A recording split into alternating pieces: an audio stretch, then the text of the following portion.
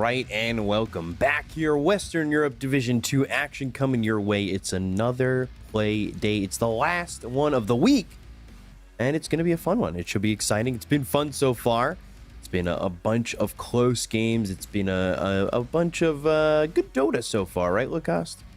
Yeah, pretty much. I mean, Div 2 in Western Europe is stacked as hell. Like this division, you have so many good teams. You don't know who's going to be on the top. Like, the competition is fierce, as you like to see it. Same goes for Division 1. But, right. I think a lot of these teams could compete, like, in Division 1, get a couple of dubs. Not all of them could be able to, just qualify to the major, because again, these Div 1 teams in Western Europe are extremely strong, but we'll have to see. Yeah, so let's take a look back at what we saw in the second play day just a couple days ago, if you kind of remember this one. But it was Nigma Galaxy up against Ancient Tribe, and this ended up being a pretty quick series and a good showing here from Nigma to get their first victory on the board. 2 games where it felt like it was just all them. It was, except for the first game. Because Ancient Tribe, this was the highest lead that they had in the game. They had 10k gold lead, but team fight coordination, all it took was one bad fight. Like you can see already, they lost 2 heroes from 10k suddenly to 6k. I think they're going to lose another 2-3k gold lead from that. Yeah, 6k and then down the drain, and then it's like, yeah, well, we hit our timings. We got this BKB on Monkey King, and suddenly this game felt pretty over. There's a lot of these games where it does feel like that, where you feel like you're ahead, and then you feel like you're slipping away because enemy teams are hitting their timings, and it's all it takes. It's like one bad fight. I gotta say, Nigma Galaxy, that Yuma and Mikey are fitting in real nicely into the team. We saw them. We saw Mikey stood in for Shopify Rebellion. We saw Yuma perform in the previous DPC Tour 2, and he looked really good. So no surprise that he got poached by Nigma.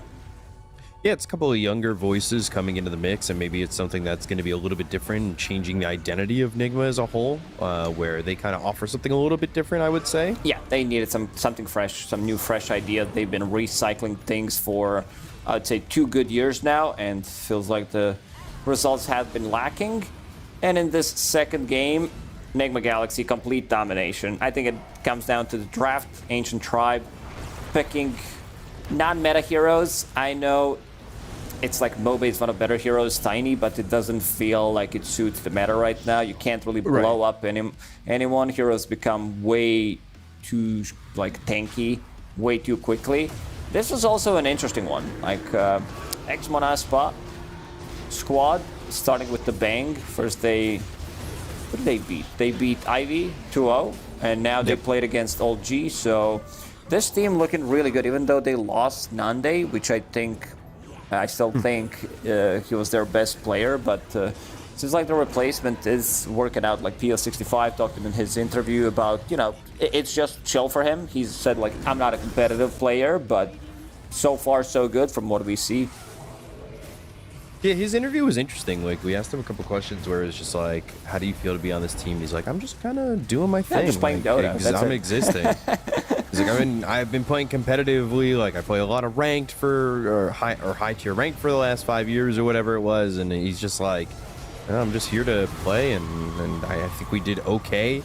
He was very truthful in the interview about how he, I tried to give him an amp up question. I was like, you guys look good. He's like, I don't think so. And it was just like, we did what we won, but it wasn't gorgeous, that's for sure. And then that's pretty true. I mean, they went back and forth. This went 3 games. It felt as though, things were kind of close in some points in this game where it was kind of sloppy from both teams. Yeah, it was. I gotta agree. I mean, we saw Seb playing Axe in the second game, his signature hero. But this third game was, Monaspa. I feel like they hit some really good timings in this game.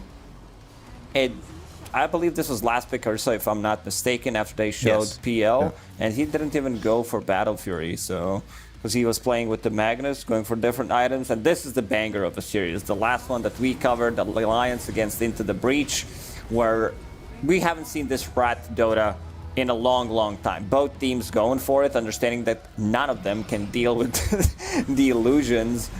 And in the end, Into the Breach managed to take it. Like it's gonna be Terrorblade, as we can see on the split screen. Nagasaran did finish off the last set of barracks, but needed to TP back. But we thought that they might not have enough, but Terrorblade was there ready to come in and finish off because he just used the buyback. This is the last heroes. If he doesn't use buyback there could have been a potential comeback from Alliance. Like every single time Alliance plays, there's a game like this for some reason. It's just like, doesn't matter who's on the team, it's always entertaining. Like I remember Nigma against Alliance when there was Arc Warden for Nigma Galaxy when they couldn't kill it, where Miracle kept the throne alive for a long, long time. And this second game, I believe this was the fight that kind of turned everything around. Charlie had a really good performance on Terrorblade. Again, keeping up with Terrorblade as Windranger, who had a really bad start. They couldn't really do much in this one. As soon as that Nullifier came on Terrorblade, the game felt pretty over. But it was also a chaotic game. I think this whole series, after we were interviewing Jibe, but this is the big one. This is. I mean, I don't know how many highlights we have of this third game, but this is pretty indicative of what we saw, and I don't even know if that's the right word, but in this third game, Chuan was by himself, and I don't want to be too harsh, but he was putting himself in positions where the rest of the team couldn't react. And it was forcing his team into these bad fights. Yeah, you only have one Pango, one Rolling Thunder. Other teammates don't have it. So, very interesting game. I think we could have put the picture of Arc Warden just for the third game instead of highlights, and that would be it. Nande, what a performance. Like, he was 0-5 in the laning stage and still managed to make really impressive comeback. That Manta-style build that we've seen, plus Gleipnir, it's so good. And looking at the leaderboard, Monaspa on top. They played 2 series, level up. They looked really, really good in their series that they played against Alliance. Very dominating series. Like, I didn't know what to expect from level up. When the team formed, you check it's a close qualifier team. Let's see who they have on the team. They have a lot of good names. These are Division 1 players, pretty much. Sweden strong. Lorinov, the Hawk. Milan has a lot of experience. Sweden strong owned me as well. But things are looking at the bottom. Alliance, Ivy, Ancient Tribe. It's gonna look rough. All of these teams, coming into this DPC, last DPC, you want to be getting into Division 1 if possible. Right. Not gonna happen for 6 of these teams, which is pretty obvious. But I feel like Level Up Enigma Galaxy could be the ones taking it. Depends how X-Monaspa team also performed in the series against 2 of these teams.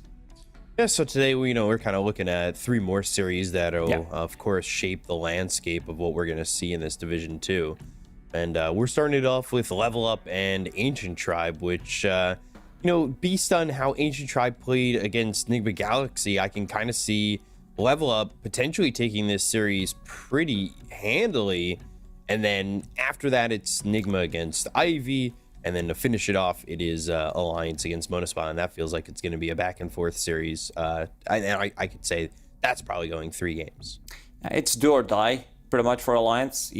Even at this point, we're only in week 1. But they have 2 losses and they need this dub against Monaspa. With 5-2, you could maybe force a tiebreaker, but if you lose this one, you're mathematically out. If my math is correct, a lot of the time it isn't, but I think this time it is. And Ancient Tribe, as a team, they swapped a lot of players after the first DPC tour ended. Then in this, coming into this third DPC tour, swapping their offlaner. So now they have Voiter from the old Oridu squad. And I'd say he looks really good. I just want Ancient Tribe to go for some meta drafts. For both of these games that they played, it was tiny mid, Mirana position 5. These are like a patch ago, maybe even 2 patches ago, these are the picks. Nobody plays these heroes in these positions for a good reason. Yeah, so we'll see what Ancient Tribe can do. I feel like level up Dahak in that core carry role. It felt Warnoff actually felt really good too. I think he played an amazing mid, and if we see a couple of games like that again, I think they just are like kind of way stronger than what we've seen from Ancient Tribe so far. There's been so much from level up that's really made me pretty confident in them, and the interview speaking of we confidence, had, look at this. Whoa. What are they doing? Playing with balloons. Whoever drops This is the what balloon. they do in hockey. Really? You know, they get the pre-game, like before you get the skates on and everything. A lot of hockey players, they'll do like keep up with a soccer ball. It's just to get the legs warmed up. Yeah, legs very important for Dota. Like we have a couple of players who play with legs instead of hands. Like at least my teammates, it feels like they're playing with the legs, how they click their buttons. But it's keeping the good spirits. This is great. I am just watching them kind of circling around, kicking the balloons. I kind of want to get involved. I'm down. I want to fly out, go to the level up studio or wherever it's at, the boot camp as it's called, and see if I can hit some balloons up in the air. Who do you think's gonna drop the balloon first? Oh. It's very difficult. Bloom. Unless someone's griefing. Let's go. Seems like they are ready to go. Draft, slapping it down. All right, it hit the ground. Everybody stop. Like, we're out of here. Just like knock it down, get it out of here. We got a draft. I mean, that was great. I love that. Usually you see someone holding a stack of papers, Dota buff printed out, pretending that they know what they're doing. It's like, yeah, look at this. The bigger the stack, the wiser you are, the better the coach. But we'll have to... Victor's out there with balloons. Yeah, he's just like, balloons. Hey, Victor's like, we're going to play with these balloons, get the confidence going. Man, I never thought that I would see somebody who would give competition to Lizard for most jacked and shredded person in Dota, but Victor's definitely up there. Mm-hmm. They gotta have a flex off. All right, back to the draft. Okay. Pugna banned from Level Up. We've seen Level Up picking this themselves in a couple of their series that they played, not just this, but the other tournament as well. Pugna plus Storm Spirit, just a battery. And there's an interesting fact about this one, because Lorenov and the Hawk still yet to die in the DPC. When they played against Alliance, both of them ended up this series with 0 deaths. So let's see how this one's going to go. Damn. So their KDA is infinite. So they're technically no deaths, right? Yeah, 0 means nada, nothing. Yeah. I think that's how that works. If the average KDA. So, Spirit Breaker getting banned. Medusa, I'm always a fan of seeing that banned. Get that out of here. I don't want to see it anymore. Done with that hero. Let's get the D-patch out here. And nerf that hero into the ground. Thanks. Appreciate that, Frog. If you can. I just called him Frog because you do. I don't know if I'm allowed to. Oh, not true. I think I'd say Ice Frog, but okay. Maybe Frog when I'm feeling it. There's techies, man. Yeah, thank God. There's a lot of these like imbalanced /OP heroes left of the pool. Void Spirit, Magnus, Doom. Okay. I think you trade. I think you need to get like Void Spirit plus Magnus right now. It's such a strong combo.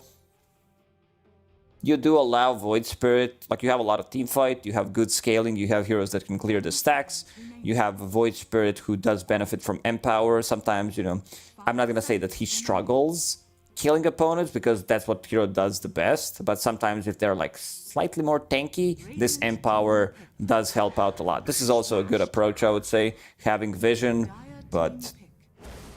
Okay. And Bat Rider, so looking for some of that lockdown, and the Bloodseeker comes out. Bloodseeker feels like it's almost a constant second phase ban. So level up, wise to take it here if they want it, because I don't think it gets through second phase at all these days. Bloodseeker is one of those heroes, like we've seen it a lot being first phased in the Western European. DPC Div 1. Mostly coming out from Liquid. Tundra as well likes to pick it up whenever it's possible. These are like two abilities that go through old BKB. You have Beastmaster Roar, you have Lasso as well, so locking people down is not going to be a problem for Ancient Tribe. Bloodseeker, one of those heroes that comes online relatively quickly. I like that Level Up is not afraid to pick up 2 cores in the first phase. I think a lot of teams started to just pick up on that. It's not your pub where you're like, oh, we gotta pick 4 and 5, otherwise, you know, my teammates are gonna start to lose gold. So, showing up confidence, I would say. These 2 heroes, it's a lot of single target. These 2 heroes don't provide them with much team fight. An Ancient Tribe banning out Venomancer. It's also the hero that they love to play a lot. 10 seconds remaining. Do you ban Puck here, like early? 5 seconds remaining. Which team? Ancient Tribe. Team ban. Not sure what they like have in mind. I'm still surprised that there is Void Spirit available.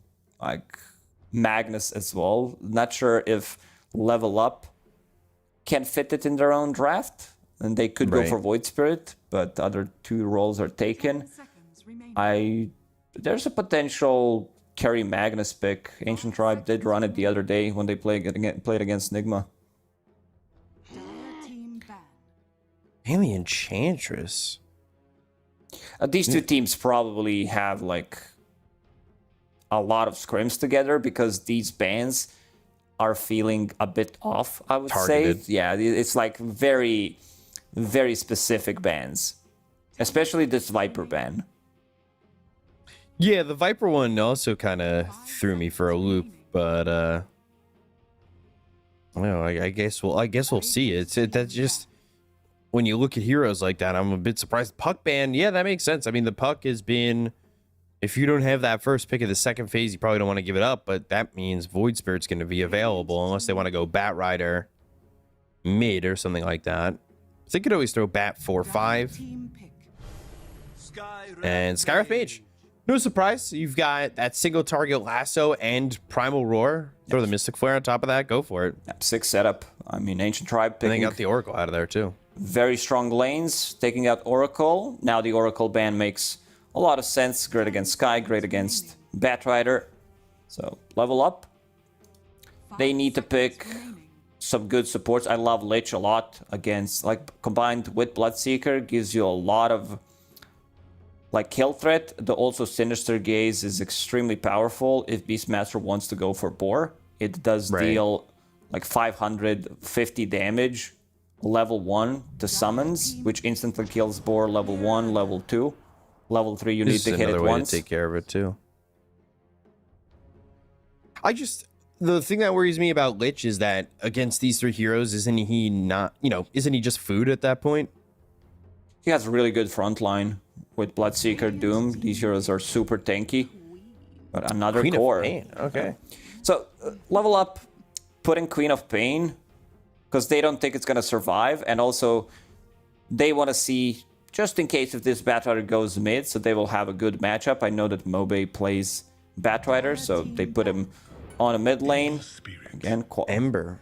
Okay. I mean, that's also synergy with Skywrath again.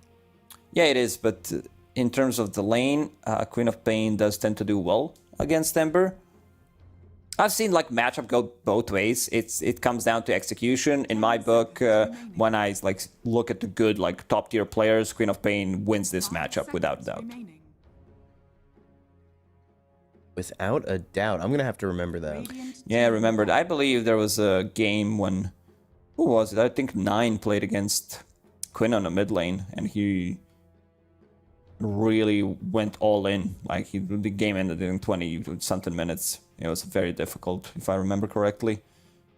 Well, I just got to remember. So when you ask me, when you're like, "Oh, B-Cup, be an analyst," so you can embarrass yourself. Yeah, I'll if be I like, have to do something for a minute, I'm like, yeah, B-Cup, please fill for me. Fill for me. I got to go to the bathroom. Thank you. Appreciate that.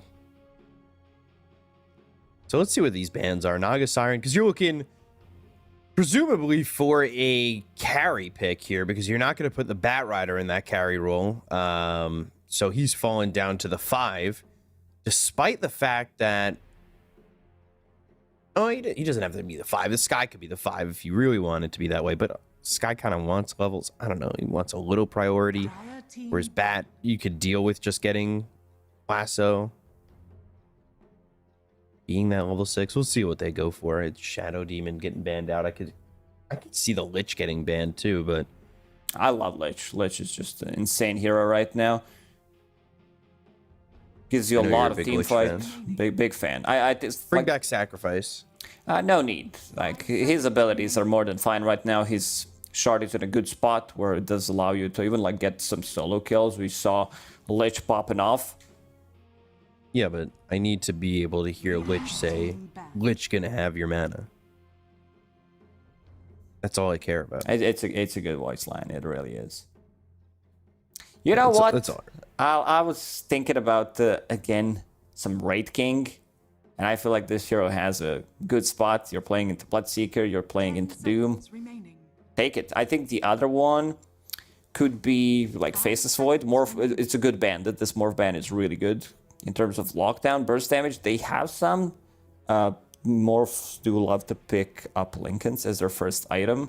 So I feel like Faceless Void for Ancient Tribe. Or Raid King. I know Raid King sounds stupid a lot of the times. Here, trust me, it would give them a lot of momentum. Because you want to have some extra tower damage on top of Beastmaster. Ember doesn't provide you with any. Neither does Batrider nor Skyrat Mage. Right. So... And for Ancient Tribe, I'll level up. Like, is there a better position 5 than Lich that is still available in the pool? You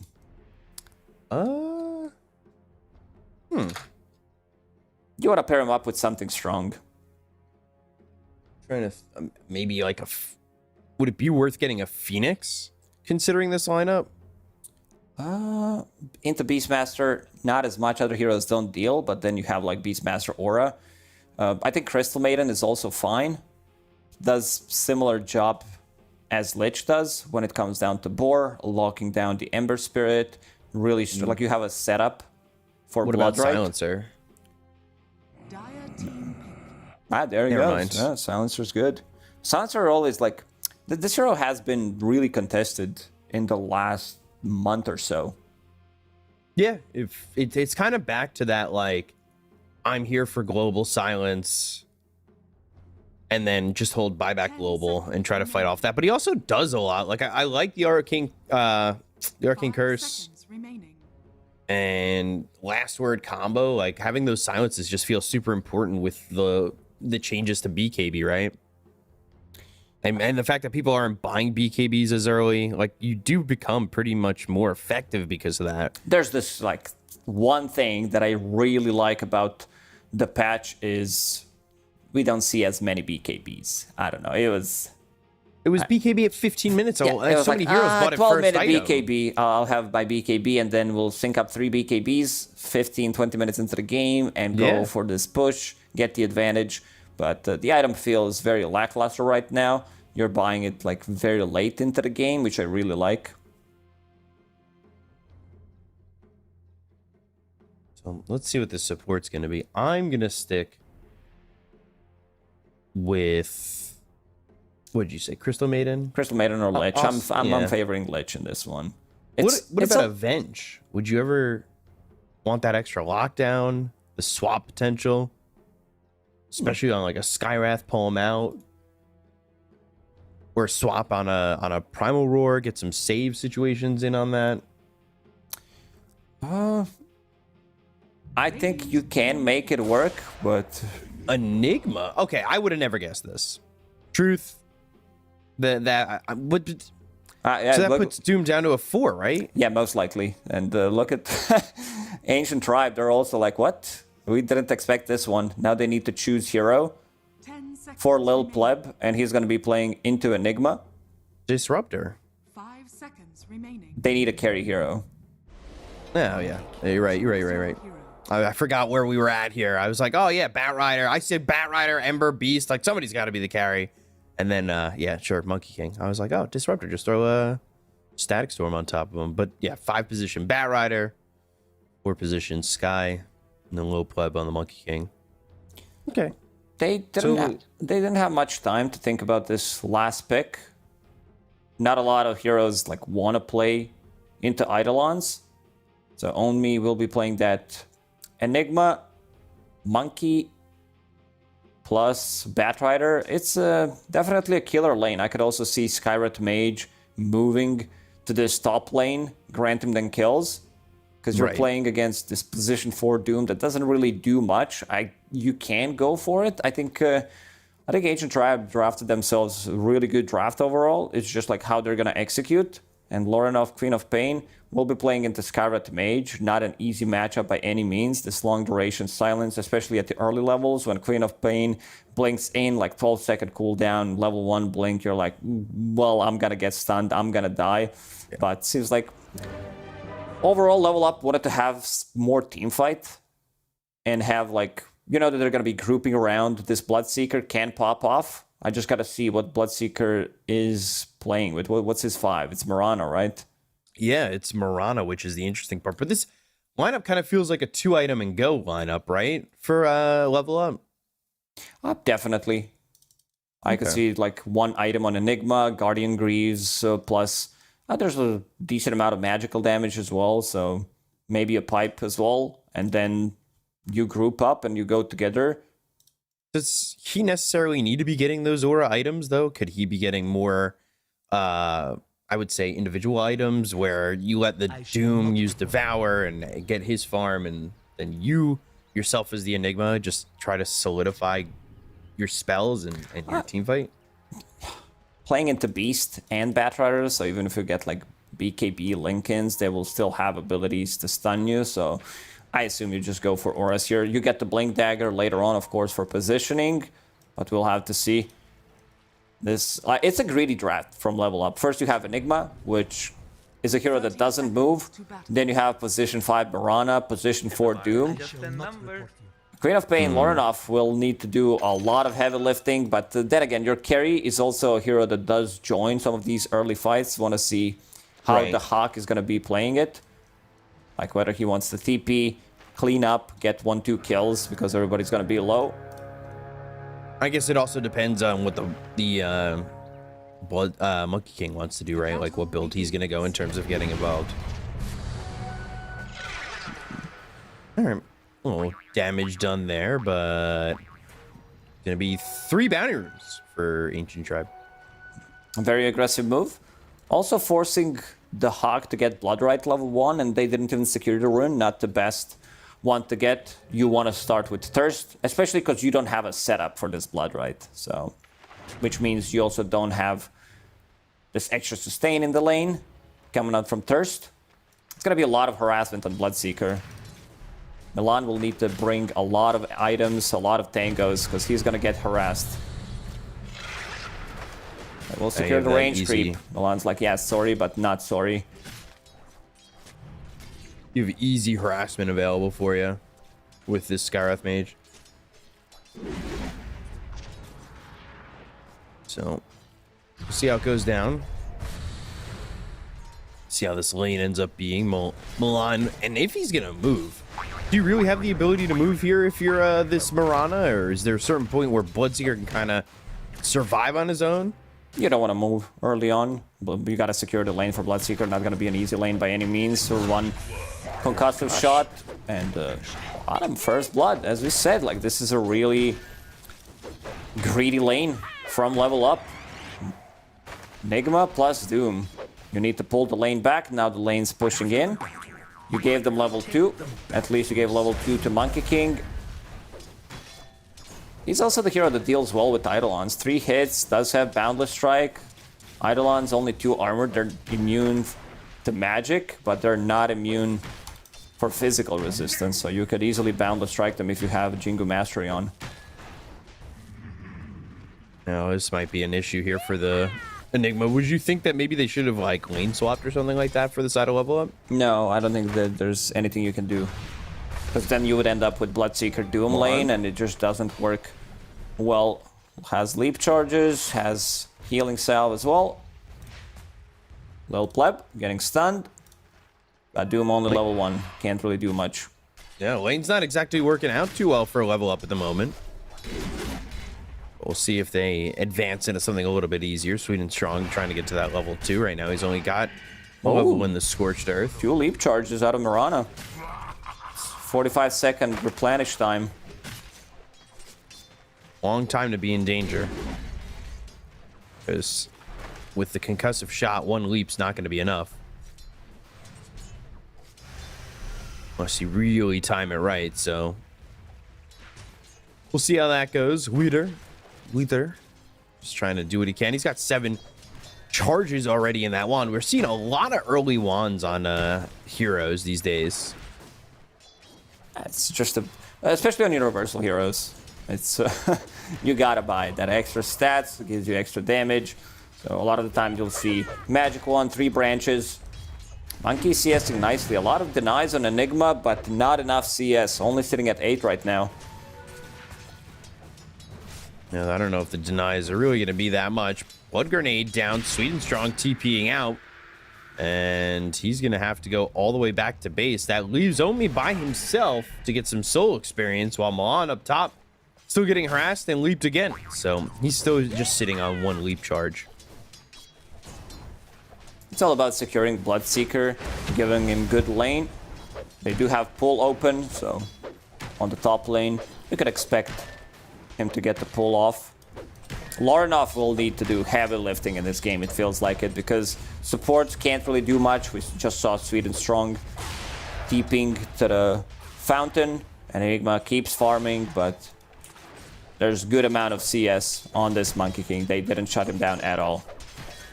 Yeah, already 21-7, so we'll see how that lane kind of progresses as Omi will get to a quick level 4. Due in part to the fact that Sweden Strong was pushed out of the lane for a moment and TP'd all the way back home. There's the early arcane boots here for the Beastmaster, so he's got sustain axes to throw. Holding a point on that boar, of course, because he doesn't want to just give it up to Milan, right?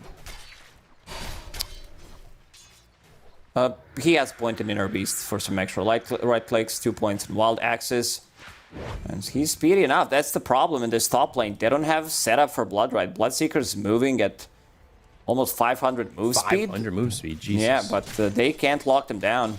That's why I wanted to see either Lich or Crystal Maiden being picked up relatively early on, because it does provide you with that slow, provides you with that control.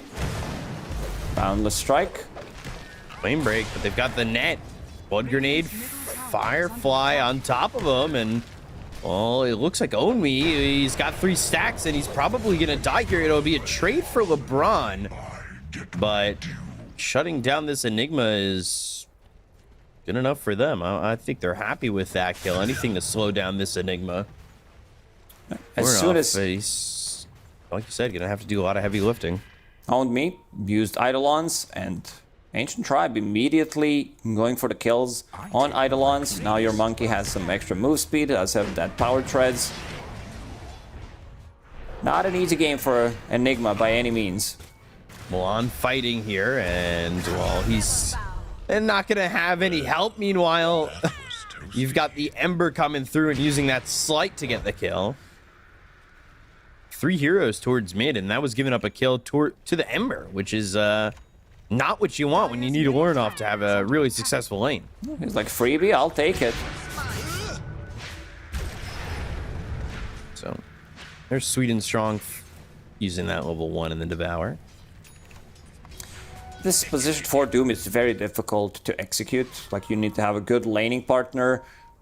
If you can't play the lane, you need to start pulling the wave, because you're playing with Enigma. You don't want to pull the lane, because lane's going to naturally push into your own tower. But you want to be paired up with, like, a killer. Sweden Strong wants to battle it out. LeBron came for that, yeah. And he's going to lose this battle. Yeah, he is low. They're going to TP over the Queen of Pain. They've got the Malefice. Now they might be able to get a kill here on a LeBron. They've got the Scream. They'll get the kill. And here comes Lil Pleb.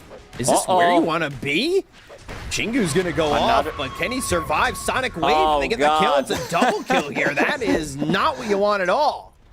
What is Lil Pleb doing? Like, LeBron, sure, if he goes there, dies, forces rotation from Queen of Pain, and they like lose this battle, that's fine, but dying as carry and not picking up XP rune is pretty massive. With the rupture, Milan leaping away, they don't get this kill on the Beastmaster with the rotations coming in.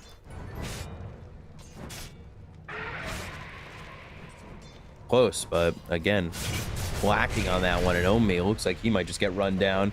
Boundless strike, Jingo goes off. We'll play up under the tower again in a dangerous spot, but able to run down this Enigma. Lil Pleb redeeming himself, getting a solo kill, but they're very low on HP. Beastmaster, Bat, Monkey King sitting very low. The Hawk moving at 665 move speed. That's without power treads or phase boots. It's just bare brown boots. So that works for him. LeBron at level 5. He's having a really good game. He got those kills before he died in the trades. He started with the first blood as well, which did allow him to get boots of speed early on, chase people down. It's like a very snowbally effect. Roar. Ooh, silence and Bloodseeker surviving. Blood right down. And this is Weeder now. He is in some trouble. He's got the rupture on him. He'll end up dead. And now they've got a blood grenade. They'll also use that net. They get themselves Alex and Lil Plebs in again. Boundless strike missed, so didn't get it. The Hawk very low. He's almost got Maelstrom. Straight into Maelstrom. The Hawk, if he does one thing well, that's farming. That's being efficient at farming, whether he's playing Sven. He was playing bazillion games of Nature's Prophet in the previous year. He was the one who kind of forced it when he played with Betboom team every single time. If it was available, he's like, yeah, I'll play it. I know how to farm.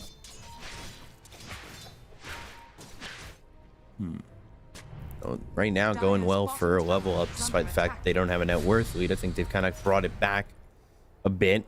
They've gone 1-4-1 here for the Doom, so not heavy on the Devour, but does have that early level in the Infernal Blade, which I like. As a position 4, you need to have that extra control, and also holding on the End Snare, so we'll have a setup End Snare into Infernal Blade. It's going to be good. A bit under-leveled. We'll definitely love to get some levels. Needs to find it somewhere. Enigma is not that hero that he wants to play with. Needs to play with Lorinov to be able to get those levels up, and both of them making a rotation right now. If they could get another kill on Lil Pleb, that would be massive. Radiant are scanning. Ancient Tribe using the scan, but scan's not gonna connect, so they might be able to still get something out of it. Lil Pleb's in the trees here, looking to go for Own Me. And there's the lasso into the Wukongs. Do they even try to turn this with the black hole? They do. It's a quick black hole. Dahak is here. The blood right's down. He goes into the Jingu after a couple shots, and Swedenstrong is going to get burned out. As the Scorched Earth surviving with that extra move speed, but okay. And Snares turns around and dies. That is not what you need.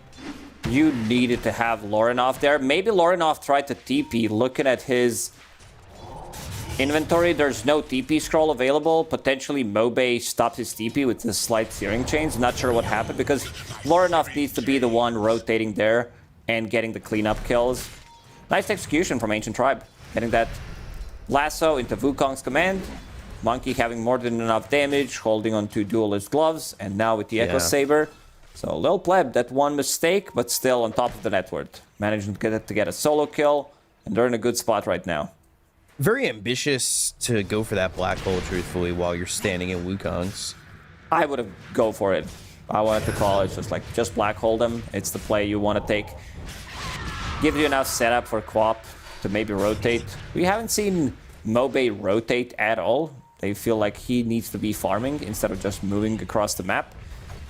Because LeBron's doing a lot of work. He's level 7. Lil Pleb again, going through the gates. Another leap available, but not needed. That's a couple times that Lil Pleb's gone through the gates. And Snare now, and the Infernal Blade onto Mobe. It's very easy with Monkey King, because you can jump onto the tree, go through the gate, jump onto the tree again, suddenly you're there. It takes you almost no time. And the Bleeder into the Helm of the Dominator. Usually you don't want to build it when you play into Doom, but this is positioned for Doom, so he will not get that level 15 talent anytime soon. Devourer can target Ancients, and it's gonna be like another good 25 minutes until Doom gets to level 15. Is he going Midas on this Doom? No, drums. Okay. Was wondering if maybe he'd get ultra greedy with this lineup. Now you can't get away with it. You need to provide something for the team. Just got level 6, does have Doom available, holding on to a point. There it is. Dire are scanning. So, going down towards bot, they'd find the Bat Rider. But here's the turnaround. Looking at a little pleb, but he already got the Wukongs off. Oh, Doom he is missed. used. Sonic Wave is there, but it doesn't hit on the Monkey King, who's just right-clicking away. Eventually, he'll have to leave this circle. They've got the Blood Right. They should be able to chase him, especially with the arrow landing. So that'll be a kill for the Hawk. And Snare, but this is a very shielded Ember who's going to be able to clean up. Mystic Flare down, Primal Roar is there. That's going to be a third. And Level Up just getting Milan beat. stuck, doesn't have any leap charges available. Yeah, he is going to die too. 4 heroes now dead. They might stick around and steal their Wisdom Rune as well, because it's going to spawn in 15 seconds. Dire's courier has been killed. I think this game for Ancient Tribe has already put Level Up just... they're going to have to wait a while till they're back online. And Snare, can they grab the Wisdom Rune? Yes, they can. That's pretty massive. Flame Break, but they're chasing. They've got Rupture, so he can't run with this lasso. The damage, the Malefice, and a couple of kills. I mean, that's giving it, not right back, but giving something back to them. Level Up is, well, we'll take it. We'll take this trade, getting some freebies. Alex needed to silence Doom there so he doesn't get the ensnare off, nor Infernal Blade doesn't stun him. Maybe if he like steals the XP rune and dies, it's still a good trade, but now they gave them even another kill. Constant battle here in this Searing bottom lane. Chains and the concussive shot. They want to chase. They don't have Primal Roar at the moment. They'll get under the tier 1 tower with the axes, the damage, the hurricane, and the kill on a Sweet and Strong. Hurricane pulling him back, and Mobe just controlling these runes constantly. He's got double damage now. Radiant's middle tower is under attack. I mean, this is Ember kind of going off and going first item axe after the Maelstrom. Well, let's see if he decides to stick with it, or if he wants to go something more defensive. I think he could get away with it. You have good initiation for Batrider, who's about to pick up Blink Dagger. This is 5 Bat we're talking about, 15, 16 minutes into the game. Level 9. He's very high level. He's the same level as Enigma. Yeah, we haven't really felt the presence of Enigma too much, and you could see there's not a massive experience difference, and that's due to the fact that Level Up were able to pick up their own Wisdom Rune. Otherwise, I felt like this could have been pretty massive. But Guardian Grief soon for Enigma. Will pleb. Doomed, but again, got the Wukongs off. Not going to matter this time with the Sonic Wave hitting. Yes, how many ultis do you want to use there? The answer is all of them. Pretty much everything besides Black Hole has been popped on top of him. Immediately killed. Lornoth tried to go for the same play in the previous engagement, using Sonic Wave to push him out of Wukongs, but missed. We were talking about how early BKBs aren't really a thing, but Dahak's second item, BKB. Yeah, on Bloodseeker, it's a kind of must-have item, unless you want to build something like a Manta style, but getting a BKB here against Skywrath Mage, against Searing Chains, does give you a clear entrance to the game. You can't be slowed, unless Beastmaster like roars you. But still, you want to be getting that BKB. See, LeBron? Dire's middle tower He's is under looking. attack. Wants to use that Blink Dagger. Dust. Smoke broken. Dust, dust. Double dust. Landed on Sweet and Strong, but they're not going to get anything out of that. And this is allowing Enigma to go for his Blink Dagger bottom. He's farming. He's getting something out of the lane right now because he's sitting pretty far behind the Beastmaster, but he should start to bring it back. Especially now that they've got the sustain with the Guardian Greaves, right? Yeah, Sweden Strong is also catching up slowly. He's the most farmed Radiant's bottom tower support in this game. He's almost got Blink. Starting to put more points in Devour. And this game progresses. Doom will become like a core. Another Silence Mystic Invis Flare. Mystic Flare will grant them the kill. A skill we never see. And not because it's not getting used. It's just, I don't know what's going on. But I don't know if I've seen a Mystic Flare in game in years. I see it when I play it because I play Skywrath Mage. It's just one. It shows on your screen? Yeah, when you're obsing, it's just not there. It doesn't exist. No. Not a real ability. Sweden Strong. Interesting. It looked like he was going to farm that camp. Instead, he'll come over and all the way through with the Scorched Earth. That was interesting as they're chasing Dahak. They've got the last, so they'll hit the silence. Now, they'll look for the Wukongs. Balance Strike. The Flame Break didn't land, so he's starting to run, but can't get out. LeBron's right on him with the Firefly. Needed some kind of help. They already wrapped around him. There's Hawk. There's Mobe, who was behind enemy lines, ready to jump in. Yeah, they needed the Enigma potentially with those Guardian Greaves, and he just was not there ready to come and help because he's down in the outer ring in the bot area getting some well wishes, so extra mana per second. It's all about that efficiency. Let's see what Enigma picks up from his tier 2 token, holding it for a relatively long time, deciding what he needs. And there is another kill. That one going to be on Malot, so we're constantly going back and forth. I want to see Ancient Tribe go for Roche. They have more than enough damage. Deso on Monkey King has 2 charges on it. Beastmaster with the aura. Vlad's offering. Now gonna turn that into Helm of the Overlord. This is big timing for Ancient Tribe. Is it not dangerous to go for it if you've got Omi ready to go? Like with a Blink Dagger, Blink Black Hole? I know they've got Roar and I know they've got Lasso, but... Maybe, like you have tough. good vision. You have a lot of team fights, Wukongs, Beastmaster Roar. Maybe they're waiting it to be on Radiant side and then they're gonna go for it. But I don't see like any wards nearby. There's one near the Lotus Bowl, which could provide him with some like good pickoff potential from Batrider.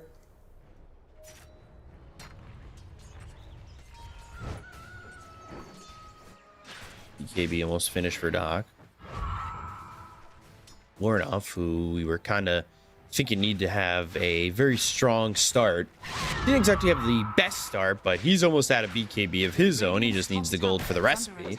So they'll have this double BKB timing, but, you know, it's not the old days of BKB timings, which felt oh so strong. He's still super farmed on this Queen of Pain.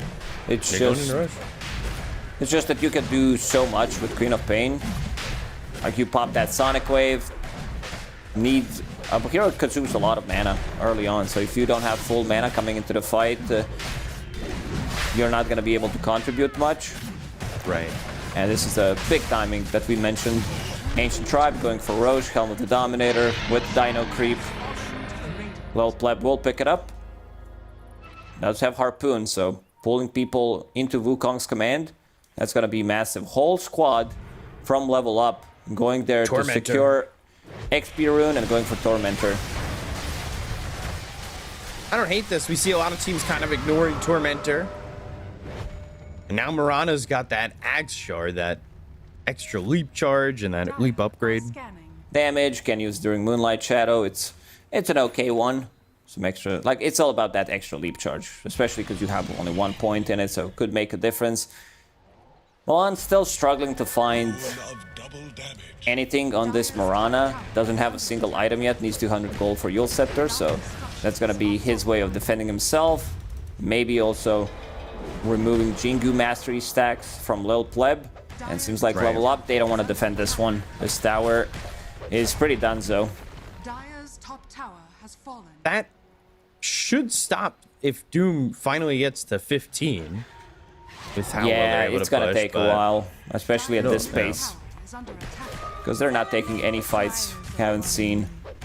Doom being used for a good like 7-8 minutes. Another tower for Ancient Tribe. These outer towers going down pretty quickly, and I think that Ancient Tribe, I don't think they're on this harsh timing that we've seen in the past. Especially in that game one against Nigma, they were on that harsh timing where they ended up losing a 10,000 net worth lead, but I guess we'll see once these BKBs come out where Level Up really feel that they're at. They have a really good scaling lineup into the late game. But this is very strong timing. Forcing a glyph from Level Up, 2 boars, Dino. Also Mobe, he does have Aghanim Scepter available. So much minus armor, Orb of Destruction, Deso, Orb of Corrosion.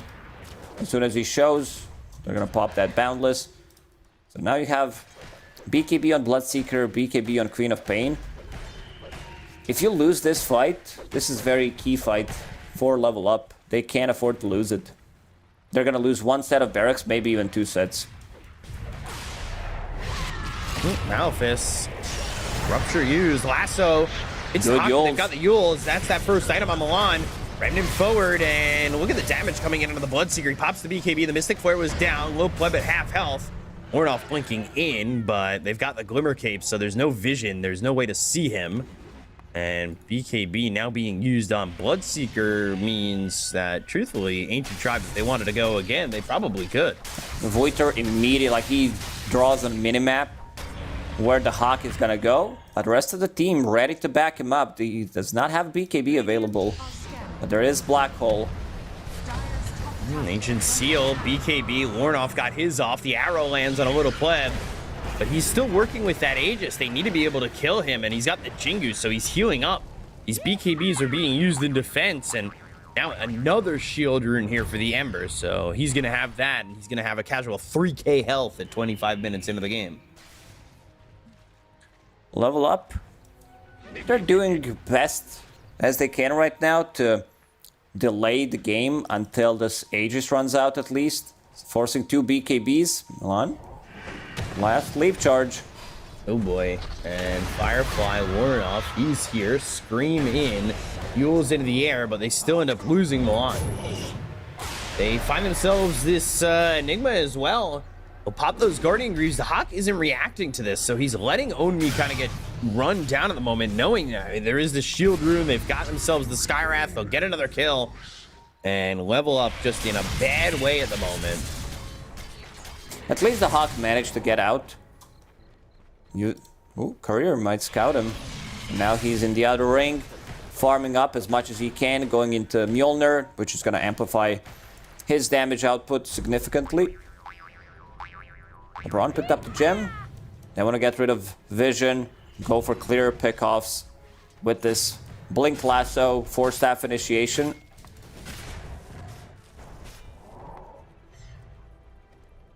Trying to think about a way that Level Up kind of hold on here. The little pleb with this Aegis has done so much, and he's gotten now 4 charges on that Deso. He's got the Harpoon ready to go. Aegis is going to expire here, but they've gotten more than enough out of this to feel happy with what they've accomplished so far. But a 5-man smoke from Level Up, maybe off this Aegis timing, they could get a big fight, but it'll be tough. Lost another. This is last tier 2 tower for them. Milana Moonlight Shadow, will use Moonlight Shadow. Try to look for something. They still have this gem. Haven't managed to kill Mobe at all. And he's going into Linken's. Has Illusion Rune, so can't dispel Malphus, Silences, Shadow Strike, whatever it's necessary. Smoking coming back here for Ancient Tribe. They might be in a situation where if they win one more fight, they just take 2 sets of racks and maybe even finish the game, truthfully, or put Level Up in a position where it's like, all right, I don't know if we can win this anymore. Level Up is not getting much farm at the moment. They have the Hawk here on the high ground. Ready to go. Yeah, Omi, he is 3,000 gold behind this Beastmaster. Beastmaster who's been using this Helm of the Overlord, just continuing to help the push. There's the blink in, was looking for the lasso. Arrow ends up hitting on the siege creep instead. They need to get out of the base. Right now, they're not getting much out of it. Yep. Enigma also can't blink into Wukong's command, so they need to try to kill Batrider. Know that there's no lasso. Roar will be used on most likely Bloodseeker or Queen of Pain when they jump in. There's no Linken's, no Lotus Orb, so Wither has a pretty clear entrance to the game, especially now with the Blink Dagger pickup. Up. Or enough. Still trying to find some farm, get that Aghanim Scepter. That's a big game changer. This is where you start to play a longer fights. You want to be blinking in multiple times using that AoE Shadow Strike where Scream of Pain damage starts to kick in. Where Shadow Strike ends up being a 4-second cooldown. And they've got the lasso, though. Good to the Wukong's over mid. To Hawk with the BKB. They've got the Guardian Greaves. Not enough. Doom used very late. That's an issue, but Black Hole, that Flame Break actually pushed him away to a good spot. He's able to beat an interesting spot while they got the kill there. And now they're going to look at the Monkey King. Guardian Greaves. They've got the dust, but there's the BKB with the Jingu. He's back to full health. There are these heroes go on level up. They got Ember, but they're not going to get much more. Lil Pleb still going and killing off these heroes and making sure that they are shutting down level up.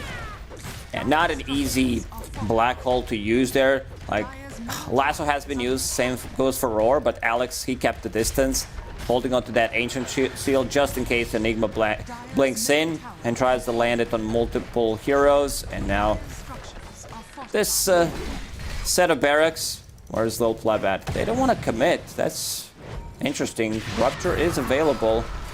LeBron, that's a big kill. That's Gem. Yep, and he is going to die. Can't pick it up. He put it in a spot where it can be picked up. Oh, Alex! Wow, what a play. That's great. Made a slot, blinked in, Glimmer Cape, TP's out. There are no stuns. That's awesome. Oh my god. I love little plays like that. Damn. That was cool. That would have been big. Taking out some vision, seeing these Glimmer Cape targets, seeing Hawk. Being able to use Moonlight Shadow a little bit more effectively. Doom now level 14. He's really hoping to get to 15. Not even 14. You rounded it up. There we go. All right. Mr. Roundup calling me out. Mirana bought the gem, so they will have all these things. Same things that Ancient Tribe does. But not getting much farm. Enigma's item progression is really not there. Blink Dagger, Shard, that's about it. The top of Guardian Greaves. Right. And another Roche.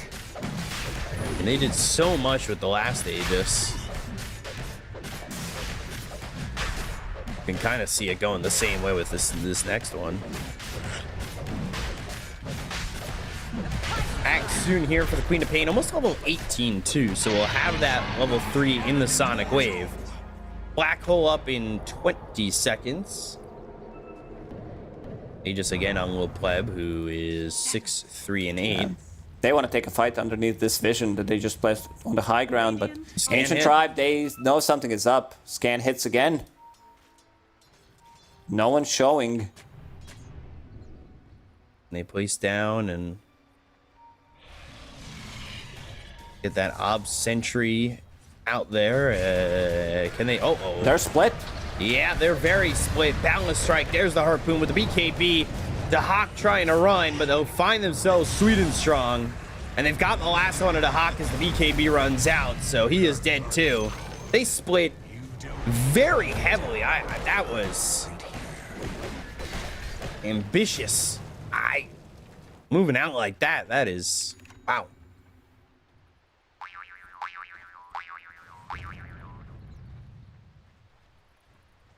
There's the Ags now for both the Monkey King and the Queen of Pain.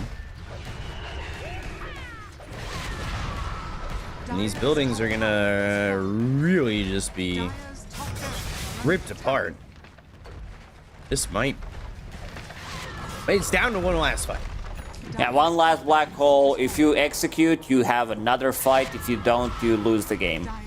Yep. Never like those type of lineups or situations where you're like, this is it. Our one guy needs to become God for like 3 seconds to be able to just do everything on his own.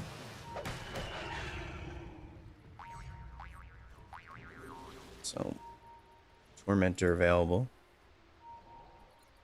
The Hawk just a completely different game than what we saw in the first series. He got harassed a lot in the lane, playing into these 2 long like ultis that can't control him for a long duration. Flaming Lasso, Primal Roar, and last set of barracks. Still holding on to Aegis for another 2.5 minutes. They want to go in. Waiter sitting on 5,000 gold. He's thinking about getting his BKB online. Or maybe there's another item that he wants to buy. Just in case, Mobe had a pretty spectacular game on this Ember Spirit, only dying Boundless once. Strike, they find a Hawk again, and he is dead. He's got buyback available as they use that Harpoon. Yule's up into the air, Moonlight Shadow, and there's the Doom. Onto the Ember. All right, that's going to be a kill. Sonic Wave also hits Lil Pleb. They've got the Shadow Strike with the Ags upgrade, making his life very dangerous. Flame Break pushing him back. They're going to buy back and Remnant in. They go after the Enigma. He's got buyback too. These heroes are not using their buybacks on level up. You got to pop both of those. Enigma. Otherwise, you're going to be playing against Megas. You just look for an opening. Searing Chains, Lil Pleb going in, sweet and strong. He ends up dead. They've got the Jingu again. Shadow Strike comes through. Blood Right's there, but look at the Boundless Strike. Can they get this black hole off at all? They're looking the other way. They've got the Guardian Creeps. They go to the Primal Roar. It's going to be on the Hawk. They're going to have a Little Pleb coming back alive once again. They look over at Alex as the Ogre Seal Totems right on top of the Skywrath Mage. They get the kill on Alex. They take him out. He does not have buyback. Half duration. Now they're looking at Little Pleb. Does have cheese, but it's on cooldown. Infernal Blade trying to get the cheese off. Can they get anything out here? Black hole? No, they're still not using it. There it is on the 2. They got the cheese, but it's not looking like it's going to matter. They'll take out Little Pleb as well as LeBron. They just got the kill on Mobe. He bought back. There's the silence. Infernal Blade. They're going to get a kill there too. They just lost 10k net worth. We saw some head scratches, but these are some costly buybacks. They won a team fight, but they used 3 buybacks immediately. Mobe also bought back. There's a Wisdom Rune to be picked up on their side. Next set of items gonna come on side of level up. Queen of Pain going into E-Blade, wants to be able to burst this Monkey King, because Monkey gets Jingu stacks immediately. He gets it in a second. You hit him, Defiant Shell, double hit from Harpoon, and an extra hit. Suddenly it's there. Enigma waited for a really, really long time. Like this. And he got a good one. Yeah, this was Wukong's lasso. Combo that they executed so many times. And feeling strong, finding really good opening. So much value from this Yule Scepter pickup from Milan. Saving them from Batrider a couple of times, and also now setting things up for Doom. Now look at the power of this monkey. He goes in, Jingu, bam, bam. Wisdom Rune picked up by LeBron. Double Wisdom Rune. There's this fight. Lil Pleb, he jumped in, kills Sweet and Strong immediately. And then he got ruptured. Oh, Gets stunned, sitting inside Malefice. I like that the Hawk doesn't commit forward. He actually falls back towards his team. Understands that he'll die. No BKB, so he was just sitting there, ruptured. Pops the cheese into his inventory, swapping the BKB out.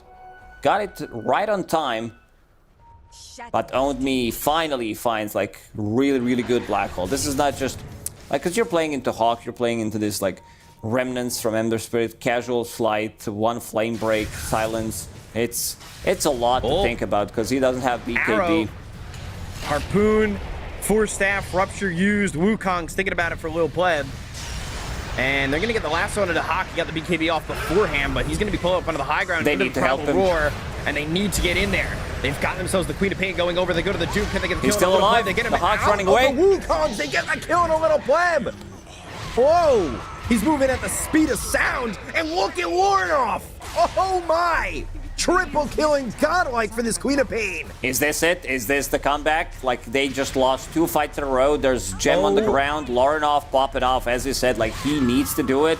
Needed this Aghanim Scepter to come in with the damage now with the E-Blade. And the Hawk also manages to survive. Now has Aghanim Scepter. So this item, once you get it, you come into the fight with like extra 1000 HP from the barrier that you have. Right. And when you get like stunned, Vindicator's Axe, there's also Silence from Skywrath Mage, makes Bloodseeker super tanky. So now found a tier 4 item for himself. BKB on Enigma items. Cool. Yeah, Didn't have Black Hole in that last fight, by the way. Yeah, and they're coming. Like, look at this graph. They lost 15,000 net worth lead in the last 2-3 minutes. Look at this graph. Didn't make it there. Lornoff going off. Going Lornoff. Yeah, that's why he's not called Lorenon.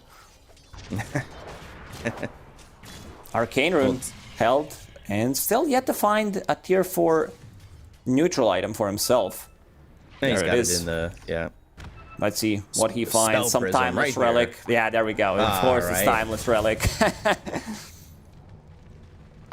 Double gem. They're holding on to 1 gem on Morana and have 2 in their fountain. Yeah, triple gem. Damn. Next Roche, Playing minute under and some 30 vision. seconds. This could be the Roche here for level up.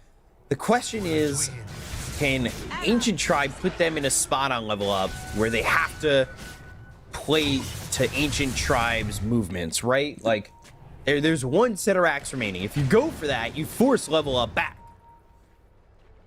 It's also, like, Ancient Tribe right now, they are forced to go into this fight because there are no buybacks for another 2.5 minutes on level up. But level up will definitely want to wait. Like, they want to go for Roche, of course, but they also don't, like, need to force a fight. If Roche is long spawn, they don't know about it. That's fine. More enough. Level 24 in Quap. Fit for a queen. He's about to hit that level 25 on the next one when he gets there. See what he's able to do with that. So the Hex picked up for the Beastmaster. Plus Timeless Relic, so He's extra got Timeless duration. Relic now. Stun, extra duration. Hex coming out from him. Someone needs to defend the base. I mean, there are no catapults. They're not even coming with this creep wave, but 40-minute creep waves coming from the base. For this. Oh, Glimmer Cape, Blink, Lasso onto the Marana, and they've got themselves the Mystic Flare. They'll get the kill there. They're going to blink in with the Enigma and the BKB. They go to the Rupture. It's going to be at a little play. Was inside the Wukong's command. The Sonic Blade's going to come out from Lornoff on the other side of the fight. The Hawk's fighting they him. Get the kill on Alex. The Hawk's going to fight him in the Wukongs, and now he's got Sweet and Strong coming in, but they no longer have the Wukongs. They'll get the kill on a little play, but he doesn't have buyback. Mobe off to the side. Can he clean up on anybody? No. I want to see the damage from Bloodseeker. He was squaring up against Monkey with Axe, who's sitting inside Wukong's command. 4,000 damage. Yeah, this is like 4,000 damage dealt to each other. Ember. Uh-oh, Mobe. Ooh. They needed some extra stun, some extra follow-up, extra silence. He's Queen by of Pain. Roche. About to finish off Octarine Core. That's a big one. Then all you need is to pick up Shard. Lornoff, he went through. Yeah, Bloodseeker was the there. Hawk's there. Doesn't have stuns, doesn't have Basher. Lornoff still chasing. Not the easiest kill to get, but he got that level 25 in the previous fight. 2 extra seconds on Blink. Now they're in a Roche. This is an Ag's Blessing that they can pick up. And they can give that to the Doom if they wanted to and have AoE Doom in this fight. Yeah, I think you give it to Doom. Because Enigma doesn't really go off with the Black Hole. Like, we haven't seen Black Hole. Oh, Milan. The Hawk. Both of them struggling a little bit. Yeah, they're not going to be here in time on the side of Ancient Tribe. The Hawk, he's down low.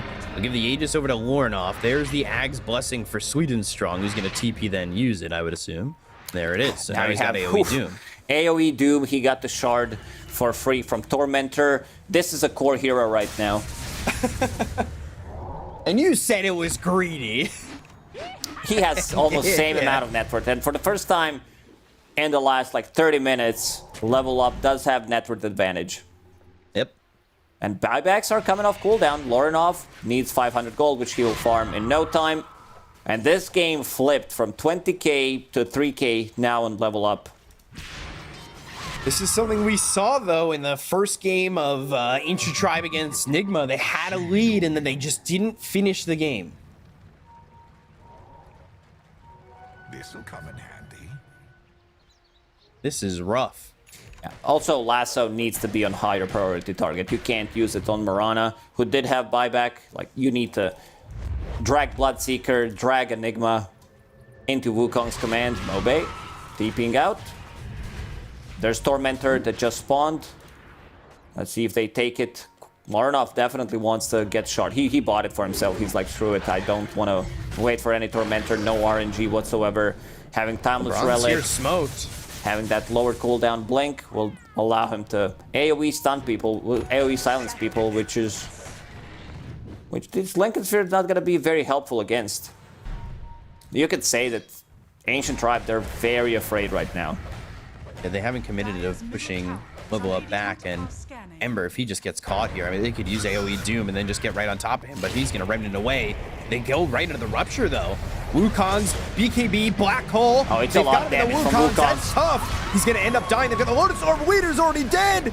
They got the kill to the Beastmaster. He's got buyback, though, and now they've got the AoE Doom. They'll get the kill to Alex. They'll take out Little Pleb. That's the Monkey King gone with no He got buyback. Him with the Shadow Strike. BKB, that's going to wear out, but they've got themselves a cheese. Searing Chains. AoE Can they Doom get on still top running. of Mobe? Oh, blink over. They do not catch him, but the arrow thrown. Maybe. Oh! It was short. Oh my God. It was just short. I can't believe it. Woof. And Wizards are picking online. it out. That was on point from Milana. He was ready to pop that one. And Enigma, not afraid to use Black Hole inside Wukong's. I don't think he's gonna go for this type of a play again. You just die immediately. And now They did get them the kill on a Little Pleb. hey, it did. Does have buyback available. Timeless Relic on him. Going into Lotus Orb next. Not sure if he needs to get maybe a Lincoln's here, or he's thinking maybe someone else will pop this Lincoln's on me. There's one available on the Hawk, and the Hawk soon to be level 25. That's a big one. That's the game changer as well. If they need to change the game. Do they even need to change the game? I don't think so. Things are going really well for Level Up. Yeah, now. But level 25 double Rupture is going to be nice.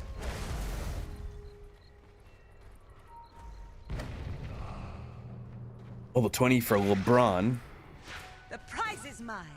He's TPing away while Lorinov. Oh, just casual. Huh. Okay.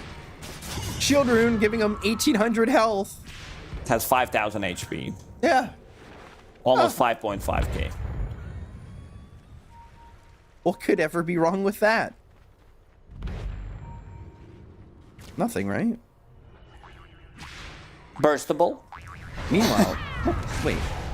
The Hawk's got a huge barrier as well. LeBron's caught. BKB forced out with the blink. They're going to go and get this kill on LeBron. He's got buyback. They have Ember pushing the top wave out. So that's a double catapult wave that you need to be aware of if you're the side of Level Up. But you're And going they're to going to TP TP somebody immediately. back. Yep. Radiant's middle tower Still holding the Sages for another 40 seconds. Lorinov wants to finish off this tower. 4-second cooldown on Blink with that Octarine core plus level 25 talent. Radiant's middle Damage, tower is under AoE attack. silence, has 6,000 gold on him. Was thinking about getting the heart, but now has Lincoln's queued up. I think Lincoln's is much better. You're playing against Batrider, Beast, We'll put. Skyrot Mage. We'll play. Oh, he's alone. The rest of the team needs to connect. AoE Doom. But Sweet and Strong, how long can you stay in this? They've got the Searing Chains. Lorinof's 15 actually seconds sitting on a for little bit of Aegis. low health. They're going to try and get this kill here onto the Monkey King. They'll get Little Pleb. Lorinov needs to die. They go to the Black Hole. It's going to be out into this Beastmaster. A Weeder. He's surviving with no health. Lorinov needed to die. He goes in. He dies with the Aegis low. With the Infernal Blade, they should be able to get the kill on the Beastmaster. He's ready to They've clean got up that. now. They've got the silence. Mobe. Silenced again. Infernal Blade. There's the kill. And they'll take him out. They're looking for the full team wipe. They're looking for Alex. He gets into the Glimmer Cape. He goes to the They know concussive where shot. he Trying is. to take out Sweet and Strong. But he'll pop the Boots of Bearing as Alex goes the other way, and they'll take a Division in the bottom tier 2. Lorinov again doing some really big lifting in the previous fight. Blinks in, dies, because Aegis was about to expire in 10 seconds. Pleb in no man's land. Definitely not a place to be. Rest of the team not there to help him out, to connect with any of the spells. Arrow almost hits LeBron one more time. And it's time to, it feels like it's time to close out the game. Monkey, no buyback, 30 seconds. They have one more fight left in them. Queen of Pain, Jesus Christ, she's massive. Died one time. And said, I took that personally. The good old Michael Jordan meme from the documentary. He can still upgrade like a lot of his items. This Witchblade can become Revenant's Brooch, which is really nice item against Monkey King. You can eat the Aghanim Scepter, build into another item. Maybe get like a Refresher, double E-Blade, double BKB. That graph looks like Mount Everest. For the twins. Jesus. Hey, falling off a legit mountain. I'm gonna say cliff. That's a mountain. Double damage. Not the mountain, but a mountain. Doom level 22. He's going into the Boots of Travel. Enigma wants that Lincoln's. He's almost got that. Instead, picks up a Shadow Blade. Little Pleb again. Well, Pleb still trying to find some farm to have buyback. Because if he dies, like for 25. Oh, ships in the night. Marana. Well, Pleb, they caught him. Yeah, they saw They him. scouted him. Okay, so now they know where they are. Underneath the vision. Yeah, they've got the lasso. That's the big one onto the Enigma. They should be able to get the kill here. They'll take him out. He does have buyback. There's the first Rupture used. They're looking over at Lordov. He's going to blink out of the Wukongs. They've got the Sonic Wave that's going to put Pleb's TPing out, but the Doom. AoE Doom on top of him. But is that going to be enough? Dahak, he needs to run. Oh my god, they're running it over. They're going to kill a little Pleb. They're going to throw another running over on a Dahak. But can he get the heal off? No, he's going to die here. They've got buyback, but they've got the AoE Shadow Strike right onto this Ember, and they'll take out Mobe. They're pinging out like they had vision throughout this whole time on this cliff. Enigma, use buyback. The Hawk dies. Does have buyback available. Let's see Roche respawn. Gonna be 50 seconds. At least Lil Pleb got some gold from that fight. Like, it was a lot of damage coming out from Monkey. People were running inside Wukong's command. Lorinov, he's crazy. They got him. Uh-oh, Lorinov. Ooh, nope. That's a lot of gold for LeBron. 1,700. It's refresher time. Let's go. But just buy refresher. He's sitting on 6,000 gold right now. Yep. Did a good job. Blinks in with the Force Staff. Blinks in, Force Staff to proc that Lincoln's, and then uses Lasso. Roche is going to be up. That's massive. This is like 40k gold swing in the last 10 minutes or something. They need to buy back if they want to contest this on both heroes. But then you're going to be in a territory where you have no buy, and the other team does have it. So you're hoping that your Enigma and your Marana can kind of... Yeah, guys, just do something. Stall for another 50 seconds. Land 5 arrows. Gotta be easier with level 25, yeah. He planted down Observer Ward. They scouted him. Blink, leap, Alice misses, leaping, hexed. All right, well, there goes the Marana, who does have buyback, dropping a gem. They know they're going for Roche. At least his A on this didn't proc. Yeah, creeps are coming in. These are 2 catapults as well. Someone needs to defend. And now this Roche. Guys, your tier 4s. Belongs to Ancient Tribe. Who takes it? There's one available on Monkey. Beastmaster could grab it. Sky could pick it up. Like, they could even give it to... I think give it to LeBron. That axe. Beastmaster axe is not that good. It's not that great at this stage of the game. I think Batrider should pick it up. And he does. They give it to him. So, double lasso inside Wukong's with Refresher could potentially drag 4 targets with it. They let their tier 4s get pretty Radiant low. are scanning. This one Monkey's has still not 11 level health. 25. That's a bit of a surprising one, considering we're 52 minutes into the game. You need that extra ring. Deceptive rune of invisibility. Can they hold now? This is tough. Ornoff, 2 deaths. Dire's middle Yeah, goddamn feeder. Oh, ooh, LeBron. He tried. bottom barracks That was a quick finger blink in, and the range racks are gone. Looking to maybe secure just megas. Doom looking for the refresher. He's looking to get the gold on that. Buyback situation is, yes. Most yes, Doom and Except for Monkey Will Play. no. But he's holding on to Aegis. That's why he's too timid. If they manage to burst him once, one rupture, another rupture. At least until he gets the 25, and there it is. So he's going to have the additional Wukong's command circle, and that's going to make it even tougher for them to Now fight they can here. try to go in with that extra ring and go for megas. Glyph is available for both teams. The Hawk, scouting the Hawk.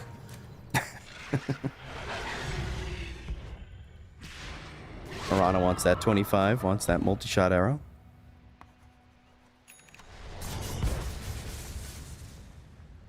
Things get quiet for level up. They lose that fight bottom and don't get that Aegis.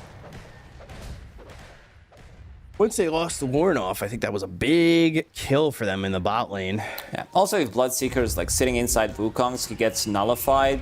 You take out his Blood Rage plus shard damage. It's like so much attack speed, so much damage taken out immediately. They're going in.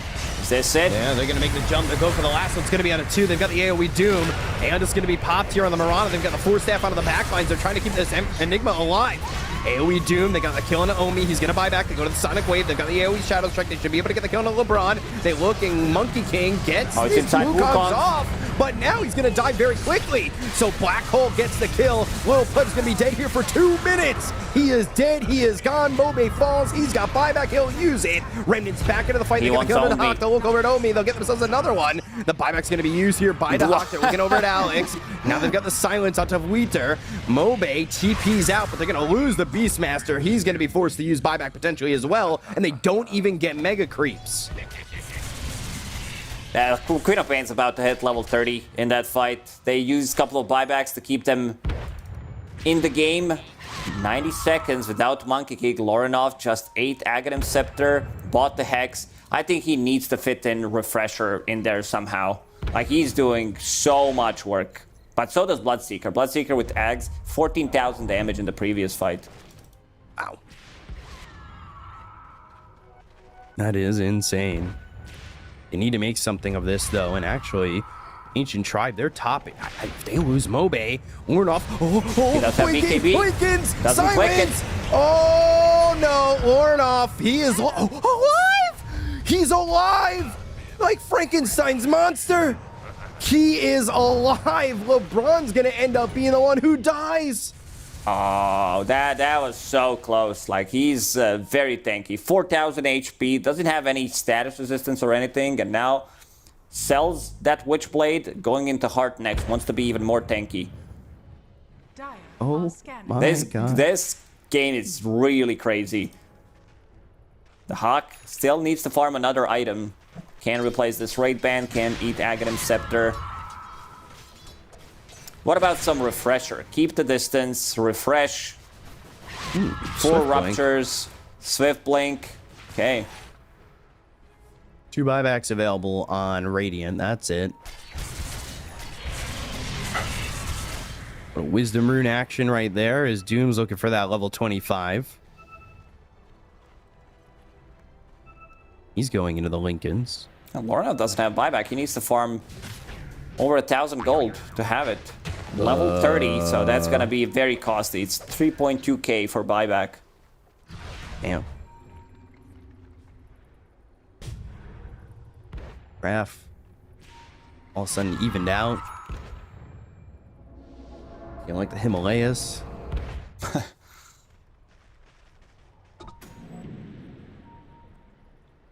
One hero with the buyback available. That's Skyrat Mage. Where's When I his said big buyback item? yes, now it's buyback no. He also hits level 25, so Mystic Flare damage is 2,000 damage. Mystic Flare with Ancient Seal amplification. Heroes are gonna disappear. Yeah, If pretty we much. see it, I don't know. Mystic Flare. If we see it, yes. If we don't, Radiant are scanning. no pipe. Nope, pipe 57 minutes into the game. It's like, yeah, just buy pipe. Oh no, I'm not saying just buy it. I'm just like no pipe. Yeah, I'm shocked glad with, that we with did Doom nerf, and Enigma. we nerfed these items, and now you can go for different playstyle. You don't necessarily need to be an aura bot, Aura which is builder. nice. Yeah, Yeah, but 2 that's minutes always fun. until tier 5 items. Damn. Glyph on cooldown for 1:30 on level up. How does Pleb have brown boots? That's the question. Simple. He didn't upgrade. Oh, he did. He had power treads. Nope. Yes. Did he sell them and then? Yeah, maybe he sold them because he needed buyback while they were like fighting pre-fight. He's like, I need the gold, so I'll buy he- brown yeah. boots. Did he sell them when he had the Ags and didn't? Maybe, Like- and then it's like, well, I need another. Well, and for now, I it's eat just the brown Ags boots. and then Okay. go boots. Huh. Is mine. I have to take a look at that as time goes on. So Queen of Pain level 30, the Hawk level 28. We'll have that cast range on the Rupture next. This Tormentor keeps getting hit by arrows. Not happy. Dire's It's not middle fun. tower is under attack. Minute Same. until tier 5s. Seems like Ancient Tribe, they want to pick up their tier 5 items. Enigma From their- also gonna have 25s. Yeah, from their Ancients. Because there are now 2 Ancients very close to the enemy. Let's see if Level Up wants to go into enemy triangle. Because they have Ninja Gear available on Bloodseeker. They do have Shadowblade on Enigma, so they could go outside of their base. It's gonna spawn in 30 seconds and try to farm it. Tormentor? Do you think? No, never mind. I was gonna say something stupid. Forget it. Go ahead. I It was love gonna listening be to it. like, should Tormentor give a token if everybody's got Shard? If What do you're we do with missing a the token, I don't know. If you're missing a token, gives you a token. Token for what? Take us. Neutral. So you get like tier 5 neutral token. No, not always. Just what current. Dire are I'll go with the no. But Yeah. See, this is why I stopped myself. Just like, you know what? Blink in, Mirror sounds on it Shield, too. Fallen Sky. Refresher immediately. Mirror They go Shield get the kill again. to LeBron, and now they're going to look over as this is the blood right down, but it's not going to land on anybody. They get the kill on Alex. They're going to take up 2 heroes on the side of Ancient Tribe. They'll buy back on Alex. They'll TP out on Mobe. And the AoE Doom still going on for a little bit, and there it goes. They So use double this. mirror shield. They used this opportunity and ganked them while they were picking up neutral items. And now the Ancients are stacked, so let's see what Level Up can find here. It's very funny because they were like trying to figure it out. One dropped on the floor, and they just didn't know what to do with it. But Roche is up. Roche is available. Also, Wind Waker on Ooh, Mirana, oh, so he could be the couple one tokens. saving people. Drop those tokens. There is Coming down one towards on Roche, little Bloodseeker. pleb. What is he getting? Ex Machina. Here we go. Ooh, Lincoln's pop, jumps in, Shadow Strike. They've got themselves the Hex. That's going to be reflected. They go Lots to. after this Beastmaster. They get the Kona Leader. He's going to have buyback. They'll go and throw the Rupture out. Lotus Orb. Nobody's sitting in the Wukongs. That's fine for the side of Level Up. They're going to look and get the kill here because the Malefice, they'll stop him and he's going to die. They don't have Lil Pleb. He's going to have to buy back. Or, well, really, guys, you're losing your base. Tier 4s are Losing your dropping. base. Your tier 4s. I mean, we might They're be gonna drop. It's a naked throne. We might, yeah, we might see Rat it. We, Gaming. Rat Gaming. Meanwhile, Roche will be theirs, but just another distract Roche. him long enough. Owned me will pick it up. This is max HP upgrade on Black Hole plus the pull. Finds Seer Stone, so that's gonna be Some extra reveal, extra cast range on Enigma always feels nice. Doom doesn't have a neutral item yet. Mirana as well. Did we find anything big? Alex still needs to find a neutral item. Ex Machina is massive. That's gigantic. Like, this is without a doubt the best item in the game. Good movie. A great movie. I talked about it the other day. Like, they don't make movies like that anymore. I want to watch a good AI movie. AI? What does the A stand for? Oh! Tier 5! There it is. Let's see what Quad gets. Maybe some Pirate. Mirror Shield. I mean, Mirror Shield is also, like, really up there with Ex Top Machina. tier. Giant's Ring. Radiant's middle Giant's tower Ring on is the under attack. Beastmaster. He's huge! Radiant's middle tower is falling. He's so big. Oh? Doom? LeBron? MJ was always better. It's time. It's time to go in and try to potentially They need to be close it careful out. about their base, though. Get this buyback. BKB. Oi. Radiant's middle tower is under No attack. BKB available now on Weeder. Radiant structures are They need to be careful about their base. There is a creep wave pushing in through top. The Ancient is exposed. They could always do the Boots travel trick and just go for it. Level Up does have Glyph available on cooldown for Radiant side. Yeah, that's going to be a problem. They go to the Searing Change. That's going to be on the Queen of Pain. They'll jump down the Fallen Mystic Sky. Wave. They've also got the Fallen Sky. They'll stun him up. They'll pop the BKB. They have the Hex. It's onto the Ember. They'll also use the Rupture. They're starting to retreat here where the BKB is used, but Lil Put's going to go in. Whoa! They've got this as the last one that's going to come through. They've got the Sun of the Doom as well as the huge Queen of ring. Pain. They're going to refresh it once again. They get the kill on the Sweet and Strong. Now they've got the Sonic Wave hitting. Mobe trying to do all he can. Side of Fist. They've got the Wukong. Dahak trying to fight here. Mystic Flare. All me ready down to go on the in. Bloodseeker. They'll take the Aegis, but they get the kill here onto the Monkey King. They're also going to send this Doom back to try and keep the creeps out of their base. Weeder, he's low as he's falling here with the silences and the blood right. They've got the damage. They'll get that kill with the AoE Shadow Strike as well as these Eidolons. Warnoff will have that. E-Blade thrown over. They have the Hex. They've got the Mystic Flare down again to Hawk, though. Gonna fight this. Get the kill on Mobe. He's got buyback. Tier 4s are exposed. And again, they've got these creeps pushing in top. There's tier 2 tower still on the top lane, so they will force another buyback. Batrider bought back, still holding onto Black Hole, and there's Refresher. Double just creep wave popped. pushing in top. AoE Doom going over, looking, and they'll get the kill here onto the Skywrath Mage. They're going to look for more. And they've got the Black Hole that's going to go off. They look and kill off this Beastmaster. Weeder's going to be dead. AoE Doom here onto the Ember once again. But he's able to get back into the base. Creeps pushing in once again. They're going to TP out Sweet and Strong. He'll defend the base while they go for the tier 4s. They've got the Rupture, Rupture Hex. as well as the Hex. There's the Blood Right. got They'll him. get the kill on a little play. He's going to be dead for 2 minutes. It's just the Ember. And they'll call GG. Level Up will take game 1 in 65 minutes. Yeah, that was Dire one of the better comebacks we've seen. Like, we've seen some good comebacks. Like, that's the problem that Ancient Tribe seems to have, because they had 10k gold lead against Nigma, couple of bad fights down the drain. Level Up, they kept their composure, they kept farming, only left with one side, and Lorinov popped off completely. They end up the game with 50k. It was 20k for Ancient Tribe, so that's 70k gold difference in a game, which is pretty nuts to think about it. Some of the like target prioritization wasn't as good. Batrider using Lasso and like Mirana, they needed like so many smaller mistakes. Then you have like Lil Pleb getting caught. They don't have vision on the high ground while they're fighting. But Lorinov, I want to see the damage that he dealt in the previous game. It was a lot. I'm going to go to the scoreboard, and it was Lorinov did 81,000 damage. Lil Pleb did 76,000. Wukong's command also does help, but Lorinov popped off completely.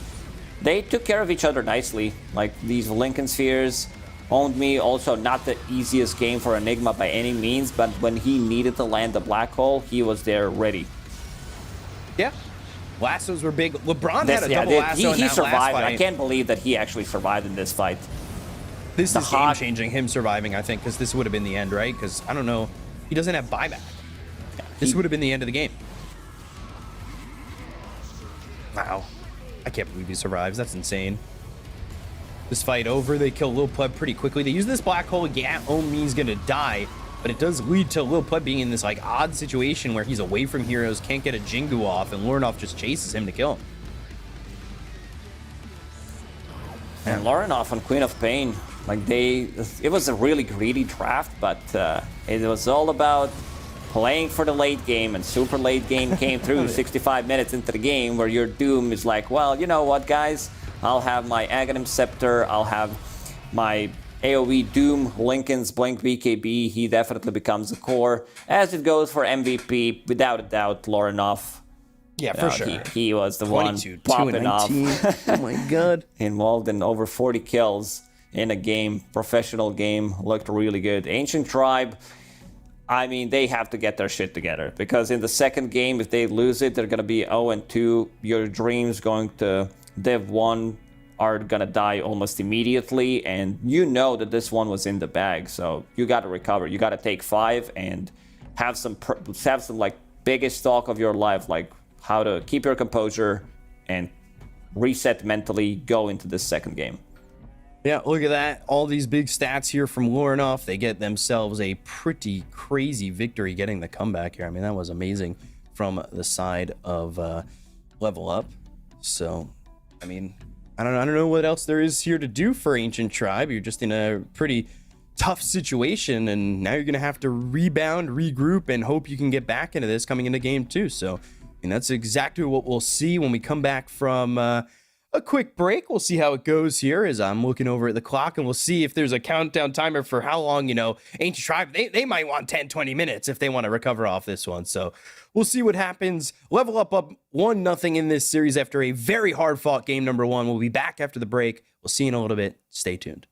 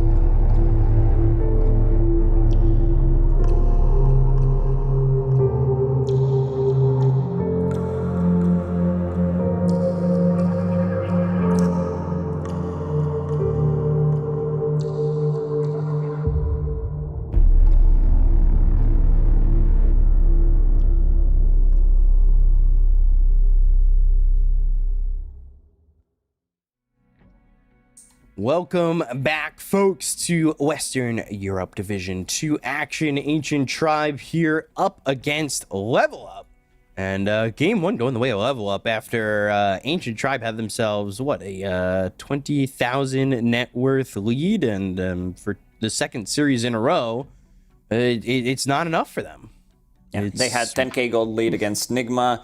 Didn't manage to capitalize on that one. This one was in the bag, no doubt about it, but a lot of mistakes. They definitely need to just polish what they've been doing. Like we see a lot of these random deaths where you have two supports feeding away XP rune, getting them gold for nothing, getting caught out of position, not going for the right targets. I think like late game Dota is very difficult to execute, especially in this like lower tier. You know that it's gonna be Messi who's gonna make more mistakes. When like it's easy for us for viewers as well, seeing the whole map. You're like, well, how did this noob get caught? But yeah, we see everything when you're playing Dota, especially at the higher level. It does tend to get punished a lot. So, want to see Ancient Tribe just step it up a little bit more. I also want to see if they're going to be able to mentally reset after this one. And also comes down to Level Up, what kind of draft that they're going to have. Because this was a bit of a slower draft. Where you had Enigma, they lost the laning stage, Doom position 4. He can't just make some like miraculous rotation. It takes time for him to get to his item timings, get his Blink Dagger so that he can start initiating into those fights. And they gave him that. Like, Ancient Tribe gave him exactly, like, what they needed at that time. Yeah, so can Ancient Tribe kind of mentally recover? What are we going to see here from the side of Level Up? Because it felt like their lineup was definitely more intended to be a lot quicker than that, but they ended up on the back foot pretty heavily here in that first game. And if that first series for Ancient Tribe is any storyteller here for us, this could end up being a quick one, because that second game against Nigma after they lost that 10k net worth lead was 24 minutes. So, maybe Level Up try to pick a lineup that might abuse the mental stability here of Ancient Tribe. Yeah, I want to see Level Up pick something more like early game oriented. Like it's Enigma Doom. This takes like a lot of time to build up this lane. They also got counterpicked. Monkey was picked by Ancient Tribe. So let's see. This time, banning out Storm Spirit immediately, banning out Medusa. I want to see how Ancient Tribe looks on the cameras. Are the spirits high? They might be. But let's see. You think that looks high spirit? There are no smiles, but maybe they're just focused. So we'll have to see. Let the gameplay do the talk. Magnus was not contested in the previous one, so there's gonna be a lot of these strong heroes left in the pool. There's techies available, Batrider, Void Spirit, Beastmaster again potentially for Ancient Tribe. I don't think anything was wrong with Beastmaster pick. He hit the timing. Waiter played really well. Got that Helm of the Overlord, which did open up Roche for them. So, see how this goes as coming into the first pick. Magnus Storm first phase. And that is a very early Storm Spirit ban. Not something we're seeing too commonly. Pugna. Pugna has been on the rise. This hero is pretty much everywhere, every single region. People understand how strong healing is, especially after the recent changes in 733, where you get heal amplification from the Cripify when used on allies. Right. Techies is still available. There's Doom. There's Beastmaster as well. Oh, Techies is banned. Like our producer's like, man, you're so stupid. I have to talk to you in your ear to actually figure out. But thanks for that. Like, the other heroes that I think Beastmaster is just too valuable against Pugna, maybe to pass on. Spirit Breaker, okay. This was an early ban in the last game. I think it was that first phase ban as well. Yes. So, getting that Spirit Breaker out, and you know, very open hero. It could be 4, could be 3. We'll see where it wants to play. Level Up played a very greedy draft in the last one. So we'll see if it's the same way as now Bat Rider. And again, Bat Rider, it keeps the draft pretty open, right? Yeah, this could be lane. Like, it sounds really strong. Bat Rider plus Spirit Breaker. It can also be mid. Like, there's a lot of flexibility to it. On the side of Ancient Tribe, you don't want to mess too much with it. 4/5 Pugna, Beastmaster from the off lane. A lot of tower push coming out from these two heroes. 5 seconds remaining. So we'll see what these bans end up being. Things look pretty calm there in the Level Up studio with the balloons. They should Lucky be balloons.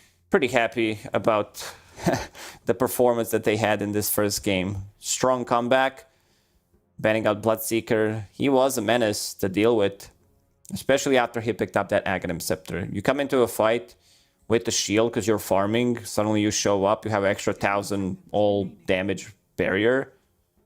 5 seconds. It's the Blood Mist.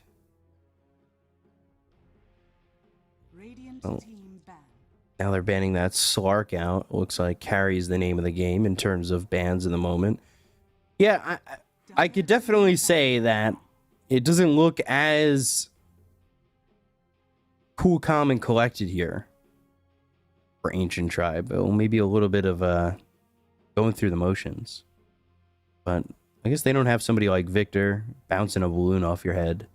Keep you kind of high spirits, right? And they have Mitch. Mitch is their coach. 5 seconds remaining. I've known this guy for a good 20 years now, and he's still grinding. Needs to get the... I mean, we've been playing it since Dota 1 days, ever since it came out, pretty much. But yeah, he needs to get his people in place. Can't allow this to happen. There he is. We can see a glimpse of him on the right side. Oh. Sweater on, ready to go. Darkseer band Ember. That Ember played really well. Just got to a point of critical mass where he was getting chased and silenced and in trouble, you know? He had a really good game. No doubt about it. Like, he didn't die for good 30, 35 minutes even. Let's see if maybe Ancient Tribe wants to ban out that Quap one more time. It's just a respect ban after the performance from Laurenov. I would not be too surprised. Right.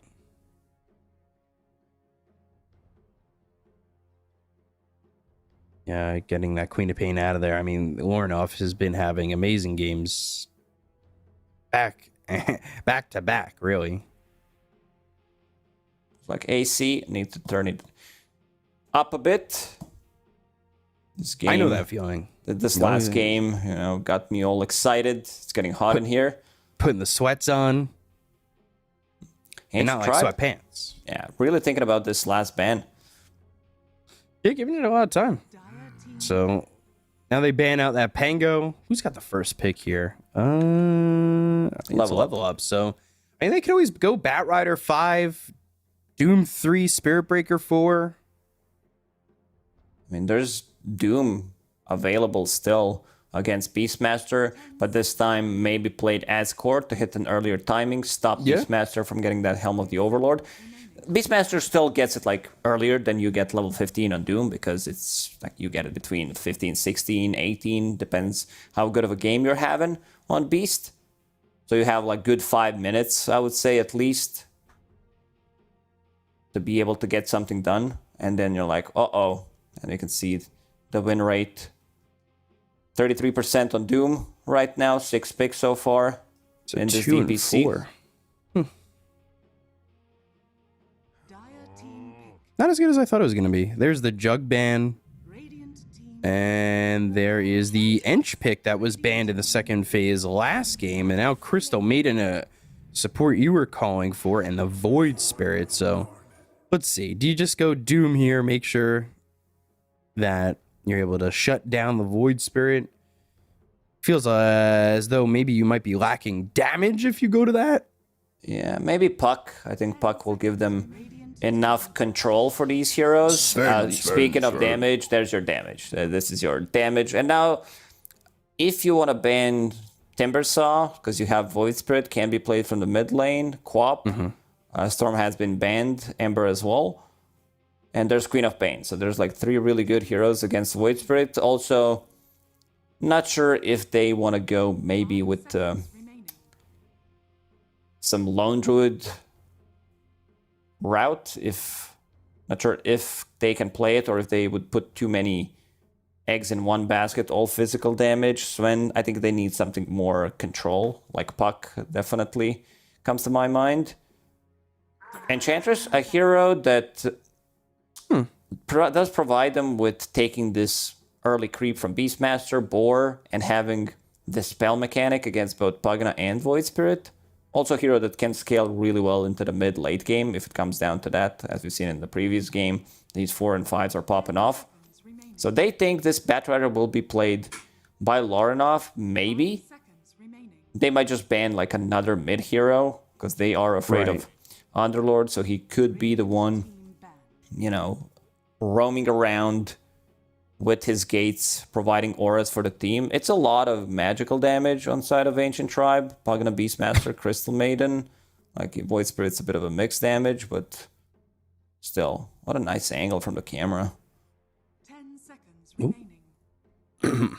Looks like we're in a aquarium. Yeah. Seconds remaining. Let's see.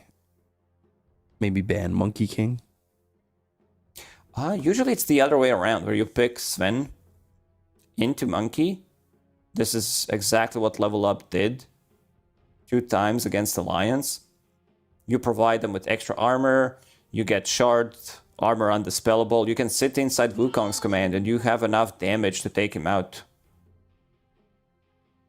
So yeah, as we said, a bit of a ban, like mixed ban, both offlane and the mid. Ancient Tribe doing maybe Level Up a bit of a favor by banning out the Windrunner.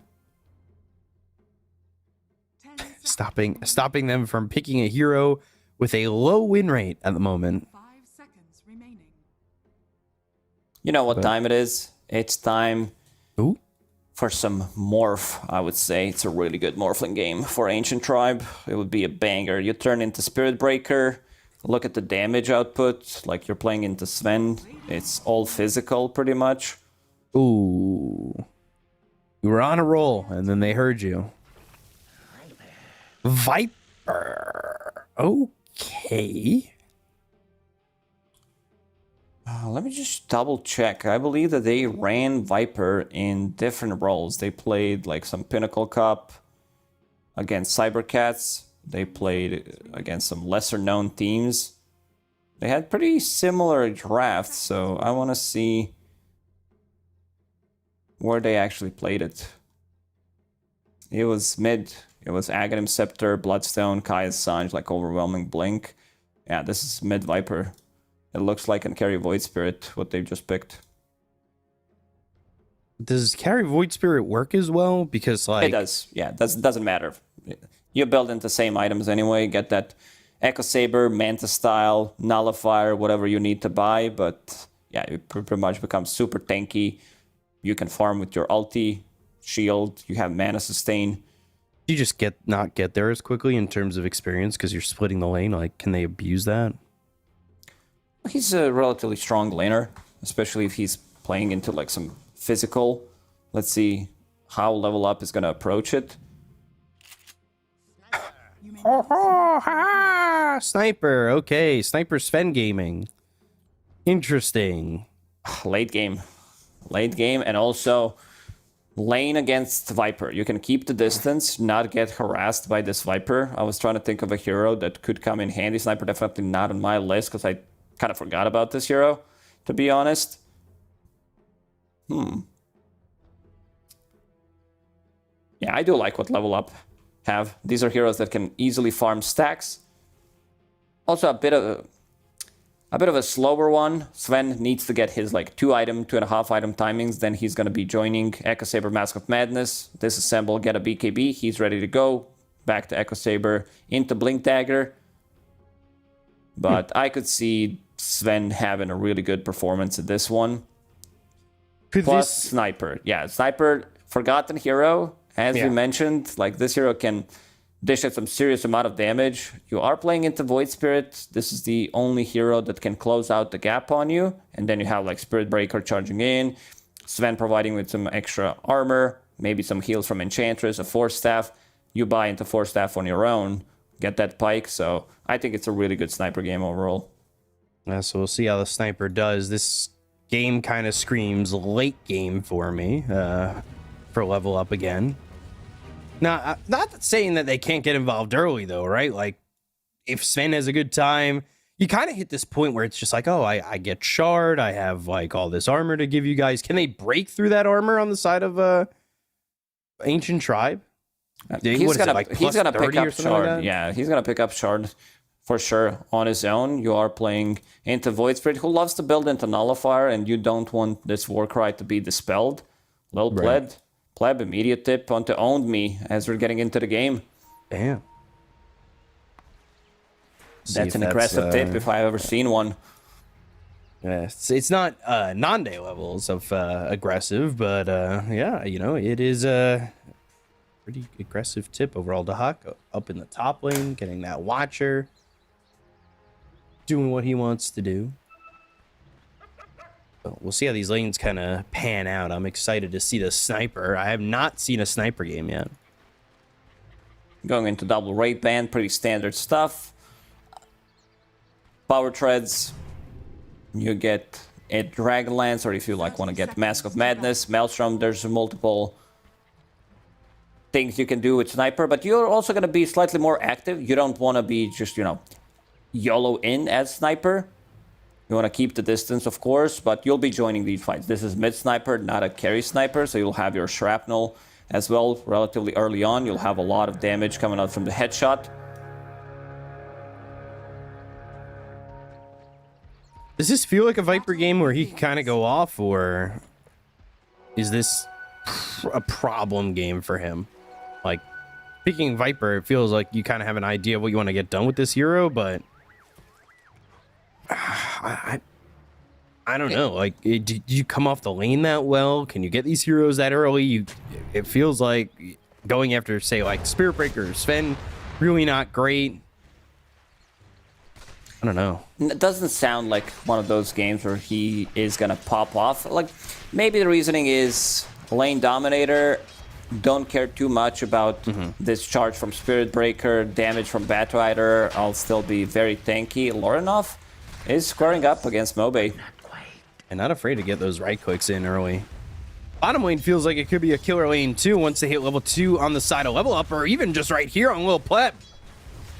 As an Aether Remnant in a second, but the damage coming in. Can't go into the tower with the creeps. Not taking the aggro to start. But again, early with that Blood Grenade, and they've already got one coming out again here for Sweet and Strong.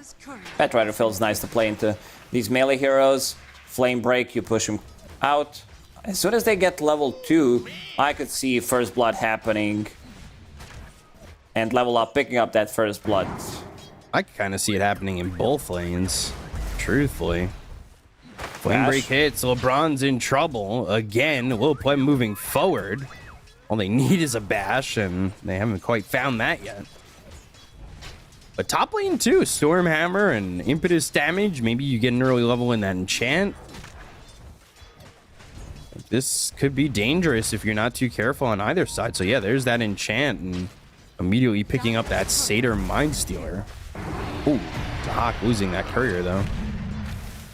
Spirit Breaker is so good at trading. Goes in, soaks up most of the damage, 5 armor, has 800 HP on level 2 with no stats. Gets the bash. Next Firefly, next Flame Break, they're gonna start to play more aggressive, and they're pinging it out already. We'll put Flame Break. He's waiting with the charge. Dissimulates. That's on cooldown. How long is the Flame Break cooldown? Pretty much equal. Got that early point in the simulate, so he can dodge the charge from Sweet and Strong. How's mid lane doing?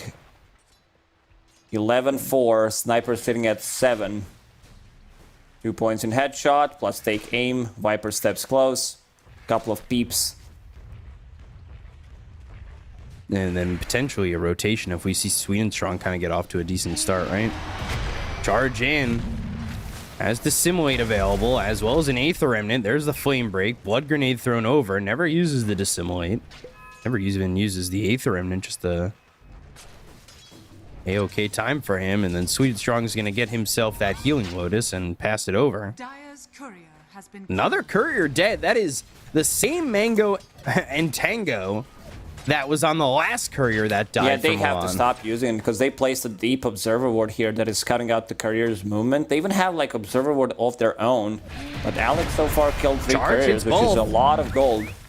LeBron does not have Dissimulate and will not be able to survive, and now they've got a bash. Lil Pleb forced to use that Dissimulate. So when you can't kill Lil Pleb, you might as well go for the support and get yourself first blood. It's on Omi, and he's got that early ring of health, so he feels pretty secure in this. Yeah, look at this courier now coming through the outer ring. That's the place to be. But this is massive. They have manage to get the first blood in the bottom lane and also give it to Batrider. So we'll get to that Vanguard timing, and then you don't care about harassment from Void Spirit nor Crystal Maiden. You're gonna have enough to survive, which does allow Spirit Breaker to roam around the map and get stuff done. Sniper 14-7, 18-7 on Viper, who's pushing the wave. We're getting some good denies here. Gold for me. So not a dominant lane for either hero. Pretty much. We'll see what Lornoff can do. As they're gonna still go. Aether Remnant used, so is the Dissimulate already. Resonant Pulse. 1 point in that. Considering the amount of pressure that they put on Lil Pleb, he's still CSing nicely. 23 and 4 has a lot more than Batrider, but in terms of net worth, Batrider has 300 more gold because of that first blood. And they're also spending a lot onto consumables. Aether Remnant, he might That's just be very dead. deep. But they've got the charge, Dissimulate. Lil Pleb able to run away, and Omi needs to kind of sit back a little bit with this ring of health and heal up. He's only got 200 remaining. So salved. Alex again. They've got the chase on. They were trying to get a kill, but the Hellbear ends up dead, and Alex with 20 health, no regen, is going to be forced out of the lane. We've seen the Hawk against the Lions. Playing Sven 2 times in a row, really feels comfortable on the hero, puts the second point in Stormhammer to have a little bit more kill threat, lower the cooldown, stun duration, damage again. Yeah, they're trying to go. Uses that wand early, goes into the Firefly, and they just don't have the damage to get that kill. He still hasn't gotten into the Vanguard yet, but he is just 20 gold away from that, so should get himself a creep and then be A-OK. So it's that Vanguard. Not going to be sitting here with 1,200 health. Middle lane, there's a couple heroes showing up. And there's a DD, so Lornoff, he's got that level 6. He's holding onto a skill point. Let's see if they come around. They are looking with Milan nearby, and of course having that Satyr Mind Stealer with the mana burn. Aether Remnant again, owned me though with the Vanguard. He's not really taking much damage anymore.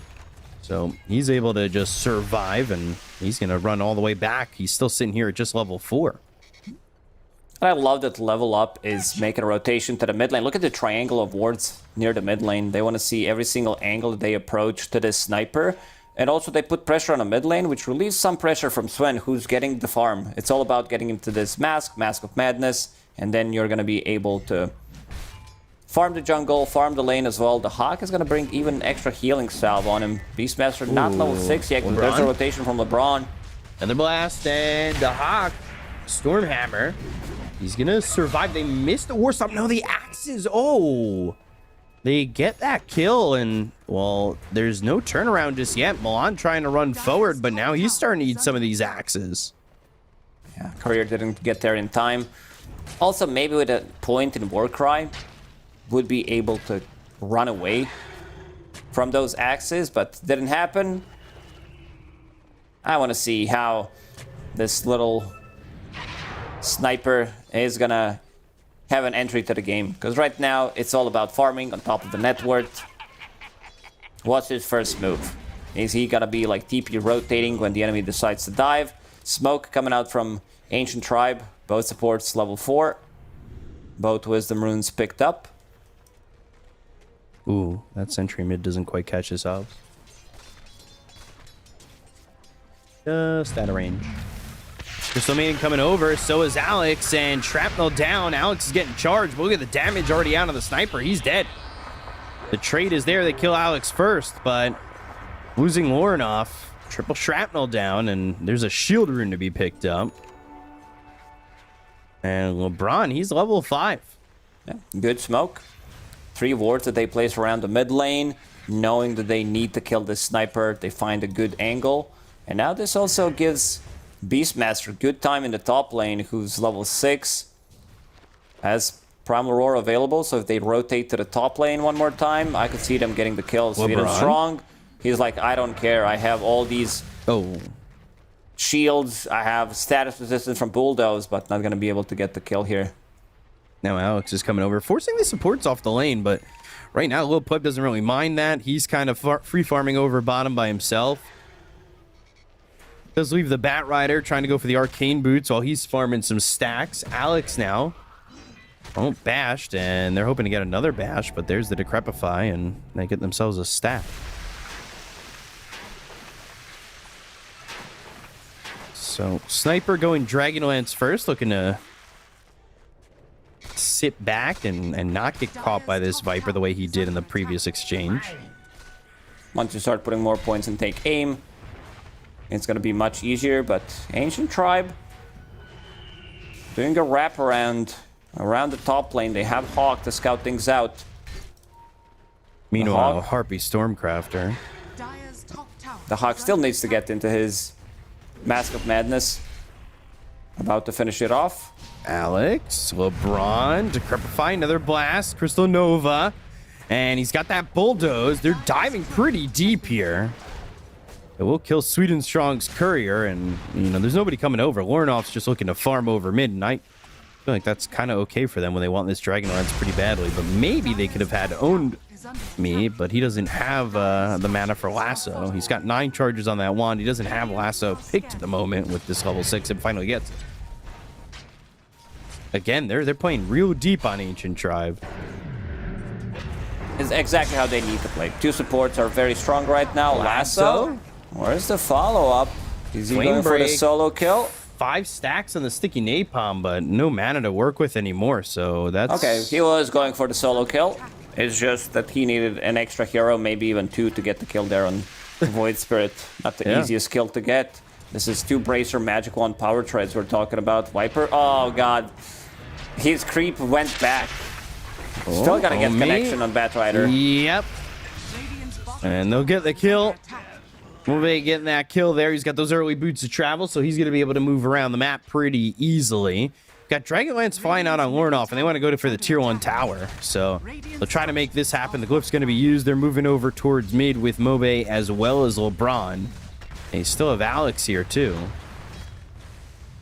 Some decent damage to this tier 1 tower with no real commitment. Milan level 6. Sweden Strong getting there. Sven has that Mask of Madness.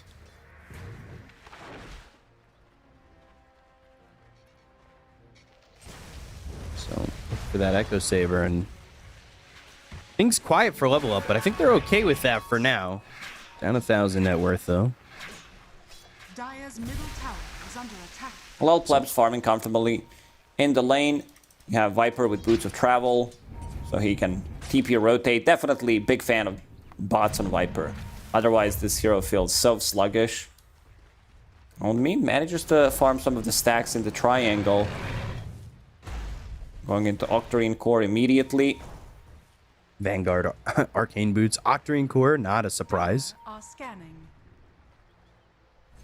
Really kind of ridiculous when you've already got 3 components of the Octarine Core. And they find Milan. Yeah, he's got 1 level in the Nature's Attendants. He's also got level 6, so that Untouchable doing some work. He's going to try and TP out, but unable to do so. Lornoff now putting some right clicks in. They get the kill to LeBron. They're in really deep. I mean, this could be a big issue. Alex trying to TP out and will do so with the Decrepify. They only end up trading supports, but man, Ancient Tribe, that could have been a big issue had they gotten caught. They were very deep, and now Lornoff maxed out Shrapnel, but they had nothing to keep him inside this Shrapnel. Also, no TP rotation from Onmi. He thought it's not necessary. Might still TP to the mid lane, pushing into Shrapnel. Very difficult. Hawk is cutting them out, however. Sweden Strong will pick up the lane, pick up the wave. Still, Ancient Tribe should be able to finish off the tower here, which opens up the map for them. Dire's middle tower has Radiant's middle tower. While that's going on, Omi level 10. Radiant's bottom tower is under So attack. he's about 400 gold from finishing off this Octarine core. If he disassembles everything, right? Yeah. I think I've done my math right there. So it should be soon-ish, maybe. A lot of confidence there. And Echo Saber being built here for the Sven, of course. He's already got that Oblivion staff. He's looking to get this Octarine. Is under attack. And he is just 250 gold or 350 gold away from that.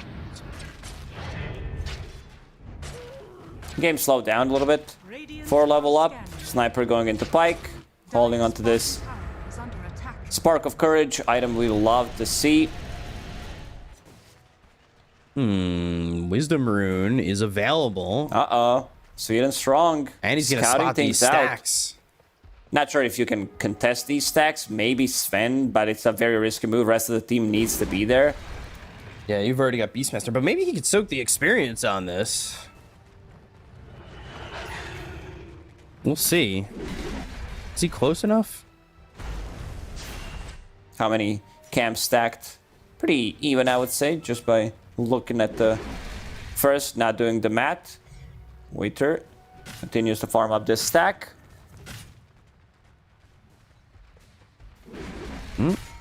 Gets closer, starts to sap that experience, charges through. Gets a couple of grabs those. a couple of them. I mean, hey, that's almost worth it. Halfway to level 8, or halfway to level 9 through 8, and Omi's going to die here to Alex while that's going on. So, you know, he's looking to get that Octarine core. He's looking to get into something, but, man, that is not fun. Dire's bottom tower has And once Sven picks up BKB, this is the timing for level up to group up and go together. Octarine core. Finished Pike on Sniper. Ancient Tribe. Stealing some enemy stacks.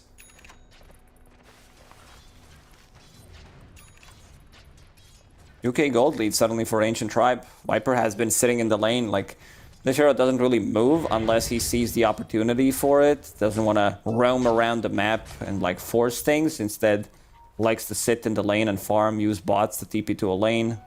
Get the kill, continue to farm. They find themselves the Beastmaster, but the TP's coming in mass. Astral Step, but now another one. Aether Remnant doesn't connect into Hawk, and they're going to use that Resonant Pulse. They're still trying to slow him down. They've got the Primal Roar as well as the ulti here from Mobe. Everybody TPing over. Freezing Field has used the charge from Sweden Strong. He stops that, and now on the run. But the Hawk ended up dead, and that means that's going to slow down the BKB timing. Meanwhile, Lornoff just pushing in this mid-tier 2. However, making the rotation onto the Hawk, that's fine for Ancient Tribe. Invisibility. Next on the menu should be Roche for Ancient Tribe, Helm of the Overlord. Once that's picked up in 1,000 gold, they should have enough damage and sustain to go through it. are scanning. Because right now, level up, they don't seem to be fight ready at all. They want to keep farming, but the gold advantage keeps increasing for Ancient Tribe. They're utilizing the map really well. Viper about to finish off his Aghanim Scepter. So, have that nosedive ability. Great ability against both of these heroes that deal physical damage. Sniper is a bit of a mixed one, with Shrapnel of course, but still relying on getting those right clicks in. So there's that Ags flying out. waiting for a response from Level Up, but like you said, they want to go for the BKB on Dahak. I just don't know if the timing's really going to work out too well for that with the way that they're pushing in right now for the side of Ancient Tribe. Dahak using that God Strength. Meanwhile, Omi caught again. He's going to die here once more. He's been sitting here over bottom, flame breaking, but that's not going to do anything. So he's dead for the third time. They have come bottom and killed him for free pretty much every time they've done that. He's been in the same spot a couple of times. Needs to find another place to farm. Feeding strong. Killing this Hawk. Takes him 4 or 5 good hits. Who's this game really on? Like, you need somebody to hold out for the Sven, right? But is Lornoff got enough in the bag at the moment? He's going into the Shadow Blade. He's got that early Blitz Knuckles. But it still feels like they're kind of struggling to get anything really combined here for the side of right now Sniper doesn't deal that much damage. Needs someone else to do it for him, someone to soak up the damage.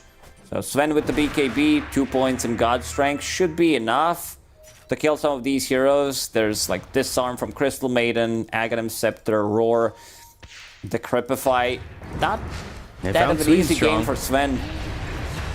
Charge attempting, and that's going to be another kill here for the side of Ancient Tribe. They are up 4,000 net worth, and I really don't see much stopping them from pushing in. And look at this, LeBron Have you not watched the previous game? Yeah, I know. I did watch previous game. They were going to find themselves the Sniper, though. He's going to Hurricane Pike, try to TP out, and Aether Remnant just gets him.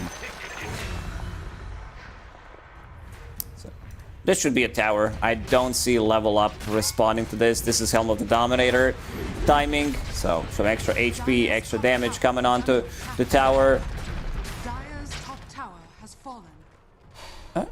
It's gonna be like Roche is gonna be on Radiant side relatively soon. Ooh. Come on. Charge He's in, gonna but survive. there's the Roar, and they've got nothing to keep Sweet and Strong alive. Throwing bodies and just letting themselves die here. This tier 3 already taking damage less than 20 minutes into the game. Interesting one is that Milan picked up Shard. This is usually what you want to get from Roche. From Tormentor. So he picked it up. The Little Friends also allowing him to control 2 creeps. Dire's middle tower. But you're playing into Beastmaster. I haven't seen this Little Friends used to a good use yet. Maybe I'm just missing out on something, but it's like, everybody, all the boars, everybody start attacking this unit, but it's not like Winter's Curse. Ooh, that's a big one. Just a number. Damn. Hitting them with the tips. I mean, that is the first lasso that felt like it was with Team Unification, because the other one that was bottom was on Lil Pleb for nothing, and now that was on a Illusion. I mean, still more of the same. So that gives them an opening, because there is no lasso for only 30 seconds with that Octarine Core. Not a huge cooldown on it. And take a replay. Yeah, it's not like why not? It's not like we had some good fun out of it already, but let's see it one more time. Alex, using this life drain to replenish HP and mana on Void Spirit, who's about to be on top of net worth. Viper doing a really good job. Mobe, pretty similar performance to what he had in the previous game. Very silent, couple of kills involved, but getting the farm done, like getting all the farm in the world. Level 15. Now they find Omi. There's another lasso. Do they have the damage here? Primal Roar, Stormhammer avoided. Well done.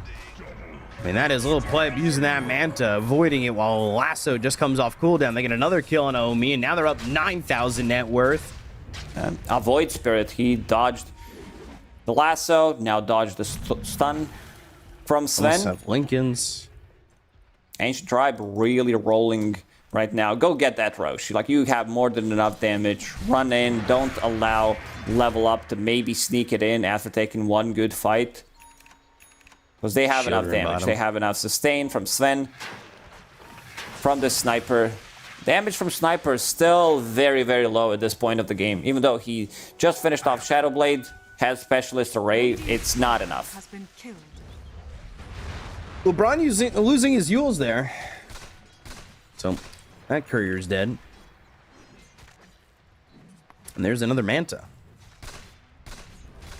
So plenty of Mantas. And Silver Edge next for Lornoff. They could defend the high ground pretty well with this lineup, but they're going to be doing it up against an Aegis. So right now, the script of game 2 has been pretty much equal to what we've seen in game number 1. This is it, 10k gold lead, what Ancient Tribe had against Nigma. Let's see if game is Astral Step. throwable. I think this one is much, much harder to throw. Like, you need 2-3 really bad fights. Because right now, Viper's having a time of his life. Manta style.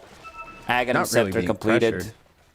And he's going for all the like corrosive skin talents. Extra magic resistance, extra damage. Then you get from this nosedive, you get extra damage from it as well. Wish I knew who had control of this Watcher. Yeah, I think it's Dire. Smoke breaks. They've got the Hawk. They're going with the Astral Step to hit the Aether Remnant. Now he's going to pop the BKB, but he's got the Primal Roar. They go to the last of the charge coming across. Hawk needs to start outputting some damage. He goes into the God Strength, trying to find a little pleb, but Manta style, right clicks, Astral Step. These two heroes going to get low. Hawk's going to fall here to Mobe, and so will Omi. Well, I'm going to try and TP out. Alex gets a kill on Sweet and Strong, and level up. They just have nothing in the tank to fight. Sven not ready there. Like, there's gonna be Voiter waiting until Sven shows up. He has one job: go in, disarm him, like just with this Primal Roar so that he can't do anything, even during the BKB. And it does allow Lil Pleb to play much more aggressive now that he has this Aegis. So can blink in aggressively. Mobe ready to follow up with his damage. And that is a tier 3. Dire's top tower is falling. Dire's middle tower is under attack. And Sven's going to be up here with no God Strength or anything. I don't really know if they have the damage to kill anybody. They're going to go for the ranged racks here and get the kill on that. Right clicks in, but they've got the life drain. They can't really hit these heroes. 14,000 net worth lead now for the side of Ancient Tribe, but Are scanning. I guess the question is it safe? That lead.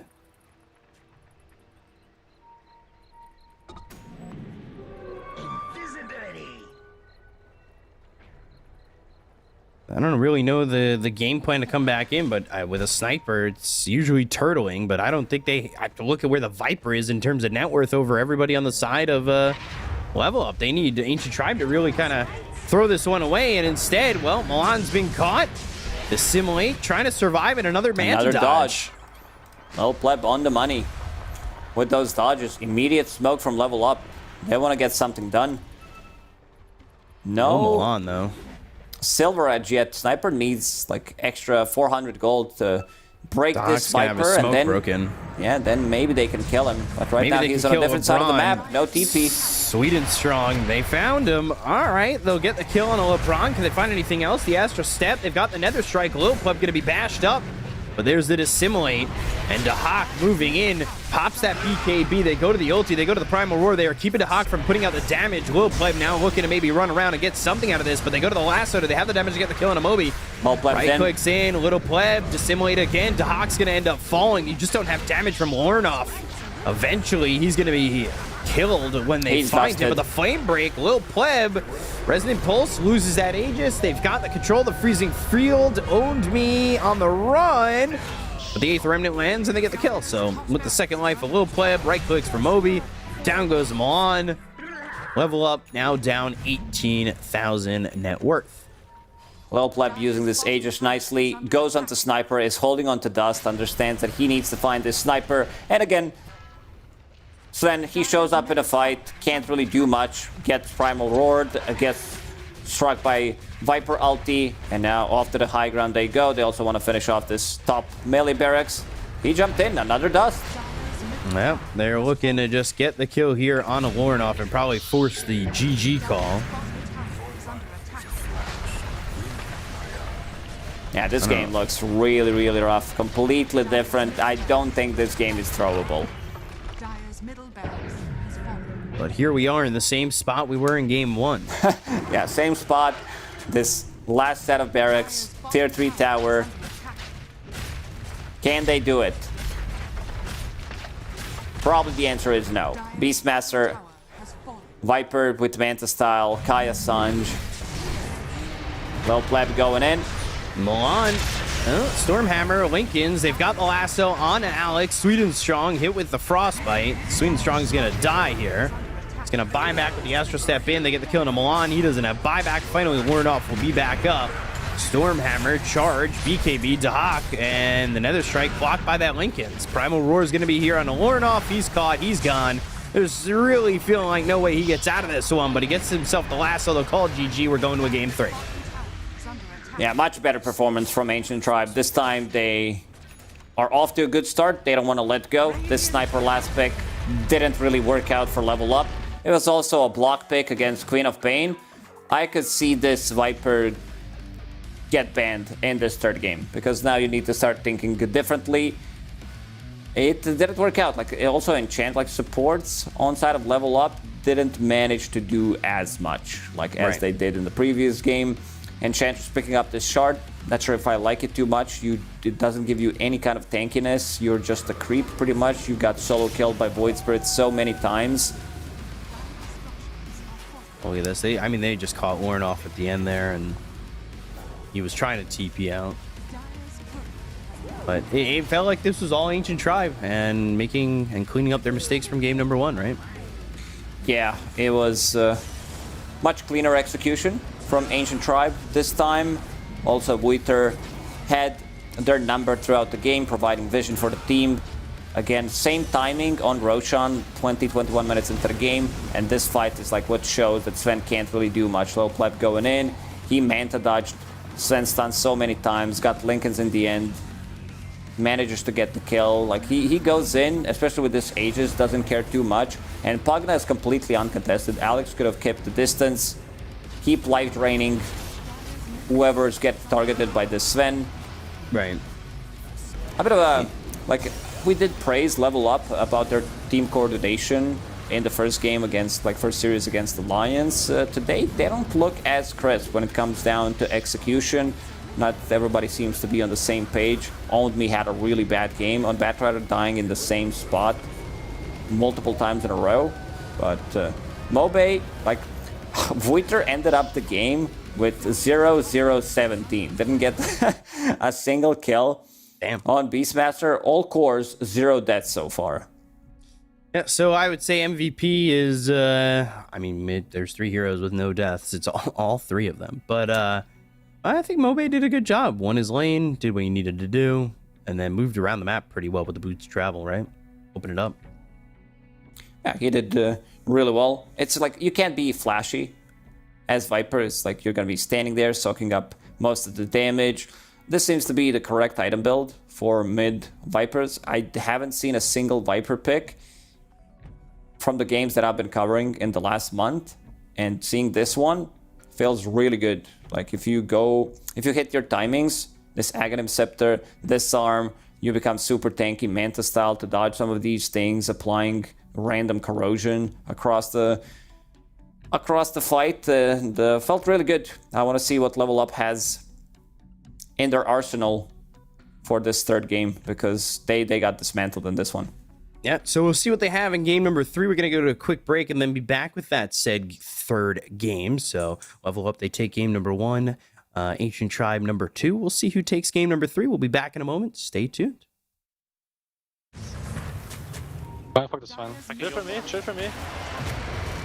4 seconds. Buyback. On me. Did I use ulti? Buyback is Titans. I'm on the last one. I cannot Sven. Just kiting. Get the Viper, guys. Sven ult HP. Top right. I'm on the sun. Save me. Get them all. Snipers, Yeah, guys. There is a jump sniper. Press dust. I can yawn him. I yawn him. Oh, I'm slow. I got bet. I'm gonna kill the bot with him. Get the bet.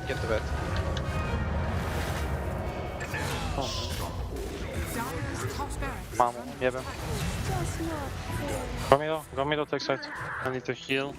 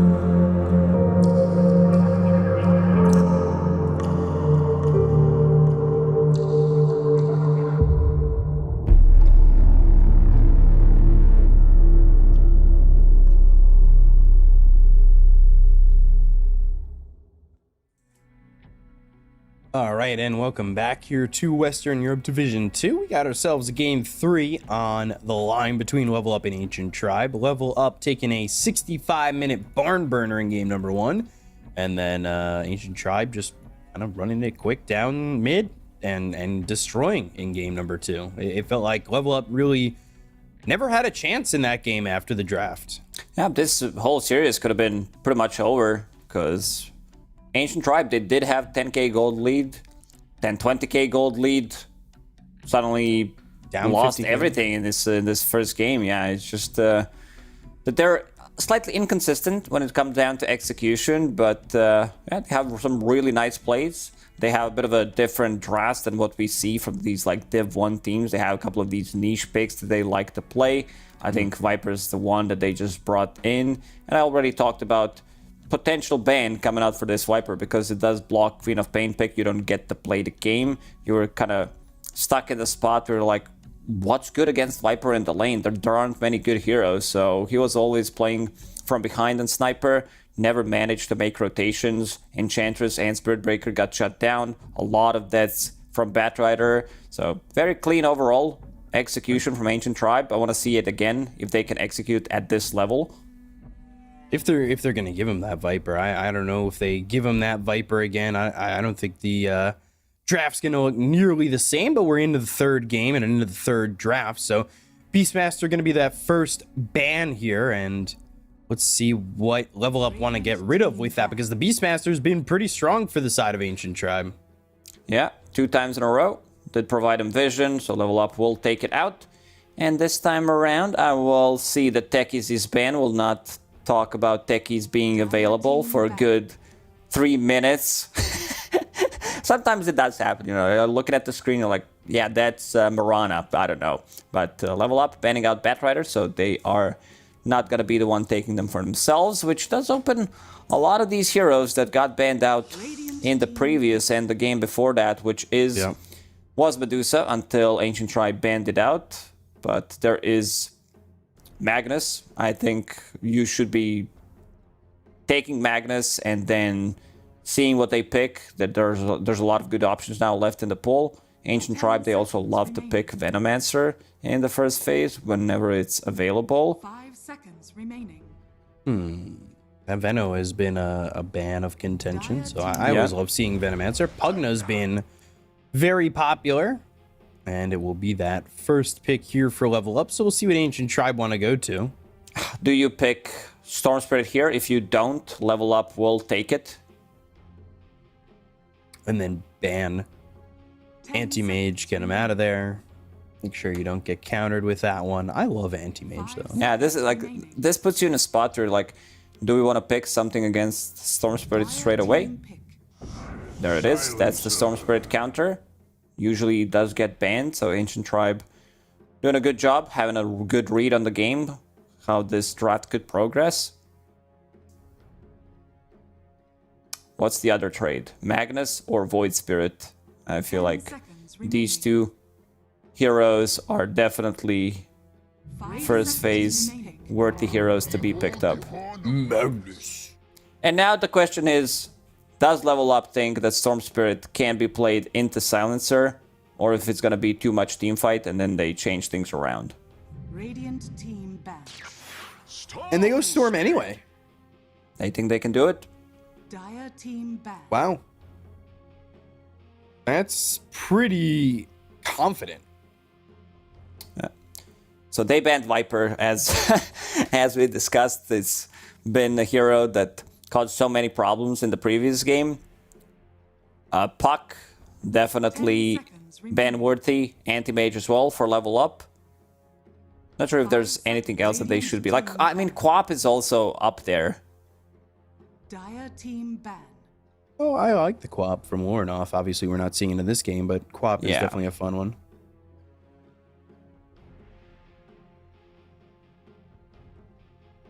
See everybody kind of a bit more focused in, I would say, on Level Up after that second game. Because after game 1, they were playing with the balloons again and having fun and, you know, keeping it serious now. No balloons. As we see Victor giving some tips out. Maybe some lifting tips. Yeah, he needs to lift their spirits after that second game. You're so quick. Always on it. Sorry. Sork getting banned again. No, don't be sorry. I'm a big fan. Puck. There's that Puck ban. This feels like a really strong hero. The control it gives, the movement it has. We've seen Pucks just kind of go off, and I think it's quietly become one of the most contested mids. Or not, maybe not the most contested, but In the it's second phase, it definitely feels like it. There's one Monka hero still left in the pool. That's Anti-Mage. Yeah, it could be pretty Monka for level up if they don't. if Monka. If Ancient Tribe takes it. Huge mana pools on both of these heroes. When the aliens come and digest all our language, they're just gonna get to this point and be like, "What's a Monka?" Yeah, what's a meme? Oh, May. I don't know what that is. But this guy was a connoisseur. Yeah, they don't necessarily need to pick it straight away. I want to see how Ancient Tribe is going to approach it. Or, because they mostly ran this Magnus from the safe lane. But it also does allow you to play a bit of a different style of AM since you have Magnus. So you could be followed around by this Magnus.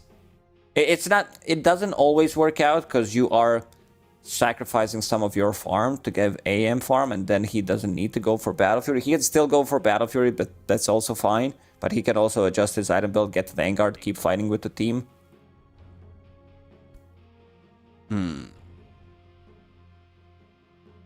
Thinking, searching, open. Monka. LeBron giving some wise words here. Because they could pick Anti-Mage 4th, right? Yes, they don't necessarily need to pick it here. They could see what level up picks.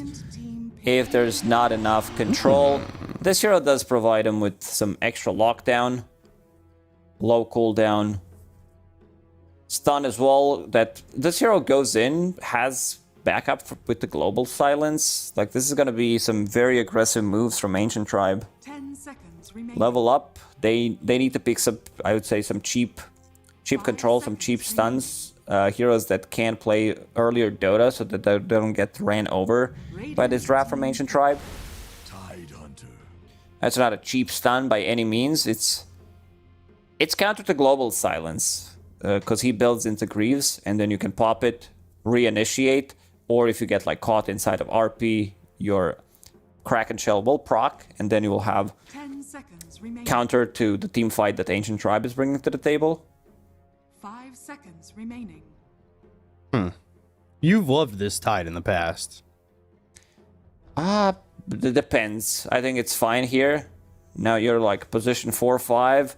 Needs It's not to like be... this gotcha pick, right? No, it's not like wow, because there's still like good heroes left in the pool. I think Monkey works out nicely Monka. against Tidehunter, of course, in the lane. But they could also be playing Magnus position 1, so everything's still open. It could also be Anti-Mage. Again, not enough lockdown on side of level up. You're just trying to see whether or not they're going to have the extra bit of lockdown, right? Like right now you're just dealing with Ravage. And now Venomancer. I feel like this game is pretty open in terms of lack of lockdown to go to an Anti-Mage. Definitely does feel like it. Venomancer makes like Monkey King's life very difficult with Pagana if these are two supports, so I'm not sure if Ancient Tribe wants to pick Monkey King anymore, because you can't jump onto the tree, he scouts you out, he uses all of his like overtime damage, you're sitting inside Wukongs, if they can disengage, you can just die straight afterwards. Any other heroes that... I mean, it could be just the offlane Magnus. It could also be safe lane Mag, where they're like, screw it, we'll take another offlaner. But I do like AM. I feel like AM can work out nicely. Radiant team back. Morphling. You've called for this hero a couple times. Yeah, didn't survive in the first and second game in the last banning stage. Ancient Tribe loves to play this hero whenever Lil Pleb can get hands on it. This is also the hero that, doesn't...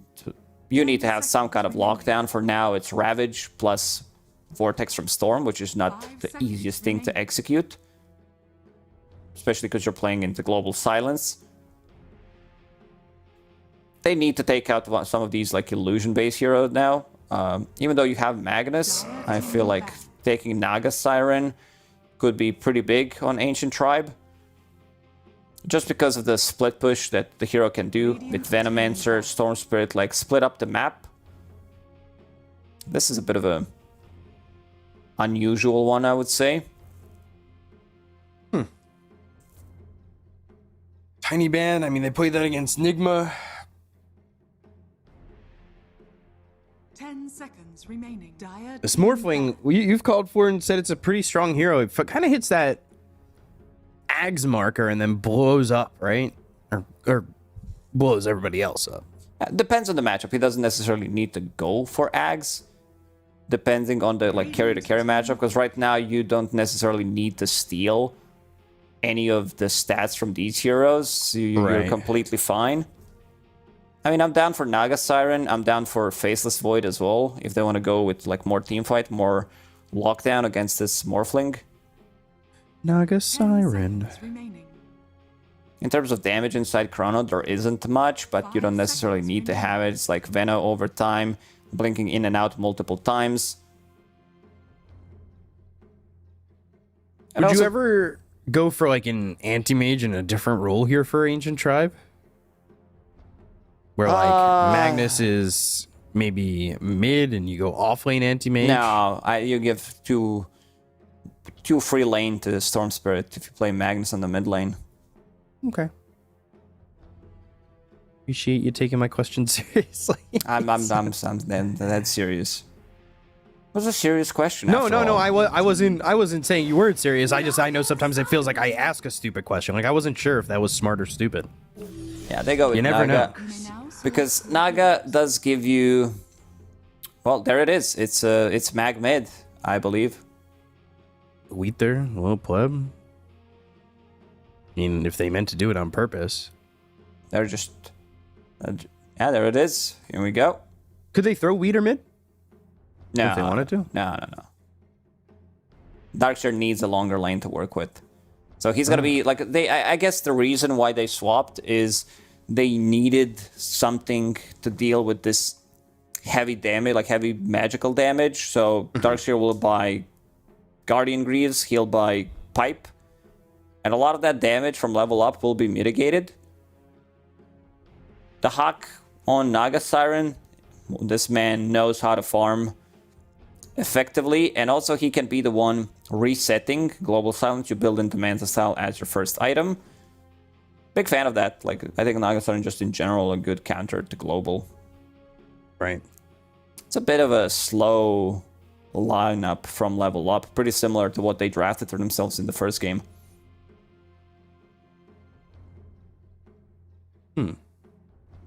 5 Veno. Like the Silencer, and let's see. I mean, I kind of like what level up have in terms of something a little bit different. We've seen Storm kind of do well at times. Venomancer's always a pain. The lockdown is a little bit concerning though, as it's all on Ravage and Net. Maybe a Vortex here or there. Ancient Tribe don't exactly have that much lockdown themselves either. Vacuum Wall. Wall's not really lockdown. Adaptive Strike, Charge, RP. Feels like a very open game, right? Yeah, definitely. But Storm plus Pugna, this combo should not be underestimated. If you misuse one of your big ultis, like you pop that Global Silence, you know that Storm Spirit will be playing aggressive for another 2 minutes. But I do like what Ancient Tribe drafted for themselves. I feel like this level up draft needs a lot of time to come online. This is 5 Veno, but it's gonna be menace to deal with if they manage to hit their timings and not get overran by Ancient Tribe, because you'll have like a lot of damage on the grounds, like some random Nether War damage, Gush, Venomancer, Storm Spirit zipping in, random remnants, Naga Siren with the illusion. So they don't necessarily play for like, oh, we're gonna initiate and just blow someone up. This Ravage is gonna be more used as counter initiation when Ancient Tribe jumps them. So looking for these longer, prolonged fights, multiple rounds of life drains on Storm Spirit. When Veno damage starts to kick in, Naga Siren resetting, being annoying, finding this silencer, maybe Spirit Breaker. It's, yeah, I could see this game go both ways, but I'm leaning towards Ancient Tribe because they have really good combo in this offlane. Darkshire, one of the better partners for him, definitely Spirit Breaker, charge in, Blood Grenade, get the stun. So Venomancer could be in some trouble. Feels like this game is going to be very... We need to control our Wisdom runes, because if Milan takes a long time to get to that level 6, I mean, that's just not going to be good for the side to level up, especially when you're trying to use that Noxious Plague. You want to have that life drain available to you. So see who has that control, see if there's any fight before the horn. Excited. See what goes down. What Pleb's gonna do here on this Morphling. Grandmaster. You Grandmaster on any heroes yet? Yeah, on every single hero out there. No, not yet. Okay. Still going after Lil Pleb. Is your AA Grandmaster? No, I'm Platinum. The battle I'm not even the one after that. I don't even know what it's called. I don't even have any heroes that high. It takes a lot of time to build it up. Let's see how Lorinov is going to be able to perform on this Storm Spirit. It has been the hero that popped off against the Lions. Playing into Magnus shouldn't be a problem for him. Needs to be blocking well. That's the thing you need to care about, because you might get like Shockwave skewered underneath the tower, but Storm has relatively high armor, sitting at 5 at the moment, and it's going to keep increasing. Obey, looking for that skewer, or just pretending that he's actually going to skewer and doesn't have an ability clicked yet. So good Shockwave. We're looking for the skewer, just kidding. Level 2, though, maybe he'll grab it. We'll see how Lorinov will deal with that. And where these lanes are going to see some aggression, maybe we get something out of Omi and Sweet and Strong if there's an early level, and there is on the Gush. Although LeBron just kind of getting run down. Nether Blast, he might just drop here for first blood. One more right click. Nether Blast doesn't hit. Ooh. Yeah, my thoughts exactly. Great minds think alike. Ooh, thanks for calling me a great Yeah, I'm not mind. sure if like geniuses out there think like, ooh. It's probably like some algebra and shit. I think they think, ooh, they're like, oh, a planet. Oh, I'm Socrates. Oh, I'm Einstein. Ooh. Yeah, maybe. I don't know. Light bulb. Ooh. Yeah, electricity. There it is, Lorinov. He got pulled underneath the Tier 1 tower. Some decent harassment coming out. Backpacking the branches to get more value of that bottle. Now Sweet and Strong coming over. I like how Lil Pleb pushed him so that he doesn't get the CS. Like, I'll trade my 40 mana for 1 CS on you. Which is a good trade. middle tower is under attack. I think that was like, what, Onmi just goes into Vanguard. He's got an early bracer. Should be able to at least get some life there. Weeder. I feel like that's definitely a in-game name that requires me to have a better accent on it. Viter. Waiter. Yeah. Waiter. All right. Waiter Wyvern. Yeah, let's go. Of course. The cost special. Not played it yet, but might do so. Popular Gale position hits. 3 hero. Another Surge will be able to run away from the trouble. I don't know about that, Alex. He's going to take a lot of damage for that. And then you've also got the Lotus spawning in a second. They definitely need level 3. Once you get that 2 points in Ion Shell, damage increases by 20. That's like 50. If you get 2 Ion Shells, you could connect onto the target. One does have Healing Lotus for now. Gonna cut this creep wave and... Hello, I'm here. Follow me. Oh, just gets the flag bearer creep. He's actually fine with that. I mean, just the flag bearer creep on its own is all right, I guess. Sweet and Strong playing pretty aggressive over here in the top lane. Venomous Scale. I'll come through and Wooter. Oh, net on the charge. Well done. Stopping him from charging all the way through and having that iron shell. So won't have the damage from that. Dahak farming really well in this bottom lane. 20 and 6, they're not able to put the pressure. This first, like, aggressive move was stopped by Venomancer, and now Milan putting in some pressure on Voiter. Does have Blood Grenade available. This should be the first blood. It should be. Gale surging. Blood Deny. grenade. Hit them both. Uh-oh. Voiter, he stayed. Gosh. He stayed to get the deny, but who's gonna deny you? There's you no can't Spirit deny Breaker. them. So, great start for level up in this bottom lane. Guess you could say they're leveling up. Thank you. Full plep. Always uncertain here when you're sitting really low and now shifting into the strength and then the agi, then you have 1 health. If you're not too careful, somebody from another game might throw a rocket flare at you. I have no idea. That's kind of crazy. He's fine. Does have Healing Lotus, shifts everything, goes back almost to full HP. This hero is pretty nuts to think about. Look at him. I don't have the brain capacity to figure out how to shift. That's why I don't drive stick. So, 1k lead here for level up. I thought that was pretty good, by the way. I'm just gonna say so myself. I was just thinking, do you actually have a driver's license or not? I try to remember. What do you mean? I wasn't a city kid. I have a car, or I had a car. Sold it. I had to drive up a hill both ways to work. Yeah. Kind of crazy. To school, yeah, you were driving to school, elementary school as well. Barefoot. Yeah, I was. Yeah, it was a good time. So, 1k lead early for level up. I feel like they haven't had an early lead in any of these games thus far. So, we'll see how it ends up going for them, as they've got the Vortex and no charge coming in from the Spirit Breaker or anything like that. He's nearby, but nothing doing. Keep farming, Mobe, putting more points in Empower, into Power Treads. I want to see some stacks being made right now. There aren't any on side of Ancient Tribe. They've been pretty busy trying to like salvage the lanes. But I could also see Voiter dying in this bottom lane. You start with the Gale, and here it comes. If he uses Surge, we'll get ensnared. Naga putting in some real damage already.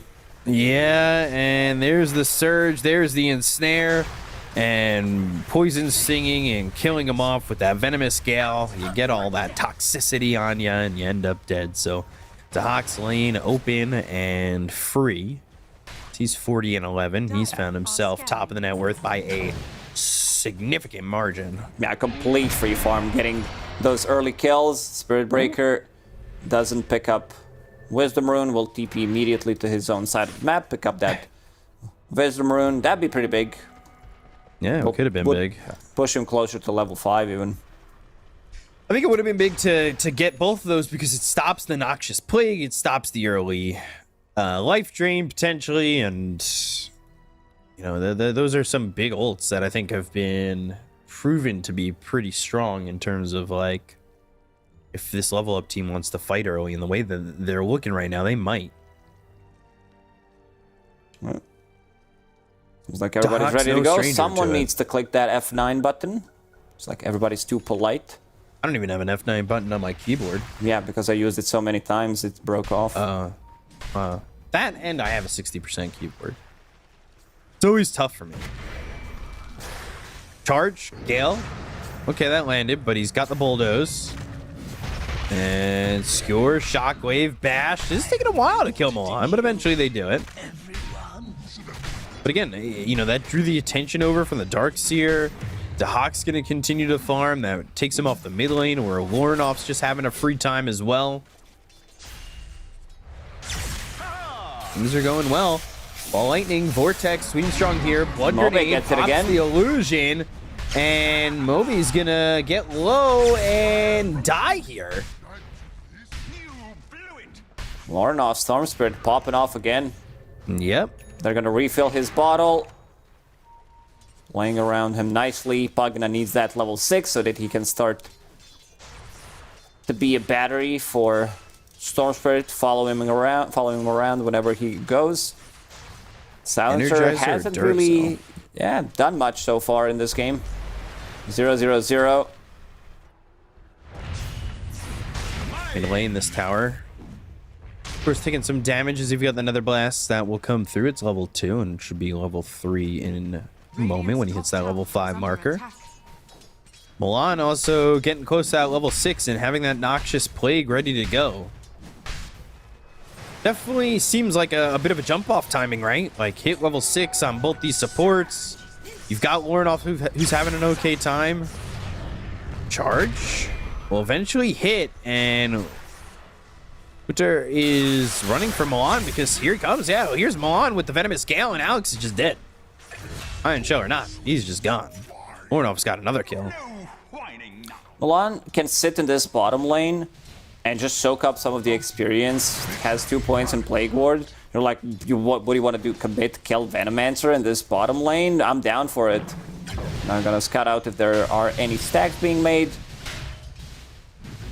On Me has been pretty silent on the Tidehunter as well. Just continues to farm up.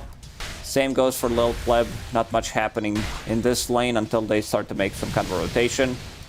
No Pleb playing aggressive, but that's about it. Keeping him low. Radiant's bottom tower is On the under stacks attack. being taken there for Lornoff. Charge coming in and ball lightning away. Haste actually picked up by Sweden Strong. He's going to be able to run, but instead goes after LeBron, who's trying to TP out. They've got the silence onto the Venoman, so they'll end up getting a trade. They deny LeBron. So this time they do get the deny. But he used the TP. Got one for free. That's something. The ultimate value.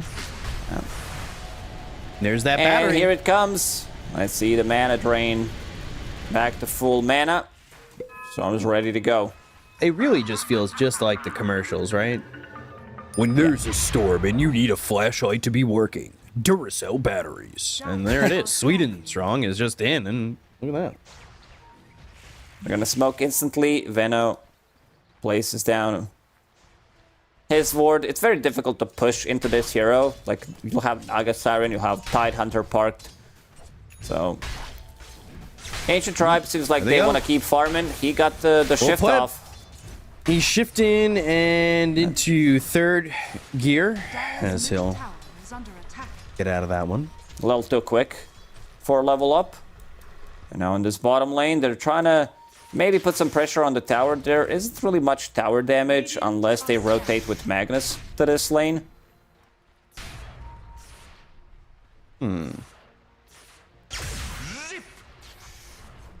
Top lane.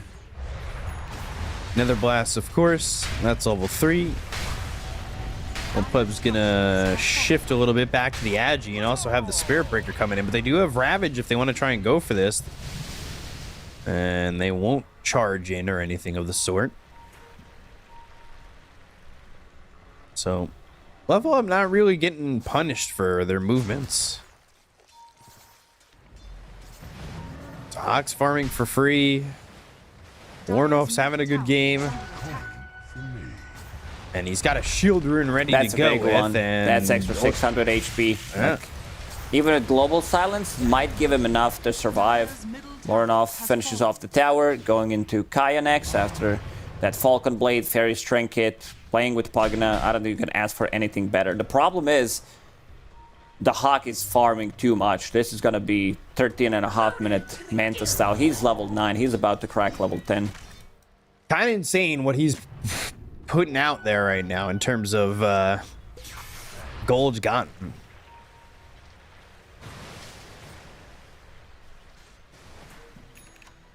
So let's see what he can do, or what this level up lineup can do. They're placing some deep wards and they're starting to take the jungle away from Ancient Tribe. Oh, There's a smoke, but there's a smoke, but he was also using Kobold to follow him. So this was revealed by the ward that they have near the enemy tier 1 tower. So we'll fall back. go for the trade in this top lane. Top tower is under attack. We haven't seen Global Silence being used yet, and this benefits like Storm Spirit a lot, where he's like, well, you guys didn't gank me at all, I'll become more tanky, I'll get into Sanj next, Radiant's pick up bottom tower BKB maybe later on. Dire's I mean, top tower might even need a BKB in this game. Like, it's good against Global Silence. Lornov, he's jumping in. There's gonna be Global now. Yeah, they've got everybody. They'll go to the global. He's got the shield room. Vacuum back into the wall. The Nether Strike. Everybody's here. They're trying to get the kill on Lornov, but there's the Ravage onto everybody. So the turnaround, the Noxious play, He's they've in. got him low. RP's gonna go, but they're gonna end up getting the kill. They'll look over a little bit to try and take out this Morphling. And charging up the battery, and Ball Lightning Another further. zip. Will Pleb hit with a Vortex. They still want to get this kill onto the Morphling, but the charge is going to stop them. Meanwhile, Sweet and Strong taken out by LeBron. They finally get that kill on a Little Pleb. They'll look over at the rest. Alex and Leader have to run away. Gush, Milan chasing.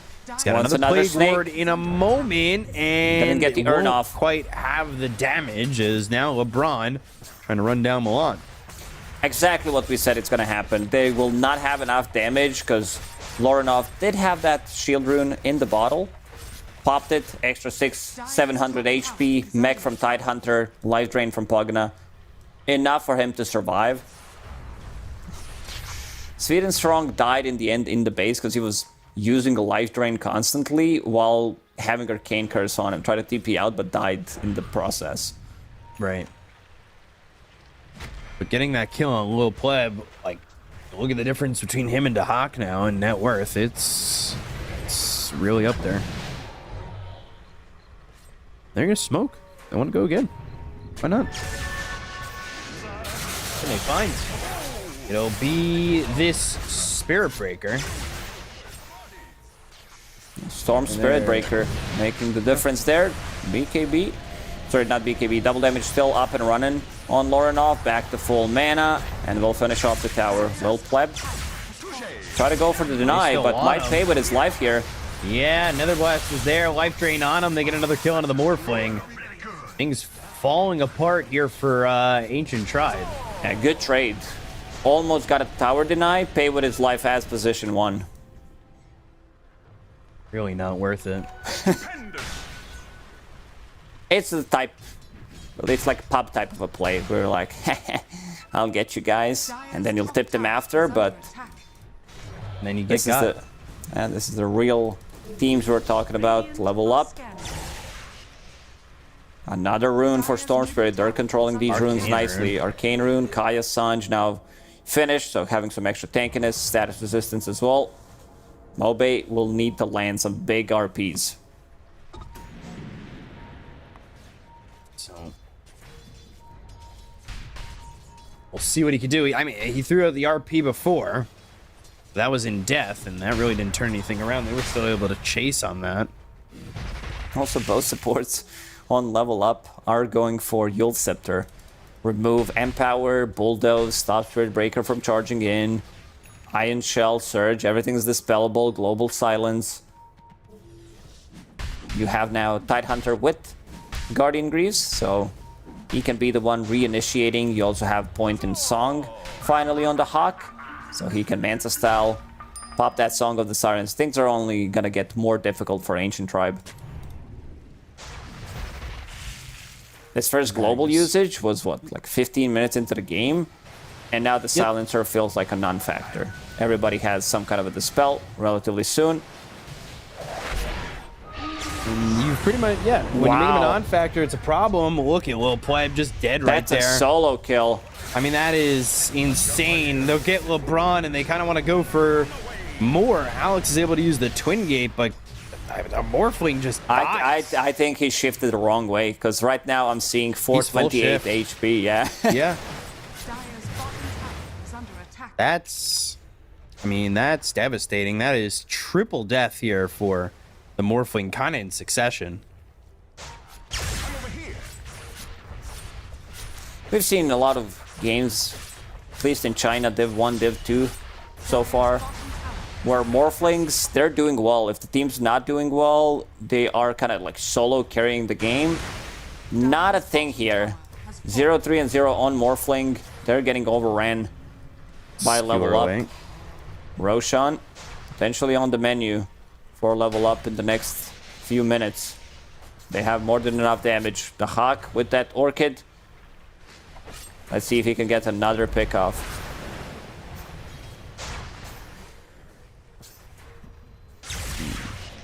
They have Ravage. He can just run in and use it.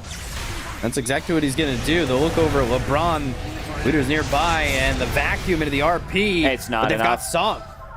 Iron Show is doing some damage. They've got Arcade and Curse. He's He has got a regen in the regen bottle. rune. So he can back away from this one, pop the regen rune, and then go back in. They want to That chase is- now. They want to get something done. We talked about prolonged fights. This is also pre-Pipe on Owned Me. Guardian Grease. There's just not enough damage on Ancient Tribe. He charged in, so now they're going to find him. Bulldozing, but being drained. They've got the Vortex. They'll stop the TP. They'll get another kill. It's 13-3. This is looking like game 2. Level Up got 4 kills in that game, and right now each tribe got 3 in this game. Dire's middle tower has fallen.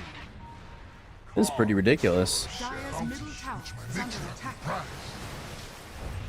I don't know if there really is a way to turn it around, but we'll see what they can do. As things are getting pretty stressful overall. And just the advantage has been killer here, as they're going to find themselves Magnus again. TP with success. That was close. Like, he needed an extra second to kill him there. Or one extra hero. Venomancer was close to get that Yield Scepter. Stop the TP from going off.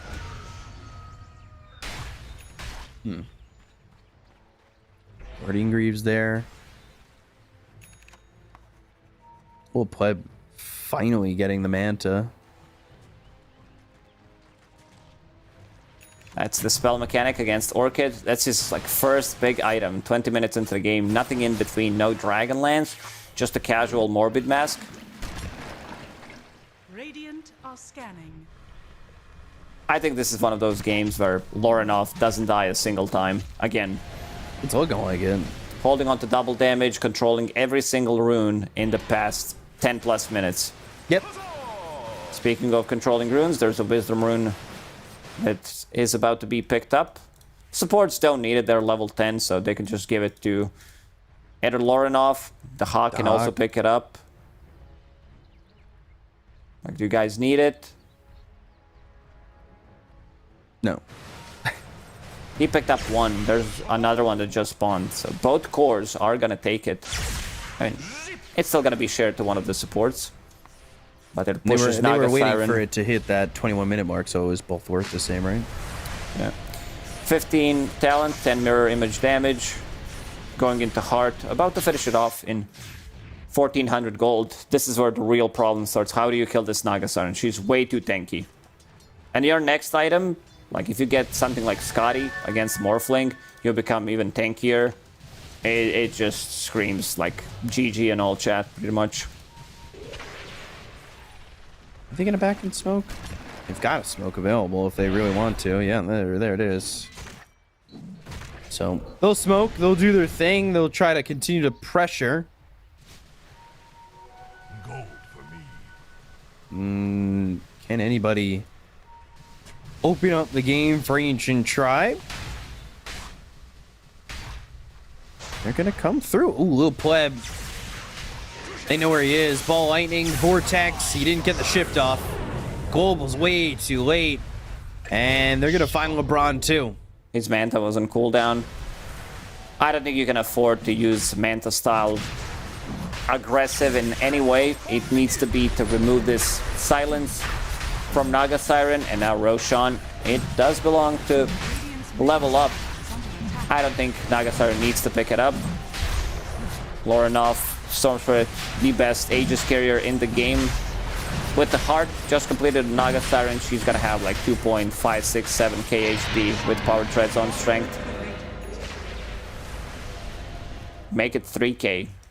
Damn. Just kidding. He brought all the components for it. Radiant's top tower So- is under attack. 11,000 net worth 3. Now they're working with an Aegis. I'm probably one of the best Aegis carriers in the game. They've also got Song if they need to reset. They can, the way Level Up are playing, they've played very aggressively, and Ancient Tribe cannot really find any time to sit back and farm. No resbit. So, let's see. Charge in. Maybe they get a kill here on a Sweden Strong. Yule Scepter gets it off. Yule's in the air. Noxious Plague. They've got the Ravage. 1, 2, 3. They don't lose anything. That's quick. They have no business left in this game. And Lorenov saying, go, go, go. Sweden Strong will replenish his mana. He's ready to jump in one more time. Scan. Now wants to go for a zip. He's underneath the scan this whole time. Oh, boy. Magnus needing to run, but even in your base, you're in trouble. Lorenov's got an Aegis. He's very confident here. RP on a 3. Maybe a little bit of too much confidence. Skewer back towards the throne. Moby getting low. Moby falling. Little pleb. He'll take out that Aegis, but that's, again, just the Aegis. And they just back away from that, and they'll continue to work on the tier 3 tower over mid. Lorenov's like, go back. Okay, everything's fine. No Ravage. Global Silence is still available, but you don't have Mag, who just used RP. Pagana will keep everybody healthy. These Venos Snakes. Illusions from Naga Siren. It's a lot of chip damage. Like Naga Siren Illusions even pushing the top lane in. He backed off.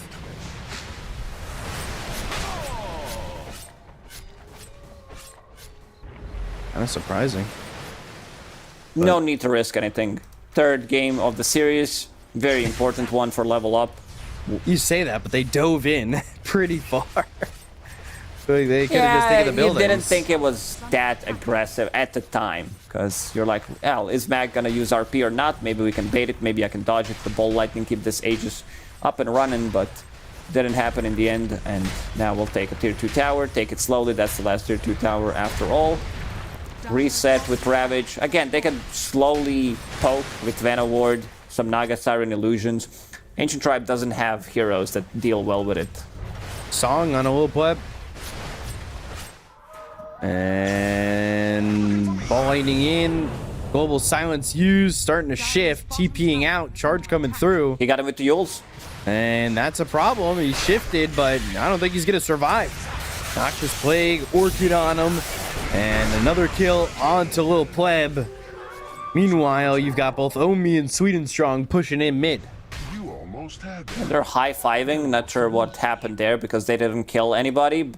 Just having fun, I guess. He still Lorenov is probably not going to die. Him and Dahak might both not die. Dustin's going to be off the mark. Pagna, give me mana. There it is. More. Should be banging a bass drum while he does it. Dire's middle tower. The Energizer Bunny.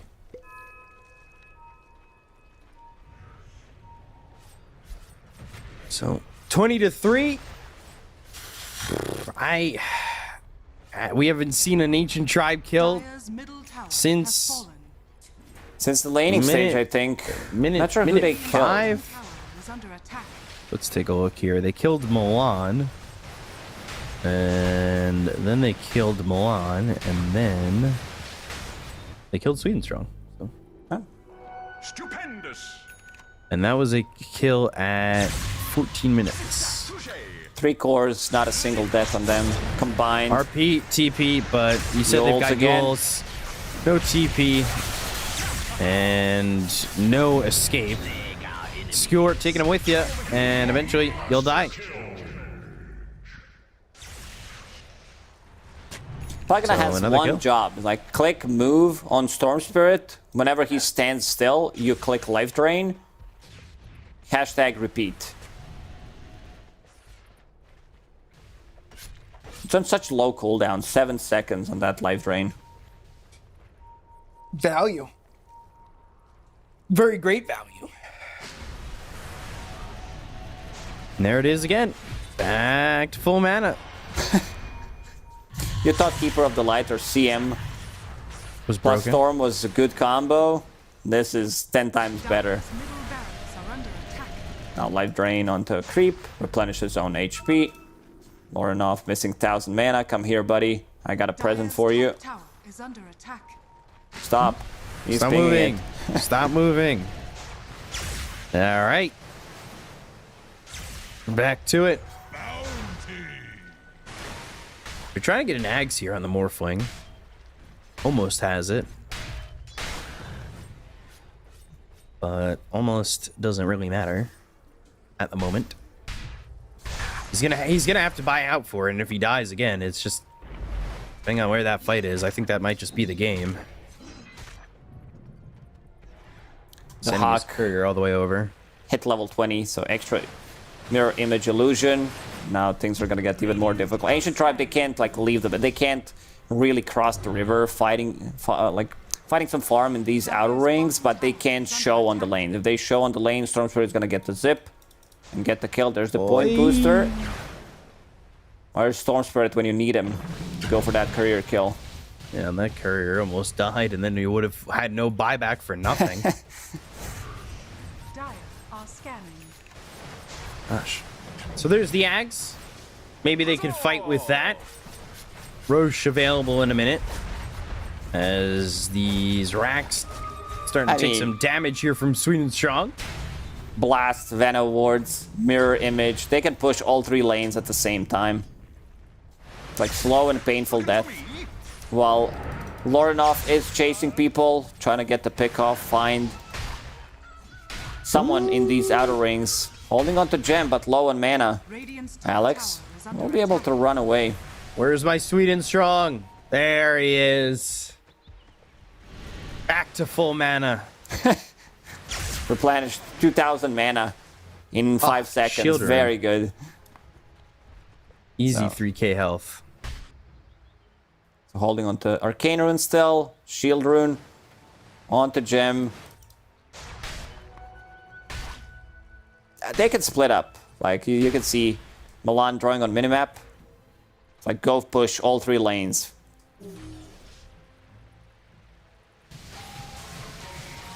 So sitting mid on me, meanwhile, he's got Pipe, Lotus, and Guardian Greaves. They're gonna take a Tormentor at least. So Silencer gets a Wow. shard.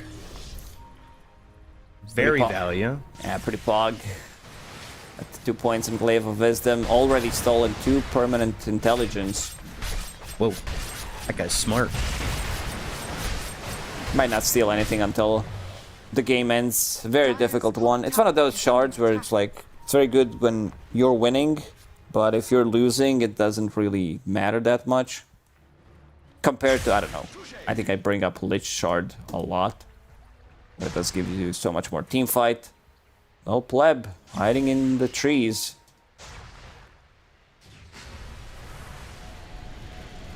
There's a random Plague Ward that just gets dropped. That would be, Uh-oh. They know. Can they get the vision? Can they get a Yules? Oh. They tried. Didn't try hard enough, but they tried. Roshan 15.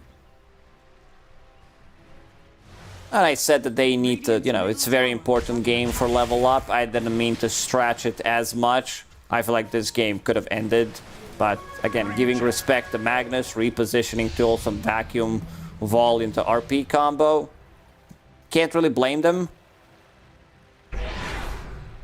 The Hawk even picked up Shard for himself to give some extra healing coming out from the song, extra duration as well.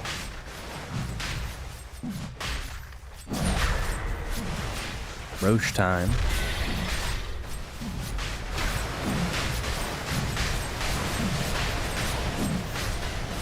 Hawk, by the way, has the Scotty you were mentioning. Oh, losing that Lincoln's Courier. Lincoln's Recipe. He immediately TPs. He doesn't even want to take Roche. He's like, who did that? Who killed my Courier? What he could have done, TP to base, buy Recipe. Dire are are scanning. and just sell recipe after buy a full Lincolns in the next minute. Radiant's courier. That's how farmed he is. Could have Alex now running, but silenced and Orchid. Well, with the venomous scale. Radiant are scanning. And we got ourselves 22-3. Ornoff, where's my Sweden Strong? Why is he on the other side of the map? Where's my battery? Come here. Come here, remote control. The battery right out of you. It's been slow and painful death for Ancient Tribe. It feels like for the last 25 minutes. There was this one team fight when they tried to go on Storm Spirit who had Shield Rune. That's it. That's the team fight. After that, we haven't really seen much. Just split pushing. Network keeps increasing. Mana keeps increasing on Storm Spirit. Back to full 2000 HP mana pool. Dire's bottom tower is under attack. And there goes the ranged tracks. Dire's middle barracks. So the smoke to make one last ditch effort here. Shiva's Vortex pulling him in. He'll be looking for a way in with the rest of his team. They still have Global to work with. You know, a lot of charges going through the top lane, so they don't even have the Spirit Breaker while they're smoking. And there's the battery. You can hear him hitting the back of the remote just to get the batteries out. I need some more. Well, they're gonna ball lightning in. They'll look for a little pleb. Couple silences used, but they've got that Lotus Orb, and they have ways of taking away this silence. He's even holding on to Cheese. Shiva's Guard, Scotty, Spirit Vessel. Meanwhile, the Hawk takes the bottom. Tier 3 towers, starts hitting on these ranged barracks. You gotta take the fight. Oh, Skewer. Shockwave Vortex going for the silencer. Looking for LeBron. They've got the charge coming in onto the Storm. Pop the But cheese. he'll eat the cheese. Vacuum wall on the 2. Own me the entire time holding this Ravage. As they take the tier 3, they'll work on the racks. They get themselves the range racks. They find little pleb. And now the Noxious Plague. Little pleb. A little plague. Waveform away and for the RP, skewer away. They get the kill on Alex. Ball lightning, looking for more. Weeder might be next, but the Ogre Seal Totem to get some distance. And that bottom set of racks will go as well. Should go straight to the top lane. This is just ridiculous. RP. RP. No wall. Vacuum is available. Shockwave, but there's the Ravage. And there's the Song. Everybody So back they to full start to HP reset. pretty much. They go to the Nether Strike. They've got the vacuum onto a bunch. Milan might die. They finally get another kill after what was 20 minutes. Can they get anything more? Warnoff, not really that healthy, but he does have an Aegis. Sweden Strong decrepifying himself, and they're not going to kill off Warnoff. Ooh, they killed Veno. They got the kill after a very long time on Ancient Tribe. Let's see, last set of barracks. Sweden They're gonna Strong. replenish mana HP on Storm. He even backpacks his items just to have more healing. And back to full mana again. Oh, Dire's top tower. Nothing didn't wrong even use here. that Aegis. This is fine. This is completely fine. Vortex, charge. Oh, pleb.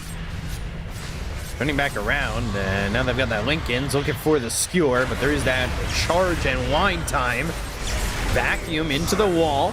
Now they go to the global silence. They're throwing everything out once again. Dahak just using that ensnare. They should be able to at least get the kill in the storm. They'll take away the Aegis. But now, again, full health, full mana, and going the other way. Backdoor. Sitting. And they need some creeps in the base.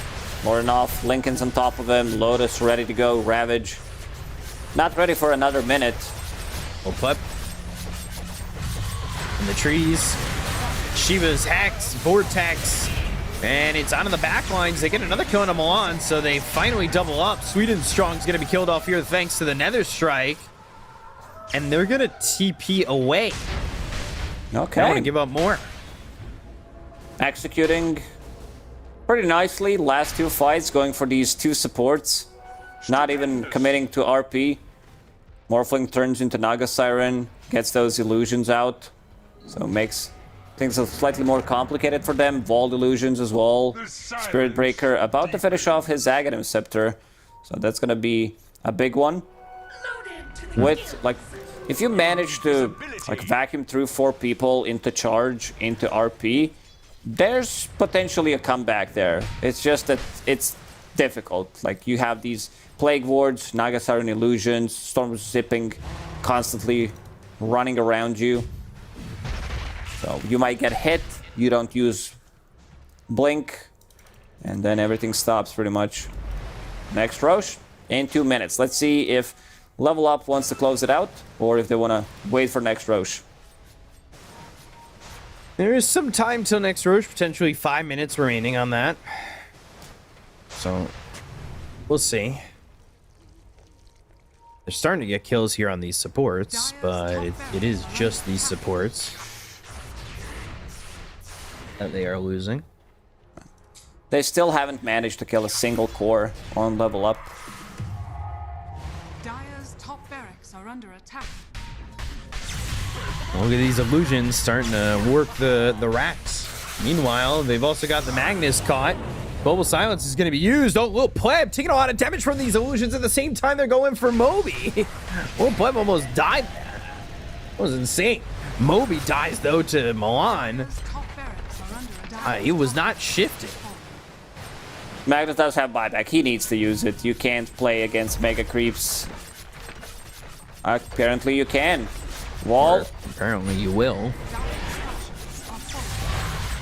Coming in, and they've got the Hex. They'll go to the Ravage, and there's the buyback, but it might be too little too late. Noxious Crimson is Plague keeping is going it to be alive. thrown out, and they're going to keep alive these racks. So now they've got the Skewer back on Omi. He already used that Ravage, but Tendrils of the Deep putting some heroes up into the air. He's trying to run away. He's got the Arcane Curse, the Kraken Shell, and he'll make it out. These racks surviving. Double damage. Spawn top. Roshan potentially in 30. They're going to keep sending those illusions. Is it going to be enough to defend? It will be. Naga doesn't have Radiant structures Butterfly, so right clicks are coming through. And Lorenov's ping and go. No Global Silence. No bait. Illusions again, but when they use all this on the illusions, they put themselves in harm's way. He hit it once. What? Next hit is Mega Creeps. Somebody give me my mana. Send something through the mid lane, something through the top lane. Let Storm Spirit zip in. Get that one click. This is defense of the barracks. Doba. Yeah, Ball Lightning in again. They use the Global Silence. They're going to look to get the kill here on a Lorenov, but he's able to Ball Lightning out. Crimson? They should be able to finally get the Blast Megas, and finishes it there off. it is. So Nether Blast will finish it off. Omi on the run. He's got those Tendrils of the Deep. Puts 2 up into the air. And now against these Megas, Roche is up in 2 seconds. I haven't seen anybody sieging this carefully. They pop Crimson Guard, Storm Spirit zips in, gets like 1 right click, and then Pugna with 2 blasts. Because illusions are not dealing damage. When there's Crimson available, Roshan will be on Radiant side. Aghanim Scepter. So give that to Storm Spirit. So they're going to go for Roche.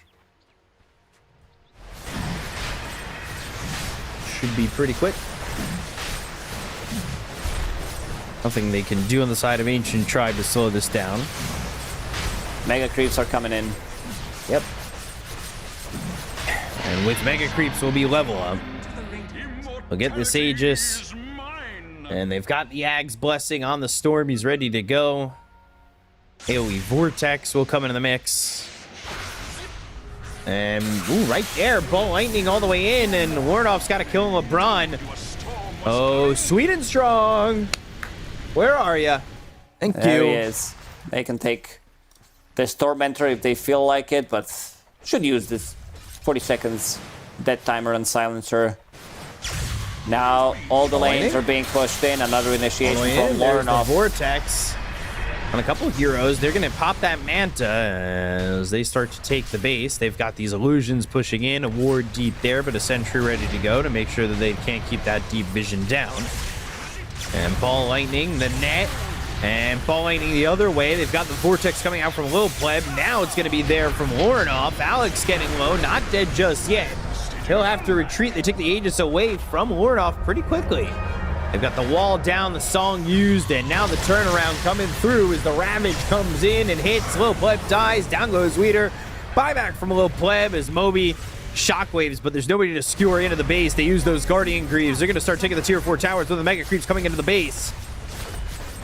Spirit Breaker looking to maybe charge from behind. They know exactly where he is with the wards down that they've got. Ball lightning back and forth. The throne's going to be exposed. Tensions of the deep. They'll get the kill on a Moby. Now they'll look at the rest as GG is called, and Level Up will take the series 2-1. Oof, long series, but in the end, Level Up gets that dub, and that's what matters for them. They're right now tied in the first place with X1 Aspa squad. It took them a lot, but they got there in the end. Pretty amazing performance from Storm Spirit. He does have like this infinite mana that Sweet and Strong did replenish, and they finished the game without managing to kill a single core. So Level Up 0-0-15 on Tide, the Hawk 10-0-10, and 13-0-13 on Lorenov. These are some insane scores at the end of the game for a 44-minute game.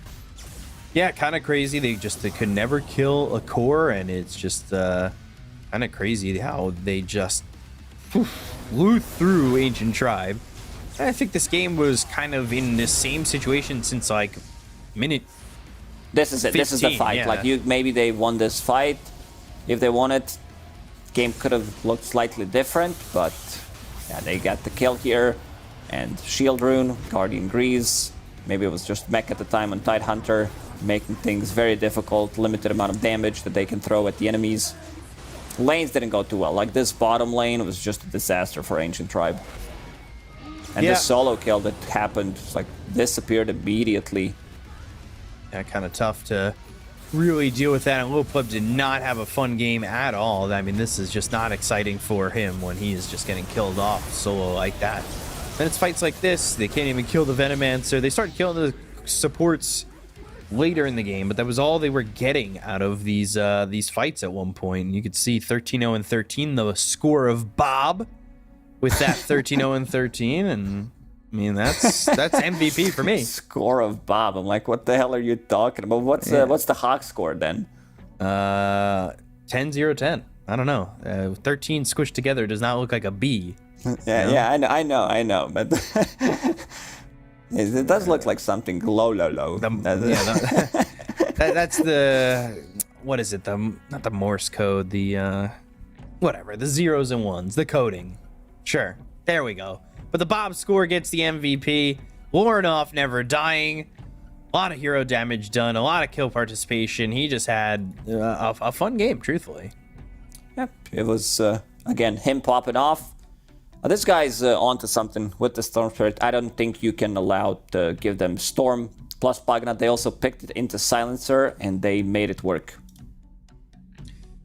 Yeah, this Storm was an early pick. I'm surprised there was just no anti-mage or anything like that. And, well, it's just, I don't know. It just never felt like the Storm was really stopped, right? No, never happened. Like, had constant mana refill from Pagna. Sweet and strong. Sweet and strong MVP. He's like, he healed, I'd say, like 100,000 mana in the previous game. Not even kidding. Yeah. When there's a storm and the lights are off, who do you call for? Sweet and strong, the battery. They'll charge all your electronics and even your Storm Spirit. I mean, that was pretty much the job, right? You could see him pinging, telling Storm, stop moving. Stop. Yeah, stop, please, stop moving. So I can refill more of your mana. Yeah, let me just refill your mana. Look at this. You know, player spotlight never hurt anybody. I think Sweet and Strong, my co-MVP. You know, there's 3 MVPs in a game. When you play a pub, Sweet and Strong would be there. Mana replenished. Yes. Yeah, he kept the distance. Also, 2 supports building into Yule Scepters did help a lot, setting up some of these kills, removing Iron Shell, Surge, so many dispellable things. And look at his item build. This is like, I'm gonna style on you type of an item build. Keep the distance, like Blink Dagger, Force Staff, so he can keep up with the Storm Spirit while he's running away or zipping. replenish his mana faster. Not even kidding. I'm not even, I tend to be very sarcastic, but this is what this is built for, pretty much. This is what peak supporting looks like right here. Blink Yules, 4-staff Tranquils, just fill up the mana. We could probably, honestly, player spotlight everybody and just be like, all right, he was an MVP, they were an MVP, this is great. I mean, this works out. Just everybody was the MVP in that game. It felt like nobody did anything wrong.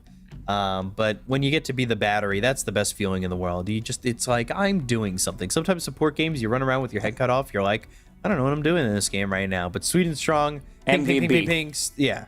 And most valuable battery. Definitely the case. As he really just was the battery. And Doc was like on autopilot, right? Like he doesn't need to do anything. He's just farming, doing his thing. And I think that was fine, right? All worked out. Yeah, it was definitely fine. That's just overall good performance from them. Yeah, so we've got an interview with Buck Top, the coach, ready to go here, and it should be a fun one. I'm always excited when we get to interview coaches. Buck Top, how are you? Long, stressful series, but if you finally got the victory, should be a little bit of stress relief coming out of that one, right? Yeah, I mean, it was stressful for all of us who were watching in Level Up, like around 15 people, and we were cheering and yelling, and this first game was pretty exhausting. A lot of turnarounds, right? Yeah, especially coming out of a long game like that, mental should have been super high, but how was it after game 2? Because it was a complete change in what I kind of thought was going to happen in game 2 after you guys made that comeback in game 1. I mean, yeah, probably when you look at it from a side, it was like we are struggling, but actually after we fucked up our lanings a bit in first game, we continue playing steady, with good movements and good reactions. And okay, it was a bit hard. We lost 2 lanes, but after we managed to win it, we knew that. Like, what are the odds between those 2 teams? And maybe we were a little bit relaxed in second game, especially with how drafts went, and how laning stage went, and then we got stomped. So it's showing that nowadays everyone can play really good Dota. And right. After this second game, we were pretty fine, because we knew that if we take our strongest heroes, that we can play a really clean game. But I mean, basically that's it. It wasn't bad. Ask some questions. Yeah. Hi, Victor. Congratulations on the victory. I see you guys are doing really well. How do you help the team, like, behind the scenes as well, like something that we don't see? I know you're about all this like sport, healthy lifestyle. Do you help them with the food as well? Like, what's going on with the team? I mean, we have some kind of rules. We are not staying late night, because we are waking up early in the morning. Every few days, depend on the schedule of scrims and the officials, we have a gym. And about food, we are not going like super pro healthy food, but we are on something that people like, especially tuna salad for the hack. And some food that is nice and also that is healthy. Like, we are making balance in everything, like not too much of gym and exercising, not too much of having fun in Barker's pub, and not too much of the healthy food, but everything in the balance. And we are continuing with our classic, shakes before the matches, like fruits and stuff. So basically that's it. No junky food, no colas. In most of the time we are drinking water, tea, and that's it. You're keeping the boys in shape. It's all about that balance. Is the team going to be boot camping throughout the whole DPC? Is that the plan? Yes, we will be here until the end of the DPC. Then we will make a little break and then come to prepare even more serious for TI quals. That sounds great. And hopefully we will bring Lorenov here. Yeah, because he plays like he's on the missing, land with the boys. Yeah, yeah, we can see on the cameras. Yeah. Of course. Your next series is guy is a beast. Yeah, he definitely is. Didn't die a single time in 3 games that he played. The 2 against Alliance and now in this one as well. Your next series is against Enigma Galaxy. Do you think that's going to be the toughest matchup for you guys? I believe that will be the hardest match for sure. Before DPC, when I created some list like who is the strongest opponent, I put Enigma Galaxy as the strongest opponent. But now when I saw how old G was playing and actually how Asian Tribe did in this second game, I think everything can happen in this division too. So as a team, we need to keep practicing good, to be focused and to stay humble, because every team can play good Dota, and especially I root for Ivy. Those guys came over qualifiers with us, and I think they're performing really nice and they're building it up. Sounds good. Well, thank you for the answers, Victor. Congratulations again on the You're victory. welcome. You guys are doing really hot right now, and I hope you keep the momentum going because, with the plays like this, I could see you guys qualifying to that Div 1. Yeah, definitely. Thank you. I hope you see that we will qualify for TI also. Yeah, From that as well. Mouth Yeah. to God ears. Yes. Thank you. Cheers. Bye-bye. And so big much. shout out to everyone who are coming, for everyone who is watching and cheering for us online, but also especially for people who are coming to Barkout Pub to watch from LAN, to cheer, to yell there, and to have a good time. Big shout out for them. Damn. LAN environment there in the Div 2. That's always pretty cool. Always excited for that, but appreciate the interview. Thanks so much. We'll let you go right now and You're welcome. get a little gym session in there, maybe a leg day for someone who didn't perform the best, but we'll let you go. Everyone did, but tomorrow is gym day. Oh no. Bye, Is bye. it leg day tomorrow? I hope not. Bye. Tomorrow they're gonna suffer. Yeah, I'm wondering, like, if that's the punishment, you have to put up a PR before you're allowed to leave the gym if you don't play well enough. I know, like, going to the gym with Lizard, he's always just like, yeah, no, do one more set.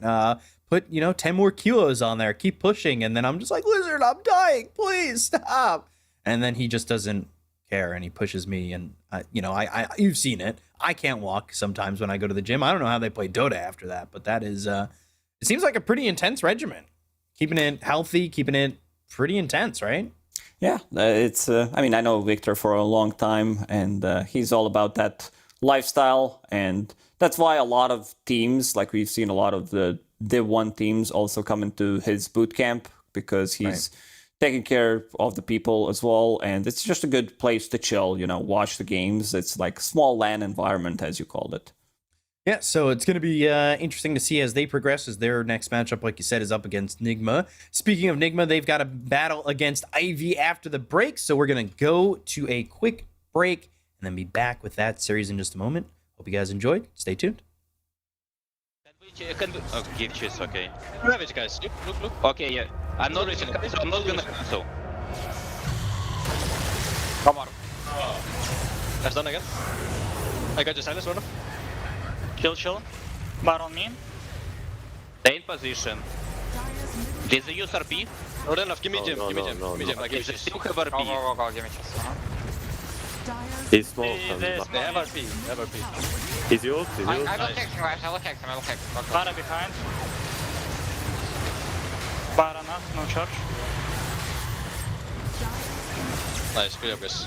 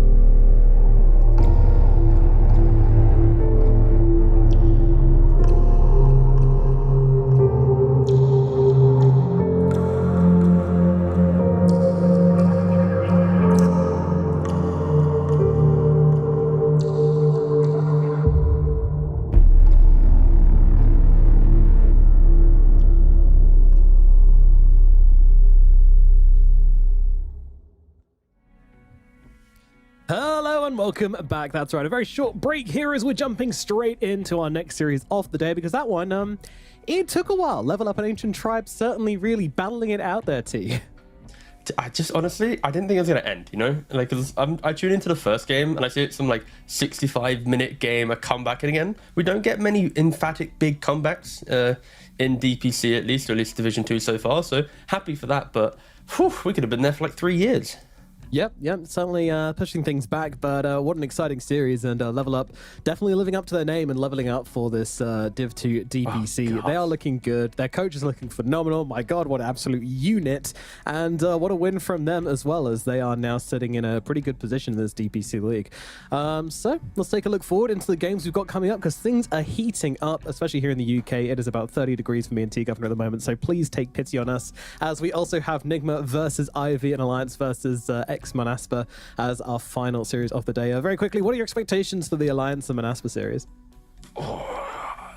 Emotions, because Alliance what are they 0-2 now, and I'm kind of favoring Manaspa. I think there's only so many times I can see on Twitter the "don't worry, we'll do it next time, Chief." You know, it's been 3 tours long, and it's kind of emotional seeing that side of things and how, like, the gruel and like the thing. But I really hope, at least for Alliance's sake, it does click, because are they going to get to Division 1? Probably not. Do you want them to be contenders for bottom 2 already? Probably not. So it's just going to be an emotional series no matter what. And Manaspa, of course, we expect them to do well. They're the Division 2 champions, quite often.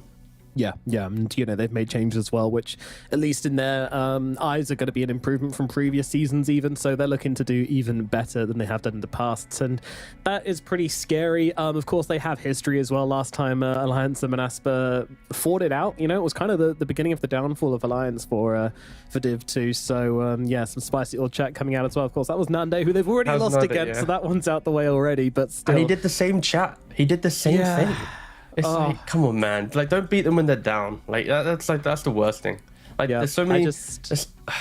I don't want Alliance to lose again, because I don't want another loader tweet. My heart can't take it, you know? No, I know. Really it's just like I understand, like, the hardships that they're facing because they're an org, but then you have to think about actually how spooky it is to be a Div 2 player, right? Because if you're not backed by an organization with, like, the salary side of things, then it's like you're battling for all of this. You come bottom 2, there's no money. You don't get anything, right?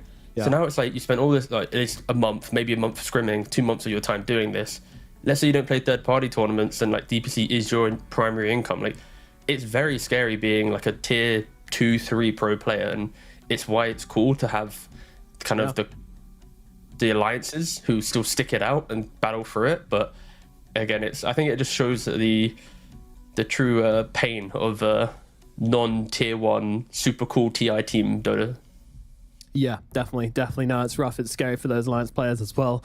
But of course, you know, highlights the importance of getting these orgs in. But talking about orgs, there is a huge org fighting up in the second series today. That is, of course, Nigma Galaxy facing off versus Ivy. And yeah, I mean, Ivy, you know, we've seen them around here in Div 2 for a very long time. They keep on fighting. They've been knocked out a few times, but they always come right back again, which is kind of like Ivy. You know, when you try to kill off Ivy, it always grows back. So I guess they're just living up to their name. But, you know, what have you been waiting to see from this team, which is going to kind of make them more consistent here?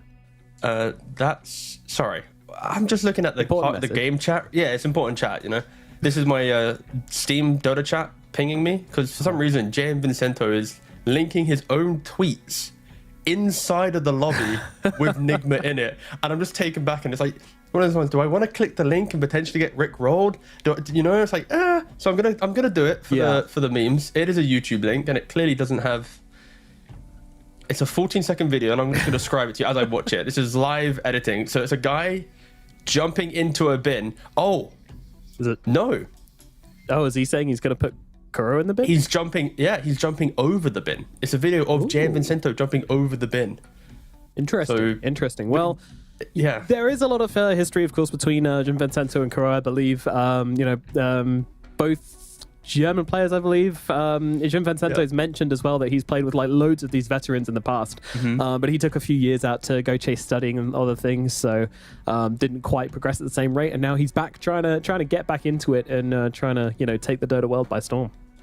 Yeah, he's also been very self-critical as a player, I think, recently. A couple of the series that they've been winning in third-party tournaments, he's been like mentioned that he doesn't feel like he's been playing that well, his team carrying and all this stuff. So Yeah. I hope he's kind of refound his form of previous tours, because this is the type of series that you need all 5 players to kind of showcase what they can bring, because if there's any kind of hole on the ship, it is going to go down, because Nigma, they find the opportunities and they press them really hard. They certainly do. All right, let's waste no time in getting into this one. The draft is already underway. We've already have a hero pick coming out, and it's going to be the Void Spirit coming out from Ivy. But otherwise, nothing super notable to mention here. Maybe the Storm banner a little spicy, but not really. I just want to kind of talk about Nigma a little bit more and how good they looked, how confident that Yuma and Mikey both looked in their series the other day. Yeah, I think it boils down to where they come from as players, and they are 2 very much kind of prominent pub players who by them or kind of independently push themselves up into the top points of the leaderboard.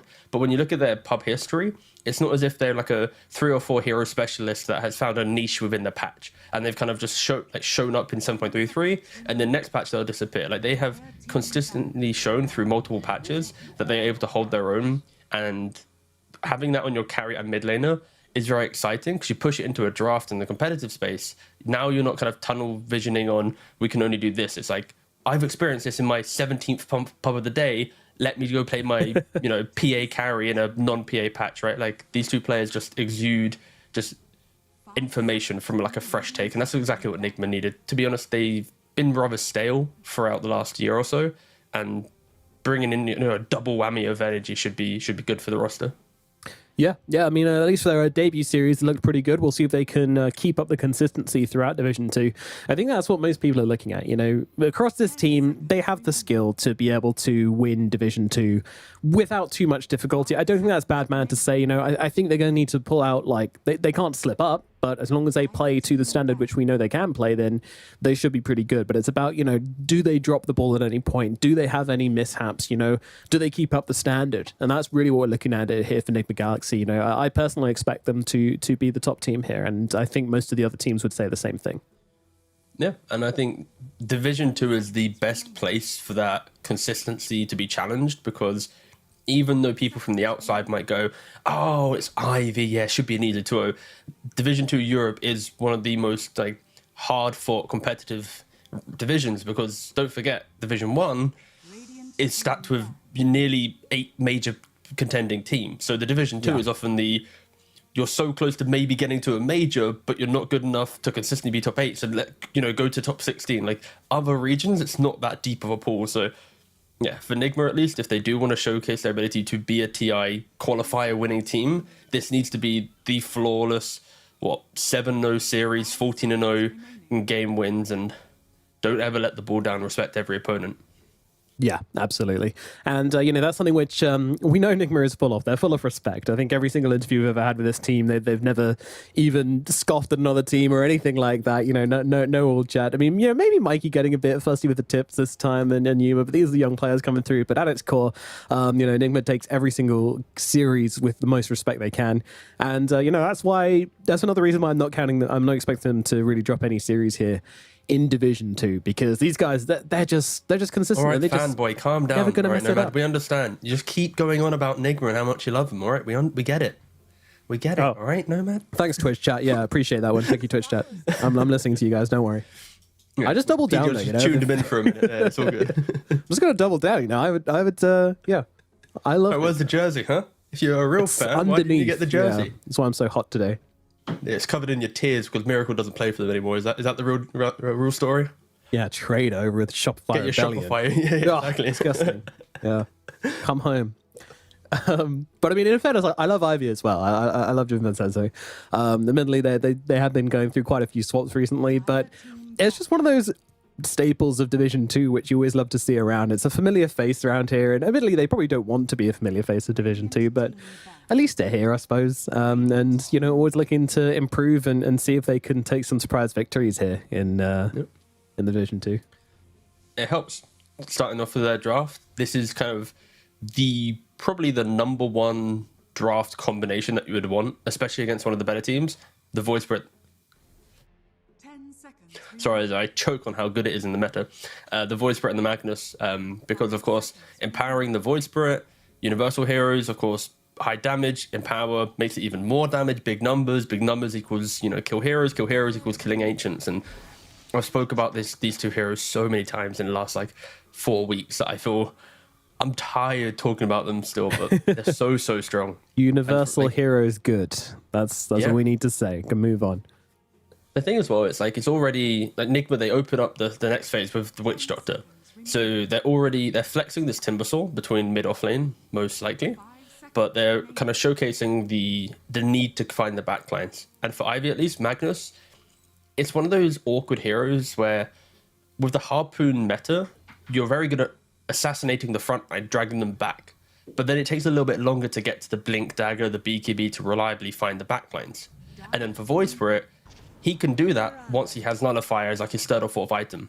So you might be going, oh, but Nigma, they're not really fixing this, but it's like they don't need to, because their ability to overwhelm in the early mid game isn't really answered by this combination until a lot of items and time have progressed.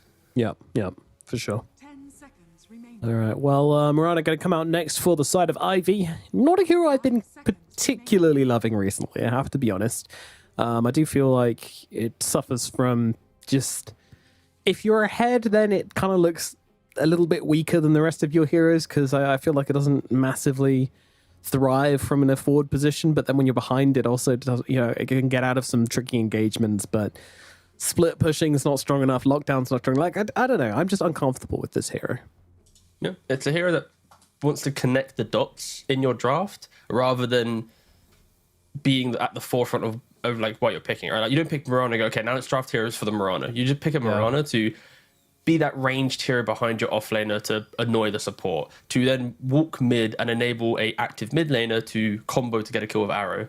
And then, like you said, as soon as the game gets difficult, you're always hoping for that Moonlight Shadow initiation to find the kill, right? So yeah, I agree, it is an uncomfortable hero. I also a little bit uncomfortable with Oracle pick, because I'm mentioning how defensive these supports are going to be on Nigma. The heal from the Witch Doctor. Don't forget, he pumped up like 18,000 heal the last time he played the Witch Doctor. Some Holy Locket, 1 point stun, 4 point heal, walking throughout the fight. Now you're pairing on top of that life drain and decrep, plus a potential Aghanims on Timbersaw. This draft will just exude tankiness within Snowball.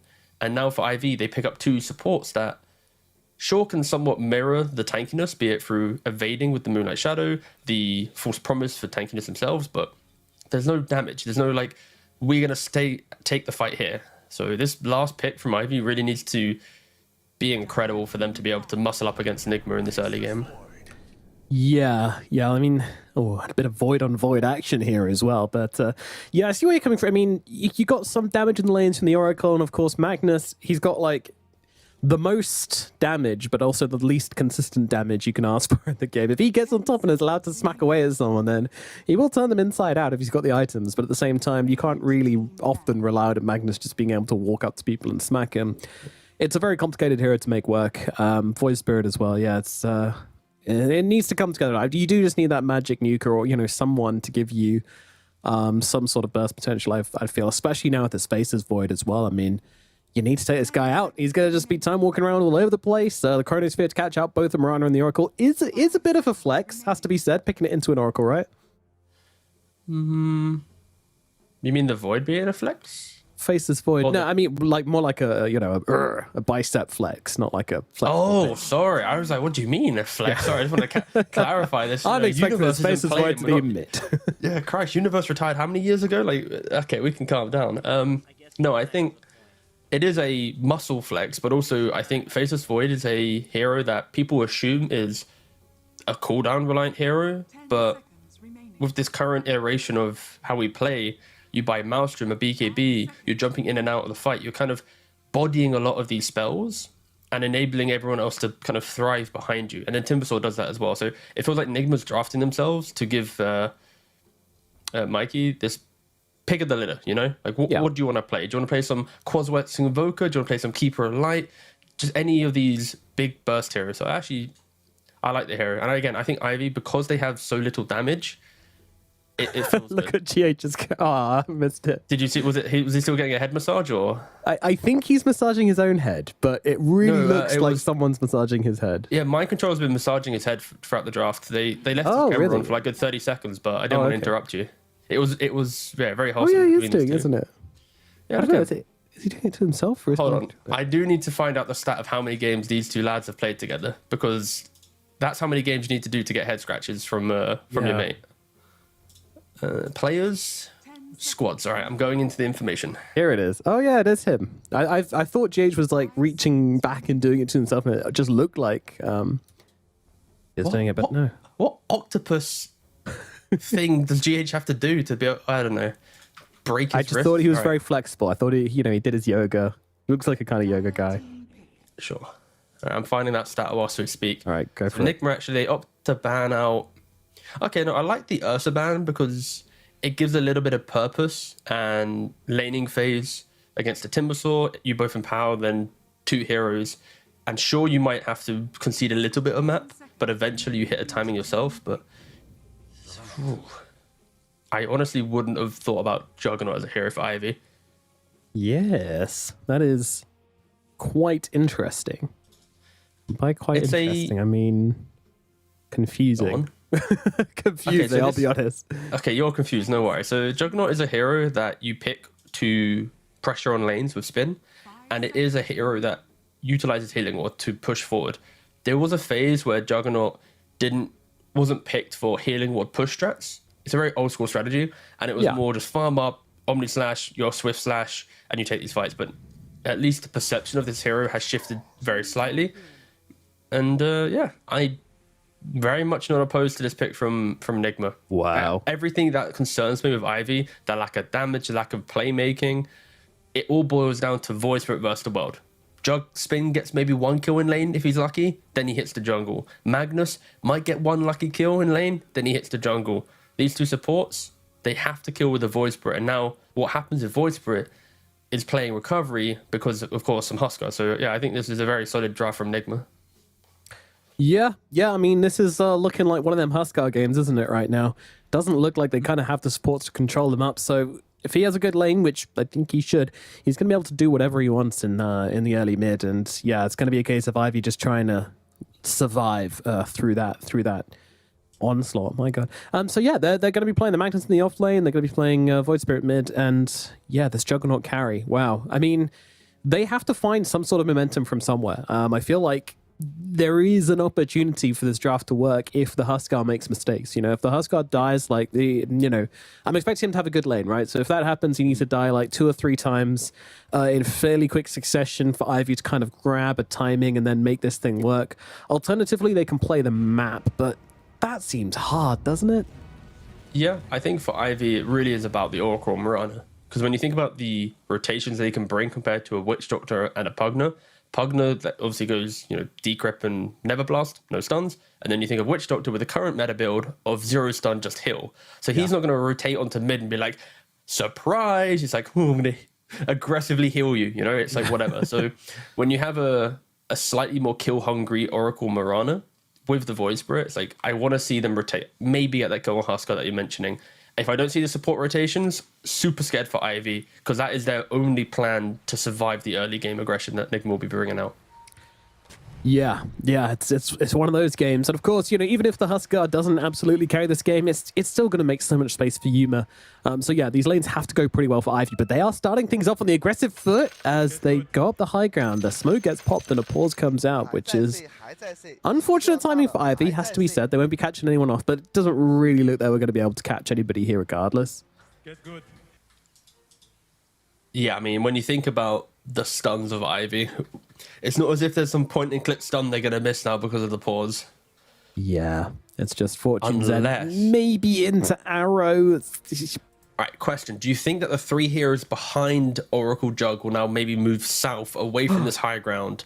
Because the smoke broke and they'll try and disguise the fact that maybe it was only 2 heroes smoked. And in the pause, they'll be able to big brain this incredible wraparound, killing off Kuroki, who actually did the pause. Yeah. No. Okay, they're just going to walk up the high ground. No, they're just going to run at them. Charge! Oh, now revealed on that Observer ward, and Ivy, you're left empty-handed, unfortunately. JM does have the sentry available, so should just be able to deward this. Otika's takes over the warden right there. Immediately gets taken away from them. Alrighty, bye. Nice deward. Yep, good call from them. And that's going to be probably no kills going here, I imagine, Kuro. And GH just go up to the other side of the map. Yep. Oh, it's mind control, actually, on the Timbersaw. Would be wild. It was just GH playing Timbersaw. Yeah, not this version. They must seem very kind of on the rails for this. You know, they got 2 new players. They don't want to get crazy just yet. And another pause. Come on, guys. What's happening? Well, you know, T, it's been a very quick day so far here for the Western European. I need reason. Come on. Normally at this point it's like reason question mark. You know, I want. Come on. Where's the? Give me some spice. Come on, yeah. Moonlight. What's happening? Talking to Moonlight, by the way, have you seen his webcam? He's staying on brand. Yeah. We can say that much.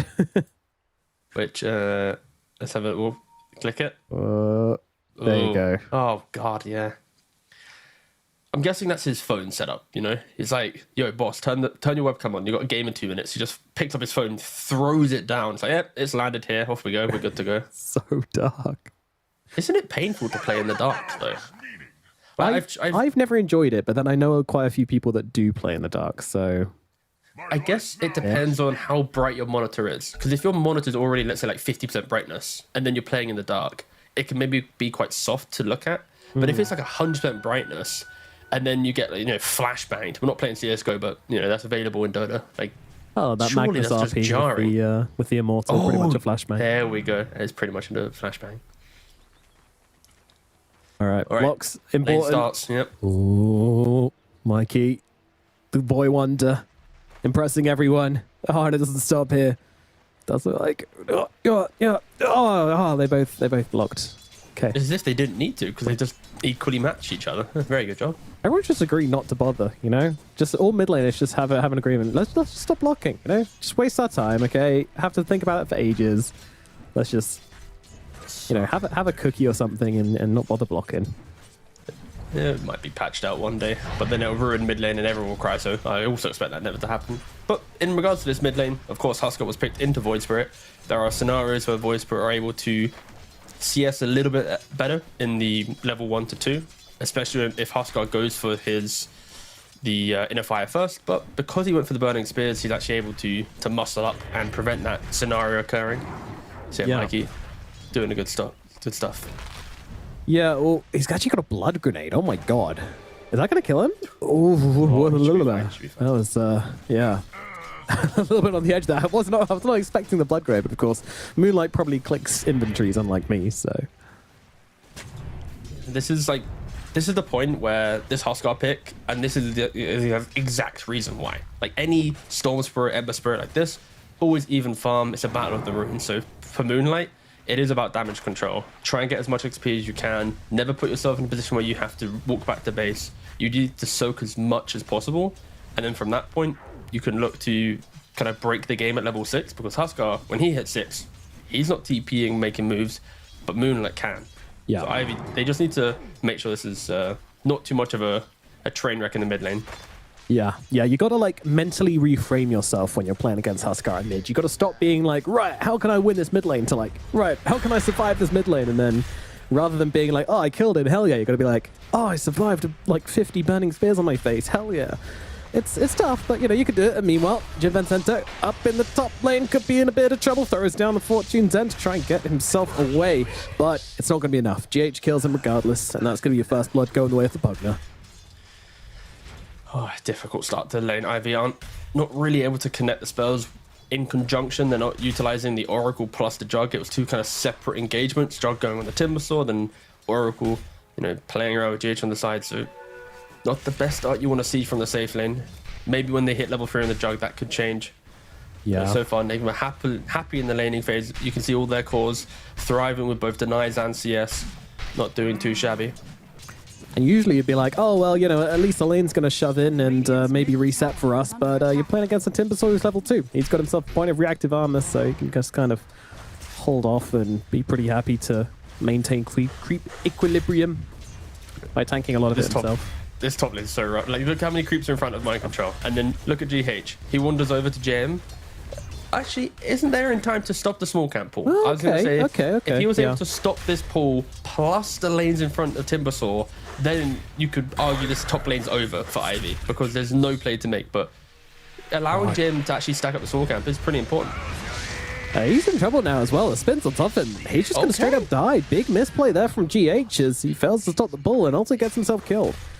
All right, nice little blunder. That's what Ivy needed. They needed it to see an opportunity to get back into it, and MC, grabbing the next wave. Okay, this is really good for Ivy, honestly. This is now a Jug that isn't getting pressured, but instead just having to sit in front of his tower and hit some creep. So, okay. I honestly didn't expect that to occur. I thought when I saw those creeps coming in, I was like, all right, perfect. This is going to be a nice little happy off lane. I've been in that position so many times where they just contest the pool, but alas, GM tries to step back up again, but he can't do anything here. Yep. The CS is so disgusting. Oh my god. Look at the cores on Nigma actually. They're soon doubling everyone on Ivy. Ruh-roh. Yeah. All right. Let's take a look to the south. Mixer's he's all right. He's having an okay time down here in the bottom lane, within a breath of Yuma at the very least. So let's focus on the positives, but we can't because up in the top lane there's some more fighting going on down here, and Hotka can't quite fight into the Timbersaw, and GH immediately killing off with that healing ward, and that's going to seal his fate. They will be able to bring him down, and actually Vincento might not be safe here either. Mind Control closing the gap. He's got himself a Whirling Diff and a Timber Chain to work with at any point here. He wants to throw it down. Jim is going to throw down the Fortune's End to try and keep himself alive, but it won't be enough, and GH gets a double. Meanwhile, bottom, Kuro, he's got to go into the trees here, but he's got that point in Voodoo Restoration. Is it going to be enough? No, it is not. Mixer sniped it out with the Shockwave. So they do get themselves another return kill here. Mixer, honestly, he needs to, at this point in the game, he has to decide how he's going to approach this Magnus game. The rest of the lanes aren't going too well for his team. Is it going to be the Vanguard Harpoon and play a more tanky style of Magnus? Is he going to go for the Blink Dagger to maybe assassinate the aggressive positioning some of these heroes might have on Nigma after such a good start? But for me, I'm already thinking you need to align your items perfectly in this game for Ivy. One wrong item, delaying your team by 4 or 5+ minutes, it could be the undoing. That's going to be something to keep an eye on. Also, in the middle lane, at the very least, Moonlight was able to get a bottle refill, so that's going to make him feel a little bit better in this middle lane. The Oracle is also going to help him be able to secure the power rune as well. And finally, for the list of things which have gone pretty decently for this Void Spirit, he managed to place the Observer Ward just out of the Ring of Death of the Sentry Ward. So when you slap it down in the middle lane, there are a few spots you can bring it to as Yuma takes some hits, but we'll be okay down here. But he does keep his Observer Ward alive with a nice placement, so Mikey unable to snipe it out with that sentry. Not bad. Yeah. As soon as Moonlight hits 6, I feel like he should be calling his team to that mid lane. Mikey, yet to get the armlet. He's what? How far away is he? 300 gold. So there's going to be a very, very small window. No armlet on Mikey. Level 6 on Void Spirit. I know I'm asking for a lot, but it could be an opportunity. Already I see the Oracle rotating into the mid lane. Taker does the 1v2 duel. This is a interesting play here from Otka. He's going to get the Wisdom Rune, but he doesn't even get the Wisdom Rune, and he's going to die for it. That is not ideal.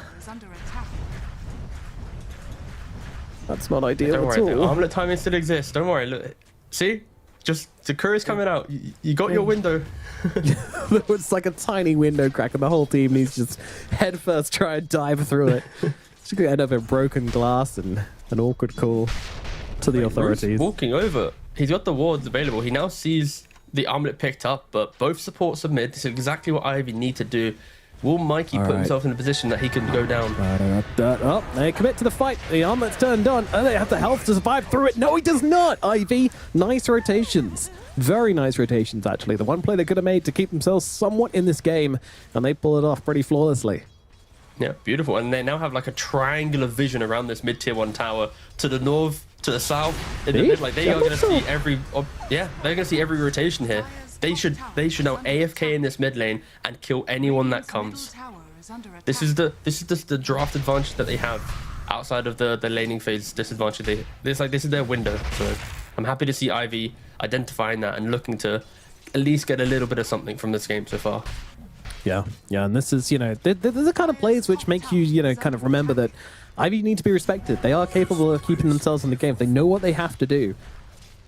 And the moment you kind of underestimate them, assume that you're just going to kind of get the free stomp, then they're going to catch you off guard. So really nice to see from this team. Let's see what else they can do. Doesn't change the fact that the Juggernaut did awkwardly die going for that Wisdom Rune, which he also didn't get, so... But, Just keeping an eye on Crocus. How many of these wards is he going to de-ward from mid? Like, with so much focus here, sometimes these pos 5s, they buy like 5 sentries and they just go, poof. All right, jungle safe. Scorched he bought 1, de-warded 1, so 2 are still available. And Moonlight, we just saw it prior. He had the haste rune, he looked top. A little bit optimistic because he was trying to haste rune into a Vanguard Timbersaw. Kind of felt like a wasted rotation. But now, resets, gets the resources. Runs into GH once again. Too far away to find Mikey. So nice smoke block there from GH. Yeah, so this will be a bit of a lull in the game here as Enigma try to get their items up, find their timings. Anything to do with the Chronosphere this game? Are we expecting to see them, Yuma, getting active with this? I think he, in the best... 1 second, Mikey... Oh. The wards, they just don't stop coming out from the side of Ivy, and Justin Kuro thinks he's got them all. They catch Mikey out again. This is big. 2 deaths now on the Huskar. And then Aaron to GH. Oh, God, it's tickled him. Absolutely tickled him. Tell you what, if he was any other hero, he'd be caught there, but luckily Pugner just has lightning legs for some reason. Oh, yeah, 395. Yeah, nice little zoomies this hero has. But going back to the Void question, it's like, this hero, in the best game, he doesn't have to think about Chronosphere because his team's already breaking down the map for him. So then he can just use this Chrono for, okay, let's stop the Oracle or some Void Spirit rotation or whatever. So I'm happy to see that Yuma hasn't like fallen victim to, I have Chrono, I need to TP and make that play. It was a very historic style of playing Void. I remember like Chinese Dota, TI8, and this time it's like, as soon as you hit Void on 6, you TP mid, you Chrono, and you take tower. Like, it was religiously kind of ingrained in that play, but so far, for Yuma, it's sit back, don't go Midas, buy Maelstrom, farm up, and if some easy TP arises, go for it, but don't ruin your own game. Yeah, makes sense. You want to be the rock of this team as well, you don't want to be kind of out in the ocean with them, you want to be on the shoreline. Just ready to engage when necessary. And of course, the other big spell we're looking at here, of course, is on the other side, which is a reverse polarity. Not quite that big kind of... it's a tricky one to get off, especially these days when we're not really seeing many Blink Daggers coming out of Magnus, so... Mixer will also probably be quite greedy here, but when the opportunity arises, it's something that you have to be thinking about, and that's kind of a safeguard which both of these teams have, something which is going to keep the other in check, and that you can't really go for some crazy dive under a tier 1 or tier 2. There is always that whip available to punish you if you do. And things, honestly, pretty even at the moment. Actually, wow. GH just says, yeah, I know I've got a ward up here. I don't really care if you know that I've got a ward up here. Get away from my tower. Mix up, dead. Down in the bottom lane. And that will indeed be the Chronosphere coming out from the Faceless Void. Is Mikey just going to go Roshan? Looking like it. He is. No. Oh, he's teasing us. Like, we walked in for a second. Stop teasing us. Mikey. Make up your mind. There we go. Oh, there we go. He's just going to farm. It was like we're talking about this like Yuma and his static nature in this game. And then his mid lane just the Huskar walks into a gank, gets the kill, and then walks back away. So there is no way that Ivy can manage their resources to deal with the Timbersaw aggression with the Void farm. Correct. Look at the heals. Look at the heals. They can't damage through him. GH is just life draining him up. Meanwhile, he's got 3 points in Voodoo Restoration. Not the target. You can actually go in here. Moonlight now in some trouble. The save comes in from Vincenzo here as he's going to let him get the TP back to Fountain. Minecraft is trying to dump the damage on him. Will he survive in Fountain? Yes, he will. A full heal, in fact. So he's going to get himself away. Enigma, though, they make a big statement with that one, as it was actually Ivy that engaged upon them, and then Ivy are the ones who end up kind of backing themselves out and giving out the tower. Just the partnership of these two heroes. If you don't have the stuns to stop the Pugner healing, then it is Pugner healing, Witch Doctor healing himself, plus, oh god, it is it is way too much. Throw an IO in the mix and it might just be, it could just break a team. And MC just comes in, steals the ancient stack. Yeah, I mean, it's not quite dead yet. Those big creeps are still alive, and he's just going to go down. The Omni Slash's on top of him, and he will fall. GH, meanwhile, got to follow him to the grave, and all of a sudden, Vodka gets himself a double. Meanwhile, RP comes out onto Kuro. Mixer just wants the easy quote-unquote kill here, and it will eventually be that, but still takes quite a lot of resources to bring down that pesky Witch Doctor. I mean, this is perfect though from Ivy. This is the contestant we needed. If they allowed MC to walk in, take the stacks, disengage, it'd have been way too much. And I think Moonlight was like the hidden MVP in that engagement. He identified the Pugner whilst they were going onto the Timbersaw. He prevents GH from using any of his defensive spells to keep MC alive, and then Kuroki, no way he could get into that fight. So it was just a 1-by-1 kind of runaway awkward retreat, and Ivy, of course, with the heroes they have, can do that chase down. So yeah, great protection of their jungle. And yeah, I'm loving this from Ivy so far. They have responded so well to this Huskar pick. It's actually ridiculous. Yeah, they forced Mikey to think about his farm rather than where his next aggressive play can be. Because normally with a Huskar, you don't mind being a little bit cheeky, trying to push the boundaries. Maybe I can farm their jungle. Maybe I can push that extra creep wave. And you can see from the map split that MC is throwing himself into Ivy's territory. So then Huskar and Void can just greed up the entire Radiant side by themselves. So I expect Nigma to kind of lose some more heroes in the upcoming 5-10 minutes.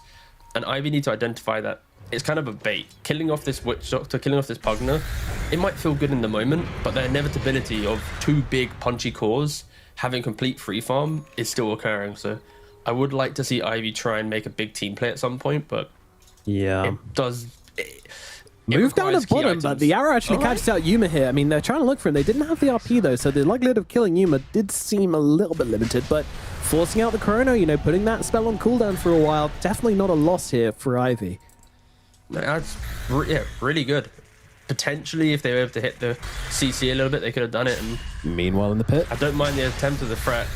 Yes, there's a fight and a Roshan going down at the moment. There is an Omni-Slash coming through onto Mind Control once again. He's healed up by GH, and that's actually going to keep him alive. Moonlight's the one who goes down instead. Otto looking for the plays here, but he won't be able to get on top of GH, especially with the Decrepify coming out. So both back out from one another. Meanwhile, in the pit, Mikey's taken down Roshan and claimed that Aegis for himself. The fight continues, though, as Jim Vincenzo is forced to use that ultimate upon himself, as Rue doesn't quite drop there to that Maledict. Mind Control just actually getting caught out there. The RP is available, going to land it onto the turret. Monster's coming in, trying to deal the damage, and well, they'll Decrepify out the Magnus, but it doesn't stop Otto from just going crazy here. But Mind Control does catch the kill onto Rue, who steps a little too close for comfort. Yuma's here as well. He's got that time dilation to slow him down, and Mind Control picking up yet another. You need to respect the Timbersaw as he's going in for more here, and Otto, he does not have any friends left. Well, the one guy here is not going to be able to do anything about it as the Juggernaut falls as well on the backlines. Moonlight's able to jump in and grab himself a cheeky little pickup here onto GH. Mind Control, he's still looking. He still wants to kill off this Oracle. Meanwhile, Yuma is just kind of trading with Moonlight right here. Mind Control jumps in through once again, but Yuma's on top of him. If he finds the bashes, he'll likely get the kill. Mind Control gets another, and it's a Rampage going the way of the Timbersaw. Are you kidding? And goodbye, he TP's out. Oh, the smiles on his face. It just, remember when MC stood in at the major and just the pure joy it was? I'm just so, like, when he's happy, I'm happy. I'm pretty sure everyone's happy with his smile. It's so infectious, and his play as well. Just in the face of Ivy, just respecting his opponent to be able to bait them into engagements, but then to be able to turn it around. And of course, because of the support, because of the healing from the Doctor and the Pugner, it is giving MC this kind of platform to showcase his skills on this hero. Octarine Sand, Janet Cloak, incredibly tanky. Aegis on the Huskar, 9k gold on the Void. It's gonna be, yeah, I don't know what Ivy can do right now. It's skip the waves, dodge. Don't even try and fight them at this point.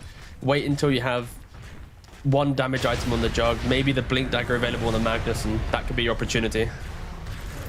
Man, I mean, 3 minutes ago, Robson, they were 76% win rate going the way of Ivy. Yo, they arrowed him.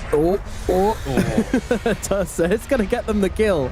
That is an Aegis gone, but a tower falls as well, and Rue might rue the day he messed with Yuma, as Yuma's just gonna stay on top of him and be able to claim that kill. All right. The line has been drawn by Mikey. He's like, do not hit this tier 3. Nope. Okay, well, in goes Mind Control. He's in deep. The RP get cancelled. They drop the Chrono under the tier 4s. Nigma, this is not a little bit too deep, but Moonlight is dead. And oh no, the RP whiffs. Oh, it's gone to their heads. Ivy, it's starting to crumble. I think it might be Odka trying to get himself away, and we'll actually be able to do that. Yuma taking a lot of damage from the towers here, but the support duo is here to just heal him up like a reverse Capri Sun. GH just spits all over him. So he has the harpoon. Can he get Yuma? Unfortunately not. Again, they're always looking for that silver lining. They're looking for that little something, and this could be it. Yeah, Mixer, yeah, they're going to be able to land the arrow once again onto Mikey. If they can find yet another kill onto Mikey here, then again, it would be a pretty big win. The spin will be forced out, but it looks like the Magnet's just going to die out to the Burning Spears plus the Maledict. Mikey just trying to fight up into this one. Zento's getting very low. Mind Control's back. The cleanup crew is here once again, but what can he do? That healing ward bouncing around, doing the work to keep them alive. Mixer, the harpoon onto the Ancient Creep to get himself away. That was cute, but is it cute enough? Mind Control's still on the hunt here, and this Timbersaw does not want to be stopped. Rue bouncing across. That was the final leap. Now on cooldown for 44 seconds, but it does look like this time Ivy are going to be able to make them escape. Yeah, you could argue a little bit of miscommunication, with Nigma there. The fact that they were going for the mid siege, someone was saying maybe go to bottom, and then you have this like awkward fight where like Yuma TP's out. So again, Ivy, they are able to capitalize on the small windows that Nigma show kind of maybe a relaxed nature in the game, but still it's reset, go again. Every time I look, I'm just seeing some big items getting picked up. Like Sanj Kaya, Yuma's just got some casual Mjolnir, no real pressure on him, Yasha as well. Like normally at this point in games, you see like Mask of Madness, maybe like small, like a Maelstrom, maybe there's some Midas into something else. Like the fact that I'm seeing the Mjolnir plus a Yasha, anyone he chronos should be dying. The tanking Magnus, not so tanky anymore because of the Mjolnir procs. Oracle, I mean, he's gonna disappear in like 3 hits. So, but Ivy, they are showing their ability to hold back the big spells to then load for the fight. Sure, Magnus did whiff the RP at the high ground tier 3, but you can give him that due to the chaotic nature of that fight there. 4, 3. What's this? Oh, the next chrono. 1. He's not going to jump in and use it, right, Threatening, though. As instantly as it comes off cooldown, he's like, yeah, I'm going to go again. See you, boys. Yeah, I was ready for it. He was jumping on the mag, but Mag didn't want to fight back. And they'll take themselves that Tormentor as well and just grab a shard for, oh goody, Mirana. A little leap farts. One of the difficulties that Ivy is now facing is they don't have like that hero to push out the wave, right? Like Voice Spirit can kind of do it, Mag can do it if he's kind of within the creep wave, but you don't want to put your Jug in some spin position where he's just feeding. So I would argue that maybe in hindsight against this type of lineup from Nigma, Ivy would have loved to have one component of this creep wave's dead. We now have another 30-second window of breathing. And don't forget, like, Attacker here, now that he finally gets out on the map, if at any point he's under a ward, one chrono into a rotation, he can die as well. So the comeback potential in Ivy's lineup, it really is just about finding your way through the enemy's vision, hoping they don't try and seek you and give you some time. And yeah, Jug, he's been farming well. Like, he's been able to hold top 3. Like, the win probability, it isn't some 90% win probability, game's completely over, but you just have to respect the void that I mentioned, and Yuma is on the hunt right now. Oh, he's just going to Omni him. He's just going to go straight for it here. And Yuma doesn't have a counterplay. Time walked in, tried to find the chrono, realized he was going to get Omni Slash. Was like, guess I die. Even you should have Guess I die. That was wild. This is when you know the game's rough because the pos 5, he places wards and he tips when enemy feature. That's like your 2 things to contribute to this type of game. Yeah, Yuma getting a bit.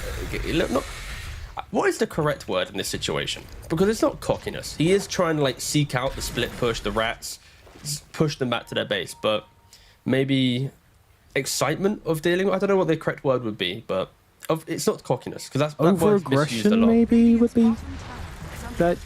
I don't know. Yeah, it's just like complete lack of caution, just time walking in there was a crazy move. Because that's the play where, like, if he hits the chrono, it's like, oh my god, he found the Juggernaut by himself, split pushing, kills him. Let's go run down the lane again, right? And Yeah. so I respect doing it, but again, I'll find the word. I'm sure chat's probably said like 17 different words by now, and we're like, You go get a dictionary. I'll carry this guy. It's all good. Okay, off you go, boss. Come out with like, oh yes, it's disestablishmentary. Oh yeah, thanks, bro. That's well. Yeah. All right. Well, Dude, that'd be iconic, right? If Yuma died bottom and then in spite just solo credited Mirana. Yeah. Like they're the 2 players he contributed in the mid game, just feeding and chronoing Mirana. Yeah. And I'm kind of curious, like, if we do kind of plateau like this for a while, where, you know, Nigma kind of have the core of the map, but Ivy is still able to kind of poke out around the sides and get a few kills here and there, you know, how do you see this game going? I think Ivy, if they can get this game to like 40 minutes plus, it will stabilize for them, because Nigma doesn't have a traditional clean way of taking the high ground. Sure, there's a Pugner, but it's not the most effective form. You don't want to keep your team AFK there whilst he's solo doing it. So Magnus should be able to thrive, but I take it on the retreat once again. Does have the Manta if he wants to try and bait out some spells. Oh, Yuma's so hungry for it. Give me revenge. I want revenge. Oh, he wants to kill without the chrono. He wants to really send the message this time, but... Oh, well, there isn't a crap. I mean, he's wasted Omni Slash, and now he's going to die for it regardless at the very least. And actually, Moonlight just kind of jumps in as well. Said, yes, that swimming pool looks lovely, but it was full of leeches. Yeah, the unfortunate nature of Juggernaut in this game, right? You're going to get chronoed. There's going to be decreps. For Jug to feel happy in this game, he needs like Nullifier plus Skadi, most likely, to then be able to be tanky enough in the chrono to then turn around and remove the decrep to then take the fight. But I'm talking about so many items for him. He's now second in net worth, even though he just died. Like, the game's awkward, but you're mentioning Ivy's comeback potential. It really does boil down to the high ground siege. How effective can Magnus be? And Numa, he was a little bit greedy here. You can see he did have chrono available the entire time. Maybe he was just trying to get Kuroki killed for the fun of it, but luckily GH there to help his long-term captain out of the way. And yeah, Moonlight just walks in, gets stunned up, and just disappears as well. So that's a 2-for-1 trade. But yeah, Ivy, I can see, like, I'm skeptical, but I can see the moment. Oh my god, the harpoon, the skewer back, the voids under the tower, the ominous, you know, like, I can see all these things occurring. And then suddenly, once they all have 3 or 4 items on Ivy's cores. By the way, T, there is a Roshan going on right now. I'm not sure if you realize that. I'm not sure if Nigma realized either, but I'll be honest, I didn't. Yeah. Sneaky. Cool. Quick respawn as well. Ivy's doing it. It's a good thing, right? Chrono used, make the play. So yeah, good stuff from Ivy. Yeah. All right. And so yeah, I mean, you talked about Ot's going to need to like kind of be out on a map and getting stuff done, and well, now he's got an Aegis to do that. So it's definitely going to be one of those Aegises where he's just kind of using it to farm aggressively and be annoying. Of course, there's always that caveat where if they're able to kill him before Aegis without using chrono, then they'll just be able to chrono him on a second life. But you know, still a great tool for him to have. Yeah. And looking at Mikey now, he's gone for quite an unconventional build on this Huskar. Normally you see the Agnums from the mid lane to provide a little bit more control, but here he's gone for a Blink Dagger, some Mage Slayer. Like, he's trying to be tanky, maybe not allow Mixer to have that simple sit back and hit the RPs. He's going to try and jump on top of him, use that Inner Fire AoE to maybe clip him with a bit of damage to prevent the Blink. So a very mobile looking Huskar. Yeah, he's become kind of a bit more of a, I don't know if utility is the right word. Not even utility, just kind of, yeah, a slightly different take on the game. And Mike Control's even bought himself the Aghanim Scepter and Octarine Core as well, so he just wants to be a tanky boy in the front lines. Is this a normal build on Timbersaw, or is this the I Got a Rampage build on Timbersaw? Nah, this is pretty much a normal build on Timbersaw. These off lanes with the ability to buy Vanguard, disassemble into Octarine, make a really good excuse on, don't worry guys, I'll go to Octarine first, then I'll buy my items after. So yeah, he did go for Octarine. He went for Sanj and Kaya. Super tanky, super annoying. Yeah, very good build from him. Yep. I think the only change-ups that you see is sometimes Amar goes for like the Hex potentially. Doesn't always go for the Ag, so he has a little bit more variation, but in this type of game, Nigma can just kind of walk into their opponent and try and soak up as much as possible. For Ivy, if they miss that RP, if they miss that Omni Slash, they can, you know, kiss that fight goodbye. They need to be so disciplined with how they use their spells, and you know, credit where credit's due. They've done pretty well with that. And yeah, I mentioned Taker needed a Nullifier and a Skadi. He just completed the Nullifier. Skadi's in his quick buy. They have a window to go. They have the Aegis. They might not have the Vision, but they're gonna give it a go. Yeah, they're going in. This was a great little move here from Ryu, actually, who set all of this up. We'll get to that later as the RP comes down onto 2, and this is just freebies here for the side of Ivy. They TP out on their Huskar, and all of a sudden just leave themselves completely open to the backstab from Ivy. But yeah, that all came from Ryu, sneaking around the back and being able to get off the Observer and Sentry on the high ground, somehow surviving through that. And then they were just able to catch the Huskar TPing away, and then bish, bash, bosh. 3 heroes dead. I mean, Nigma, they dewarded the ward quite quickly, but again, it's, I think, the disjointed nature right now on Nigma. You've got Huskar, who's like rapidly playing on the map. He has TP, he's got the weight, he's making moves, he's blinking around. He's very macro focused right now. And same thing with Yuma. He's always about thinking, okay, how am I efficient? Let me hit these side lane creeps, let me go to the jungle, let me farm up. And I'm yet to see the glue where Huskar Voids sync up with the aggressive nature of the other 3 players to capitalize on their early game lead. And because of that, Ivy have been given this window to empower the Jug and farm, to empower the Void Spirit, and farm. You know, Ivy, they haven't really been shut down too much after this Timbersaw plus supports did an absolute shift, and maybe this is the start of it. They hit a Chrono. Yep. They certainly do, but in it, so. Yeah, Vincento's here to save the day. He manages to heal up Moonlight, and well, Mixer, he's just standing his ground against Yuma at the moment, but in comes Mikey with that ultimate to get on top of the Magnus. They're going to be able to take him down here, but how much damage can he do? Well, not enough to get a kill as the Oracle goes down as well. Moonlight, he is on the run. Arrow does connect onto Yuma. Moonlight, though, not tempted to try and go for that kill, especially with the sports behind him. Nice little dodge there on that ultimate from the Huskar. Life breaking nothing today as Moonlight goes to the trees, TP's away, and nobody's there in time to cancel it, so they do make it out. Meanwhile, Juggernaut still just kind of playing out on the map with his Aegis. Not really too worried about getting involved in this fight. I mean, for Nigma, they finally got all 5 members into the same fight, right? Like, you start with the Chrono, but the rest of the numbers appear, and for Ivy, they just weren't in position. They didn't have Omni Slash available, they didn't have RP available, so I can see why Ivy was maybe a little bit reserved to be in that engagement.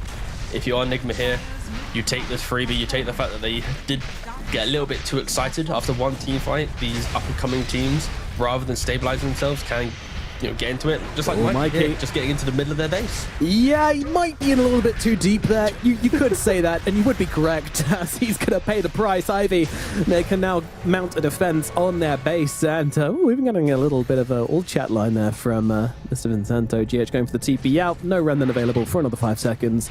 Nice little read there from GH. Don't really know what to say about Mikey's Huskar. I've seen him on better heroes, let's say that. He's been very annoying, because again with his like lane shoving, but yeah, he's just excited to give it a go. And now Ivy, they are smoked up, still down by 3k gold, pretty much been down net worth most of this game, but of all the spells available under the cover of smoke, if they can RP a single hero, he is going to be going down. The Taker does do plenty of damage. Solar Crest, Empower, Nullifier. All the tools needed to kill off any of these big cores. Yeah. Yeah, it's definitely gone to the point in the game where Ivy can take kills with relative ease as well. You know, like these heals and stuff, yeah, they're great in the early game, but at this point, it's not going to be enough to keep someone alive if Ivy are on top of you. So the effectiveness of this Witch Doctor and this Pugna kind of shrinking off a little bit now. Okay, I mean, so Mikey's had quite a short competitive career, of course, right? He rose to fame. What are you implying? No, I'm looking at his stats for Huskar, all right? Yeah. Because, like, it's his top 10 hero, right? It's in his top 10, Huskar, 8 games, so it's not a lot. So quite a lot of pro players nowadays, it's like 50, 60, you know, in the hundreds. Yeah, it's all right. Yeah. I thought it'd be maybe his, like, a little bit smaller sample size, but, you know, he's got a very good win rate on the hero. Does like to play Blink Dagger on it. He went, ooh, Blink Aetherlens against TSM. He went 314. Ooh. 314. All right, moving on from that one. Okay. I don't want to watch that replay. Yeah. That is wild. he's going to be annoying, right? He's got the bots too now. I think if he can just shift his playstyle from being the one up front to the one maybe TPing in on top of the Timbersaw, then blinking around and then making his plays from there, there's no way an Oracle or Morana are going to have to position in this fight. And if he can tank up an Omni Slash, then suddenly like Yuma or Timbersaw, they can thrive. So I don't mind Mikey's playstyle, because if you look at the grand scheme of the game, other people need to step up and utilize the space he is making, but it can potentially just throw away the game when he hasn't gone for the Ags or the team hasn't played around it correctly. Yeah. Just a good, just nice little meme game, let's be honest. It's turning into it. I'm excited to see the next fight. We yet to see any of those, like, we've had a couple of 5-on-5s, but like none where we've had like RPs and Chrono Spears and everything else being thrown at each other. And even going for a refresher of now Numa, realizing how important, what is my team fight? I am my team fight, It's time for a refresher. Yeah. Mikey's also saying that he's going for an AC, so rather than going for the Ags, he's like, okay, so if I'm just near my Void, he hits 2 Chronos, game should be pretty good, right? And for Ivy, the last time that they crossed the river, they looked to be a little bit of the aggressors. They did lose quite a few numbers, so they need to be respectful. DD has spawned in the bot lane. BKB available on this Magnus. Nullifier on the Void Spirit as well. Like, they are very much ready to take that 5-on-5 that we were mentioning. Yeah. Moonlight Shadow. Well, actually, Moonlight takes the DD as well, the Void Spirit. I thought maybe you might throw it onto your Juggernaut to give him a bit of a punch, but no. Oh, quick blink away. The weakness of Harpoon, of course. But yeah, both teams will be looking to take this next engagement. It is Roshan coming up soon as he does jump forward onto Mikey here. The heals immediately coming out from GH. So the Void Spirit just backs himself away. Meanwhile, Vincenzo's having some problems here on the back lines and no one's going to come out to save him. The RP does come down onto 2 with the Omni Slash on top of it as well. It's a lot of damage. Takes down Yuma straight off the bat. No buyback either. But they haven't gotten the control onto Mind Control, so he's going to be able to back himself away. Mixer and Otka still in the runnings here, but with no RP, will they be able to take the fight? But of course, no Chronosphere on the side of Nigma. They don't have their faces anymore. And the start of that fight, Ivy just weren't really in position. It was very spread, but the speed in which they could then react to the engagement, the Jug and the Magnus saving that fight, getting the big kill on Numa, and they just need to go for more. Yeah, I mean, I was looking for when the Juggernaut was going to enter the fight, but he was already there. They do get Rue on the back lines, but in comes Mixer and Otka trying to take this fight, but it looks like a 2-on-4 at the moment. Where is the rest of Ivy? Here they come. Moonlight gets involved into the mix, trying to take down GH with that Nullifier, but the ultimate just comes out from Kuro. Now, rolling the Voodoo Switcheroo upon himself. Otka actually has to back himself away. Moonlight has dealt with GH at the very least, so they can take that one home. Meanwhile, Vincenzo forced to pop all his spells upon himself here, including that Ray, and the buyback comes out from GH to get back into this fight. It does look like this is going to be the end for the Oracle, at the very least for the side of Ivy. Comes out the other side of that ultimate unscathed, but gets immediately cut down afterwards. Now, who's Roshan is it going to be, with 2 heroes down the side of Ivy and a respawning Faceless Void? Might be Nigma's. It should be Nigma's. When you think about the resources, every fight is Chrono versus RP and Omni Slash, and if either team uses it, the next objective should be the one that has them still available. Enigma, Chrono is up. He died at the very start of the fight. Nigma was able to kind of drag it out long enough that they could then just walk their way back into it. Nigma, not the cleanest game from them. I think luckily because of the lead that they accrued early, they are kind of surviving the whimsical nature of this mid to late game now, but Yuma with the Aegis, we should be seeing an effective Chrono finally come in. Love a bit of He's even going for the Aeon Disc actually. He got the free refresher from the Roshan, so he's like, alright boys, I'm gonna buy an Aeon Disc on my Faceless Void. I'm gonna hit a Chrono once. Trust. This RP is gonna do nothing now. This is interesting, yeah. So I've got the refresher, therefore, if I have an Aeon disc, then the whole tic-tac-toe situation kind of... I don't even know anymore. I don't know what... The heat's getting... I get RP, but then I can Chrono, but then... It's not that complicated. What's the problem? Yeah. Oh, Huskar. Problem is that Mikey's dead. Yeah. It's kind of unexpected, but also kind of not considering this game so far. Yeah, so Ivy identified really beautifully that if they're going Roshan, they should skip the waves and force it in the face of Enigma. So after Aegis, it's not as if they have a creep wave to then bash on the tier 3. So yeah, I like the fact that Ivy didn't try and contest, and they took a tier 3 themselves, actually. Yeah, they are threatening this and then some. Moonlight has taken a lot of damage here and is affected by that Maledict, so he's going to go for the TP out. Mind control, no Hex available, even though he's got that Octarine Core, so that is going to mean Moonlight survives through this one. But yeah, Mixer and Moonlight really just kind of holding hands. I've got to be honest, Mixer's just had a lot of friends this game. I'm very jealous. He's been playing with the Juggernaut, getting kills, playing with the Void Spirit, getting kills with him, always finding that +1 core. I think Nigma might now just have damage issues potentially with their inside the chrono. Oh, Rue. Rue should be dying here. Yeah. But I'm picturing it now, like the Juggernaut, he just picked up the Aghanims. He's got the level 20 talent with the 50% Blade Dance lifesteal. So now he's going to be lifestealing a lot within the Omni Slash and the Swift Slashes. Void's going for a potential Aeon Disc just to get off one single chrono. Mikey, of course, has kind of fallen victim to being a something in dead. He's now changed his item for like the 4th time this game. He just bought the Ags with no buyback. Like Nigma right now is saying we need to win a fight. We need to use this Aegis, otherwise this game gets really hard. Mikey's buying out, has bots too. He's going to TP in. This could be no, he's going to go Nigma. for the fight onto the Void Spirit actually. Oh. Yep. Okay, but he has no TP for 25 seconds, but still Nigma. Correct. Doing quite a lot on the map. Taking Mixer, top, though. fighting bot. Mixer's taking the range barracks. He's going for the melee, so this is actually a trade at the moment. They'll jump forwards onto the Oracle here, just try and force them back, but they realize that they're trading barracks at the moment. Mikey is in, trying to be the one-man defense crew off this barracks. And actually, Mixer, he's got no TP. He's got to cancel. Oh no, Mixer. He's actually just dead here. Mikey's going to be able to run him down. Beautifully done. Does have the buyback on the Magnus if they want to make the base defense happen here. Unfortunately, there is a big old dong which happens when you buyback, which is going to be the bell to get them out. Chronosphere coming down here from Yuma. Big 2-man chrono. Own team. Yeah, technically correct. Thank you. Yeah, Otska just comes running in to get himself hexed up. Of course, they are 5-man strong now in Ivy, but there is that Aegis still available on Yuma. So he's And happy to refresher. kind He of has fight. a second chrono. Yeah. Did I hear an Omni Slash? I did hear an Omni Slash. Okay. So many throws just being thrown out in this engagement. Yeah. RP is still available. No Omni Slash though. Numa has a second chrono, so advantage to Nigma. Yep, Swift Flash comes out. Yuma, does he want to pop the refresher and go for the second chrono here? No, he does not, especially with the Oracle behind him, healing up Odka at the moment. But Yuma, he's focused on the barracks. He wants the objectives. Meanwhile, over on the sidelines, the Void Spirit's taking some heavy hits here from that Huskar. Has to back away. The melee barracks is still alive, but not for much longer. One more tap will bring it down as GH is able to grab that one, and now they're onto the final lane of barracks here. Arrow connects onto the Timbersaw, not really the target they want. He is well tanky enough to live through this one. 50 seconds on the Aegis. Nigma, they want to claim the barracks before this runs out. Look at Yuma just taunting on the front lines here, and will actually taunt a little bit too hard. The Swift Flash brings him down.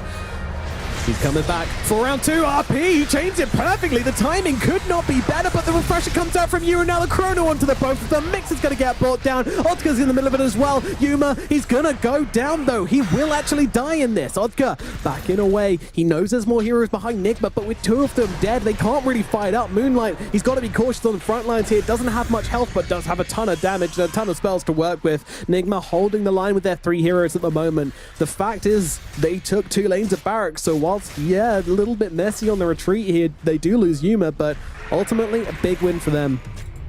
Yeah, just split decisions from Ivy, the miscommunication. It's this play out on the map whilst they're barreling down one lane, skip the waves, but then suddenly your Magnus gets his blink TP cancelled because of a Lincoln's pop on the halberd into the Ags. It has to buy back. By that point, your base is already kind of half gone. Yuma potentially could have just hit that 3rd Rex, maybe taken the range one and got a little bit more, but still taking 2 racks from that position, it's all on Ivy. They just misplayed their hand a little bit, and we saw the volatility of this game. If you don't utilize Omni Slash perfectly with the Magnus, you aren't going to see that damage come into full effect. Oh, there's a Juggernaut down here in the bottom lane, trying to drop the Omni Slash here onto Mikey. Will be able to do exactly that. Now looks across over towards an MC as well. Oh my god, they can actually just tear him apart with that nullifier. My goody goodness. All right, now run it down lanes, boys. You need to force these 2 buybacks. It is so critical, but you need to respect, because both of these heroes have ways to instantly get into the fight and control you up. Bots 2 on the Huskar, bots 1 on the Timbersaw. Aghanims on Huskar, Hex on Timber. Like these heroes, their buyback value is so important. It's so easy for them to just cause disruption. So even if Ivy walk down the lane, they themselves don't have the spell, so they need to. You want to force it, but you also don't want to just suddenly die and then not have buyback yourself. What is the buyback game saying right now for Ivy? This is so critical at this point. They've got it available for Juggernaut. Yeah, they've got it for Juggernaut in there. Yeah, you can stop there. No one else really saying at the moment. I was scanning up and down like, oh yeah, it's only Jug that has buyback. Yuma, meanwhile, why he's the only one up. He's going to be a little awkward here on the Tormentor, but yep, okay, yep, just a little. There we go. Okay, job's done. Dude, I'm down for the point where a carry dies to Tormentor, no buyback, loses game. Like I want to see that on my timeline at some point in this patch. I'm here for it. It could have happened there. If Yuma died, it was close. It was very close. Probably is GG. He was a couple of gold off buyback at the time, though, so he did technically have it. So, but Ivy are taking the base. They've taken 2 lanes of barracks. You wanted the buybacks, but Nigma aren't willing to give them. They have the cooldowns coming on their deaths in about 7 seconds, but are they just giving us megas? What? What a call from Nigma to not buy back here. I mean, are they just all inning for this the moment their heroes are back then? I mean, I better see this from Nigma. There's no way in the world you give up mega creeps to then not want to instantly fight before the creeps start spawning and running down your lanes. Baffling stuff. I think both teams just making a couple little blunders here. Of course, Ivy themselves giving away 2.5 racks or 2 lanes of racks, and then Nigma themselves giving away mega creeps without the need to buy back. I'm guffawed, T-Governor. I'm positively guffawed, but let's see what they do with this. I mean, you know, this was a play. This was a mastermind going to work here and saying, we need to buy that. We'll just win the game the moment you back up. We'll come for those final barracks, but you need to have the creep waves pushed in. This middle wave is what it's all about. Does anybody from Ivy just go and sacrifice himself for this wave? That is a question. Pink lines have been drawn. Oracle says, guys, someone do something about this? The back door. They're just going to get megas themselves. Yeah. Megas on megas gameplay potentially.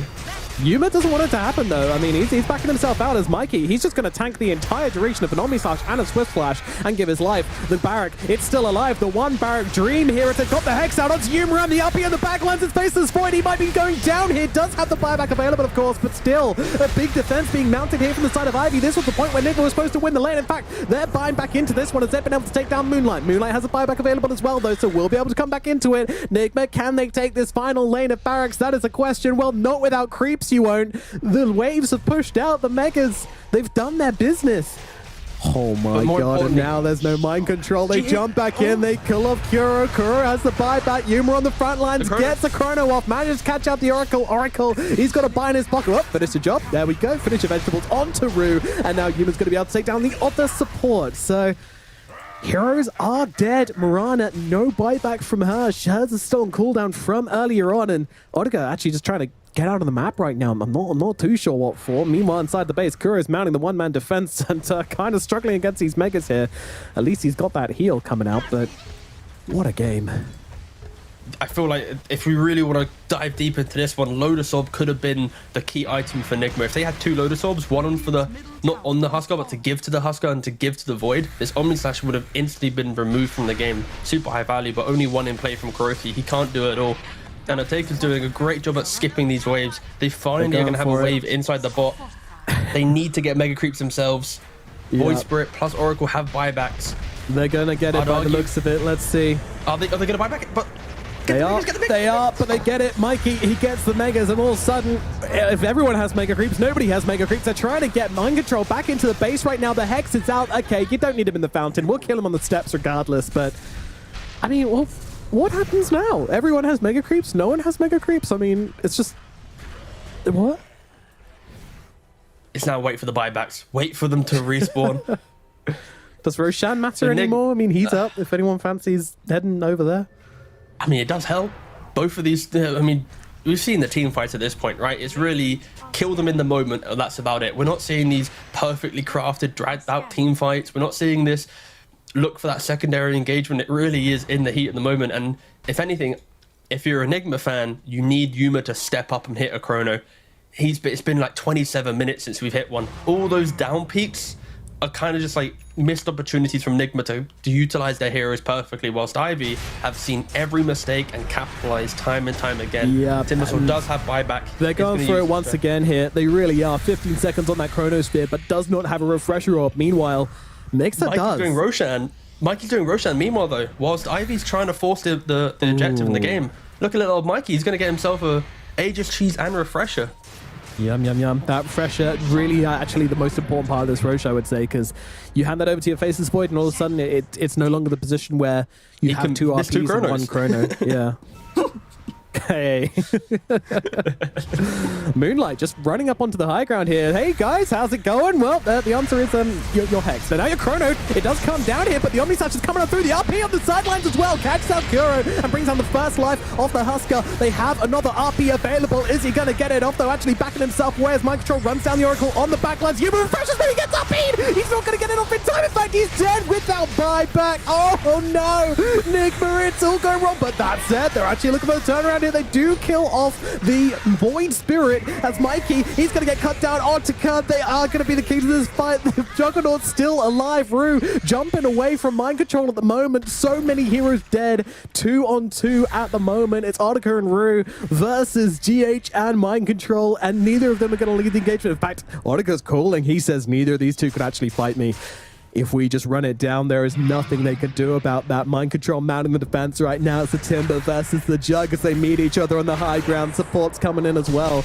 Hexes are out. There comes the Swift Slash, and Blink's past him. He wants the base. Autica, his eyes on the prize right now, but in comes that Discrepified, but out comes a spin from Autica. It all coming down to the vital things at the moment. Autica, does he want the base or does he want the heroes? He wants the base. There is that Aghanims coming out from the...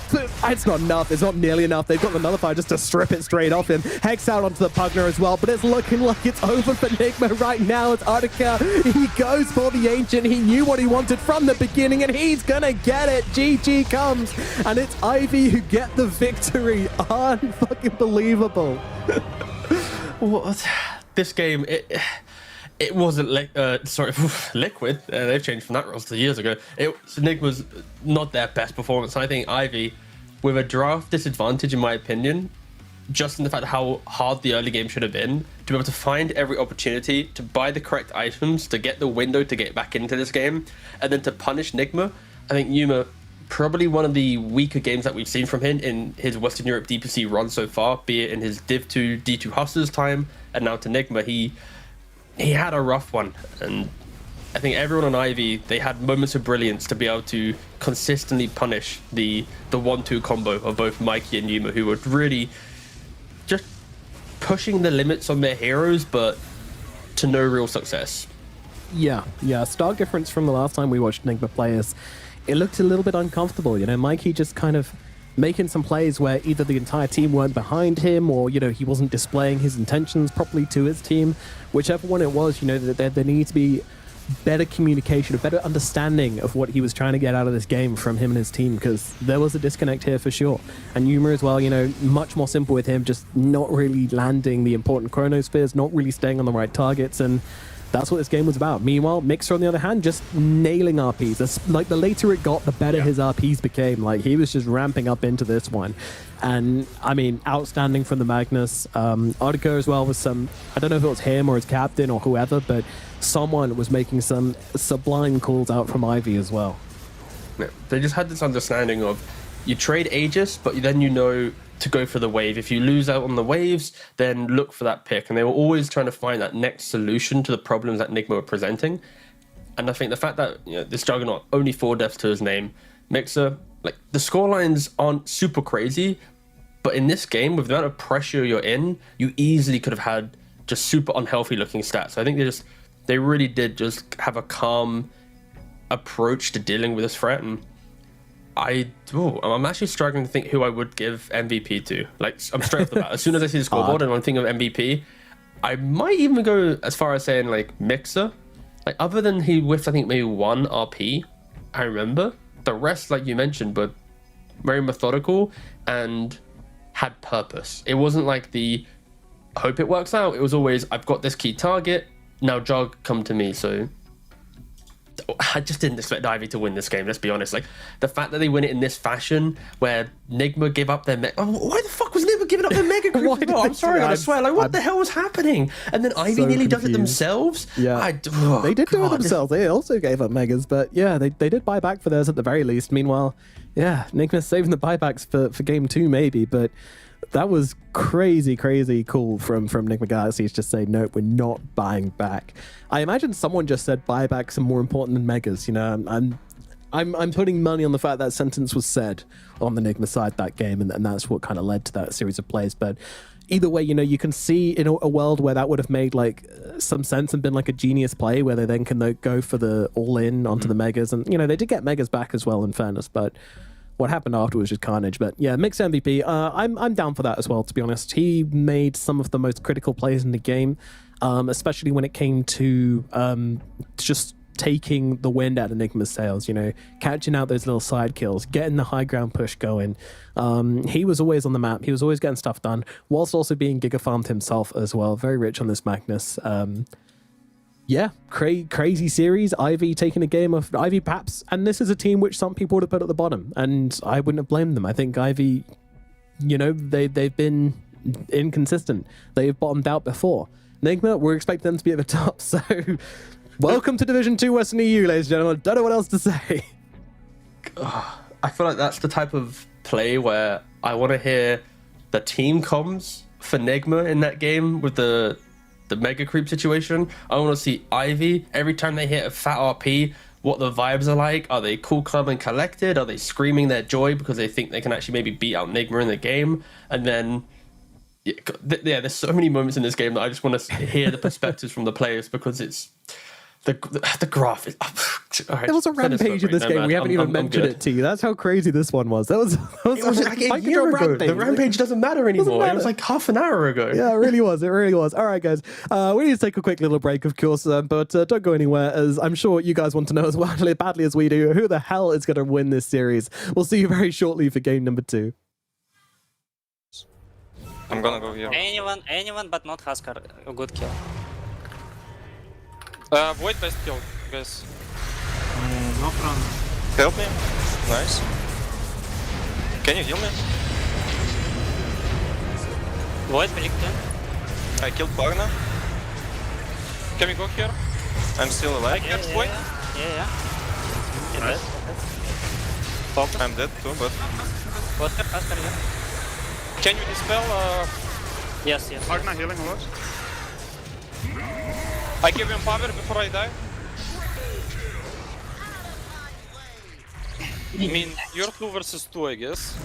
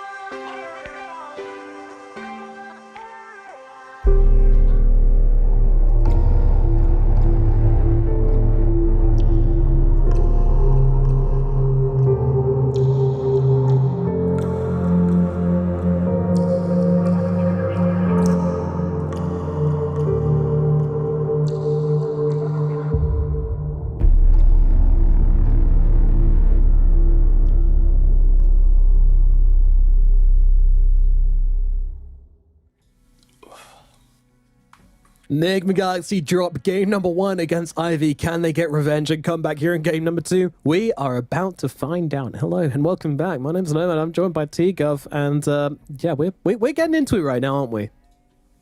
I still just don't know if I have any energy after that first game.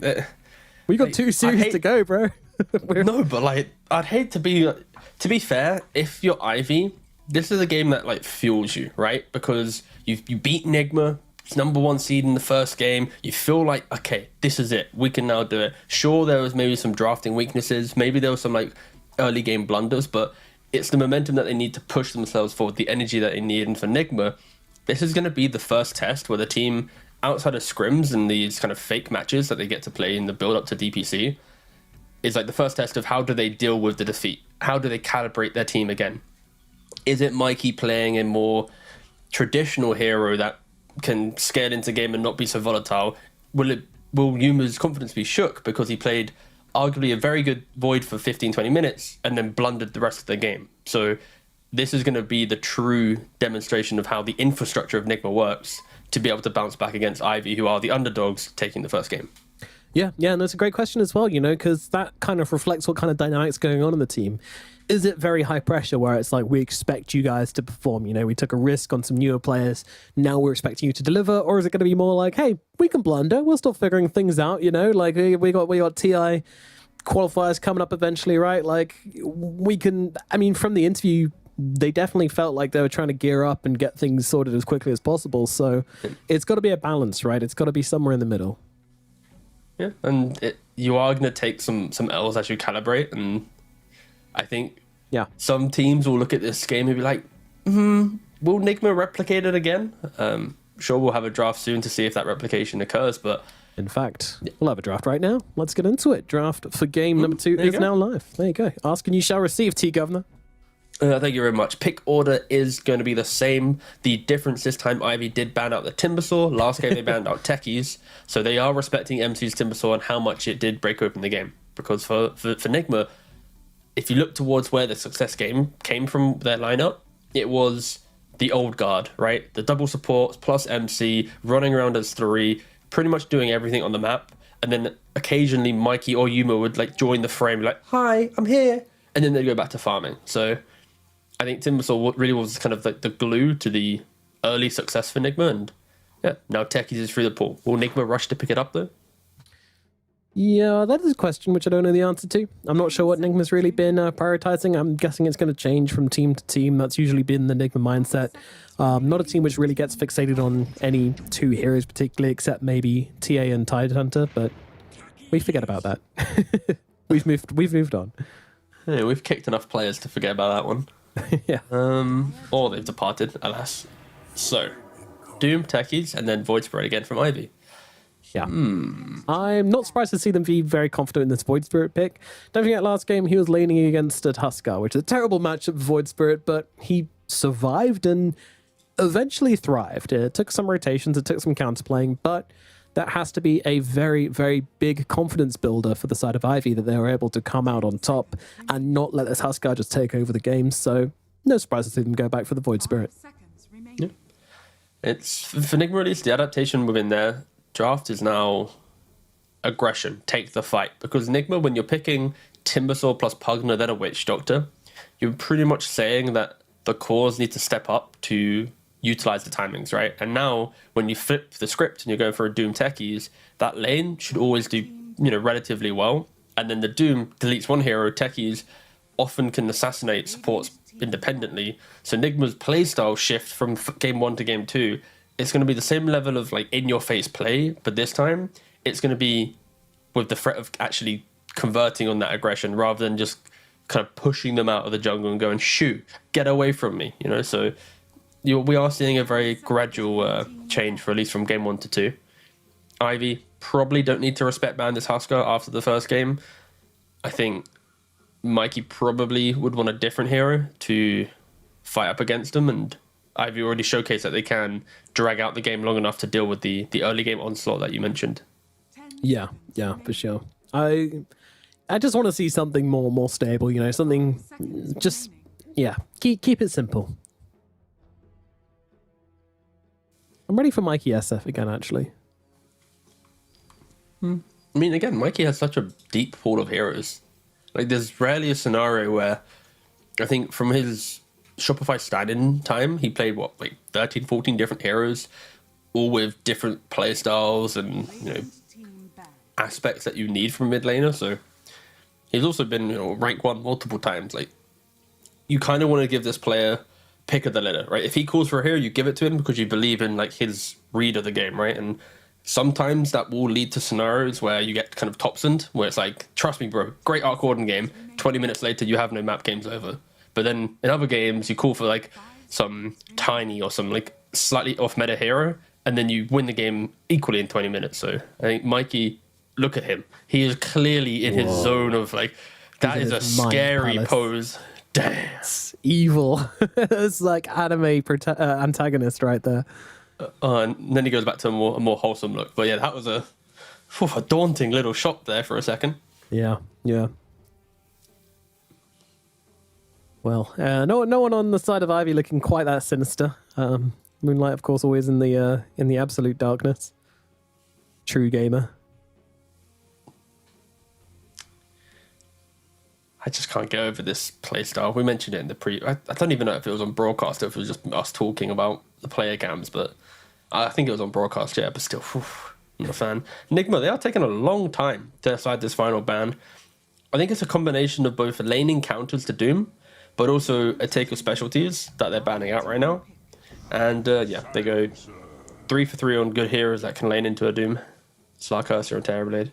Yep, and now the combo breaker to give them that kind of fail-safe in team fights. Make sure the Magnus can't really run in, especially now that Magnus isn't really building Blink Dagger until after the Harpoon. It's very hard to land a good RP early game when you're trying to skewer in and then there's a silencer in the game. You're just going to get silenced. Are we going to see a Yuma Wraith King again, potentially? It's possible. Because we did see it against Game 2 of Ancient Tribe. Yeah, they did. It was Techie's Beastmaster Wraith King Silencer. So the only component change here is Doom. Yeah. And you could argue that that might be too big of a change from the offlaner because the bonus damage that Beastmaster provides through Vlad's of his Helm of the Overlord plus the Inner Beast amplifies Wraith King's damage where he sometimes misses it a little bit. But I could see it being an option if Ivy pick up the... Like, if you go Oracle Morana again, 2 supports that look to give Void Spirit a game but don't really do too much on the side lanes, that's when I could see some cheeky Wraith King return, but it's quite an off-meta pick. Yeah, it would be. Yeah, I have to say the Morana wasn't too bad last game, though. Like, they were able to set up for it quite nicely with the Oracles, so... Yeah. Go on, boys, do it. There it is. Morana. Oracle again? Nah. Are they oracling again? I don't know. Into Silencer, it's not as fun. Yeah. Because, of course, the initiation is met with a global. So for Oracle, you need to find your way to like a Lotus Orb. And that, it's uncomfortable. But if you get the Philly Stone, and then you also start with Mana Boots from like the early game, you disassemble. Like, it's not the most unrealistic approach of getting an item, but still it's... I would be surprised if they went Oracle. It does feel like they're playing into Nigma's draft a little bit too much. And yeah, sure, they go on dying. You need to be able to take the fight in the lane. So yeah, it would have been illegal if they went Oracle. It would have been like no respect to the heroes that Nigma had picked. They missed the best pick, though. The best pick there would have been Ogre Magi. Cannot lose intelligence. Perfect hero. You kill him, you don't get +2. It's perfect. You're saying Kuroki's going to feed Nomad. You went from a fanboy in game 1 to then a true hater in game 2. You really are just no. Jumping ship. No, Ogre would have been the pick for Ivy, is what I'm saying, instead of Undying. Oh, for Ivy, of course. Yeah. Sorry.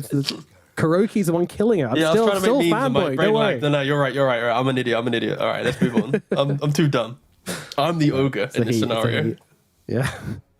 Oh, God.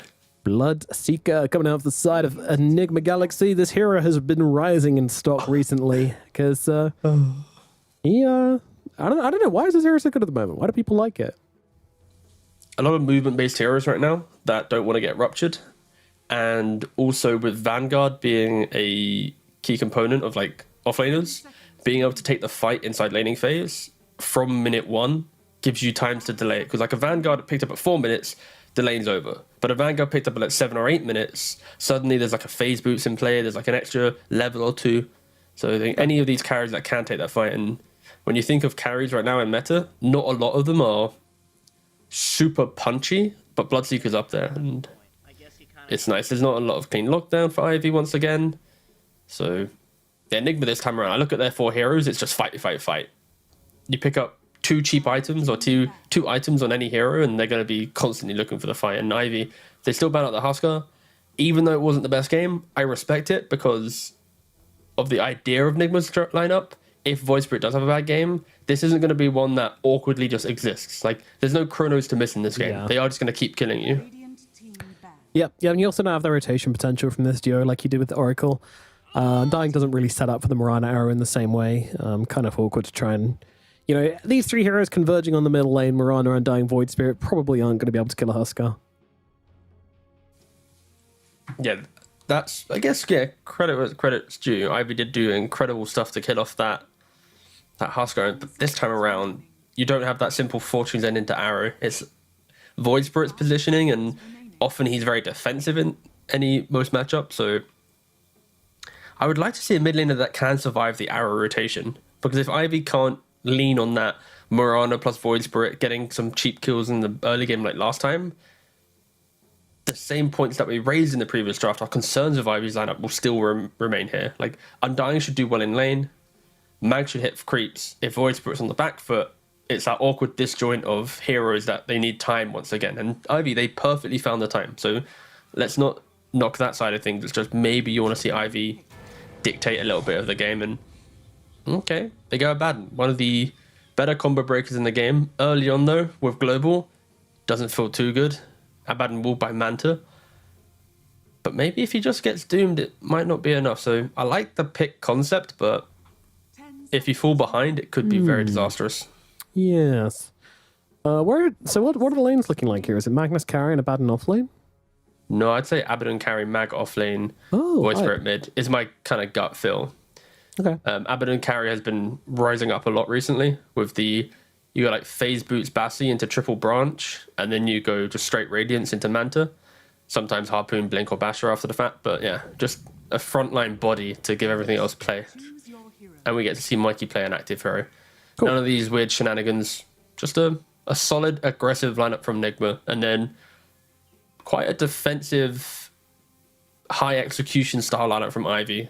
Kind of bait your opponents in, capitalize on their aggressive positioning, and then turn it around with the Abaddon heals or the RPs and stuff. So I like both drafts kind of having their own unique kind of take on this game.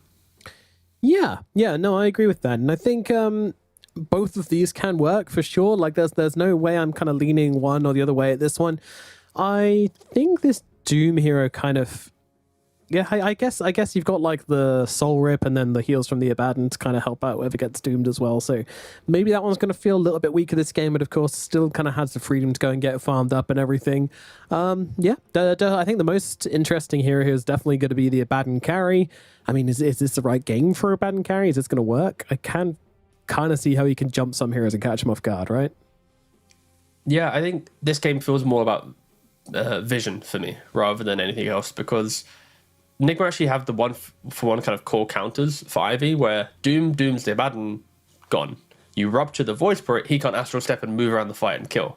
So if Nigma have vision in all these fights, be it from Mikey's positioning or actual observer boards, I struggle to see Ivy thriving. But on the flip side, like, you buy a Manta, you then disjoint the Doom, and now he doesn't know which one to Doom, plus the tankiness and stuff. Like, I feel like we're going to see game one, where Nigma should be ahead in the early game, and it's on Nigma not to blunder and give Ivy these like awesome opportunities to hit their combos and make the big plays that they did again. So slightly leaning Nigma, but who knows? After game one, I don't know anymore. It's like whatever. Let's just see what happens and unfolds. Yeah, we were a little bit shook after that game number one, but let's see. Can Nigma pull it back together, or Ivy going to be able to get it? The 2-0. I mean, it's hard to say who the mental game belongs to in this one. It's got to be scary for Nigma to be kind of staring down the barrel of a 2-0 for the hands of Ivy, right? Like, these guys, you know, they're not the best team in the division, most would say. We're not expecting them to be at any rate, so the fact that they're looking to take down Nigma here is pretty crazy. There's got to be a bit of nerves there, but at the same time, Ivy have also got to be the case of like, you know, oh my goodness, we don't let it get in your heads that we're about to possibly threaten Nigma here. You know, don't let yourselves get too kind of swept away with the concept and lose the mechanics in the process. Yeah, again, for Ivy, they were the team that got eliminated last tour. They had to re-qualify under pretty much a whole new roster. They were the German national team, basically, with Mobai, JMN, and Cube. So as soon as they all kind of left, the identity of the team changed. You got ITB's ex-carry, Oteka. Like, there was a lot of rework happening for Ivy. A lot of Div 2 mainstay names, but still. To reform, take a first game off Nigma.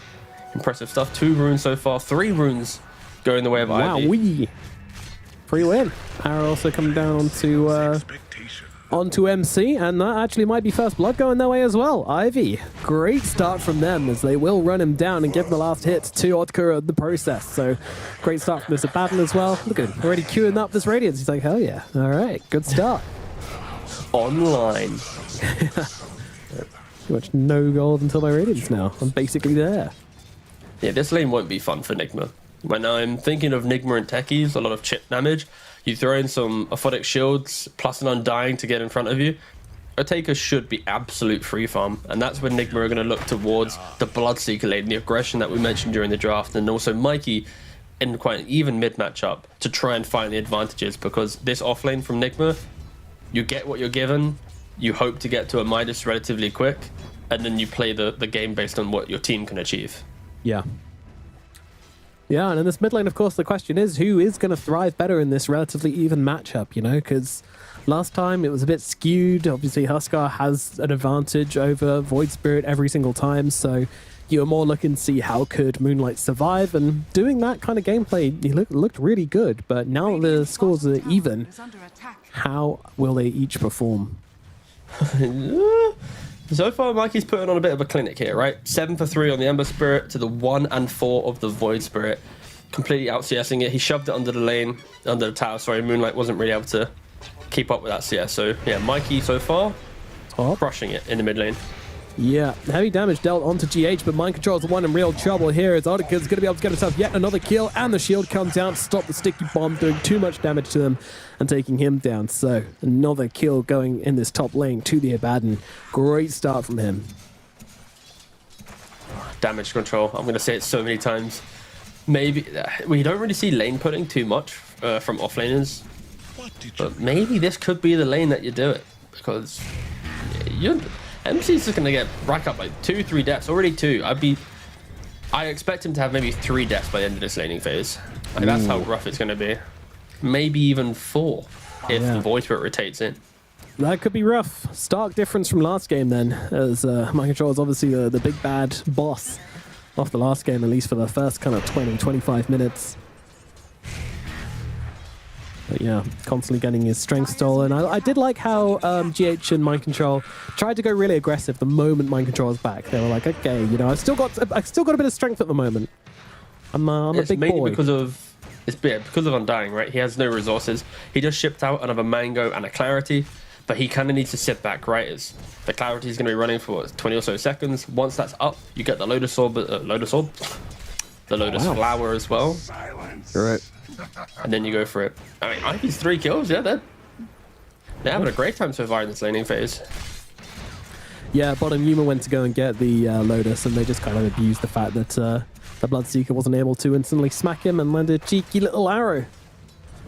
It's never a nice one to catch. The Silencer, usually going to seal your fate. Mikey and Moonlight both very low in the middle lane, but both with pretty much all their spells on cooldown. They've been doing a bit of trading. Now bottling up. But yeah, still going pretty well for Mikey, has to be said. It's good stuff. Has caught up though on Moonlight. 4 crypts are coming into the tower, so if he gets all of them, okay, gets one denied off. But still, we're only... And missed him. Oh god, why am I looking? Okay, yeah. Look away, T-Governor. He could have been like 2 CS down, but he missed it, and now he's like 5 CS down, so... Yeah, Moonlight not able to get the perfect CS on mid. And for Ivy, I would like to see maybe that 1 rotation in to help offset this a little bit, or at least rune secure. Moonlight's being aggressive here. He's being very aggressive, actually. He's got Mikey pretty low. Mikey's got the Fairy Fire still, but nothing left after this. No magic sticks available. Moonlight cannot really take many tower hits here. Now the water runes will spawn and give them a chance to regen themselves up, but they're getting down and dirty in the middle lane, and it is a pleasure to watch. I mean, fair play. I love the fact that Moonlight is always going for it, and now level 5, out leveling Ember, even though Ember had such a great start. So, props to Moonlight for being able to kind of recover his lane a little bit here. Definitely, yeah. So one lane which was going pretty well for Nigma is now looking to be evened out somewhat. But that said, actually down at bottom, they did get the kill onto the Silencer, but Mixer's still having a pretty tough time on this Magnus. Yeah. Because the lane's in, you now get to see Rue make some stacks in the dire triangle. So now double stacks available. I'd expect with this logic that Rue should also be looking to go bot rune for the contest. Now, every time I look at mid, it's always just Mikey and Moonlight just non-stop just throwing spells on each other. Yeah. Mikey's used his entire load, got one slight left, but Moonlight wishes he was 6 there, yeah. Halfway to level 6, but they're both mirroring in XP, so this wave is so crucial. Whoever gets that extra deny, that extra little bit of something, both heroes all have kill threat on each other if they hit 6 first. This is hype. This has been a hype mid lane, honestly. The rotation, but wait. Yeah, Rue might have bitten off a bit more than he could chew, and he certainly did. Mikey's just going to cut him down. Our hype mid lane was ruined. It was an honest matchup, and then Rue comes in, thinks he's going to get a solo kill off Mikey, but no. Disgusting. Bit of sand in the eyes, you know. It's... I mean, good stuff from Mikey there. It helps that he's gone for the 3-point in Flame Guard, able to soak up a little bit of that damage that Rue was presenting. And then the regen rune for Mikey. Absolutely blessed with the kill and a regen. That's why he gets to rank 1. Such RNG. Yeah, RNG. CNC had basically monopolized rune spawns and support rotations, but Mikey, he's trying to contest that luck. Yep. Of course, you control RNG by, making... he's utilizing level 6 here as well, actually, and just trying to put a lot of pressure. But Mikey, yeah, he's going to get it. There you go. Easy peasy. We're missing the arrow. And, yeah, it's just going to be another kill. Oh, man. If Moonlight doesn't say anything to Rue here, then he is a saint. He's a pious man who could never be tilted by anything. Yeah, this entire laning phase has crumbled. I like the fact that we've actually just locked onto the mid lane, Like, sometimes you bounce around the lanes and stuff, but the whole narrative of this game potentially could have been what we saw. Yeah. Which is nice. It is very easy for us as they do cut down Kuro here a little bit, as Rue's like, please, I denied the catapult. I'll set up this kill for Kuro. I'm sorry. Moonlight's like, it's fine. It's fine. Don't worry. Too late. Damage is done. The tower's sitting at 257 HP. Like, this mid lane matchup is not meant to be like this. But anyways, let's now look towards MC. He started the lane 0 and 2, gave away the first blood, respawned and died, but he picked up the Vanguard, and he got to just keep skipping waves behind tower. That is the good thing about Doom, is when the game gets difficult, if there isn't a support to chase you down and some like Monkey or Slug style mobility hero that can join that fight, you can just park yourself behind the tower and just non-stop push out the creep waves. Yeah, for sure. As fighting does continue in the middle lane. I do like how our lovely observer Webpass was trying to look to the other lanes, being like, we talk about something else? You were just like, no, we don't. I'm trying my best, Tim. I'm also trying to now we talk about at least change the topic. Yeah. And actually, there is some fighting going on the top side here. Odika laying down some heavy harassment. In fact, might be a bit more than harassment here, as he's just blasting away. But mind control is like, yeah, okay, peace out. It's going to take you like 3 rounds of Avernus to actually bring me down. See ya. And yeah, farm-wise, very even. I think the only difference here is the fact that Abaddon did get a couple kills, pushing his net worth higher than the Bloodseeker, but CS is mirrored. Game is quite stable from both teams, and now Nigma, they see how low mid-tier 1 is. You bring a couple supports and you're going to be able to take it. Will they get denied though? Jumping on a Moonlight, actually, he's trying to mess with them here, and that does allow them to get the deny, but is it going to cost him anything as the explosion comes in just about in time? Moonlight, though, he's just fighting into Mikey, but he's so low on HP, and is actually just going to drop. Rue trying to fit his job here onto Mikey. Mikey, though, bottling up inside the tree lines. He's going to be healthy enough, and now Yuma comes running on in as they charge onto Jim Vincento. Vincento's going to fall. Rupture out onto the Mirana, who just TPs away. That old Dota classic, if ruptured, TP.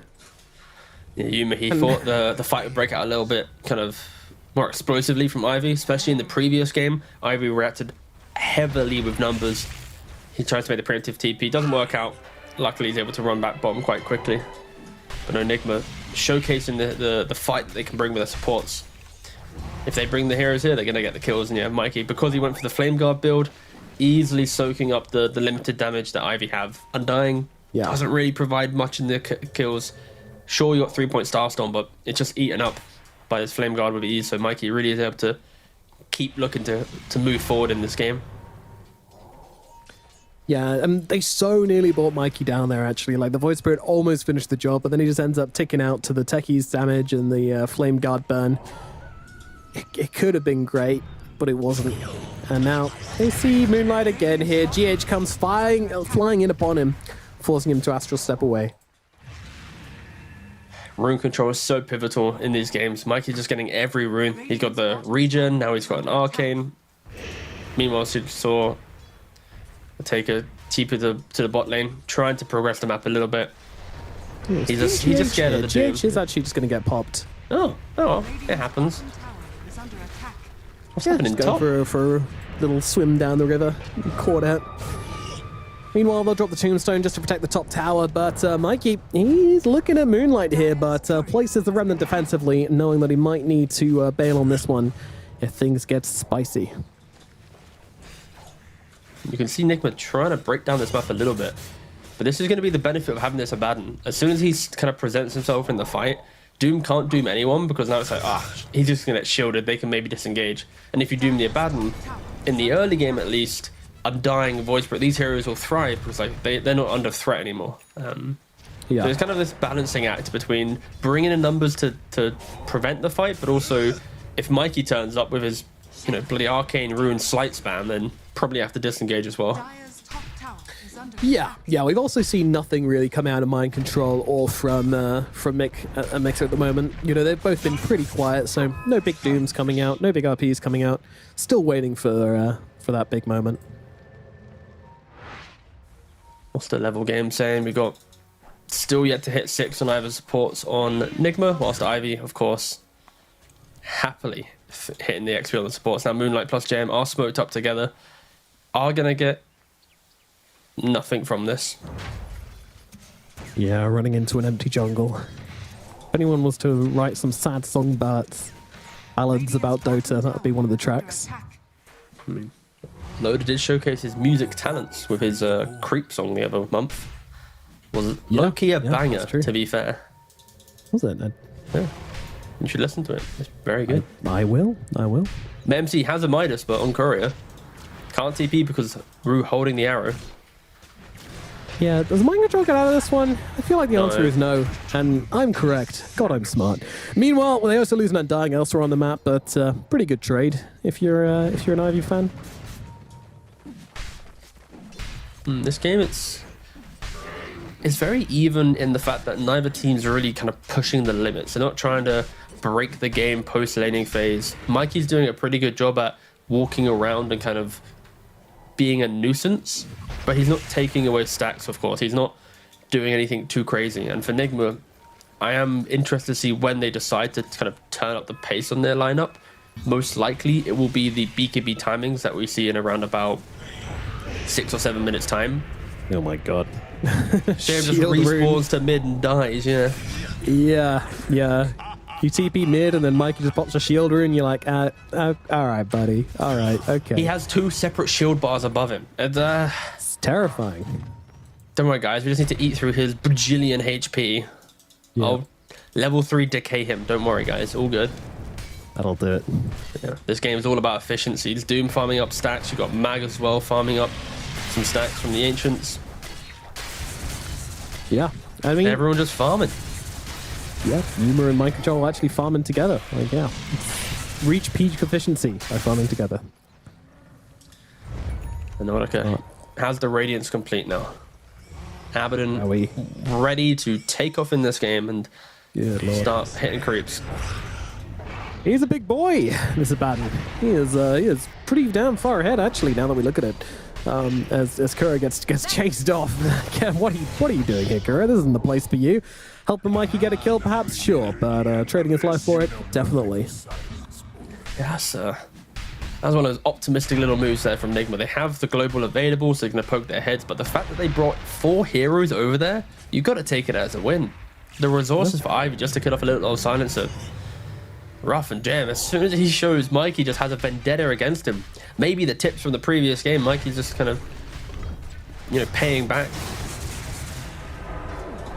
Yeah, I think Mikey just wants to slide again.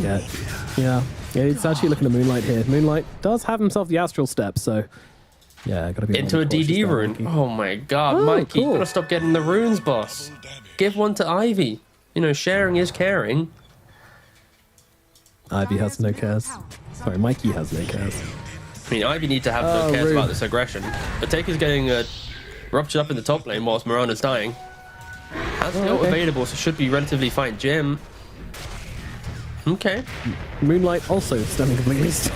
You're not the one that's ruptured, but he was just in the trees, waiting for the moment to pop, but didn't realize he could actually be seen there, so that's a little unfortunate. Getting caught with his pants down a bit. We've all been there. See mind control, but I feel like a jump here would be very questionable considering there's a lot of heroes wrapping around the town. This double damage rune still there, by the way. Getting so much value out of it as it just about times away, but yeah, 2.5 kills with that DD rune. You love to see it, but mind control has been left behind a little bit. TP out though, and nothing to cancel. I was so scared for this Undying. Oh, rip me. I was just dooming. I mean, there's no ult. I mean, there is an ult, but yeah, I thought I used it. Oh, that's an awkward doom then. So did he. So did he. Yeah. I mean, with all the shenanigans that were happening there, I guess he was just like, yeah, he's definitely a fatty. Yeah, he did use the burrow time. Baby Cheech. Oh, GH? Gamer? Oh, no, they kill the bombs. They kill the bombs, and now, in fact, it might be Gamer GH who is getting gamered as he does get cut down. Eventually. It could have been great. I think it's worth it, the attempt there, but unfortunately, it just makes the fire burn even brighter. I mean, this Abaddon ult is such a deceptively low cooldown, right? 70 seconds for when it gets popped. If a fight even gets dragged out, smidged, then suddenly, boop, it's back up again, and that's exactly what happened there. MC just optimistically throwing the doom down and having a little bit of mistiming. For Ivy, I like the fact that they're kind of half ignoring this aggression.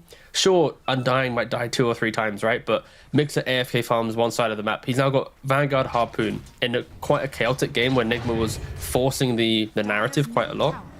He is securing his own game. Same thing with this Abaddon. Sure, he's been at the forefront of the Nigma aggression, but he's still happily at top net worth, and I expect this to happen so many times for this Undying. Like, this monster kill from Mikey is just a monster kill of him killing Undying. It's just it's just such a one-sided affair. Yeah, but for the bigger picture of the game, it's just Undying times 7. Yeah, it's going to be like that. But for the bigger picture of the game, Ivy do need to dodge this and then make sure when they start taking the fights, it's that we're jumping in with the Void Spirit or the Abaddon, mag follow-ups after. Even sacrifice the Undying, because Tombstone Vision in this game is going to be clutch. One high ground Tombstone just to scout out where this Doom is, prevent that Doom coming in cleanly. Ivy should be confident.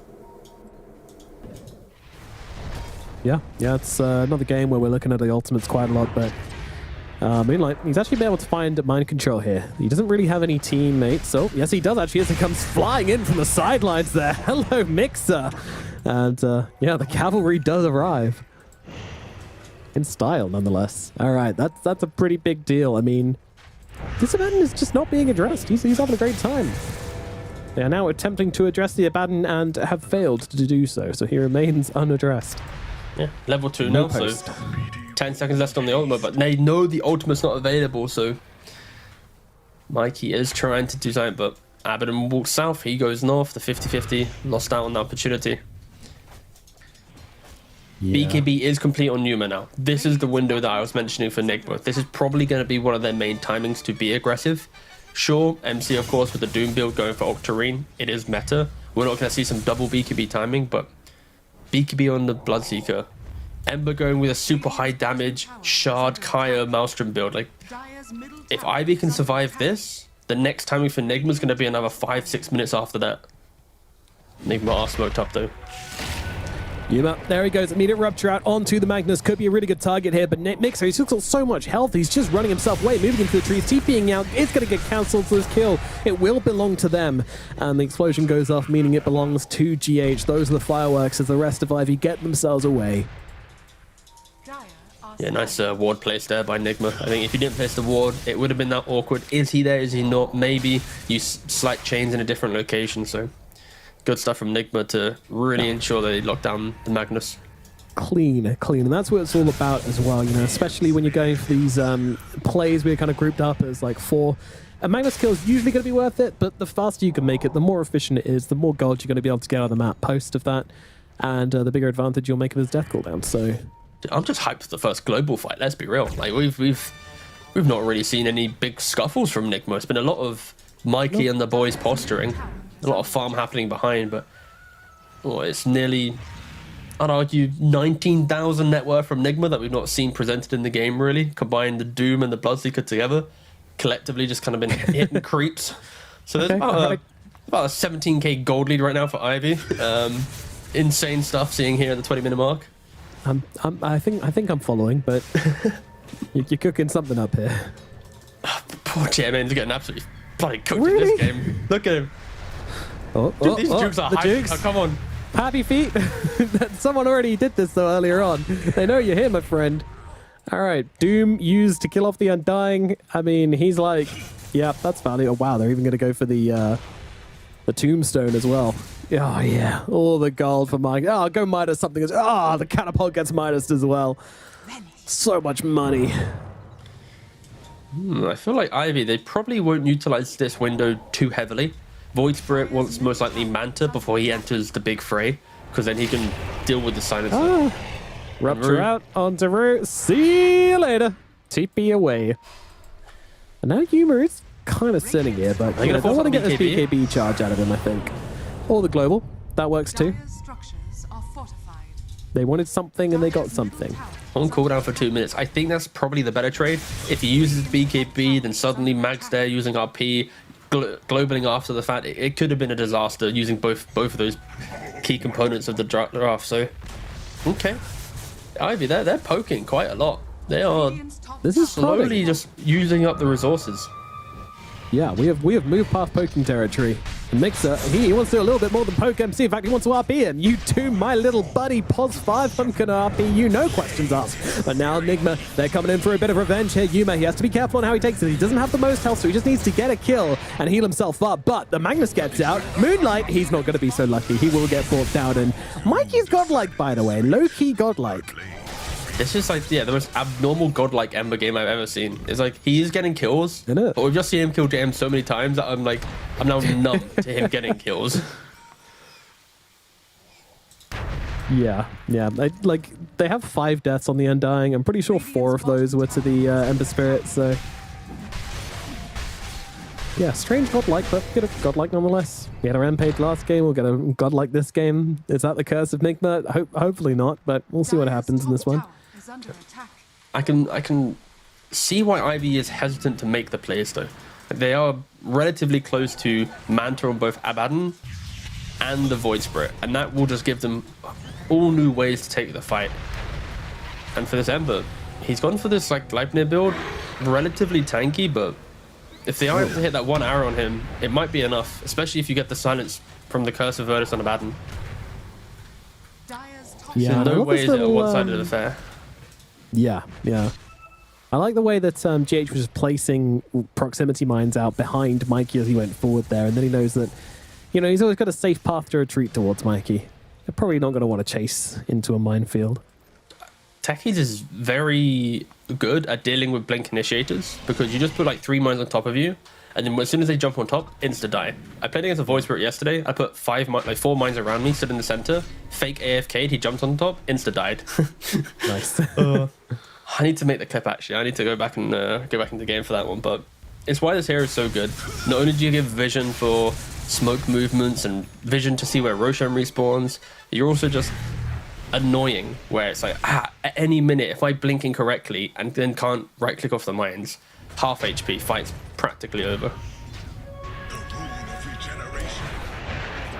Moonlight does get spotted, but he's got the mantle. That's actually a little close there. If Mikey was able to connect with that Gleipnir, then yeah, it could have been some trouble for the Void Spirit. Ivy. Moonlight Shadow themselves. Are they going to do anything else with this, or they got Blink off just on the retreat?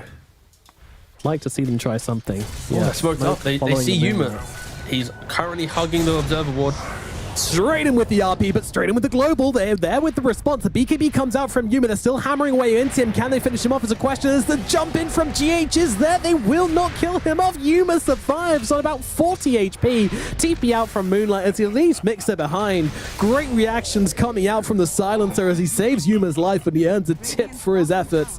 And of course, Jimcento dies to the Ever Spirit again. Numb to it, no man, I tell you. Numb. Just elsewhere on the map. And that's where the Silencer pick feels good, right? For Nigma. It's Bloodseeker's getting jumped through all this like quick pace stuff, but there isn't a perfect CC on top. So he's able to BKB, covered by the global. Yeah, just nice stuff from Nigma there to recover. But I would argue time will go against Nigma because the next time that engagement occurs, one more item will be in play. The BKBs will be online. The something will be there to then kill him off. Like Nullify will delete Bloodseeker from this game. Nullify on this Void Spirit, you then suddenly can't Blood Rage with the attack speed and pump out the damage. So Nigma, they need to be mindful that sure, they've stabilized this game a bit, but they need to start progressing the map. Otherwise, game one can occur. And look at top lane again. Look at little Roshan. Ivy. They're so good at doing this. So good. 2 games in a row now. I feel like their ability to identify when to go Rosh due to some misusage of spells or at least a fight occurring just gives Ivy this like breathing room that you just don't expect from other teams. And you could argue maybe it's Nigma's job not doing very well at understanding the Roshan timings of their opponents, but so far in this series, Ivy have just one-upped them. Yeah, when it comes to Roshan control, Ivy have been the better team, and there is no argument there, I don't think. Nigma making their way down. Are they going to try and go for the Tormentor here as well? Wow.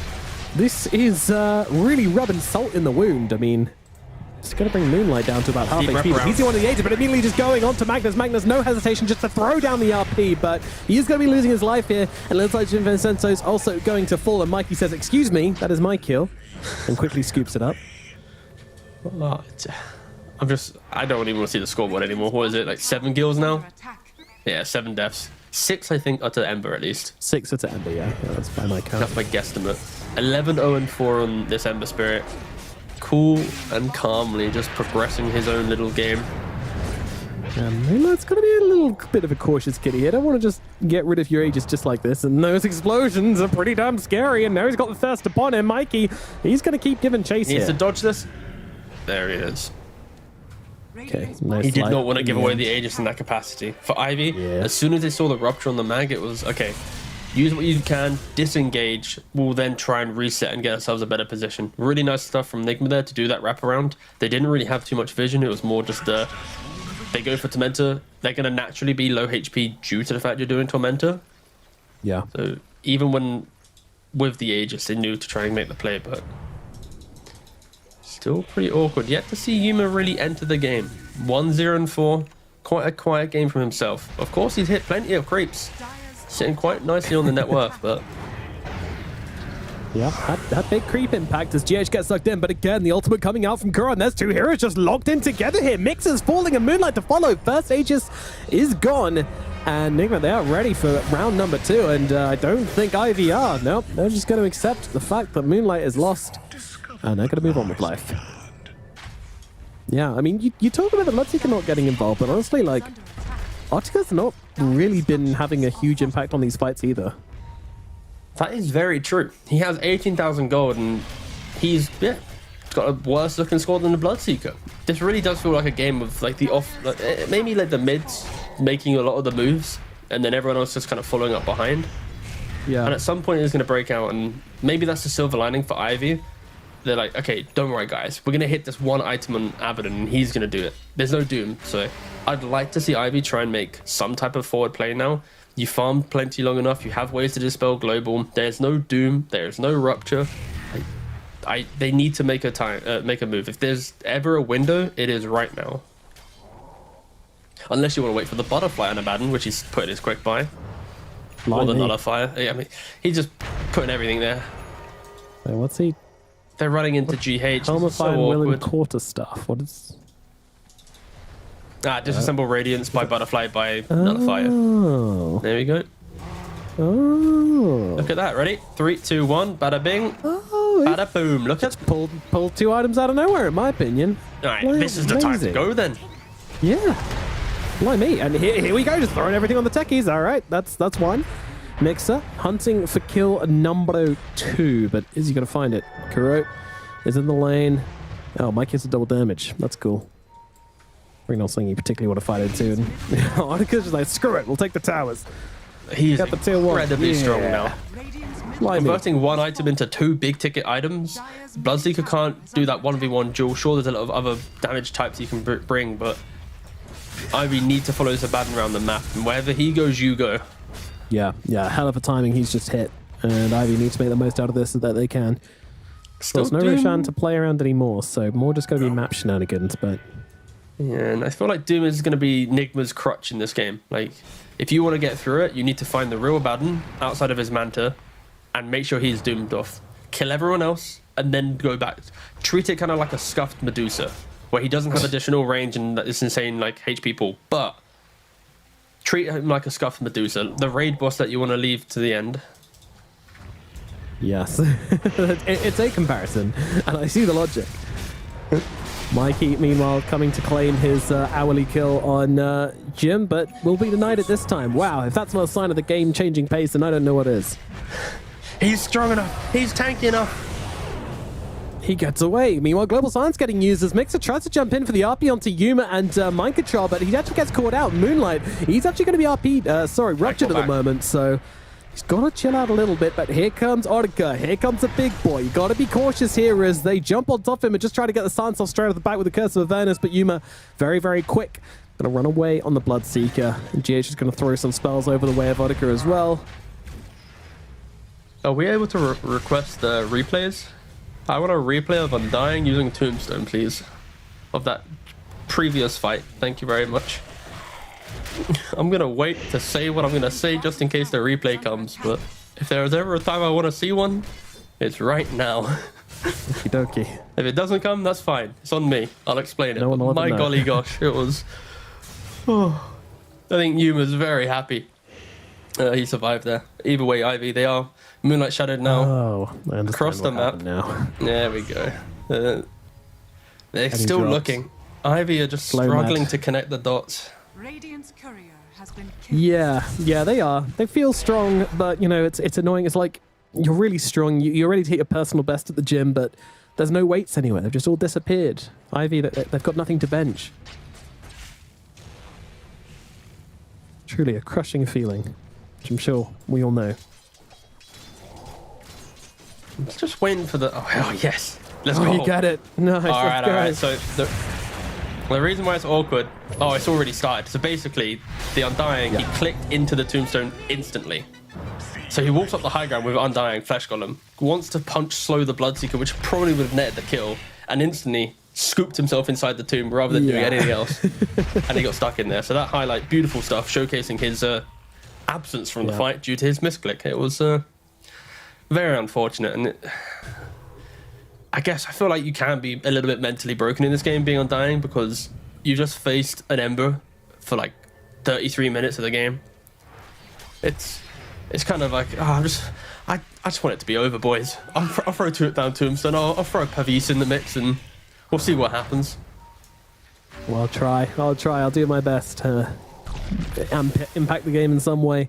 Yuma, by the way, has picked up this Aghanim Scepter immediately after the Mjolnir and the BKB, which I love. I love this item.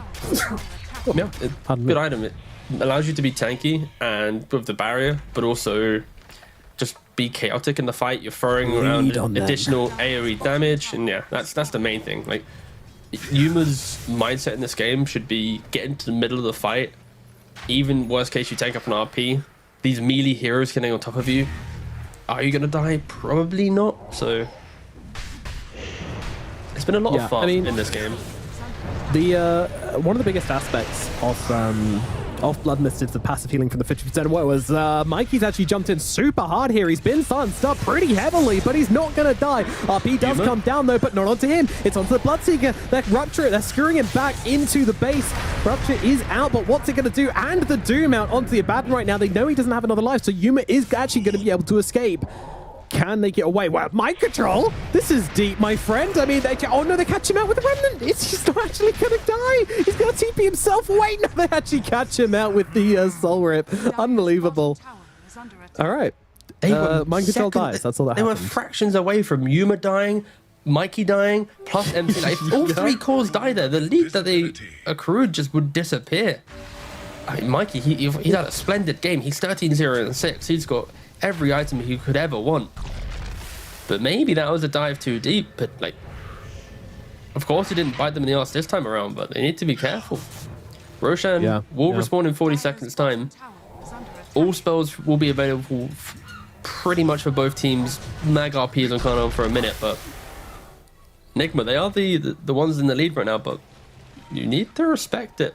Ivy, they can surprise you. Nullifier is kind of pretty much the key here. I'd like to see maybe a Basher or something on this Baden. I think that's the maybe downside with this build he's gone for with a Harpoon. He has a lot of soft control with silences, but none of that. You're here, you're in my territory, you're in my domain, I'm gonna kill you off. And against Bloodseekers and Embers, it could help, but currently lacking that nice little bit of CC. I guess Mixer's really got his work cut out. Got to RP everything. Yeah, just RP everything, bro. That's a reliable strategy. He did it in the last game, so I can see the logic there. Roshan's now available. Not incorrect. Yeah, Ivy on it like a flash. Enigma, they're ready this time. They're smoked up, but potentially are they too slow?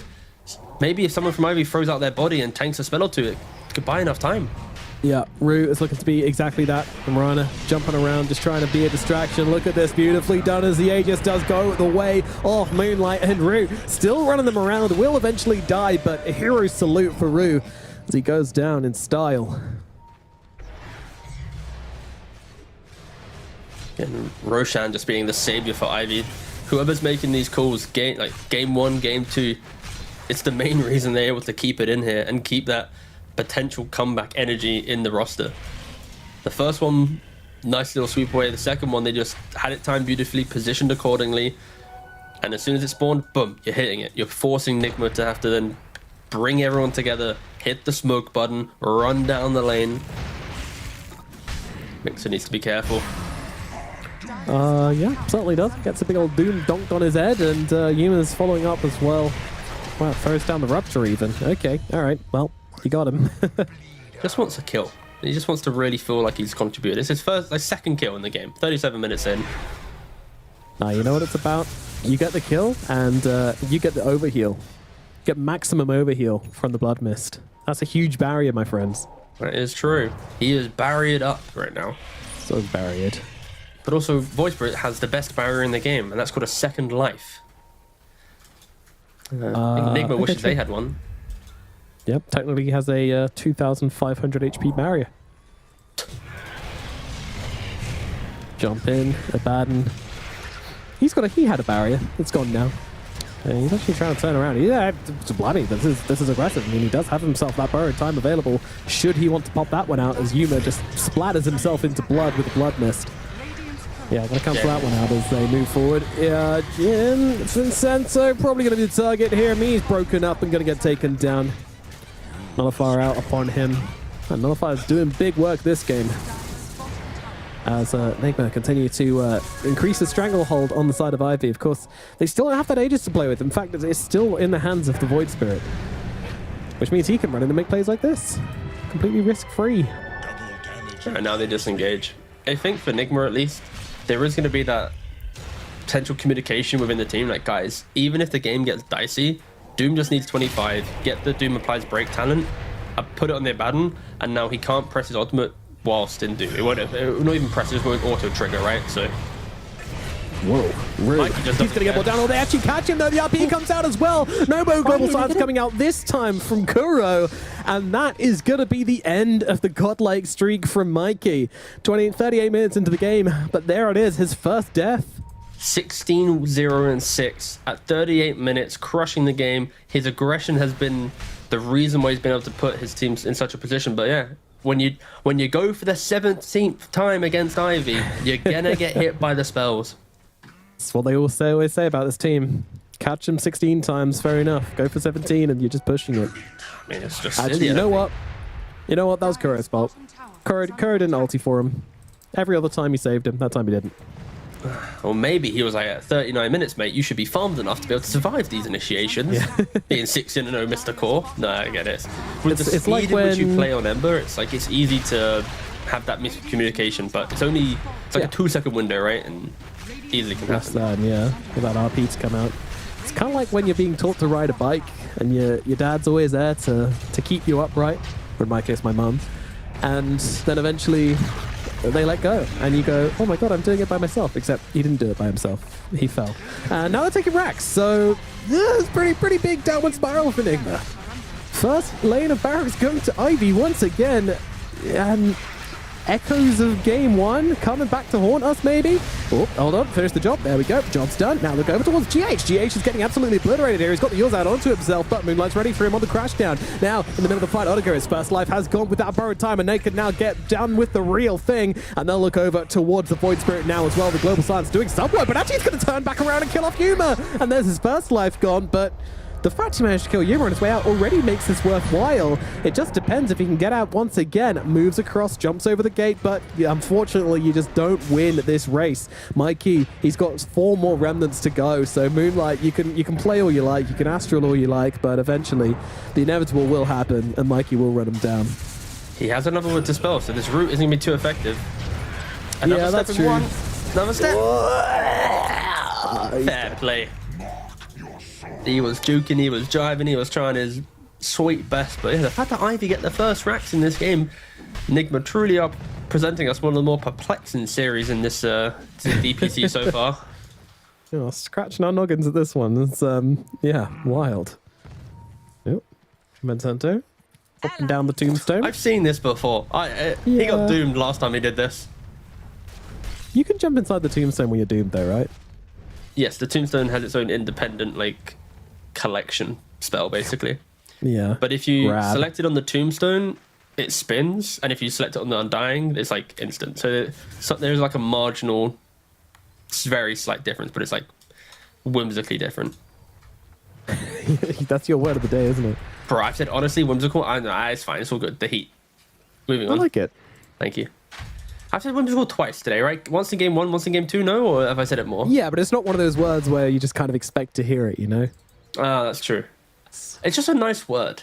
It's because I've said casual, and I've tried to popularize the word casual in drafts and stuff. But, it's a casual silencer, doesn't reveal much, casual bane. And now I'm hearing people say it more, so I'm happy that's a thing. And now whimsical, it's now your next one is when you got to spread the brain mites. Yeah. I see. Wow, wait, look at all these shields on Mikey. Jesus. 1,700. This is the little gold bar, and the fact that when they program the shield thing, they're like, oh guys, don't forget that there's going to be potentially multiple shields on heroes. It's good call. I like it. Very good call. I prefer them if they stacked on top of each other like a pyramid, though. And then you just have people running around with big old pyramids on their heads. That'd be cool. You're brand new to Dota. You look at Ember Spirit, it was 14 different bars on him. It's okay, so which one will kill him? It's wait, what? I've got to go through the yellow bar, then the green bar, and the... Yeah. And this is why people go to League. They need easier experience. So simmer down, man. Simmer down, all right? Our game's way better. Yeah, of course. No comparison.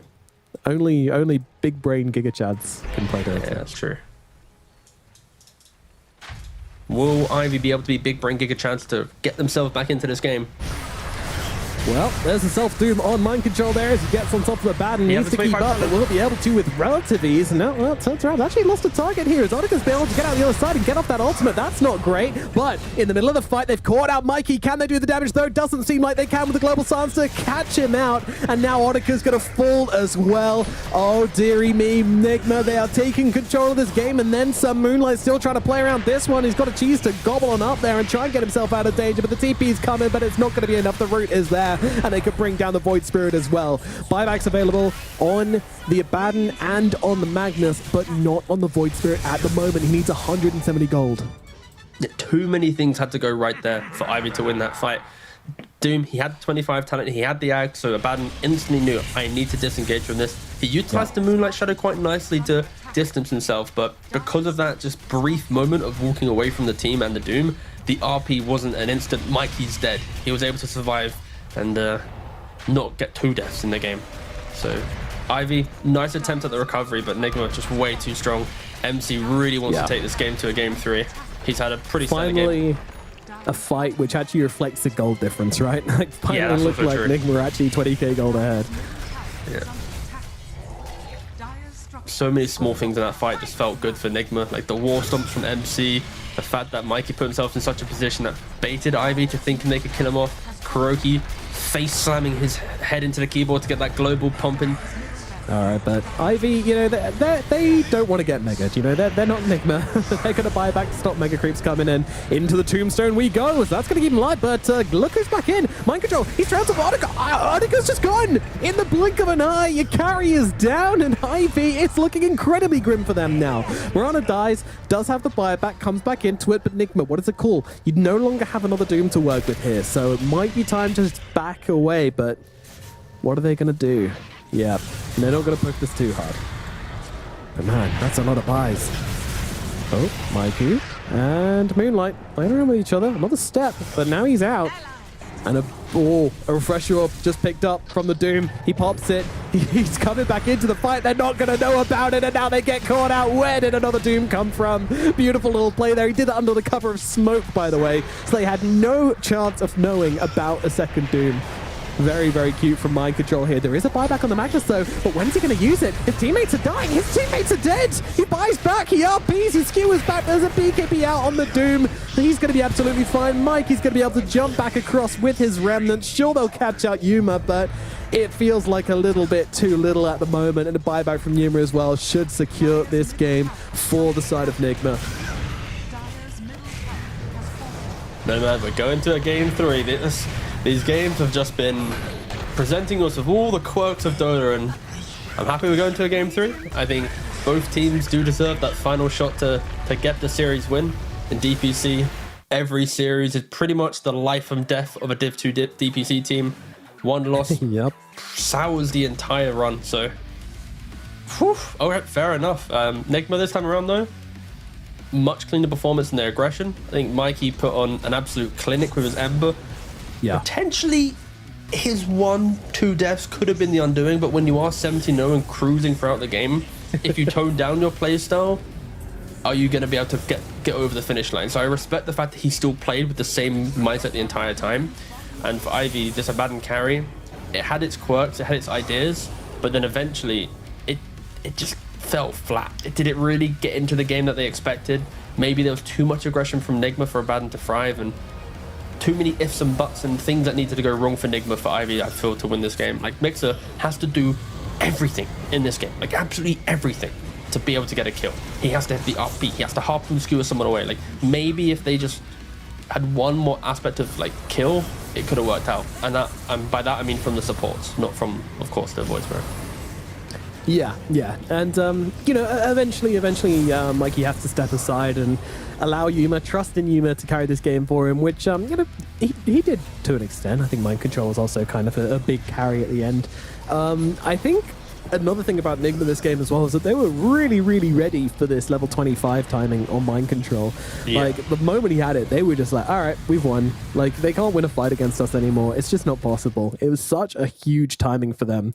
And yeah, they utilized it pretty perfectly, buying the Aghanims, just going so incredibly hard. And then the end there, I love that Mind Control TP'd out, you know, backed himself off, bought the refresher orb, used it to TP back in again, all under the cover of smoke. Was also zero chance that Ivy ever got to know about the second usage of Doom, and that was just a cute little play. She just finished things off. Realistically, the game was over by that point anyway, but I gotta give her credit. That was just straight up cool. I enjoyed it. Yeah, I'm intrigued to see where they land in the third game, because I feel like now we get to see Ivy's adaptation because Nigma went so aggressive with their heroes this time around. Will there be more bans tailored towards Mikey? I think in the series as well, have you, maybe I'm just seeing it, but Yuma hasn't really shone too heavily, right? I think in game 1 he struggled, game 2 a stable Bloodseeker performance, but with Yuma's playstyle and how he got to being on Nigma, he's been like a star player, and we're not really seeing that so far in this series. So maybe in the bans, Ivy push it a little bit towards Mikey. I would be surprised if Ember gets some sort of respect, because again, these stats are so filthy to look at. He was part of 34 kills in the game. He's 17-17, damage through the roof. 62k, what the hell? It's everything is just insane from this game from him, and this is why of course he gets picked up. And I feel like Ivy 2 games in a row, it's like they play for their opponent to make the mistakes to win the game. And when you have players that can just take control and never let off, it's so difficult with that mindset. And yeah, so game 1 was a surprise. Game 2 is what we kind of expect from Nigma. I think most people can agree. And game 3 is really going to be where we land. Yeah, I mean, I don't want to take away too much from Ivy. That game 2, they were the first ones to get barracks. They did get that Roshan. There are a few moments where it looked like Ivy were going to do that thing again, where they kind of got under the skin of Nigma, messed with Roshan them as well. Kind of, right? Like just mess with them and backstab them into a point where Nigma just kind of lose the plot and end up losing the game. But to their credit, Nigma kept it together much better this game. They held to their guns, they hit their timing on the Doom, and they closed it out. So well played to them. And Tigo, for one last thing, quick thing, trivia question: who do you think Mikey killed the most in that previous game? I feel like it's not going to be the Undying now, but I'm still going to go Undying. It was actually Rue on the Mirana. 7 kills on Mirana, only 6 on the Undying. We baited you, viewers. He was actually feeding off of Rue. All right, send it to a break now, man. Go. All right, it's break time. Let's go. We'll see you in a minute. Bye. Bye, is it real? Oh, yeah, it is. I'm running. He's in the don't, maybe. Never mind. Here. He ulted. Mikey. I'm killing out Magnus. I'm running. Alan dead. Voice spirit. No Lincoln. Here.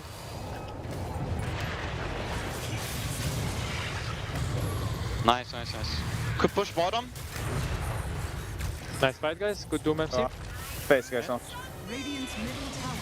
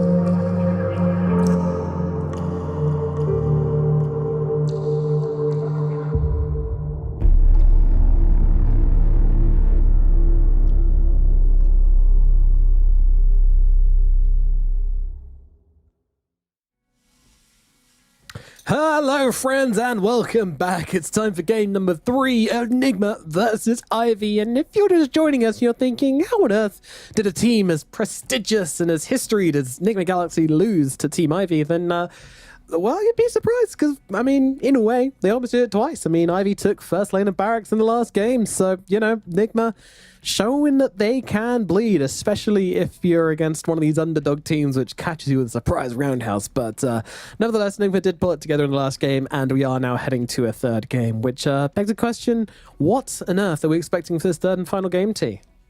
I think no Beastmaster is going to be the answer. It was what allowed Enigma to crush Ancient Tribe, and all the things that we're seeing in regards to volatility of Enigma, it's due to the fact they don't have that like hero progressing hero on mind control. I was going to think of a different word. I was like, I don't want to say hero, but anyway, I went with that. But still, like this Beastmaster, it gave them Roshan, it gave them the tower taking, but now because we're not seeing that kind of concept being applied with Enigma, they are going for kills. They're doing like these big plays on the map, and then Ivy perfectly, I feel 2 games in a row, have just swept away Aegis's non-stop, and we never got to see Enigma kind of ball up to that perfect storm that they did do previously. Yeah, if there's one aspect of Enigma's game we want to see them improve on for this game, then it's definitely going to be that Roshan control. Like, some of these Roshans which Ivy have been getting, you know, kind of unforgivable, you know, it's pretty insane. Yeah, and I'm trying to think what's going to maybe change up in the draft, because for Enigma in the second game draft, they didn't really care too much about Ivy's approach, because they didn't even ban out any of the key heroes from game 1. They let them do the mag into Void Spirit into Mirana. Will it happen again? Will the same pick order occur? Enigma getting second pick, giving like the perfect pick for Yuma, perfect pick for Mikey. It felt like that has occurred in 2 games. Of course, they didn't execute in game 1, so I'd love to know who's going to be second pick for this final game. I think that might be going to at least give the edge slightly. Not all teams need second pick, but at least in this series, I feel like it's going to be quite an important factor. Yeah, certainly is. And of course, when you're kind of looking at the performances from Yuma and Mikey, you know, game number 1, unfortunately from the both of them, quite disappointing. Game number 2, Mikey really stepped up, got this Ember Spirit, and game number 3, you know, now we're looking at Yuma and thinking, you know, come on, let's see some action, Yuma. Let's see some of that old dog champ Yuma coming out, or that first series Yuma coming out, and let's see them kind of get comfortable and start taking some names here, because that's definitely who we're looking to step up. When it comes to Ivy, when it comes to improvements in the draft, I do want to see them not leave their supports quite so open to just being absolutely destroyed by an Ember Spirit. You know, get some stuns or some saves in that 4 and 5, please. Yeah, no, I fully agree. Like, both games, it's been like Undying Mirana, Undying Oracle. Oracle Mirana. So it's like, Mirana, like they pick them. It looks cool, but like, does it have draft value? Like, probably not. Like, in the game, of course, there'll be moments where these series will have brilliance, but I don't think there's like that X factor coming from the draft. And that's why I think in game 3 for Ivy, like, if they can just throw a curveball into the mix, change the line of prep that Enigma has been doing, then suddenly you have this like Terrorblade versus something matchup where it's like, okay, we get to this minute, we win the game. And you kind of felt that in game 1, this like inevitability, like they will at some point be able to take over the game if Yuma doesn't perform. And yeah, I'm interested to see. I feel like, again, for Enigma, they're at least showing us that between the new guys of Yuma and Mikey, I was about to say Mickey, Mikey, even on their bad games, they're still stably performing, if that makes sense. Like in this game, Yuma didn't do that well, but he still showed up, right? Mikey was OP. Of course, in game 1, it's different, right? That was like kind of actually bad. But like, if they can fix that from game 1, and like their baseline average performance is still good enough to put on a show, then that's when they become a very strong team. Because in bad games, you want one of your cores to step up. Like, I always expect MC to have one of those games where I'm like, damn, that was an MC game, like this previous one. Yeah, absolutely. You know, Rampage in game number 1, you know, great performance in game number 2. Let's see what they can do game number 3. Let's jump into the draft for it. Ivy versus Enigma Galaxy, the third and final match to decide out who's going to be taking this very important series. And, you know, of course, it's Division 2. You got to mention it every single time. With this league format, every single series is so important. So Enigma, they will be taking this with every single serious brain cell they have, and those serious brain cells are going to produce the same opening from game number 2. It'll be the Techies and Doom once again. The trade-off is now Ivy actually gets to pick up a Timbersaw. You could argue that Ivy could have done the Magnus first pick, then close out the phase of the Void Spirit, but this is what I kind of want to see from Ivy. That little bit of X Factor, that little bit of, we've done the same thing 2 games in a row now, we've gone 50-50 on it, let's now go for a whole new idea, and maybe that gives enough surprise. And sure, they still go for the Void Spirit, a Moonlight staple at this point, but maybe in this position, rather than banning out 3 big carries, you could ban out an Ember Spirit or some anti-Void Spirit heroes that can mirror or outpace the Void Spirit potentially. Instead, they respect Kuroki's Silencer, which I can see why he hit 80% of his globals. He was the reason that Mikey was able to be 16-0. He was the guy. Yeah. He was his Aegis, if you will. So yeah, now they take away that get out of jail free card. It makes Mikey's game, he'll either do one of 2 things, right? He'll even play it a little bit more cautiously and not get quite so many kills, or he'll die a lot more. Either of which is good for Ivy. So it makes sense. Okay, all right. So they have kind of been focusing the carry bans Nigma and giving the Doom a safe lane, but I'd really like them to kind of push away some of these comfort supports from Ivy. And it looks like that's exactly what they're doing. They get rid of the Pugna straight off the bat, and we'll see what else they get rid of. But already, yeah, I like it. Just these strong supports which can offer some sort of save.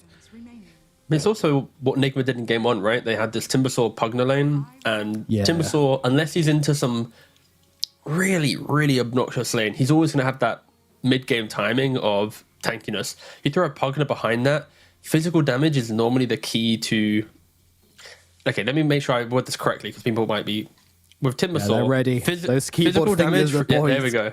Slark, Ursa, Monkey Kings rely on physical damage to offset the tankiness of Timbersaw. Of course, big magic burst can help.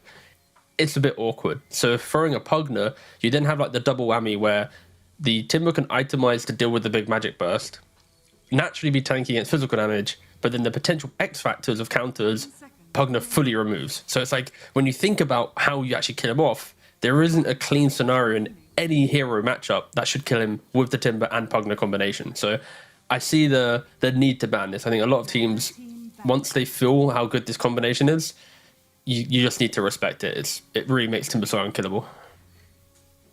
Yeah, that's a great call. And obviously Nigma feels the same way. They're also going to get rid of the Undying again. Okay, so a bit of respect towards Mr. Vincento after his last performance. Secure the lane and then walk around the map. That's my favorite playstyle, honestly. And I have no complaints to it.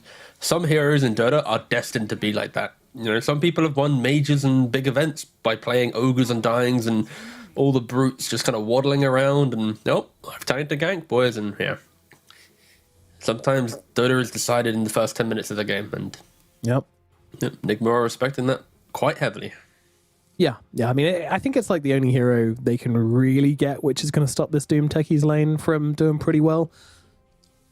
Maybe there's others, but it's definitely one of the main ones which sticks out, something being very, very good in the lane and can make your Doom kind of miserable. This is the position where you pick Kuroki's hero now, so some potential Lich. I also kind of like Enchantress into Timbersaw if it's offlane Timbersaw, because of Impetus spam, quite aggressive. He can pick pretty much anything he wants, really. I could also see some like casual Crystal Maiden appearing or something, Yeah, I'd like that. Crystal Maiden, some like semi-laning Lich, hero.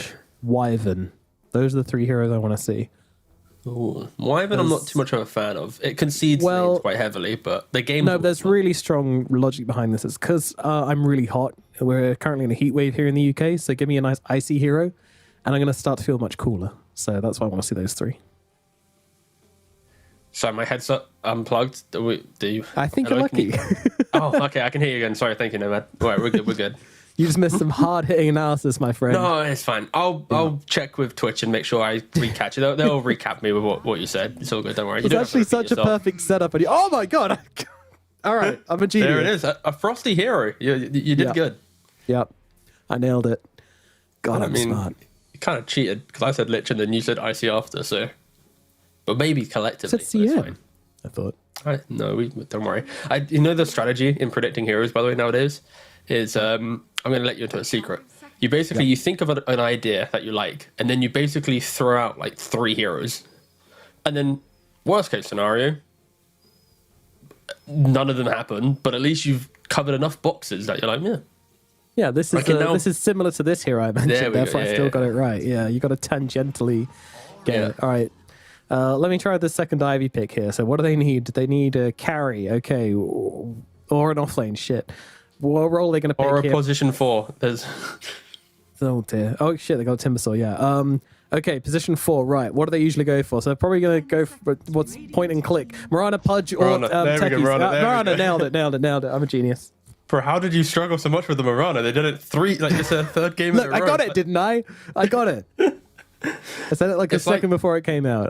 It's like you're, 18 years old, you get asked what 2 + 2 is in front of the class, and suddenly you're like, bruh. You're getting asked what 1 2 + + 1 2 is was at window. 18 years old? I'm saying you. Oh, okay. It was the example of you. Kept behind a few it's not 18 years. You're still in nursery. I'm still there, guys. I'll get out. Don't worry. Just coloring my numbers is really difficult. You're still in like daycare. You're not even learning anything. You're sitting there playing with your... Look, shapes and colors is hard, all right? Oh, it's all good. No flame here. Wholesome. All right, Nick, what are we doing? Bloodseeker, of course, would have been the perfect pick, but I'd be banned it out. Okay, they go TA. TA is a deceptively good hero against Timbersaw in lane if you put the TA safe lane because of 2 main aspects. The meld strike against Timber early on, he doesn't have armor, it needs to build up over time. So if you can like explosively hit him early, you offset kind of the time in which he's tanky. And with Lich, you're always going to have that control. And then when Timbersaw does hit 6, you're a core that happily hits jungle and utilizes the kind of the line of camps in a row. So yeah, it's actually a pretty good hero. I expect it to be carry. They're already banging out mid laners and Ivy, but yeah. Happy to see how this one lanes. This is the game where you're picking TA like this. We're mentioning Yuma being a little bit kind of calmer today, not as showboaty and like the star player that he has been. This is the hero pick. This is the type of game where he can just potentially crush it. Give him his game. Give him his lane. Let him cook.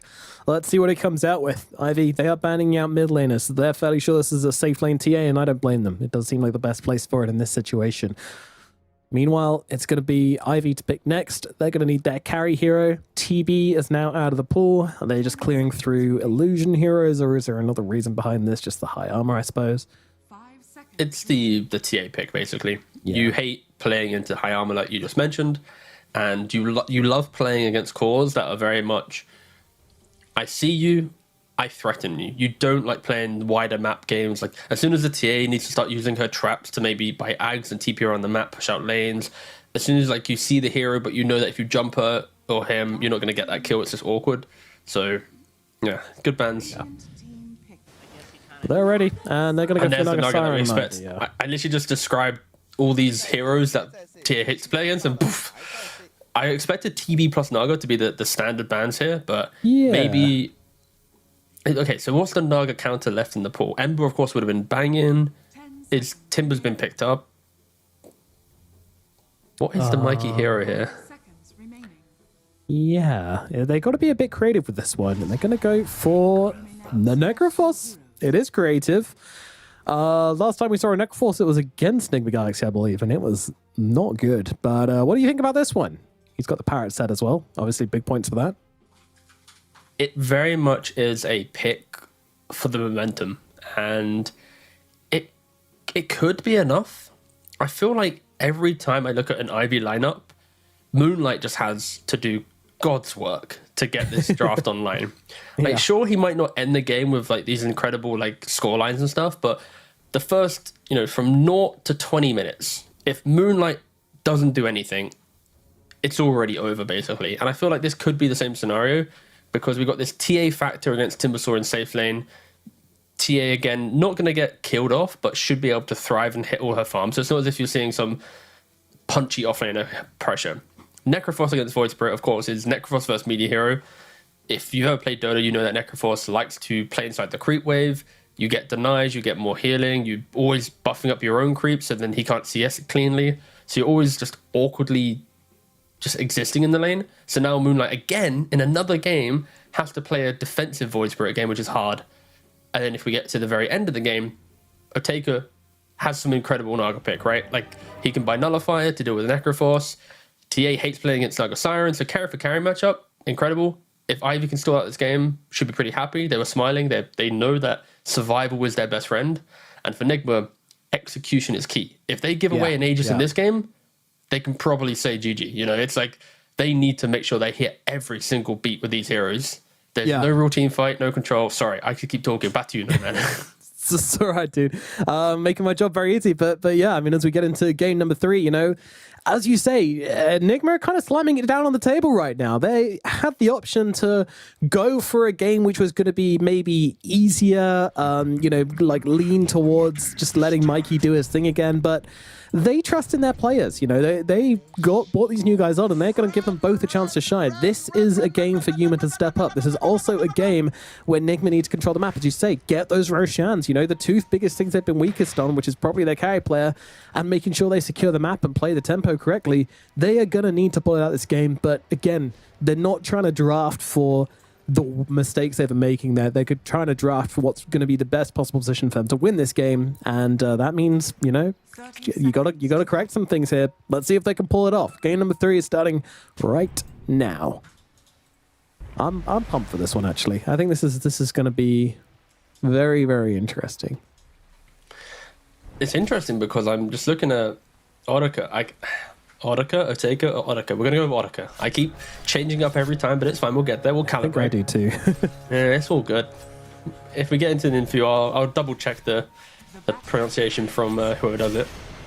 Alas, he is the player that had standout games when he played on Into the Breach. He was the one that was picking these Terror Blades in first phase, didn't have a care in the world. Like, first phase, my hero, I'll 1v9.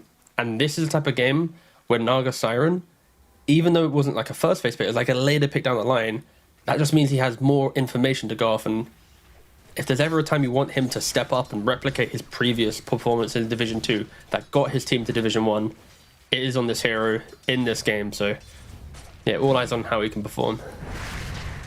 Yep, but for the laning phase, I think, once again, we're going to be playing pretty close attention towards the middle lane. It's not quite a Huskar matchup, but it's still pretty bad. The Necro should be the one putting the pressure on here, so we'll see how Moonlight's able to adjust to it. Level 1's not too bad, but I think level 3 is the big point for Necro, right, when he really starts to threaten these melee heroes.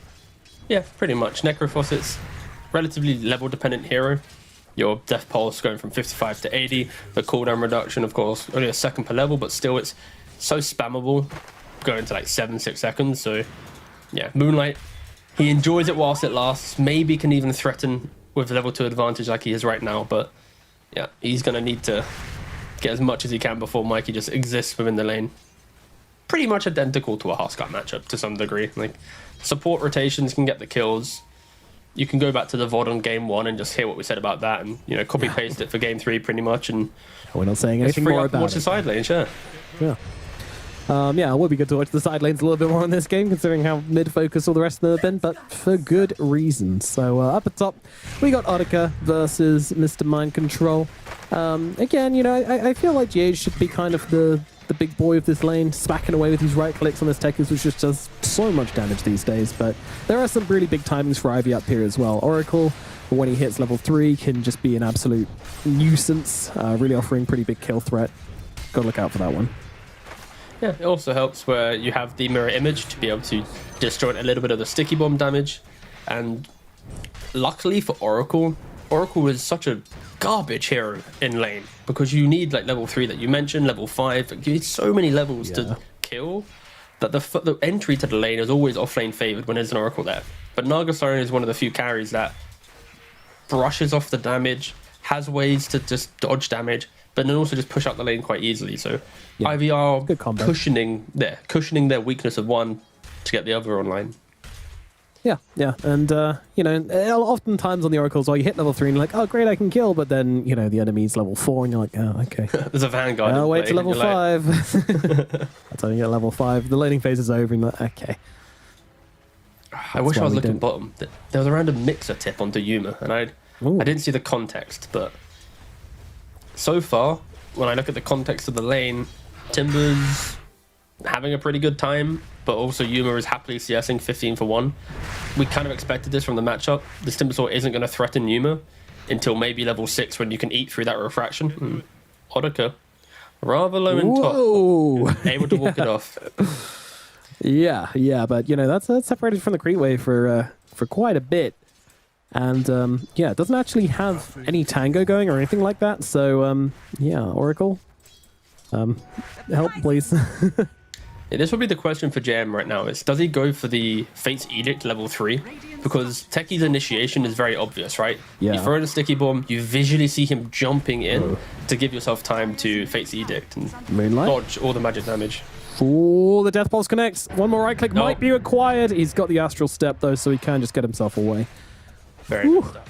Will he he's not backpacking his stats for salve efficiency. Moonlight, will we talk about that in review? Okay, now he's doing it. Right, good stuff. Yeah, tail end of it though. I was going to back him up by saying that's only something nerds do and he's a Chad, but then he did it anyway, so I couldn't even use that.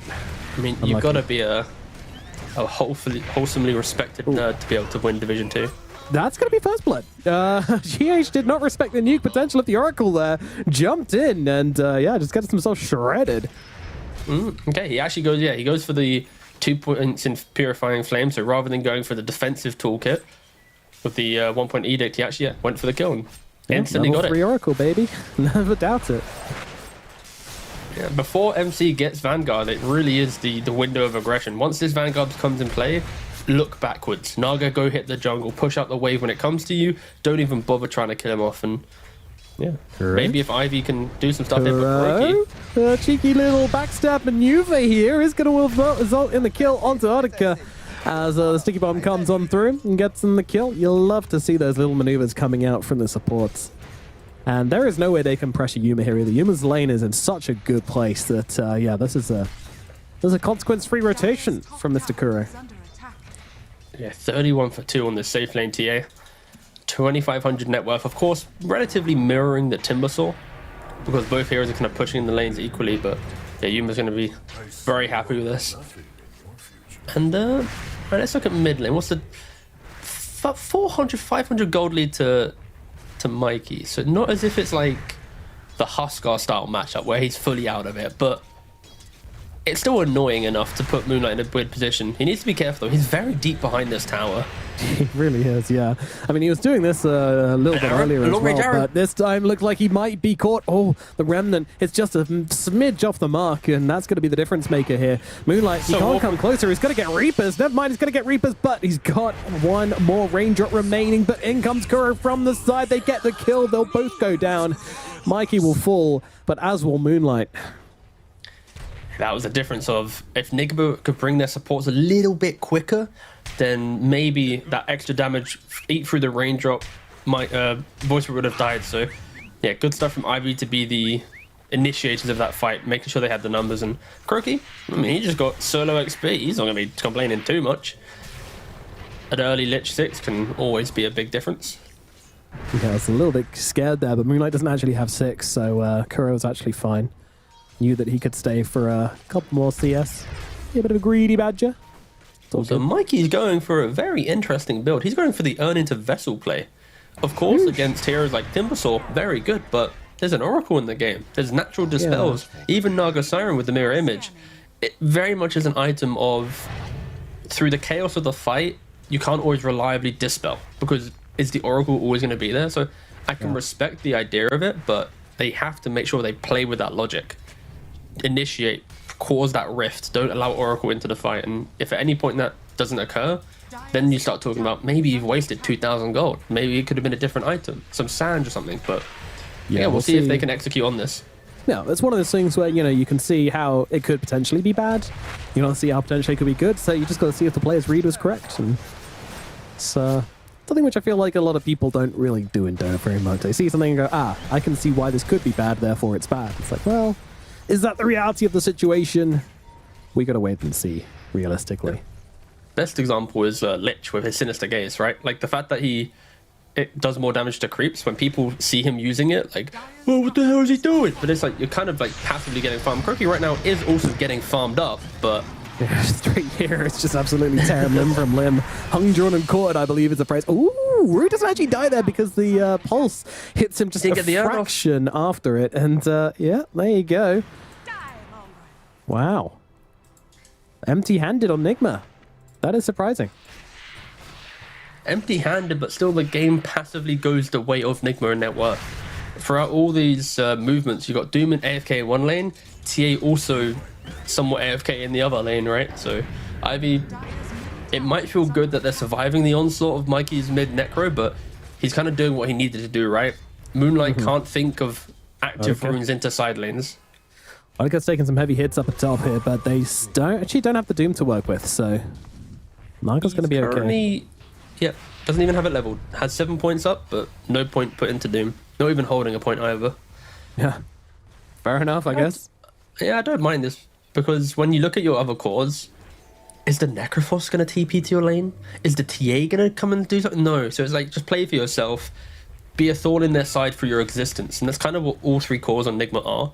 They exist until like 15, 16 minutes, and then at some point, there's like that one Blink Dagger or that one BKB picked up, and then the entire narrative of their draft switches when it's like tanky snowball run through your opponents. And Ivy, they aren't really able to punish this yet, and they also won't really ever be able to punish this until I think Naga Siren enters the frame, or Moonlight, I guess. Yeah, maybe.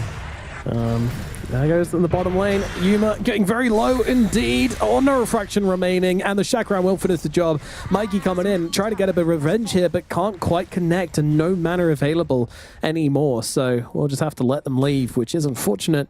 Necro really could have used a pick up there. Nice rotation, and that's what you want to see from Moonlight, right? You know, Necrophos, he's good, but he's a bit slow. Void Spirit is going to utilize that. A bit. Okay, he's extremely slow. He's decrepit extremely old man. slow.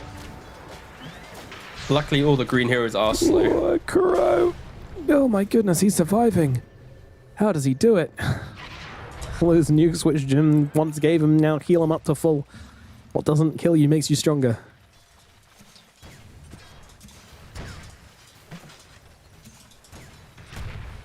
Well, levels in this game, both teams are very healthy. GH is getting jumped on right now. Should be enough damage to get through. One more Purifying Flames, there it is. There you go. Yep, level 3 now, so that's a 270 damage magical nuke every 2.5 seconds. Wowee.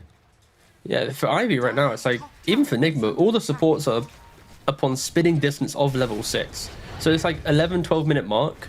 Either team has the potential of smoking up and making that next play to find that big pick. And of course for Ivy, you would love to see Moonlight sync up with supports, find another kill on Yuma. Because for Yuma, he's been free farming the entire time. He dies once bottom, if he dies again, then suddenly that 15, 60 minute Deso that we're looking at is now 18 minutes, 90 minutes. And Naga Siren, it's all about Manta, Orchid, join the fight. And if you can just delay your opponent by a little bit, oh, it makes so much work. So many heroes now converging onto Mind Control. He does force himself away with the Hurricane, levels up Doom, throws it onto the Void Spirit, but it's looking like it might be Mind Control dead regardless, although Jim has used a fair few amount of Purifying Flames here, so Mind Control is able to heal himself up quite neatly afterwards. Ultimate just being thrown onto Moonlight to make sure he's going to remain healthy for this one. It's the slowest gank I've ever seen in my life, but now the Chain Frost comes in. They might have just caught out Moonlight. Nope, he does still get off that Dissimulate to get himself to safety. No, he's dead. And Mind Control lives through it all. And Onika, he's in trouble as well. It's another hero dead. Both big cores brought down on the side of Ivy. Mind Control just doesn't freaking die. And that was the difference of dispelling the Purifying Flames or not. And sure, Mixer's going to use this window of opportunity to go into Mikey. Oh, but the Scythe up insta-dead. My God. And now he's got 2 charges of the Vessel, so he's very happy he's got that available. Ivy are going to be kicking themselves. Dude. You're pumping out all these Purifying Flames, but not able to dispel them over time. And now suddenly he had 2 running. The only reason he was healing was because of it. So unfortunate for Ivy. Dude, I was about to say, like, Mikey's about to be in a really bad position, and the whole team was about to be in a really bad position, because they're about to hit Spirit Vessel on Mikey with no charges up on it, and then so suddenly, like, Yuma's not going to have much of a map, because you're running around with a Necrophos, which basically doesn't really have much of an item, but then all of a sudden, Ivy just completely choked that one out, to be perfectly honest, and yeah, wow. I mean, Numa's going to have Deso in 400 gold time. There's a strong argument for Roshan on the cards within that window. Like a 15-minute Roshan is very viable for Nigma here, and they kind of need to do that. Like every time they hit a big item, they need to either find a big pick or a big objective, be it progressing the map through towers or going Roshan. Like Nigma's lineup, if it ever stalls, it is so important to emphasize how this lineup will struggle in 20-30 minutes down the line. So Yuma should be screaming at his team like, guys, I am so farmed. Thank you for doing God's work in the early game. You have been OP. Let me now help you enter this mid game with more confidence. Let me help Maybe he you won't as say you it that once helped wordly, me, but my children. For I shall bring you the Roshan. Ah, das He declare. also turned French for some reason. I don't know why, but it fits. What can you do?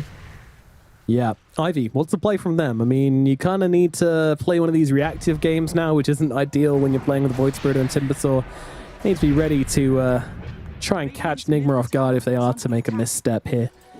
Yeah, I think for Ivy, they need to buy a Lotus Orb on this Timbersaw and then offer him up as bait at the front line. Because Naga Siren, of course, we've already mentioned, isn't going to be doing too much. But if Timber can soak up the key spells, like a Scythe or something, then Moonlight can Smoke pop off. immediately pops. The Chain Frost comes bouncing on through with Reaper's side, but Jimson Sensor gets up the save. Is it going to make a difference, though? I don't think so. Moonlight, will he heal enough inside the fountain? No, he will not. Drops dead immediately. Mixer on the run here as well. Going to stick around and just make sure he grabs that plate mail off his courier. Yeah, Rue up to the high ground. Bombs and death pulses and all sorts of horrible things following. And Mikey's not done. All right, Mikey's extremely close to this Lotus Orb. Oh, there it is. He just disassembling for it. He's now completed. He didn't want to do it during that because he had to disassemble like 2 different items to get it, but Mixer now, in theory, should be able to survive the initiation because he can dispel the vessel. Wait, did Rue just... I think Rue was trying to TP away and Roshan knocked him. Yeah, that did happen. That's... I don't know if anyone can confirm that, but I think that was happening, in which case that's extremely funny. But now, Nigma, here we go. Absolutely no hesitation in running into the pit and taking down the big boy. Yeah, 15 minutes, Roshan. Timings are aligning so beautifully for Nigma now. The cool decision now, I think, that they have is what type of TA will Yuma play? Will he go for the Blink Dagger straight away because it's like, okay, I've got Aegis to blink, I can now assassinate someone? Will he keep going for more damage? Because in his quick buy, he has both Daedalus and Blink available.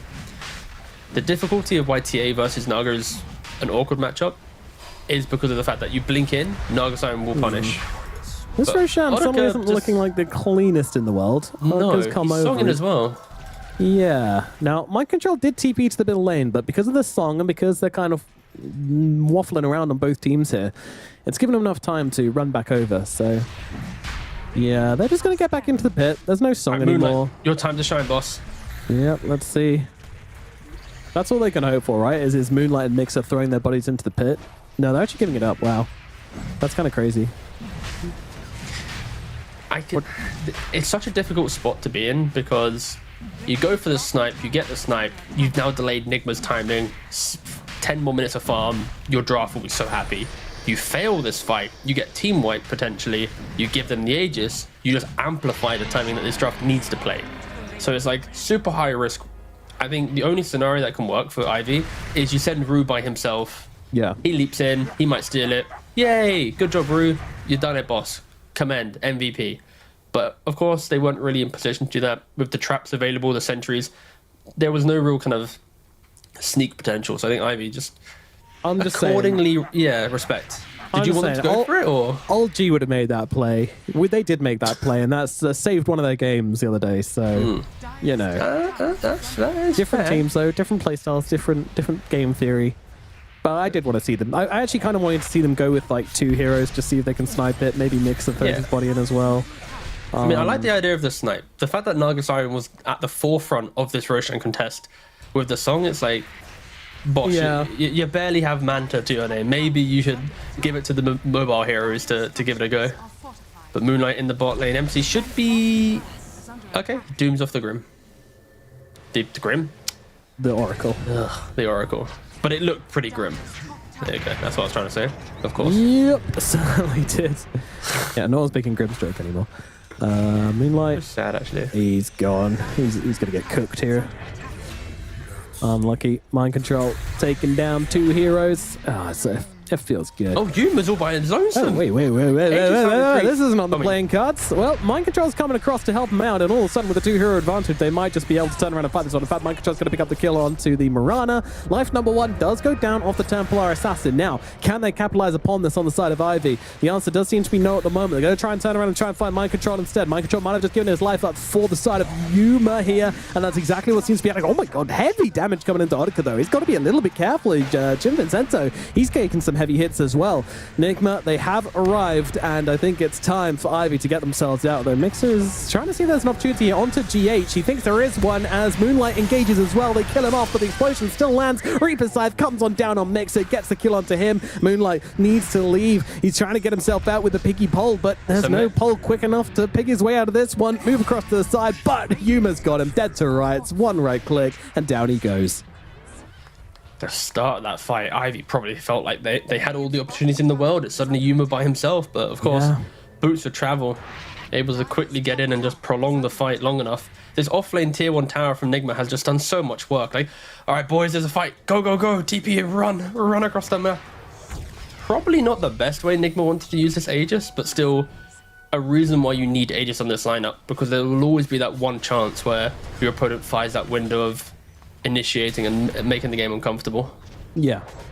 Ivy definitely have the tools in their draft to kill off a TA at any point in the game, right? Yeah. Maybe with BKB it becomes a little more difficult, but ultimately, you know, Refraction is going to disappear very quickly to the Timbersaw, and they have the control of the Void Spirit and the catch, so... But yeah, still, you know, there's part of me disappointed, you know, really want to see Yuma just kind of kick off and control the map up, and then losing the Aegis in such a way. You know, it limits how much we're really going to be looking back at this game. It's already a pretty big it was one wide team. I think so. In this position, when you're crushing the game, like all cores, like guys, I can kill, just join me. You know, it's very easy for them to want to run around the map. So they didn't lose any net worth from this play. Yeah, I think if anything, it just puts bigger emphasis on the next Roshan to be their timing. Like, you're never ending the game on their first Aegis, right? So if you can double your lead with one Aegis, you kind of count it as a win. Sure. It might a lot visually of coming out to GH here. Yeah. Makes that immediately looking for. Oh no! Everything I just said is undoing. He wishes he had Aegis right now. Oh my Jesus Christ, you're just cut it off. Well, I mean, they might be able to get a bit of revenge for Rue here, but with Mikey coming in, I don't think so. The T-Governor curse, it wasn't enough to just stop Rue getting one shot there. Bro, they just pieced out. Yeah. They watched what happened to Rue and they were like, nah. Maybe they thought Nigma was closer, but that was a TA that was slept with easy stun follow-up, so she couldn't, you know, disengage from that. Yeah, I think they wanted the arrow. I'm not sure why the arrow wasn't there. You had the remnant. Okay, either way. Yeah. Ivy, they are behind 13k gold. I can see why they're maybe afraid in that scenario, but it also Necro was right next to him, so awkward fight. Good opportunity, didn't take it, alas.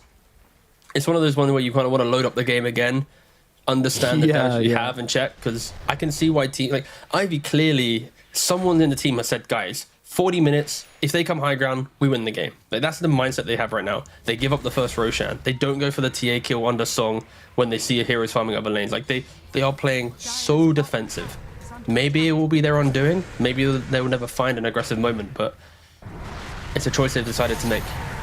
Mid lane, another kill going the way of Mr. Mikey here. He's been able to catch out Moonlight. The Vessel's doing work. I've not yet once seen Oracle really be able to dispel it or be in a position, because of fights happening in every lane. There's Doom pushing top. There's Necro in mid, jumping around with his Shard and his Death Seeker. Jam, he's got so much work to do, and he can't be everywhere at once. Certainly not. Yeah, I love this Death Seeker. It changes Necrophos completely, actually. I mean, without it, he would have never killed Void Spirit, right? But Yeah. now it's like you waste your one mobility spell, like enemy blinks away slightly, you know, halfway there, you're close. So I like it a lot. It gives a little bit of breathing room to make moves compared to just, hello, I'm Necrophos, please come to me. Please just stay still as I'm slowly march towards you. Chain Frost being used. This is a decent amount of damage, but it's still going to result in Kuro's death. And to be honest, yeah, Chain Frost, Main Frost. I'll quickly kill off the Ice Spire. They have seen Yuma here as well. Yuma, no BKB, so very possible they can actually bring him down here. Let's see. Nigma, the cavalry is starting to arrive, but only GH here at the moment. Jumping in, it's a nice stun coming through, but the arrow connects, and Yuma is gone. Doom now comes down onto both the Timbersaw and the Doom. Moonlight looking forward, wants to finish off GH here, will be able to do exactly that. Mikey now on top of him, but the song is out from Audica. He just wants to slow things down, give them a chance to catch their breath, and now move on to Mind Control. They'll let Mikey live, but they will bring down the Doom. He has Death Seeker in 3, should be able to disengage from this. Necrophos not going to be going down. And that was the chance that Ivy needed there. He should be fine, surely. I don't know, man. Audica wants him. He really wants him. Gonna keep him chasing here, and yeah, Death Pulse across. Mixer kind of gave him a way out here, but it's turning around. In comes the Reaper's Life. Reaper's himself. Oh no, that's not how that was meant to go. Beautiful. And he didn't even die to it because of the Fate's Edict. Oh my goodness. What a disaster. Mentioning so many times that Nigma's lineup, it's all about execution under aggression. You don't want to slip up, and Kuroki going for a super aggressive ward behind this tier 2 tower top lane. Yuma kind of following his captain in. You're getting chased down the entire time. It wasn't a team fight, it was a one-sided slaughter. The biggest thing here is that and Yuma again. He just showed. Whoa, Yuma, no, you can't be going down like this, my friend. You cannot be going down like this, but it doesn't make a difference. He's already dead. Ivy, they're finding their timings. I don't know how, but they're doing it. Kuro is gone. They're looking towards Mind Control again. Erotica, though, is kind of low, needs to get himself out. Jim Venzetto has nothing more to give him. Mind Control just standing on him. They don't have the detection, though. Erotica's going to get away. Some heals coming out from the Oracle even now as they can look to maybe reset. Mixes around. I can't believe it. There's no way this happens again, right, T? JMN has thoroughly stepped up in the last minute or two of this game. He has struggled relatively hard in this series. Unfortunately, he has been picked off so many times because of the heroes he's played. But in this single scenario, saving his Timbersaw, free casting his spells from the high ground, not allowing Nigma to be in a position, like, he has carried his team through these fights, keeping them alive, pushing them forward, and fair play to him. He needed a moment to shine, and what a perfect time to do it at a pivotal point in the game as well. Like, a taker now, he was like 1,000 gold from Skadi at the start of all these shenanigans. 15k gold lead to Nigma. Now it's occurred, you've half that net worth lead, you're now halfway to a heart on Naga Siren. This Naga v TA matchup is now very much Naga favored, sorry. Fair play, Ivy. Fair play. Fair play. Honestly, they're turning up. They're ready to show that this new lineup of theirs it's ready to take some names, and they want Nigma to be one of those names. That's for sure. They are giving it their all. I just feel like the overall itemization in Ivy, if you look at all the heroes, is just they respect what Nigma's presenting. Like Naga Siren, you're going for the Skadi rush, just be tanky. I mentioned way earlier that Orchid. But that's what you want to buy when you're ahead in the game. He was behind, so he went tanky. Timbersaw went for Lotus Orb Brush. We've seen it kill off the Necrophos now with a Scythe. Instantly Halberd for the TA. Mirana went for a Vessel. Like, all their players have just itemized for this. They're going to fight us, and if we just outplay them with that one item, that one defensive toolkit, whilst they're greeding it up with these kind of big ticket items, they're going to be able to clutch it out. And this is maybe the issue of TA, is the... when do I need to buy BKB style hero? Like other heroes, it's like always second item, always third item. Like it's imprinted into their like the muscle memory of the hero. But TA, you can be greedy, you can be cheeky, but it also can hurt you. And for Yuma, 2 deaths in a row now. Roshan's gonna fall very quickly. He's gonna have BKB and Aegis. You could argue this is Nigma's last chance in this game to comfortably decide its outcome. You have an Aegis, you have BKB. How is Nigma going to approach the next 5 minutes of this game? Yep, that's certainly what we're looking at right now. Aegis. All right, what can you do with this one? It's a very big question mark. I mean, how many more times we need to say it? You know, Yuma, it's time to step up.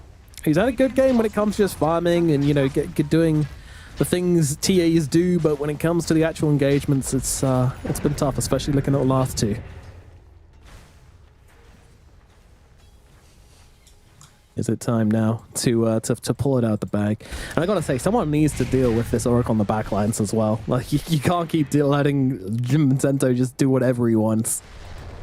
Yeah, I think you kind of just need to doom him. Like, as much as you'd love to doom the Voice Spirit, I think there are too many layers of defensive capabilities from JM, be it from his Glimmer Cape, the Reign of Destiny to eat through the tankiness of the Necrophos, the Clutch Edict to deal with the Scythe, or even like Techie's Initiation. Like, this hero, the reason why it is so popular, even though it concedes lane so heavily, are these mid-game fights under the vision. Like, I just look at his toolkit, every single button he presses is just annoying for the enemy to fight into. Dispels, Magic Resist, Glimmer Capes. It's a great hero. Punishable, but a great hero. I think he needs to get doomed. That's my application to Nigma. Hopefully it gets through their email chain, into management, into infrastructure, into the team. Because if he doesn't get doomed... Straight into spam folder. Yeah, we've had that before in Dota. Reign of Destiny, though, is a very cool ability. Did you know that the original plan was to give Reign of Destiny to Dazzle, but actually make it like, I think it was called like Reign of Pigs or something, and it hexed heroes in like in the area randomly for like 0.5 seconds. It just sounds like a quirky version of the Sand King axe, like with the little burrow strike. Yeah, pretty much. That's what they were going for, but with hexes instead. That'd have been cool. Maybe you could have got like new animal cosmetics as well. So like you get it's a different animal Dazzle each time. Arcana, then it's like, oh, I turned them into snakes or something. Yeah, that would have been nice, but sadly they decided to give it to Oracle instead and just made it some... Oh, wait, Oracle's underneath reward. This is the perfect jump from Nigma. Okay. And one shot. Oh, no, Song. I was so ready to watch Jim Lozano just get eviscerated. Nope. That was the window that they needed, right? If you kill off the Oracle there, forces buyback, it's now like a doom him and he's dead, but the lack of Blink Dagger there from the TA really kind of shone through. Yep. And this is the thing about this game, right? It's always felt that the items Nigma have needed have always just been like one item behind, but even though they've been ahead pretty much the whole game. But that said, let's not get too ahead of ourselves. You know, it is still going to be Naga versus the world when it comes to these fights. And Mikey has identified that, right? He's gone for this Radiance. So now he's going to be pumping out a little bit of evasion for the rest of his team with the mischance being applied. He happily will be in the middle of the fight because of his Death Seeker. He's going for potentially an Ags as well, so just more AoE damage with Heartstopper Aura. Really hoping to be a nuisance. Shiva's picked up on the Doom, so if you think about illusion countering items, it's the Shivas, it's the Radiance. These are the big tickets, and they've got them. So that really leaves the question, why is Nigma not really trying to make that move? They have the Aegis, they've got the anti-Naga items right now. They keep running around the map. They run top, they get Song. They run bot, and there's no one there. They're getting run around the map, and they're even dooming off a Mirana because they just feel so uncomfortable with how this map is getting split pushed. Death by 1,000 cuts right now for Ivy. Yeah, but will it be a death is the question. I mean, we shall see. Usually it's your carry player you want making these calls in this moment. You know, you've got the Aegis on Yuma. So yeah, it does look like they're going to start to converge down on bottom lane. Is this going to be a high ground attempt? Maybe steal the Tormentor and just force them back? Probably seems like the more likely outcome of this. Yeah, I'd probably go Tormentor. Going high ground, even with an Aegis, you waste your BKB, then suddenly there's the Song. They have such beautiful follow-ups, right? Remnant into Arrow. The Mirana now doesn't have to time her arrow in the Song. The Remnant does it for you, so then you just layer on that stun. And that, in itself, Yuma is the only hero that steps up to hit the tower. So you know you're probably going to hit it. Yeah, they're trying to go on mind control here, but this is kind of risky. You need to get out the Song to get themselves away right now, or do they actually? Moonlight Shadow is going to come out, and that might be all the cover they need. They don't really have to catch on Nigma to threaten that. Ivy recognized that and will just calmly walk away. In fact, will they? But will they? Nyx is kind of moving over. Doom's here as well. Moonlight's playing. Yeah, whoa, nearly catch them with the wall stomp, but No hesitation from Moonlight just to double step himself out of that one. So Enigma just getting dragged around the map so much. It's kind of uncomfortable to see. Like, I'm pretty sure everyone's felt this type of gameplay themselves, right? It's just, boys, we're strong. Why can't we go down one lane? But going down one lane in Dota is one of the worst things you can do, because as soon as that wave dies to a fortification, 30 seconds for another wave, backdoor, it's just uncomfortable. It's not a clean way to siege. Yep. Not a lot about these games have been clean, to be fair. True. That's why Division 2 is such a banging division. It's like the raw talent, they're so close, but it's like that extra 5% of needed to make them that true team as they find themselves throughout the tour. They're moving on to Mikey. They've got the Hex out onto him, actually, but do they have the damage to follow up with? Yes, they do. He's gone. Moonlight stunned, but he's going to come back and immediately jump onto GH, looking for his next target. Now those bombs are down, though, and doing quite a lot of damage, but not enough to threaten. Now Yuma jumps in, gets a kill onto the Void Spirit, and Doom's come down onto Naga Siren as well. Great target found from Mind Control. Naga, she's just going to happily sit in the ring, though, kind of not taking too much damage to worry about here, but they are going to be able to get Jim the backlines here. The immediate buyback coming out from the Oracle, though, as they see their opportunity to fight. Blink to the side from Mr. Yuma. Can they close the gap? Otika's on top of him, just slashing away, and down goes the TA once again. Otika claims the crown as king of the carries in this game. Song comes out to make sure they get their kill onto the Lich as well. Cancelled early to just take him out and move on to the next one. 4 heroes dead on the side of Nigma. Could this be the beginning of the end for Nigma Galaxy in the series? It honestly feels that way. When you think about the fight construct that Enigma presented, like, where was it? Sure, they hit a Doom onto the Naga Siren, but she just disengages the entire time. JMN, of course, pumping out some hills. The fact that he also survived quite long, it wasn't that clean execution. Like Oracle shows, it wasn't, jump, dead. And it was a 4v5. Necro was dead pretty much the entire time. So it wasn't as if it was some potential turnaround plays. And damn, yeah, Ivy, they clawed themselves back into this game once again. What, 15k was it? Like 10, 15 minutes ago? Yeah. And now it just feels like it's their game to lose. They hold all the cards. They really do. They really do. I mean, we're going to be looking at this next Roshan, right? This third Aegis, and this might be make or break. Maybe Nick will find a way to fight that one, but I feel like after every awkward play from Nigma, Mind Control just dooms Rue. Yeah. He's really a punching bag, isn't he? Sync up Nigma losing a fight into, I hate you, Marana, I'm gonna make myself feel better by killing you. Yeah. Yeah. Just scrunches up his little hand, looks at the desk like That's therapy kills, I guess, but screw it. If it makes you feel better, go for it. Doesn't mean they have no Doom, however, and Ivy might want to take advantage of that. I mean, only 30 seconds left on the Marana's respawn. She's not dead for long. Doom kind of close to coming back off cooldown at the same time, though. Yeah, you got about 41 seconds until Doom can ruin this Marana again. Yep. She gets 20 seconds to play the map before she gets Doom.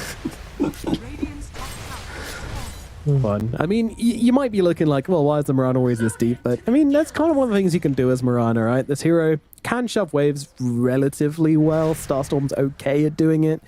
Arrow a creep or a catapult as well. So it's a good thing to be doing as Marana. And if you get Doom for it, then whatever.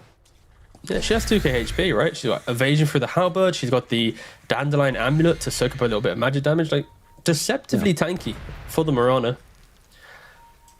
And now Nigma, another smoke up. They are so desperate to get all the heroes to connect in the fight. It feels like they've been desperately trying to find something for nearly 15 minutes.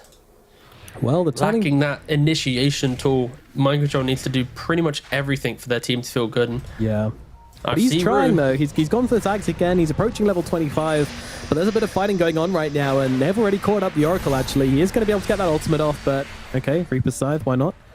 Make absolutely sure he's going to die. Well, and pop. Down he goes. GH has also fallen, though, as Ivy's made a bit of a counter-initiation on the sidelines. Void Spirit. It's got to be a little bit careful here. Yuma does have a crap ton of damage to pump out when the need requires it. Doom has Ags, though. Doom has Ags. Yeah.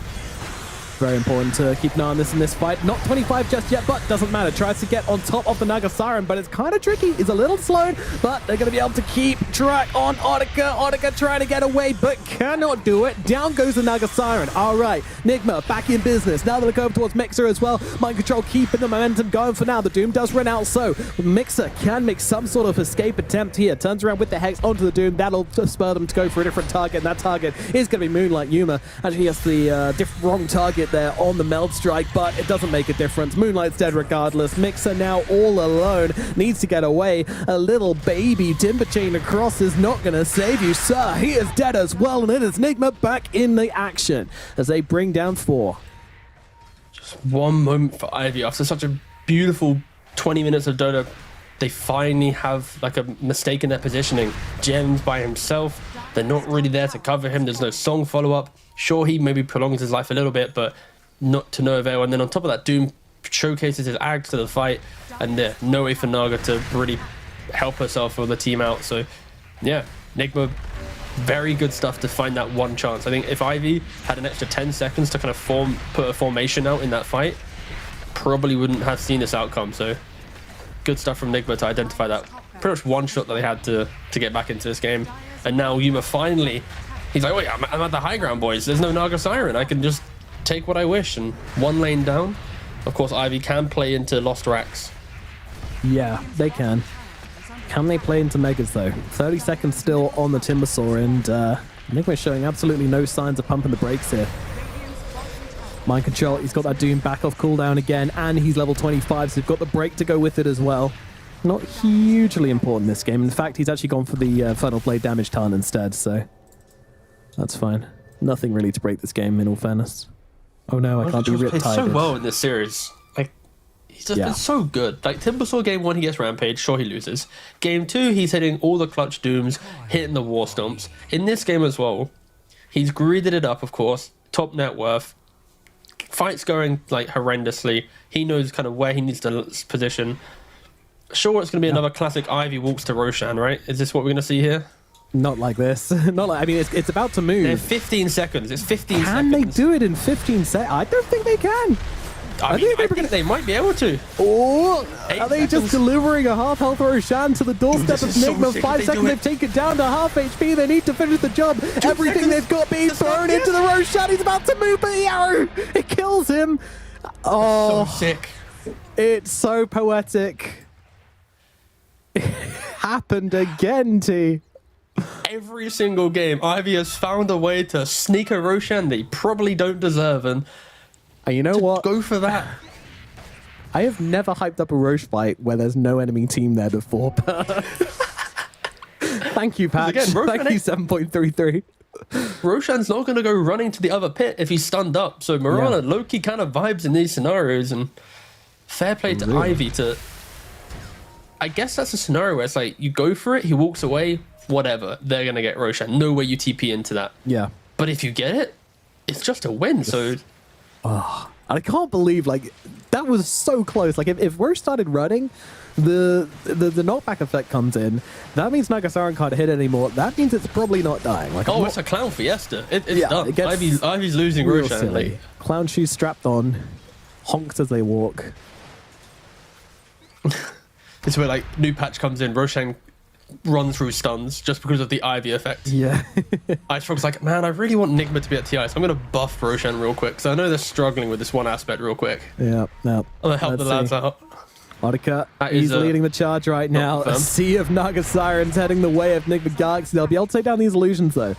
I'm wondering how much they value the mirror images. 10 seconds left on the cooldown of that. Mind Control, he's going in. He pops the Doom. He goes straight for him. The 4 staffs are there, but not enough to get the Naga Siren to safety. She is going to get cut down. That is the first life gone, but don't forget, that is an Aegis beam on the back. They're trying to bring down 50, but look at the Chain Frost. It's doing so much damage. Moonlight's forced him up the cheese. Jumps in, Refresher. Fights it up again, but Mind Control, he's just on the tail end of Doom here. He's looking over towards Jinfen Senso, and he is on the front lines. The Oracle could be in trouble, but no. The Naga Siren, she sings the song of her people and says, get out of here, little Oracle. This is no place for you, and they shall all retreat together. And meanwhile, there is a little bit of lane splitting shenanigans going on by Mr. Moonlight here, making it very hard for Enigma to push to the high ground. Just Nigma perfectly showcasing how vision is key. They hug that wall, they hug the right-hand side, and Kuroki, Chain Frost. That's so aggressive from the Naga Siren there. They need to kill off these creeps here. If they kill off the creeps, there is a bit of a wait for the second wave, but Nigma, they pop it into reverse, and they beat Beep out of there. These fights are so wild. It's like one team sneaks to Roshan's, Nigma then uses like high ground vision and positioning, Kuroki just hits the best Chain Frost.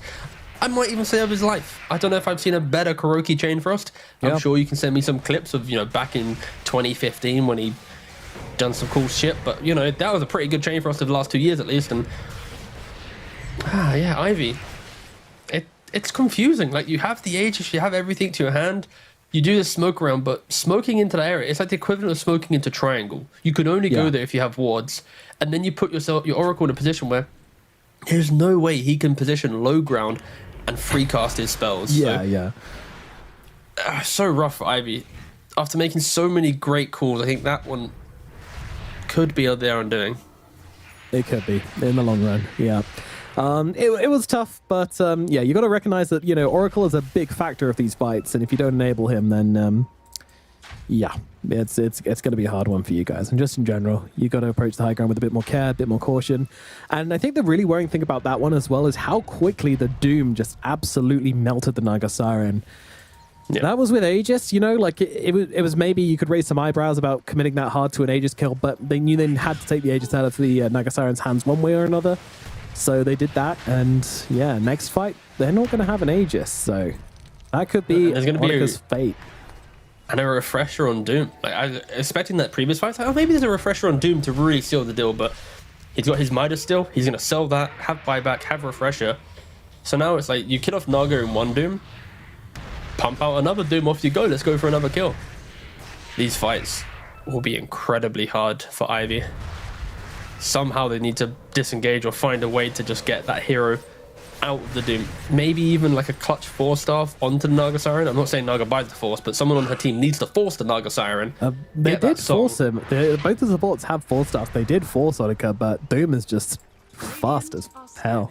You need like in sync double Force Staff with like Song instantly pressed. It's like, yeah, it's not fun. There's a lot of things, and also there's like trap slows and all these shenanigans afoot, right? But yeah, because even just dropping the ultimate on the TA is still just going to be rough. Like, sorry, dropping the ultimate, the false promise onto Naga Siren's probably not going to make a whole world of difference to how the fight ends up. She needs to also just doom the Naga, to be fair, rather than dooming himself. He just throws it on top of the Naga, like she carries the Doom. Could be cool, because so far he's always been dooming himself. Hard to catch 301, you got to blink in with the Stomp and the Shiva's Guard. Well, no, he's just going to use on herself. Doom onto 3 heroes straight off the bat, but they bring down Mikey regardless. Mind Control can't decide on the target here. He's running around, and he's going to get slept. He does have the Refresher Orb, however, so he is going to be able to come back and go again, and the TP gets cancelled. Mind Control, he finds a blink. Oh no, Onika gets caught out. Reaper side comes cutting on down. Buyback available from the Naga Siren, but that was the tail end of the first Doom. Mind Control has another one locked and loaded and ready to go. Now we get to the point where buybacks are key. Mikey did buy back for this. Naga has buyback available. Scenarios can occur. Mikey dies, Naga buys back. Like, sure, this is the opportunity for Ivy to maybe get something from this. Jumping in on Moonlight. He commits, and the buyback comes in immediately afterwards. They're doing a lot of damage to Yuma. There is no save for the Templar Assassin. She is dead. Buyback available, but they don't want to commit it on Nick, but they just want to back themselves up and reset the game once again. And GH does get seen, but does get himself out. Mixer jumping forward, looking for more. I don't think there's going to be any more targets here. Maybe Kuro gets left behind. He's got a Force Staff in just a second here. Mixer, he's chasing, he's got the Hex, a blinking 4. They might even be looking for more here. Mind Control's just behind him. Mind Control commits, he pops the Doom on himself and goes forward. He wants to try and bring down Moonlight. Is this the play, though, is a question? And the answer, I don't know. GH got to jump in on this one. They're going to look over towards the Naga Siren. Naga Siren has no buyback here. They see the opportunity. They buy back on the Templar Assassin. They want to try and take this one. Double Doom coming out from Mind Control, not leaving the Naga Siren alone. Jesus Christ, stop following me, bro. Just get off the waveform here, but it's going to make a difference for Volstov is out. He just will not stop. Annika on the run down the river, gets a chance to pull off the mirror image, and, well, the song comes out. The brakes are pressed. We get a minute. Yuma is BKB, but for just a second, but they've chosen their target. They want to go for Yuma right now. The nullify the Hex. It is there. No buyback on this TA. If she does, GH comes in. Could he be the savior of Nigma right now? No, he is not. Moonlight is there. Brings down Yuma. Dead for the full count. No Mikey. No Yuma. Jim will die here, but surely Mind Control cannot face them all by himself. It doesn't look like there's going to be a chance for him. He is going to die. He's got a buyback, but I think this might be the end for Nigma. Ivy, have they actually done it, T? What an incredible fight! Like Kuroki, the chase now. Not only do they kill off Yuma going for the tier 3 bottom, utilizing the Naga buyback. Well, they didn't even need the Naga, but still, they chase. They continue going. I don't even think Nigma expected them to chase that far, but they had that smell of blood. They were like, okay, we're gonna go for it. And now Nigma, they're desperately trying to skip waves. They know they have nothing else in the tank, and Doom, he's the only one with buyback. Yeah, congrats, mate. You might kill Jam for the fun of it, but look at your base. The game's over. I think it's over. Doom doing what he can. With such a clutch fight. Look at these deaths. Look at these timers. People aren't going to come back in time. Annika, he's looking for the end. They have a fortify. It's important to mention, and they're just going to pull it out right now. All they're really going to have to defend this is a Doom and a Techies. It's realistically not enough. Mind Control, he's not even got a Doom to play with here. He's just got a hope, and I think that hope is going to shortly be crushed. In fact, they're just going to target the Ancient. Oh my god. Nigma lose to Ivy in a 2-1 series. Unbelievable performance from Ivy, this one. I can't believe it, T. I actually can't believe it. That is insane. Crikey. I mean, fair play. Fair play to Ivy. Like, I feel like Ivy always that makes these plays where it's like they're on the losing front. You can see the Ancient probably gonna die in like the next 5 or so minutes, and then they just make this like egregious outplay or weird team fight, and it's like in that scenario, it's just like epic chase down. Like, I'm gonna wait until we see the highlights, right? But in this game for Nigma, it was a little bit too much, saving Kuroki. When we think about key moments of this game, Kuroki at the tier 2, at top lane, then Yuma chasing down, trying to save him. Awkward. Makes Ivy confident. Same thing again. Yuma goes to bot, dies, and then Kuroki's getting chased. Mind Control is like, I'm going to save you, Kuroki. Buybacks come into play. They lose the fight again. If Nigma just took their foot off the gas, chilled for a second, none of this would have occurred. The scenario in which Ivy wins this game is this chaotic fight. Survive the Doom, turn it around. Again, fair play to Ivy. I don't think many people would have expected them to take Nigma this far down the series, but also then to take the win as well. Yeah, incredible stuff from them. It really was. It really was. I mean, what a game though. Honestly, like it back and forth. Like both teams just playing their hearts out on that one. To be honest with you, like I did not expect to see this level of game coming out from Ivy. Sorry, just look at this fight, no man. This was insane. This was okay. So Mind Control jumps in onto Kuroki, and at this point, look at James' positioning. He's hugging the river. Mikey then tries to kill off this Oracle, which is a key component, but he's by himself. There's like a massive rift. Look at the mini-map. Yuma TPs to Outpost. Lich TPs to Outpost. Insanely long TPs. Their buyback value is near 0, and because of that, Ivy able to drag out this fight long enough. If they TP'd to mid lane, to a closer objective, then you could argue, sure, Nigma should be able to take this fight and maybe muscle up into them, but the fact that they both TP to the Outpost, it takes so long. Tier 3 mid surely is maybe a little bit better, but again, Ivy they find this fight, they find everything that goes their way, and Jam this entire fight, supporting, enabling, kiting it out, a rough series to some degree, but yeah, you could easily give MVPs to the Nagas and the Timbers and the whatever, but I think in these clutch fights, he really put on like an Oracle masterclass. So I'm happily going to give it to Oracle for MVP. Yeah. I'm sure that might insult someone, but no. fair play, boss. Fair play. Yeah. I mean, I can't see it going another way. I mean, everybody had their moments in this game, though. Like, I think when it comes to series as well, Mixer had an incredible series. I think he was probably the most consistently good throughout all 3 games. Except maybe Mind Control, who was also really sick. But, like, honestly, what a game. Like, and in the end there, I'm still unsure about the choices you say from Nigma to like just double down on that mid fight when they just went in so hard. But like they saw the potential to get the dieback on Audica, which made a lot of sense. You know, like if you can kill off that Nagasarian, the game is over and Enigma wins, and that's really as simple as it gets. But unfortunately, Mikey just gets caught on the kind of the front lines, gone to try and catch out the Oracle, who was trying to save Audica, and you know you can't leave Jim alive like that, otherwise he's gonna save it. It's a whole kind of catch-22 where everybody's just like trying to do everything they can to turn this one around, and in the end, you know, just got to give it to the guy who survived, Jim Vincento, the boy who lived. Very, very successful game from Ivy there. I'm still in shock. I mean, again, I'll reiterate, Ivy, some people would have put these guys at the bottom, and considering last season, I don't think that would be unfair, and they're kind of a new team since then.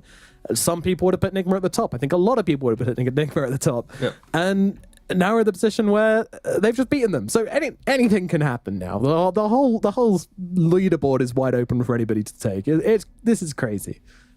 Yeah, this is what you kind of want to see from any division, that constant upset potential. And TI qualifiers down the road, like this tour is just about seeding for TI pretty much. Sure, there's a whole DPC season next year, but the fact that we have Ivy making these upsets, making these plays, it's not a simple road now for Nigma. And I think for Nigma, a lot of people, like you said, it's like you expect it to be win most series, maybe lose a game, but they showed some weaknesses, at least in this series, some inconsistencies that we haven't seen from their first series. And yeah, I'm down for more. We're gonna get tiebreakers. I'm just gonna pre-warn you, because we've had this like Ivy series.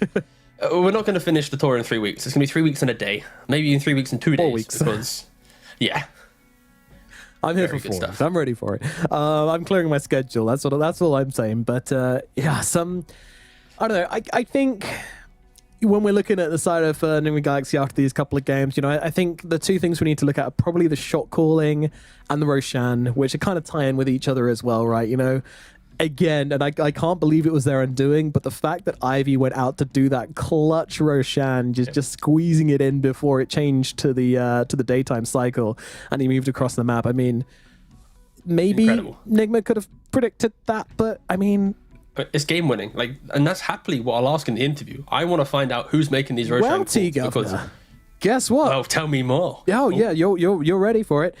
We have our interview available already, so let's jump into it as we get to speak to the winners, of course. And who else is it going to be than the lovely Jim Vincento himself, dude? I mean, I'm firstly just going to let you talk for a bit. How was that series bringing down Nigma? Unbelievable. Delicious. Thank you, guys. Thank you a lot. It was really good.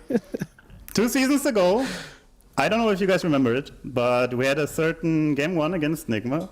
We were 30k up and it was looking pretty good. Then stuff happened and we went down 0-2. So it was really great to finally beat these guys. Oh, wonderful stuff, D.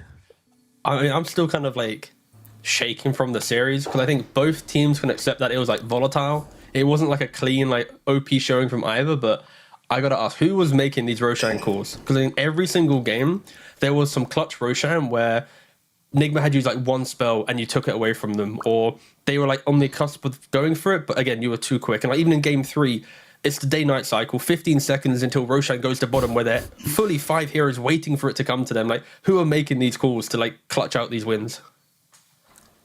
So I don't remember game 1 and game 2, but in game 3, it was Roman, like Otaker, who made the call. Mm-hmm. He was like, guys, we can kill it fast. And then my teammates were speaking in Russian, how to chain the spells so we can actually still kill him, because we had to use our stuns perfectly, so Roshan doesn't go away. So I was like, yeah, you guys are going to channel your spells and chain them perfectly. I'm also going to be there. But yeah, we had like the arrows set up. We got everything perfectly executed. It was like a World of Warcraft boss fight, right? Really. That's so true. I guess as well, like how in these games, like of course being position 5, positioning is key. Like how do you keep your cool, knowing that as an Oracle, you have a target on your back? At any minute, if you're underneath a high ground observer, you're dead. Like, how are you able to always position? Because in this game, it felt as if it was a little bit difficult. And then in the final fight in the river, you kind of baited them onto you, and you were like a key component in actually winning that fight because they were so desperate to kill you off. Yeah, I mean, it's the Oracle way of life. You're always the guy they want to kill. I fucked up hardcore once on like top Roche pit. I died without buyback and we got wiped and kind of lost the game there. So that was kind of on me. True. But after that, yeah, I mean, it's always like a 50-50 thing. You don't want to like super hide all the time. That's also not great because it's not the maximum impact you can have. You kind of want to be the guy who's like, oh, look, I'm here. And then everyone's like, oh, kill the Oracle. Everyone's getting out of position, trying to kill you. But if you're like perfectly positioned, and Naga can also save me if they overcommit. So it's always like, you cannot like 100% be the super defensive player as Oracle, I think. So like staying 90% safe and 10% like baiting is a pretty good way to do it. And I mean, I bought a gem pretty early on against the TA traps because the TA traps are actually very annoying as Oracle because they can scout you easily. So, I mean, just stay back, have a gem. Don't run into the obvious high ground wards. Like that's the thing most people don't do correct as supports. They just randomly run into the common observer ward spots and then they die like noobs or show on waves or some shit. So that's what you shouldn't do, guys. Absolutely. All right. I got two quick questions about game number one. The first one is, were you surprised when you went for the mega creeps and Nigma just held their buybacks? They didn't buy back for you guys and just let you mega them. I mean, it's always the guys in Twitch chat saying, oh God, why are they not using buybacks? I mean, there's a good reason for that, because if you buy back, like they thought they had still a pretty good shot at the game. We also only had like 2 barracks left or some shit, so like them counter megaing us was 100% possible. And in their like situation, they were saying, guys, we can give them megas. We're still fine, because if you buy back there and die, the game is instantly over. So them the buybacking is just like disciplined play style, and honestly, never like Twitch is doing like this, oh my god, why are you not pressing buyback? It's literally cringe. Come on, boys. Like, come on. This, I mean, yeah, it's diff too, Twitch of course. chat is cringe, it's not, still, like, you know. You got to embrace the cringe. You got to embrace it. All right. About game one as well. You know, we had that 2v2 moment where there was just like 4 players left alive in the entire game. Everybody else dead without buyback. I mean, what was the communications like there? And you know, the call to go for the end from Monica. You know, what did that sound like? Wait, first game with the Jug, or which one? First was it? game, yeah. When it was, I think it was Jug and Moran. I want to say left alive. Oh yeah, I mean, first game was honestly MC fucked us up real good. Not gonna lie, like his timber was fucking us up so hard. Like it felt like Yuma and Mikey didn't really have the best game. It was like MC doing the heavy lifting in that game. So the game was really tense for us. Like we weren't sure how to close it out and shit. But I mean, at that point, we knew they cannot kill the Jugger at all. Like he's, I don't know, level 29 or some shit, like 7th slot. And we knew it was over because the 2 remaining heroes, they can't deal with the Jug. And Jug is a good hero with those items. Absolutely. All right. Last question from me, and I think we've got one more from T. But mine is, I just want to know a little bit more about your history with Kuro. You know, you guys go way back. You tweeted him before the game started, so I just want to know a bit more about that. Okay, so I wouldn't say we're friends, but like we've known each other for like, I don't know, literally 16 years or something. Like we've met in like some German Dota forum. It's called dotasource.de. Back then it was dotainsight.de.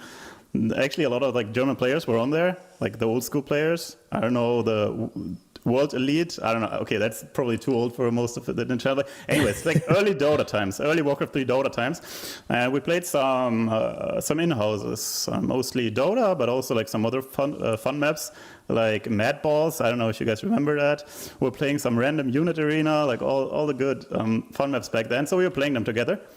And we've known each other for a long time. That's kind of it. Like we never really were like super friends, but we've always known each other. We've always talked at events, like this Frankfurt event, for example. So like we've known each other. We're not best friends, but we've known each other. Yeah. And the meme video, that's actually, I mean, back in the days, I was like 15 or some shit. I made this video where I was jumping over a garbage ton. That was like, I think I got a it wasn't a webcam, it was a digital camera. I don't know if you guys still know what a digital camera is, but back then it was pretty hyped to get a digital camera. So I was like, guys, I have a digital camera, I need to do something with it. So that's the first thing that came to my mind, do some good old jumping over a garbage ton content. And it kind of like became a meme in this like Dota Source, Dota Insight forum.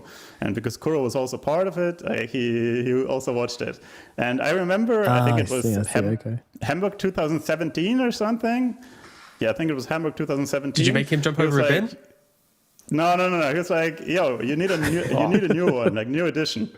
So I was like, yeah, I'm gonna make it, but I didn't really do it. So it took like 6 years for me. But I thought, hey guys, now we're playing. Finally delivered. I gotta do it. So I told my girlfriend, yo, Vic, we gotta go outside and make a video. And she was like, what the fuck? And I was like, you wouldn't understand it. And I was like, yo, you gotta hold the camera like that. We actually did like 3 takes of it. And yeah, then I made the second version of this video after, I think it's 16 years. I wasn't sure if I'm still like in shape to do this because back then I was actually like playing basketball on like I don't know if you know Hamburg. It's a pretty big city, and I was like playing in the Hamburg League, like basketball. So I was in shape back then. So I wasn't sure if I can jump over a garbage ton still, but I'm still in shape enough. So everything worked out perfectly. All right, well, I'm looking forward to the next time we get to chat to you and another update on your ability to jump over trash. But well done in your series. Very fun game and very. Oh damn! He said it. No, that wasn't a sniper or anything. Very respectful, respectful series. No. It's not toxic. It's just a meme, guys. There we go. Yeah, memes. Don't worry. Wholesome memes. You're not Nande. Don't worry. We're in the clear. It's all good. no Nando's here. All right, Jim and Zedo, thank you so much for coming to talk to us, and best of luck in the rest of your DPC journey. Goodbye. Thank you, guys. Mashallah. Shout out to everyone. Bye bye. See you, dude. Good times. Well, yeah, sure does love a chat, Mr. Jim Vincento, and we love chatting to him. So hopefully we get to do it plenty more times. But it would also be nice to meet the rest of his team. Who knows? But either way, it's going to be very exciting to watch Ivy's journey through the rest of the DPC. And Nigma now down a series. How will that affect them? Will they still be able to get into the top 2? I don't know. Keep watching to find out. But right now, we've got Monaspa versus Alliance just around the corner. So stick around as we're going to be jumping into that one pretty damn quick. So don't go anywhere. We'll see you very soon. Can we go? 5 seconds. Help me. I catch the guy. Force me out.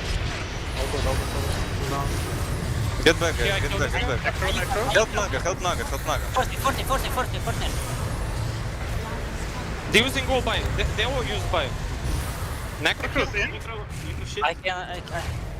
Guys, help Naga. I'm not by guys. 40, anything? We killed.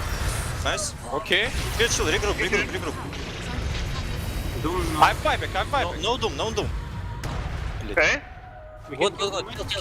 Kill doom first. Yo, tie no buy.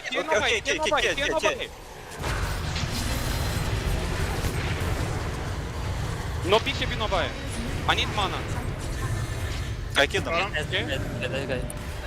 Okay. Someone watch our base. It's okay, all good. I'm keeping base. Bye. Nice. No one is Guys, blind. we need Tron them. Yeah. Keep safe.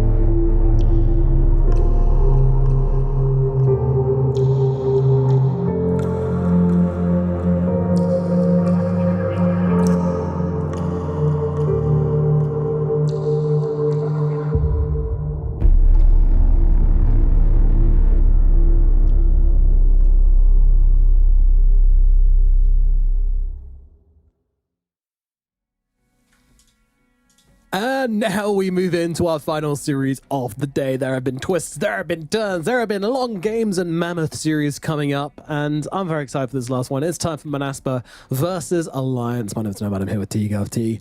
Are you ready for this one? Are you reset mentally?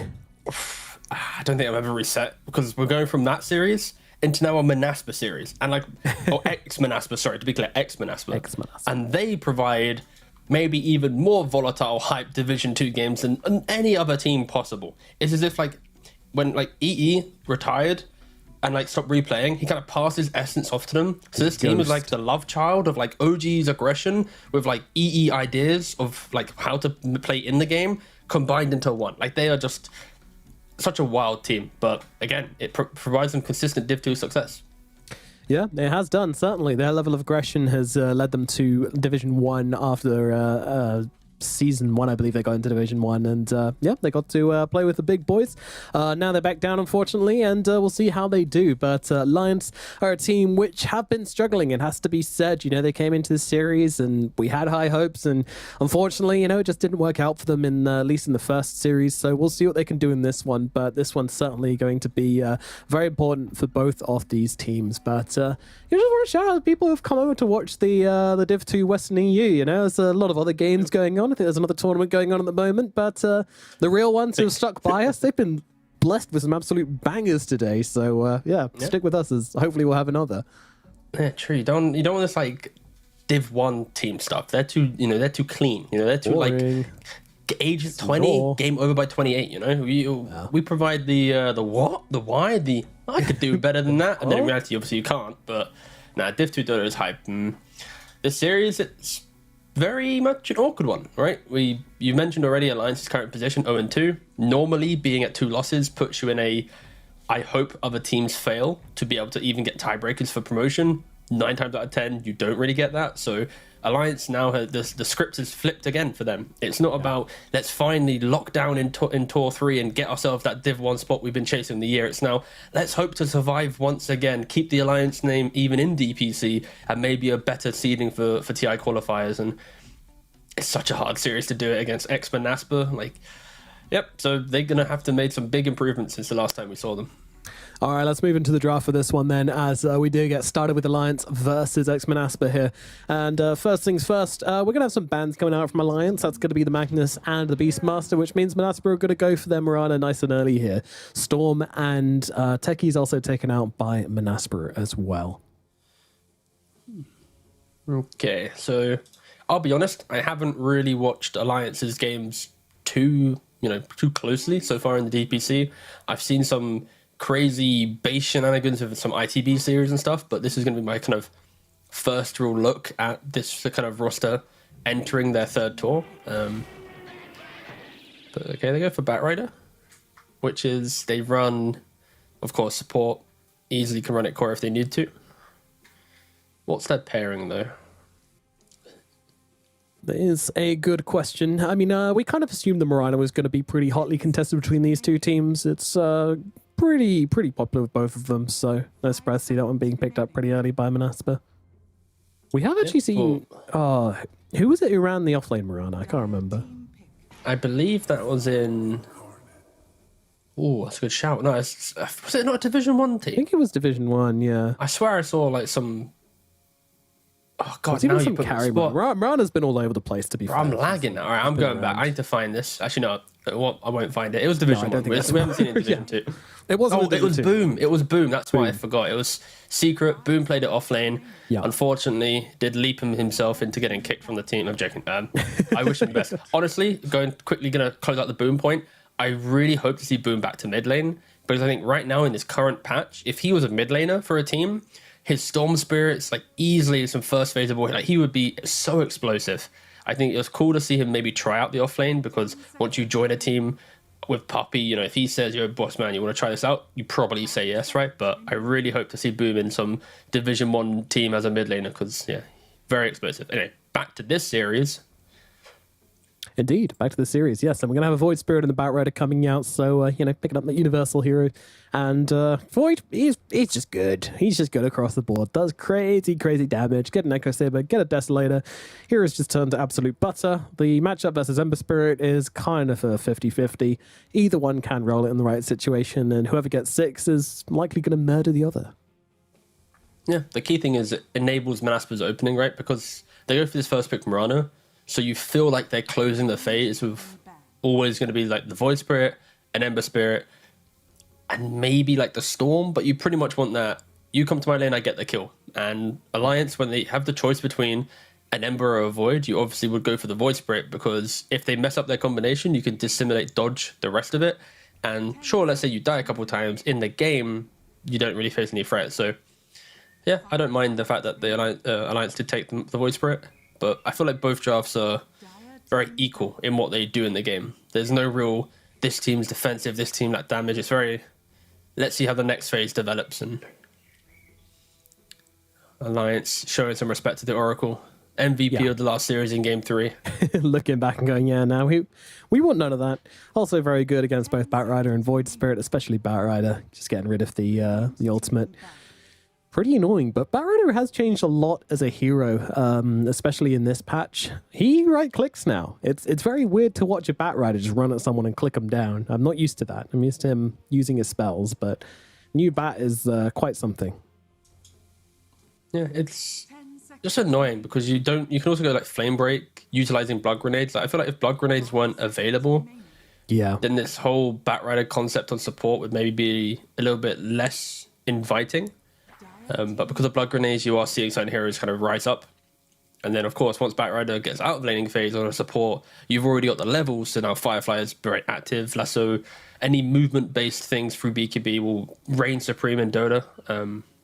So yeah, it's a fun hero. I'd like to see what happens to Batrider if you kind of change things around him rather than him himself, but maybe that's in a mini patch down the line. Yeah, could be. Interesting. I mean, Napalm's always been one of those spells which is just so weird, so different to everything else, and the way it interacts with the game. Very, very odd. One of those things you have to have close attention to whenever you're doing any sort of patch. Similar to like Rubik and Morphling and stuff, if we have 2 of this spell, is it going to break the game? And a lot of other heroes are doing some weird stuff. Yeah, I'd like to see some sort of save coming out from Manaspa, but Alliance are doing their best to make sure that that's not going to be the case. They've already got rid of the Oracle. Now they get rid of the Shadow Demon. Abandoned for good measure. I mean, I feel that might be overkill, but you never know. Yeah, I was kind of thinking about it myself. With the bans from Manaspa, some Skadi buying Dusa, some positional controlling hero like Monkey King with Wukongs. We saw how Doom, when he gets to 25 with the break, destroys the Abaddon. I would like to see, a little bit of respect shown to this hero, especially with Alliance already kind of telling us, okay, they actually ban out a Lycan, which is only because of X Manaspa. I need to keep saying X Manaspa because obviously they aren't Manaspa. So X Manaspa. They've called themselves Manaspa. Yeah, but they've named them, so they haven't changed their tag in game. And if it looks like a duck and it quacks like a duck, then just call it a duck. Yeah, but these geese are getting free exposure. These Manaspa geese. Oh, true. Yeah, stick up for Yeah. You don't. All right, let's. They could have it. We call them Manaspa, not Spa. Okay. Anyway, so we'll workshop it. We'll workshop it. We'll figure it out. I mean, you can workshop it alone. I don't want to be a part of that conversation. But no, so Lycan is very much the respect towards Skylark. I think he's like the only hero to really be playing it, at least in Western Europe, at least. They pick up the Bloodseeker. So this route of Abaddon isn't so viable. I guess one concern for Manaspa is if you pick Abaddon in this position, suddenly Alliance can close the phase with like a Terrorblade. And he just goes Manta Skadi. Abaddon doesn't really pressure him. Game's pretty rough. So they keep their picks a little bit more open to take the fight to them. Just pick up your Lich or CM Manaspa. X Manaspa, sorry. There's like no... Manaspa. X Manaspa. Yes. There's 50 seconds left. Yeah, I mean, it's just going to be one of those pos 5s, isn't it? A frosty pos 5, that's all we need. Let's not get crazy with it. I don't want to see them going for an Abaddon 5 against Batrider just to get rid of that. It doesn't seem worth it to me. Venge? is... Okay. So we've seen Pos 4 Venge rise up a little bit because of this Saxa build. Again, Blood Grenades helping the hero out a little bit. Yeah. But you go for like Tranks, Drum, into Ags. And then, of course, you have the double clone of yourself. When you die, you spells refresh and you fight. Against Batrider, feels pretty good. Everything I was talked about in regards to like the Abaddon pick comes true with the Terrorblade still occurring. Ex-Manaspa didn't pick up a powerful enough duo to deter Charlie getting arguably his best hero. Yeah. 10 seconds remaining. Where do they round it out? Like, they need to pick an offlane now that can actually threaten this Terrorblade, because if they don't, then Alliance should be very comfortable with their lineup. Bloodseeker does dish out quite a decent amount of magic damage now, though. Like, that's the thing. You can get Gleipnir on the hero if you want to, rather than Mjolnir. You can hit the Ags timing a little bit earlier than usual. Maybe like Gleipnir, BKB, and Ags, and Terrorblade doesn't feel all that when that starts to happen. And combat that up with an Ember Spirit as well. You know, like pretty much any offlane you get with some sort of AoE control is going to be great for Manaspa. It's so hard. I'm gonna do it. I'm gonna get it in my brain, and then I'm gonna do it, and then it's gonna be in everyone else's brain, and then they're gonna get responsored by Manaspa. Everyone will keep calling him Manaspant, and then they'll unsponsor them again, and it will be my fault, and everyone will hate me. That's my end game here. 5 seconds remaining. We've lost the Darkseer from side of Alliance. That's some of that AoE control we were talking about. Pretty annoying. But yeah, it's a very good matchup to Terrorblade, right? By Ags, we'll punch him, correct the clone. They actually ban out the Underlord themselves. Huh. Often it's a thing that you can think about against Terrorblade. It's a weird lane, because it's not as if, like, sure, you annoy him, but you never really truly stop Terrorblade, because the timing of his reflection plus meta with the correct heroes can even kill Underlord out a little bit. Yeah. I'm looking at Skylark's previous heroes. He's played Underlord, Lycan, Darkseer, Beastmaster, Batrider, Doom, Magnus. That's it. Like, we might as well just skip through the highest win rate heroes of the patch. Yeah, and they're all banned out or picked by. So Batrider's picked, and the rest are banned. So in the last 2 weeks of him playing competitive Dota, we are now going to see a brand new hero for him. Wow, that he hasn't played for time. I know we're getting an absolute treat going into this one.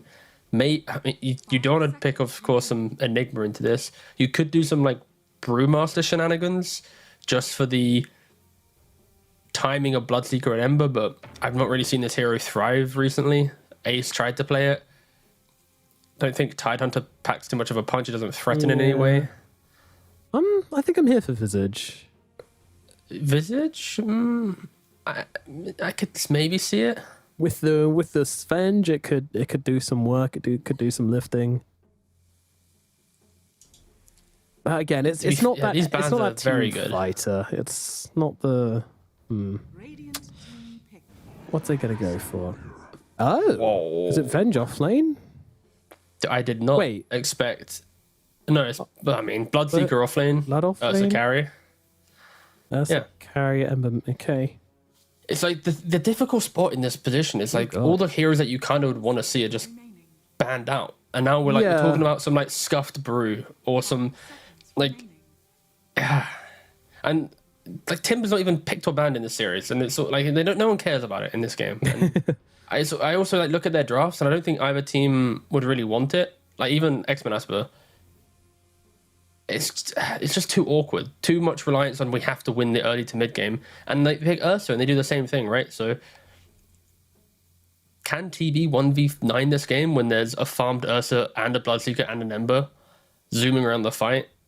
He's very good at isolating one core at a time, but God, this feels like a weird pub draft that I have to talk about for Ex-Manaspa. I don't think I would ever think about Bloodseeker, Ember, Ursa as a tri-core. Even S4's what the fuck did they just pick? Look at him. What do I do? How do I answer this? What do I play? What am I missing? He's looking through recent pubs, going on a Dota 2 Pro Tracker, filtering Bloodseeker by offlane. Yep, there's nothing here. What's happening? All right. The doors are kind of open for Alliance. They just need to pick themselves a good hero which rounds off their draft properly. I got it. Uh-huh. Venomancer. Okay, is that No. The only reason is because I feel like Terrorblade, once like he's playing into a lane where he knows he's gonna farm. So if you can pick an offlaner that just disrupts X-Manaspa from hitting creeps in like all lanes, then suddenly it's like you're playing catch up on one whilst going for the fight. And X-Manaspa, they don't have a lineup that's like synergistic where two heroes play together and get kills. It's all cores must farm equally and thrive together. If one falls behind, it's going to be awkward. Unlucky, we don't see it. I think it could have been a hype pick, but they go for a Sky which pushes Batrider to, I would assume, the offlane. Unless there's some weird shenanigans coming in from Alliance, but I don't expect that. No. Like they're keeping it sane, keeping it sensible. But yeah, Scarf Mage's going to be the answer here. So it gives them a silence to use versus the Ursa, which I always appreciate. Beyond that, just a crap ton of magic damage. I mean, they've got the magic damage from the Scaraf, they've got the anti-spells from the Silencer. It's a perfect draft, really. It looks very clean, for sure. It's nice to look at. I don't see many issues with it in that regard.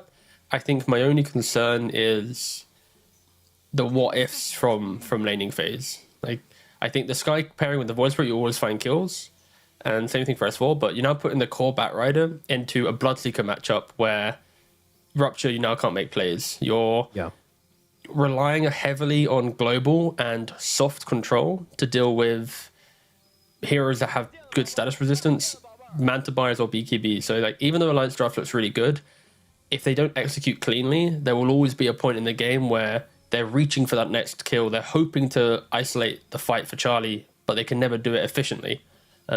So yeah, it's going to be a very interesting game to see if Alliance can execute the entire time and deal with the pub aggression of X-Manaspa. Yeah. I mean, that's what they want. They want a brawl. They want to just kind of bring Alliance down to their level and just be like, hey, we're just going to fight. And Alliance kind of have to fight that. You know, they have to not play their game, play their own game, play their own timings. You know, one thing I do worry about is that on your support duo from Alliance, you are just kind of doubling down on two backline silencing kind of heroes. That can be punished, that can be killed, and there is a very killy draft on the side of Manaspa. Also, I feel like, you know, just get a couple of dispels and you're going to be pretty happy. There's a certain lack of stuns here on the side of Alliance, which I think could come back to bite them if they're not careful. So you definitely have to play this one pretty fast, I would say. You don't really want to be going up against this draft in the late game for Manaspa, I would say.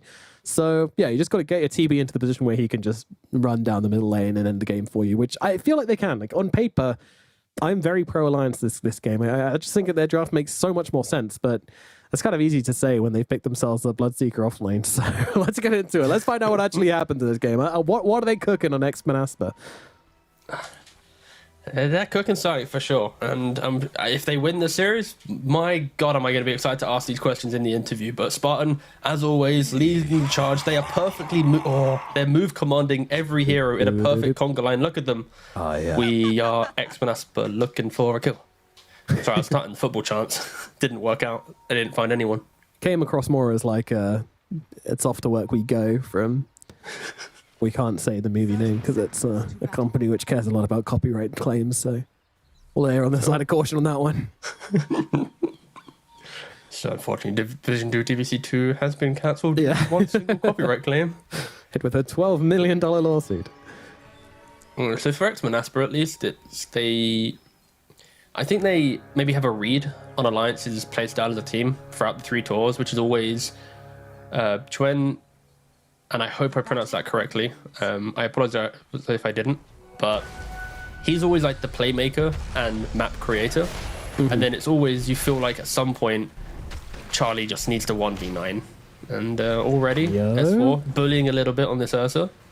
Yeah, Ponlo, he's got 3 seconds on that concussive shot. If he can stay on PO for that time, he might be able to bring him down. Does he have the vision? Yes, he does, but the Fairy Fire and the Wand will keep him alive, or at least a stick at this point. And now he's under the tower. The right clicks won't be able to bring him down, so Scarlet left empty-handed, but he will send the Ursa back to the fountain and force him to TP back in, which should mean losing at least half this wave.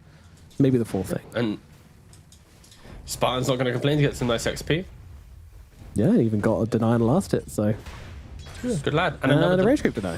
All right. Very good stuff from Spartan so far. Kind of illegal. Kind of. But no, going back to that point, TLDR, Alliance very much a 4 protect 1 style of team. And when you pick this abundance of cores, if they aren't clean, then of course 3 cores will always be better than 1. I think my most exciting thing is going to be how does Spartan play on this bench? He often likes to lead the charge with his team, running into weird positions. We heard in the JMN interview on POS 5, don't always want to put yourself in positions of ward. Spartan, complete opposite. He wants to live under his enemy's vision. He wants to really just tank the gank and... Oh, that flame break might have... Okay, didn't kill. Oh god, that was very dicey for a second. Spartan's got the stun. He's going to turn around and right-click the guy. There you go. And pulls out the voice line before he even gets a kill. That's some confidence right there. That is cocky play, but hey, you know what? I respect it. All the creeps. The creeps. Run. Hey, he's chilling. Yeah. Surprised he didn't just like... of course he wants lane equilibrium to be in a good spot, but he could have maybe just killed himself to reset the lane. Instead he's now playing on low HP. Yeah, but he would have been missing out. No one would get this XP from these creeps that die here is the thing. And that's true. Yeah, that's true. I was thinking the same. But I guess if his Kuro is shipping out like a stick and a salve right now, it's pretty effective, but his Kuro is still in base. But either way, first meta... Skylark running away. Hanskin trying to chase him down. Doesn't have the spells, doesn't have the right-click power to finish off the Bloodseeker, but still very much getting his truffles ruffled there by the Silencer in the bottom lane. Yeah, you're mentioning about Alliance and... Oh, we got to pause. And the need to be clinical, I feel, with this Terrorblade draft. Every time they use meta, they need to find a positive result, be it pushing out a hero from lane, going for a tower, farming up stacks, or then going for a big objective. And I feel like if at any point this meta is used awkwardly, you're giving 2 minutes of farm to suddenly this abundance of greed from X-Men Asper. And it's difficult, right? It's like the same as playing Death Prophet. One poor Exo, disengage, wait, go for the fight, kill them. And that feeling is going to be amplified when items are online, because X-Men Asper can then actually, hey guys, we've got BKB, there's no meta, go fight. And before that, Charlie really needs to show us how to perfectly use this hero to apply himself on the map. Yeah, yeah. Well, the spirit battle in the middle lane, that's as usual, just a kind of trade at the moment. We'll see if anybody's able to catch the other out or if we have any support rotations in. That'll be the only difference maker, I would imagine. Other than that, it's just who can get to 6. 6 is a big kill threat for both these guys. Is it ever a matchup? Podlo and S4 coming very far forward up here in the top lane. Actually, they're going for PO, and they might just be able to bring him down here. Look at the damage coming down onto the Ursa. He pops the stick, but it's not going to be enough to keep him alive. And actually, they're already looking for Spartan as well. Oh, S4 gives up the goat, but very, very close to getting yet another kill here. Podlo even trying to lure him out with a high five. He resists the temptation. He did drop a salve, so he's going to have full resources back again. This lane, it is a great stick lane, and it's why it took a little bit of time for Spartan to get his. He just finished his wand. PO65 still yet to complete his wand himself, but once you have that online, unless you're in a really bad position, should be able to farm up quite nicely. But any little bit of threat that Alliance can provide here will just help. TB is farming, Ursa's not. Some Bloodseeker off lane. Not going to, of course, pack a punch that early on, so yeah. Alliance really need S4 and Podlo to show up in this off lane for them to feel good. Yeah, yeah, and so far so good in that regard, you know, other than the first blood, I guess, that was a big kill on the air, so that's exactly what you want to be seeing from them. Keep the pressure going, and don't mess it up and accidentally give a couple of kills, which, yeah, they will be okay here. Trying to catch it as the tower changes aggro, but they'll be alright, and Spartan's now going to be the one paying the price, perhaps, although they've got to be careful as Pierre's trying to close the gap and get some right clicks off onto S4, but they will just lose Spartan, and that'll be that, so nice and disciplined from Alliance there, getting the kill and getting themselves out. Yeah, I don't think X-Men Asper are respecting how much damage this combo can have. And also S4, he's got the wand, he's now got the ring of health. Offlane is just by Vanguard. And once that picks up, then Venge will be able to do nothing. Ooh, I don't ever expect this combo to really get kills. Maybe Ponlo does go down. Yeah. And he's the only one that can die. Oh, another pause. I mean, he's very dead. Let's not even try and debate this. This is hold on, chat. Press 1 if you think he's going to live. If you get it right, I mean, he's already out. been flame braked, so there's no flame breaks available. 260 move speed to the 325 of Ponlo. Could go either way, You know what? honestly. There's actually there's a small sliver of chance that he might live. All right. I need 2 presses. 1 if you think he's going to live, 2 if you think he's going to die. If you get it right, then we'll give you Honda Civic. I'm loading up the combat log so I'll give you anything. We'll drive it. He actually lives. What a beautiful display of pausing. 1 presses. Where are we at? 1 press is all it takes. Da, da, da, da, da, da. See, that's a song. That was a well-known song that 7 people know. Yeah, I'm sure they do. Ponlo. I wasn't musically gifted enough to correctly do a Dua Lipa cover in the middle of a cast, I'll promise you. I'm too tired. I respect that you tried. The heat's got to me. I think I respect that you tried anyway. I'm not sure. I don't respect myself for trying. Yeah. Yeah. There's a big old demon down in the bottom lane, chasing off Skylark, but now that Metamorphosis ends, he'll be back to laning as usual. Yeah, pretty fast on this TV with these power treads as well, so very difficult to catch him out with the Blood Right. Just another layer of complexity to this Bloodseeker's game, but all things considered, he's really not getting bodied too hard. I'm not hating the Bloodseeker pick. And the supports are mid. Choin has the advantage. Oof. Yeah. I mean, he had level 6, maybe if they went for the big play, but alas, they didn't. Yeah.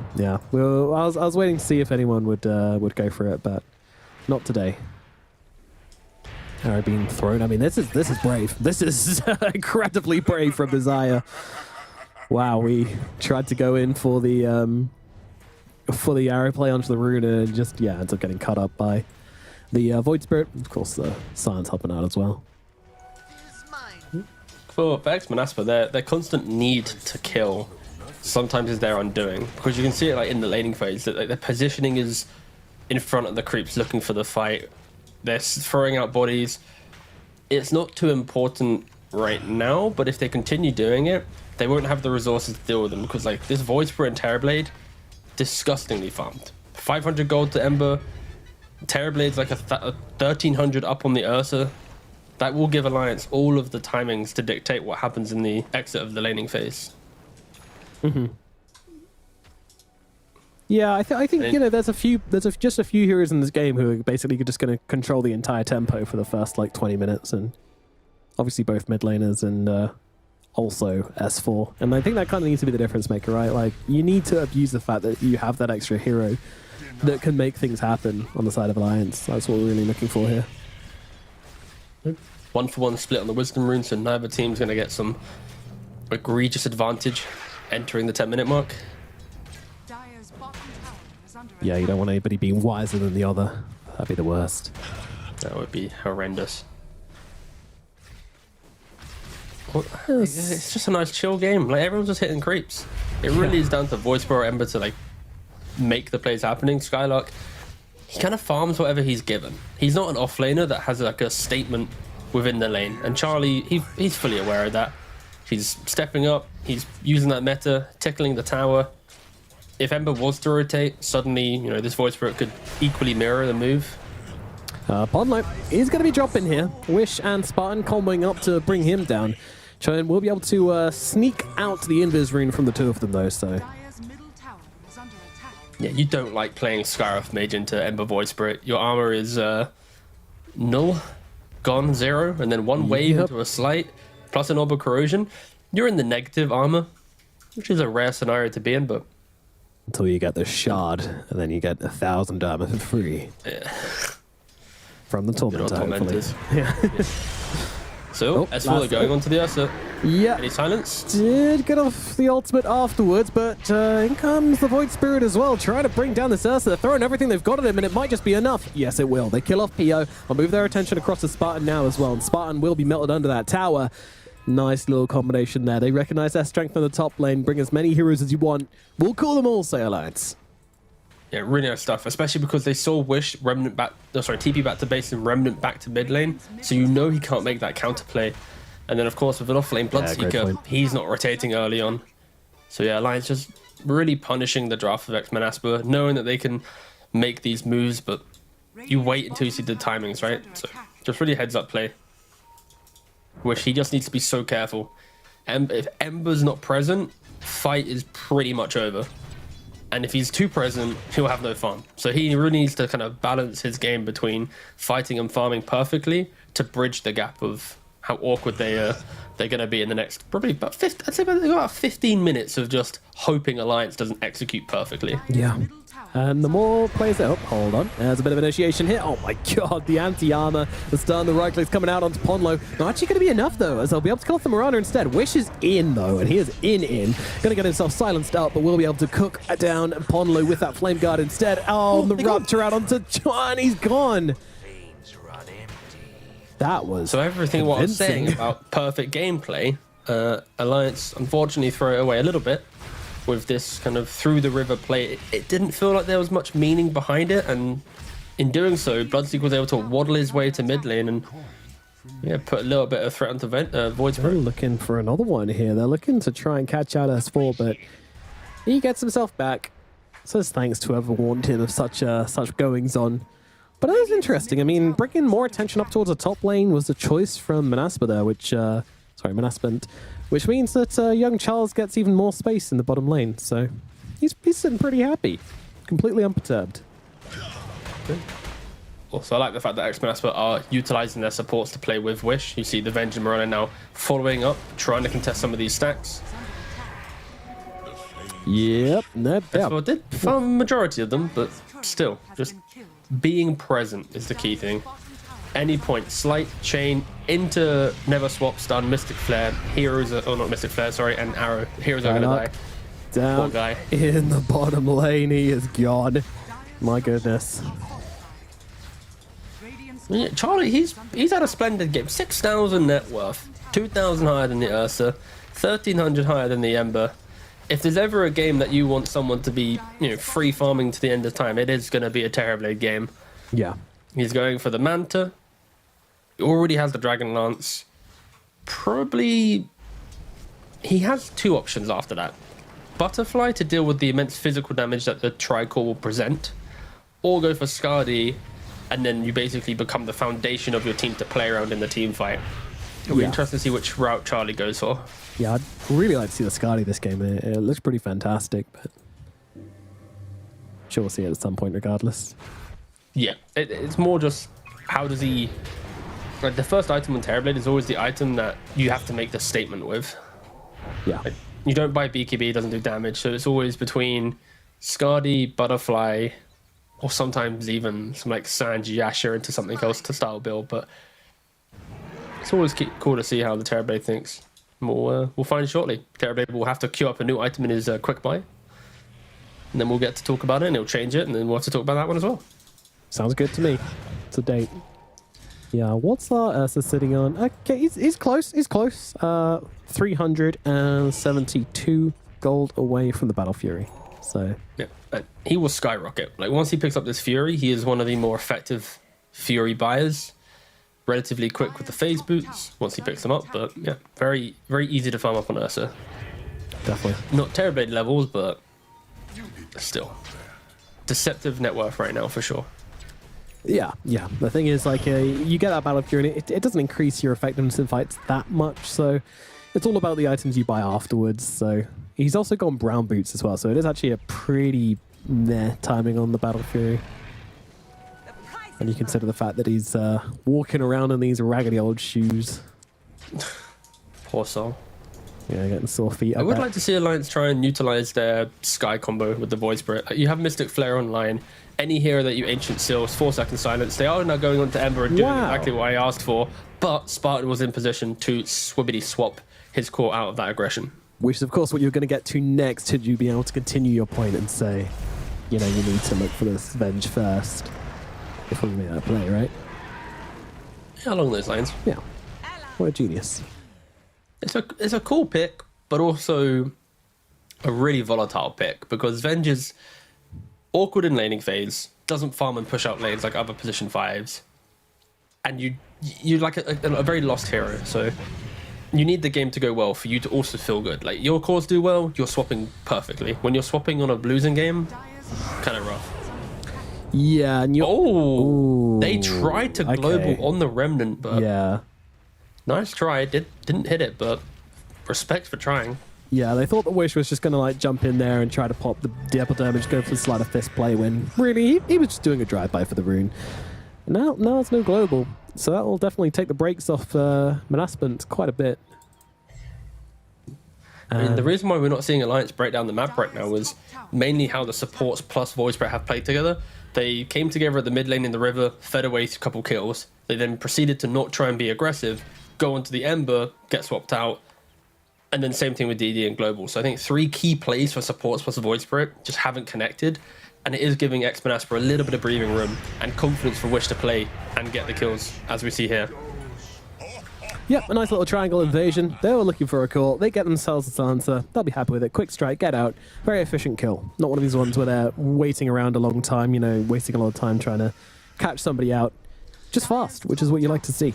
And something which Manaspant have been really good at for a very long time, to be fair.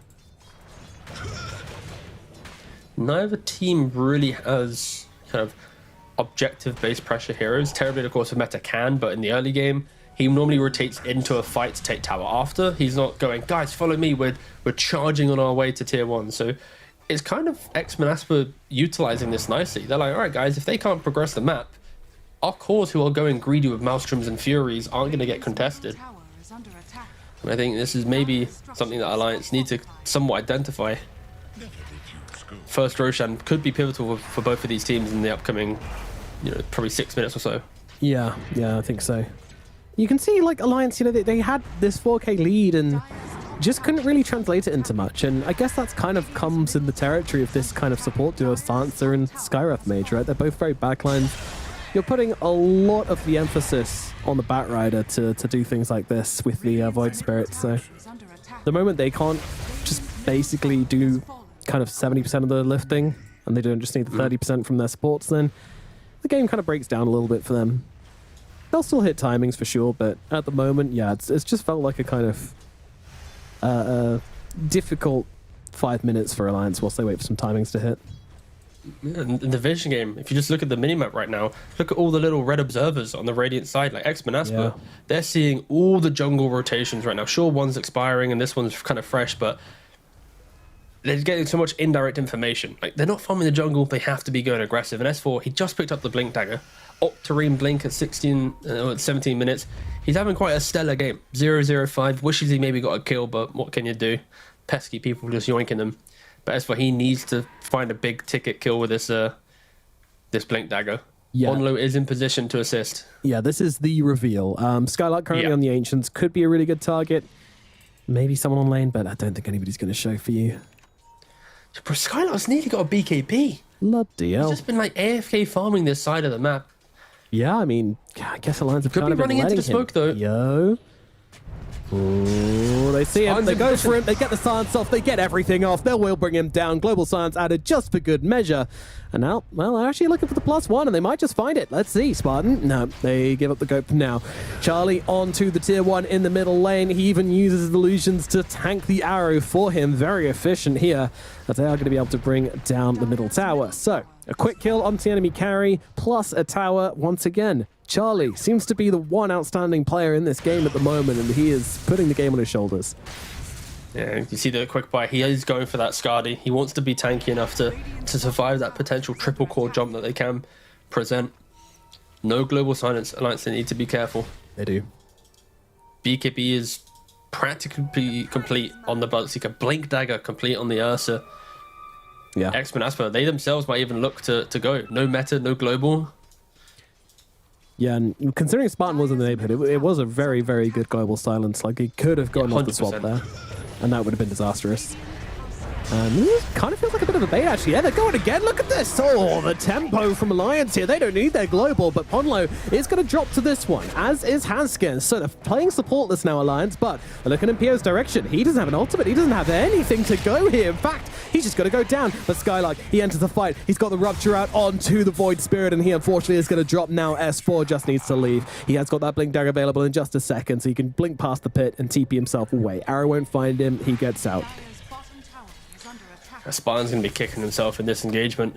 The rest of his team playing on the right-hand side of the lane, he sweeps quite deep on the left-hand side, and in doing so, that second of not being there, there's no instant swap.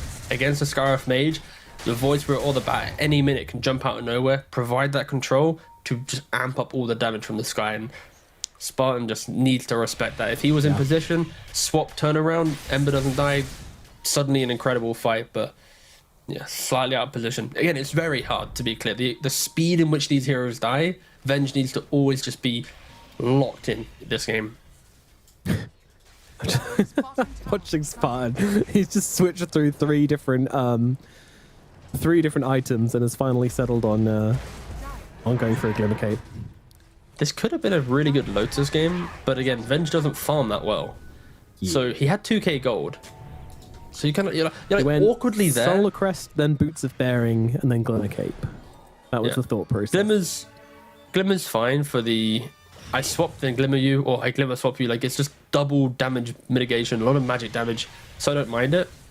If they may be able to get a kill go Roshan and he had, let's say, 2.5k gold, straight Lotus would break this game. Yeah. Global, Sky combo, Batrider, like, I expect someone on the team to maybe buy one, even though I'm not seeing a traditional offlaner. That's the thing, right? He's buying Mjolnir BKB. Yes, my offlane Bloodseeker will buy me a Lotus, I'm sure. Not I happening. think the only one that can buy it now is Murano. And Desire, if you look at his quick buy, I just saw it, he did just have it in. Oh, wonderful. So they are identifying the need for this absolute GOAT item in this game. Absolutely. Yeah, big impact, big impact. Let's give you a second Venge. Sounds good to me.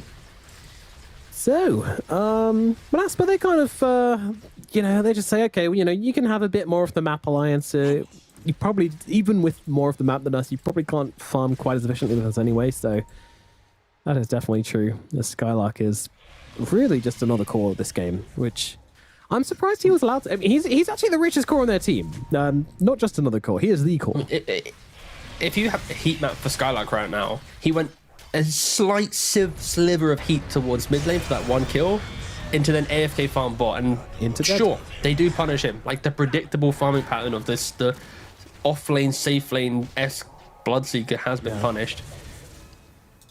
If they turn this into Roshan, I like this. Yeah. They can try. Yeah, they should be able to. I like this. This timing for X-Men Asper has kind of fallen through, right? This top plate, because Ember dies, it offsets their ability to look for the fight. The BKB on Bloodseeker doesn't really get used. Ember insta dies. Ursa doesn't want to do anything else. And now on the flip side, Terrorblade, he's so close to Skadi. Like 22 minutes, he's going to have Aegis, Skadi. I mentioned how important first Roshan was for either of these teams, and Alliance are going to be the one to swipe away the first one. Do they give the Aegis maybe to this Void Spirit? Not a chance. They put in their faith in Charlie. They believe in Charlie's supremacy. The reason why I expect maybe to go to Void Spirit is because Charlie, once he's meta and sundered, his respawn on Aegis isn't like, wow, he's alive. Just a compared guy. to a Void Spirit. Exactly. But Void Spirit can really, get quite gritty in the fights. I guess the trade-off could be Charlie could just enter the fight in melee form, chipping away, annoying, and then when he dies, he then turns around and is like, I am now here. But sounds like a weird play. Anyway, we'll see how he utilizes it. Gives him confidence to hit buildings, of course. That is going to be a big dub outside of the team fights. Yeah. That's maybe what they need right now. Good farming Aegis as well. Good ability to just kind of be on the map. And not be scared. Oh yeah, last word, that Tormentor. That'll show it. Skyroth made Jagged, let's go! He's the tankiest hero in the game, yeah. No one will touch him. You'll watch Ursa just use a full combo on him, and Pollen's going to be full HP. Guaranteed. Yeah, just to give context for people, when he uses spells and does damage, he then gets additional bonus armor. So of course, a very low armor hero with 1 right now will be able to maybe get to 3. Double digits. Yeah. no, it will be double digits. He'll be deceptively tanky. For some reason applies on every tick of Mystic Flare, so that's pretty cool. Yeah. You can get very large and in charge if you want to. S4 is in position top. Shield PS65 shows. Ooh. Nice blink out. Yeah. That old, I'm going to finish this wave and then I'm going to get the hell out of here. I feel like S4 maybe could have tried to grab him before the wave got finished. Do you ever feel like you're not watching X-Men Asper play Dota? Like, have you at any point in this cast have you thought, have they got the logos wrong or something? Is there a visual bug? Because this is the most opposite X-Manaspa I've ever seen in my life. Oop, hello. There's a kill. Yeah, I see what you're saying, but at the same time, you know, when you pick Ember, Ursa, Bloodseeker, Tricor, you know, it's even Manaspa can't. I get that for that. Like, yeah. Sure, I feel it. It just feels so wrong. I'm so used to always seeing close. Like some Beast, Enigma, Underlord, some like offlane to play around, but this time Skylark's like, I'm gonna do my own thing. And to be fair, all the cores are so evenly farmed. The only reason Net Worth exists is because of Charlie and how excellent of a game he's had. The 5k lead is all pumped into Terrorblade. So this is not as if it's some incredible advantage that some cores not farming too well.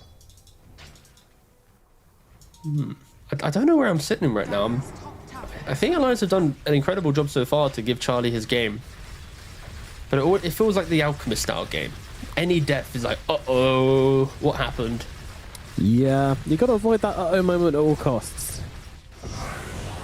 And there comes the Global to try and secure the kill here, but it's not quite going to work out that way. They will be not catching a big fishy in the middle lane at all. And Global once again gets popped, and to no real avail. What's the timing on Just 1 minute 30. I think they're trying to be a little bit greedy with that one. Yeah. Maybe, I mean, in front of the tier 3s, you have to expect the swap and not using it quick enough to secure the kill. There isn't any Dispel right now. Sure, there's a Lotus on Void Spirit, on the Mirana, but he'd already used it. Great TP out from Skylark down at bottom as well. The moment he realized the Batrider wasn't showing up anywhere, he's just gone. And now they might even be looking for a kill. In fact, I think they might even be doing a bit of baiting here with Spartan. Let's see if they want to follow up after this as well. They certainly do. Charlie's on the front lines here. He still has 1 minute left on that Aegis, so we'll be pretty confident in just jumping on forwards. Oh, big discipline from Wish there. 2 supports caught inside 1 Searing Chains, and he doesn't jump on them. That is... wow. That's the difference of BKB over Manta. If you had a BKB there, he's probably committing, getting 2 kills, disengaging. But with the Manta, there's only so many things he can dispel, and once you do one, there's going to be that extra layer of silence or root potentially coming through. Yeah. So, itemization playing different to how he can really put himself out on the map. No doubt, player. Now, the Lions going to just kind of look to choke him out at this point. Kind of tricky. Everyone's, yeah, a couple of misplays from both sides, but ultimately, I just have a ton of gold. They just have a big old Terrorblade, tons of illusions on the map. X-Manaspa certainly starting to feel the burn, but now Aegis runs out, and immediately at the top there, you just see those 4 smoke icons pop out. They're looking for it, but immediately the jumping. S4 is the first one to go for this, but Pio, he's on top of Handskin, so that means there will not be any global side. If he can finish the kill, he might not be able to. Charlie, he's on him, and they're actually going to look for the turnaround, but no, the swap comes out, drags him back, but doesn't matter. Pio's dead regardless, and it's just going to be 2 dead heroes on Manaspant. Oh, it looked like it could have been the right maneuver there, but unfortunately, you know, it's still a Terrorblade. It's still a Terrorblade with Metamorphosis, and he is very fond. They had November at the start of that fight. You said it, a 4-man smoke, but Wish just wasn't there, of course. A little bit excited. Yeah. And again, it's a Terrorblade. Even if he doesn't have Aegis, it doesn't matter. He's got Scardy Butterfly. It's 28 minutes into the game, boys. You're not running into this guy's territory and killing him off. But wait, or even killing his friends off. The counter's online. Bloodseeker, he's built the Aghanims early.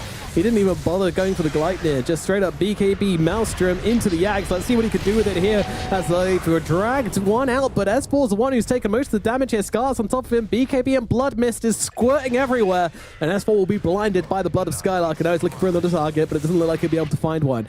Ooh, narrowly getting away there for Handskin. He TP'd out in the trees, so not the explosive fight we're maybe looking for, but still a good kill to S4, and this will open the map a lot for the side of Manaspant. I think, yeah. So for X-Manaspa, now they're going to be communicating, guys, we need to MKB on Ursa. We need a nullify. They're talking about such big ticket items, and for Alliance, okay, just reset, make sure they go again. We're yet to see the Lotus Orb really play dividend in the fight, because it's like, they're throwing it after the speed in which S4 is making these jumps. It's near impossible to catch it at the same time. You kind of need to preemptively Lotus, but offer up one hero. Yeah, X-Men Asper not really finding their groove in the fights right now. Alliance just dictating absolutely everything. Yeah. Just nice combinations between cores and supports to make sure they're layering their damage nicely. Yeah, absolutely. And, you know, one little death on S4 isn't really going to change much. The moment he's back, they're probably just going to look for another play on the map. Or maybe even wait out Roshan, but I feel like it's just not that important for them. I do want to see them give the next one to the Void Spirit, though. Just let him get in there. Risk-free. Yeah, that's it. Like that too. Alright, Moonlight Shadow. They're fully aware of the importance of the second Roshan. If they were to give it away, whoo, Alliance probably already looking towards game 2 and what they're going to be drafting. Yeah, not really able to make too much progress on the map. Yeah. When you see them on the webcams busting out the notepads mid-game, start planning for the next one. Well, you know you're in trouble. I banned Terrorblade? Banned Bat? What are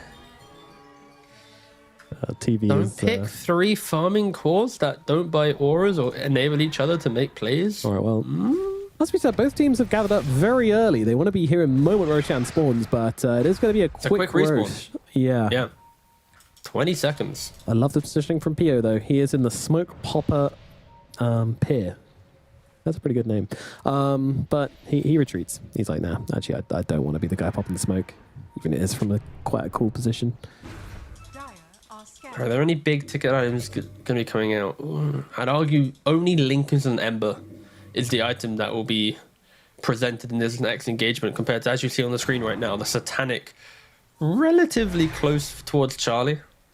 Yarly, yeah. And Roshan is up. It would be rather ambitious for X-Men Asper to attempt to contest this one. I mean, this is X-Men Asper, you know? They've got a reputation for being ambitious, but at the same time, they don't have a reputation for being stupid. So they'll stay inside their base, and they'll let Alliance do their thing. And... that's stupidly brilliant, right? I said they don't have a reputation for being stupid. Oh, sorry, I misheard you. That's a bold statement to make, no man. They have a reputation for being dumb. These guys are like Manasper or ex-Manasper, sorry, like the consistent Div 2 smashers. Yeah, exactly. They either first or second like every time they're here. Yep. Running into an Aegis though, they might not be here for long. Yeah, it's tricky times. It's tricky times. Charlie's just going to pop this smoke with his body. Come at me, bros. I know you don't have enough to bring me down. This Bloodseeker alone does not deal enough magic damage to cut through a Terrorblade easily. And with that butterfly up, it's going to be a very tricky mission for the Ursa to bring him down himself. So, yeah. Very, very confident on Charlie, as he should be. They'll just claim back this area. Sure, put down some sentries, clear up this higher ground. There you go. Jobs are good.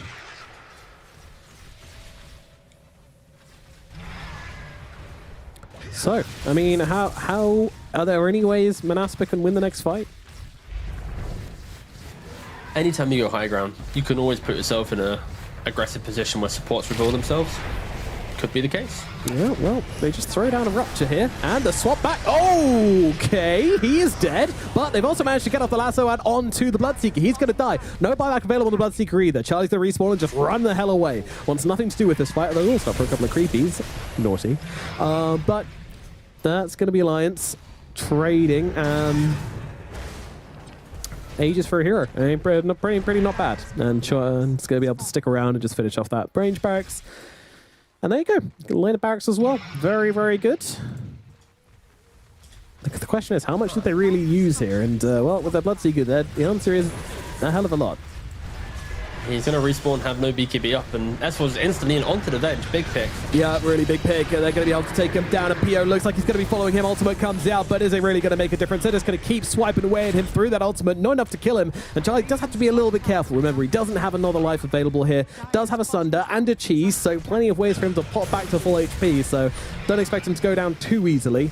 But don't forget, that Bloodseeker is looming. 13 seconds till he's back in the game. He has another Rupture available now as well, so the same combo could be waiting for him. 20 seconds on the swap. They got to respect that, and they do. Alliance backing themselves away. A cute little combo maybe opens up a sliver of possibility for Manaspan to scare Alliance away, but in the end, it's not enough. And they do take the barracks. Dude, if I was Spartan right now, I'm queuing up an Aether lens. Yeah. This game's pretty doom and gloom. I see one chance where I'm like, wait a second. Like, just do it. He's already got the Eye of the Vizier, so he's giving an extra 125 cast range when he tabs it in, because he's currently balancing between robe and stuff to help with lane pushing. But yeah, Alliance, at least they need to be careful. I think Charlie, sure, he has Satanic and Cheese, like super tanky, 3000 HP. But just knowing that is the one chance they have of like winning this game. It is this quirky combo of Rupture swap. Without that, I would be surprised if Alliance's formation does crumble that quickly, because everyone's kind of kitted out with some defensive capabilities to kite out this Ursa. Still yet to see a nullifier in play to prevent that Force and Glimmer, toolkit. Yeah, for sure. I think, I mean, the main things we're looking at in the next fight is obviously, can they get on the backlines? If you can bring down Hanskin, if you can bring down Ponlo, there is a chance that you can isolate the TB and start to look for the fight, but it's getting harder by the minute. Every fight they take, they're just getting more items, Force stuff, glimmers. It's, it's tough. Hanskin's drawing the line. He's like, boys, we're going for another Rax. And of course, S4 quickly goes to mid lane, pushes it out. Meanwhile, the rest of Alliance are grouping up together. Lincoln's pick up. Oh, all right. Charlie does not want to get Rupture swapped. And oh, yeah, of course. They now have double Lincolns. Chuen now has one. He can throw it into Charlie. Charlie now has 2 Lincolns to go through. Batrider has another one as well. So S4. They have 3 Lincolns. Oh my god, these guys watched. Let's go. That's that Spirit True site, when we need to buy more Lincolns, and they went. So here it is. Alliance is cosplaying Spirit. Well, apparently they didn't need to for the range barracks. The illusion and the catapult gets it done. They're so scared to go for this catapult right now, and they probably should be. Here we go. Charlie on the front lines. He's got his own Lincolns. He's got a Lincoln's block. First Lincoln's gets popped. Second block. Not coming out just yet. S4's a bit greedier, but they take that was a bit easy when that was a bit easy when single target spells don't work, do they? Yeah. The one thing they did to stop the middle barracks falling, and all it's just like 3 Lincolns. You're not doing that again. All right. Could call a no reaction, but if it works, it works. I'm not hating on it. I love it. There's one thing which stopped us taking the high ground, and we have now addressed it. Instantly, just fuck. And it's not as if there's many items for them to pop Lincoln. So I'm looking at Mirana's gonna get a 4-star, but do you think she's gonna leap into a Terrorblade with meta to I've popped one of your Lincolns. Yes. Please don't kill me. Gotcha. They just smoked up under a ward as well. Every play X-Manaspa makes, it feels like they're wading through just a sea of mud, just no mobility. Just please, Alliance, let us find you. I'll tell you what was huge this game though. Vindicator's axe on the Ursa. Holy moly, there's a lot of sciences this game. That's value straight up. Yeah, X-Manaspa, they understand the severity of the game right now. If they aren't able to get a couple kills or at least put some discomfort on the side of Alliance, they are just going to wait out the next meta, reset to top lane, triple Lincoln's the Terrorblade, allow him to hit this high ground, and with ease, or relative ease, should be able to secure the Mega Creeps. Just the score lines on the cores of X-Manaspa just aren't too healthy. 1-5-1 on the Ursa, 3-3-0 on the Bloodseeker.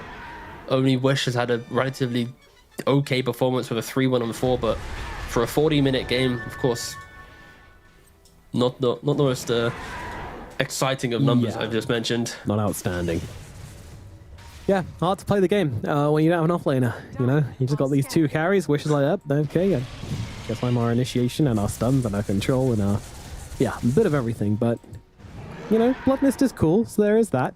Oh, he actually went through Mjolnir as well, so really just wants to run into the middle of everything with BKB and Mjolnir on. And be a harbinger of death, but that's ambitious. Meta's back up. Off we go. Meta time. It is meta time indeed. Oh, it might be Venge staying alive time. as predicted. A little bit interesting that Voice Spirit decided to use both his steps there. Yeah.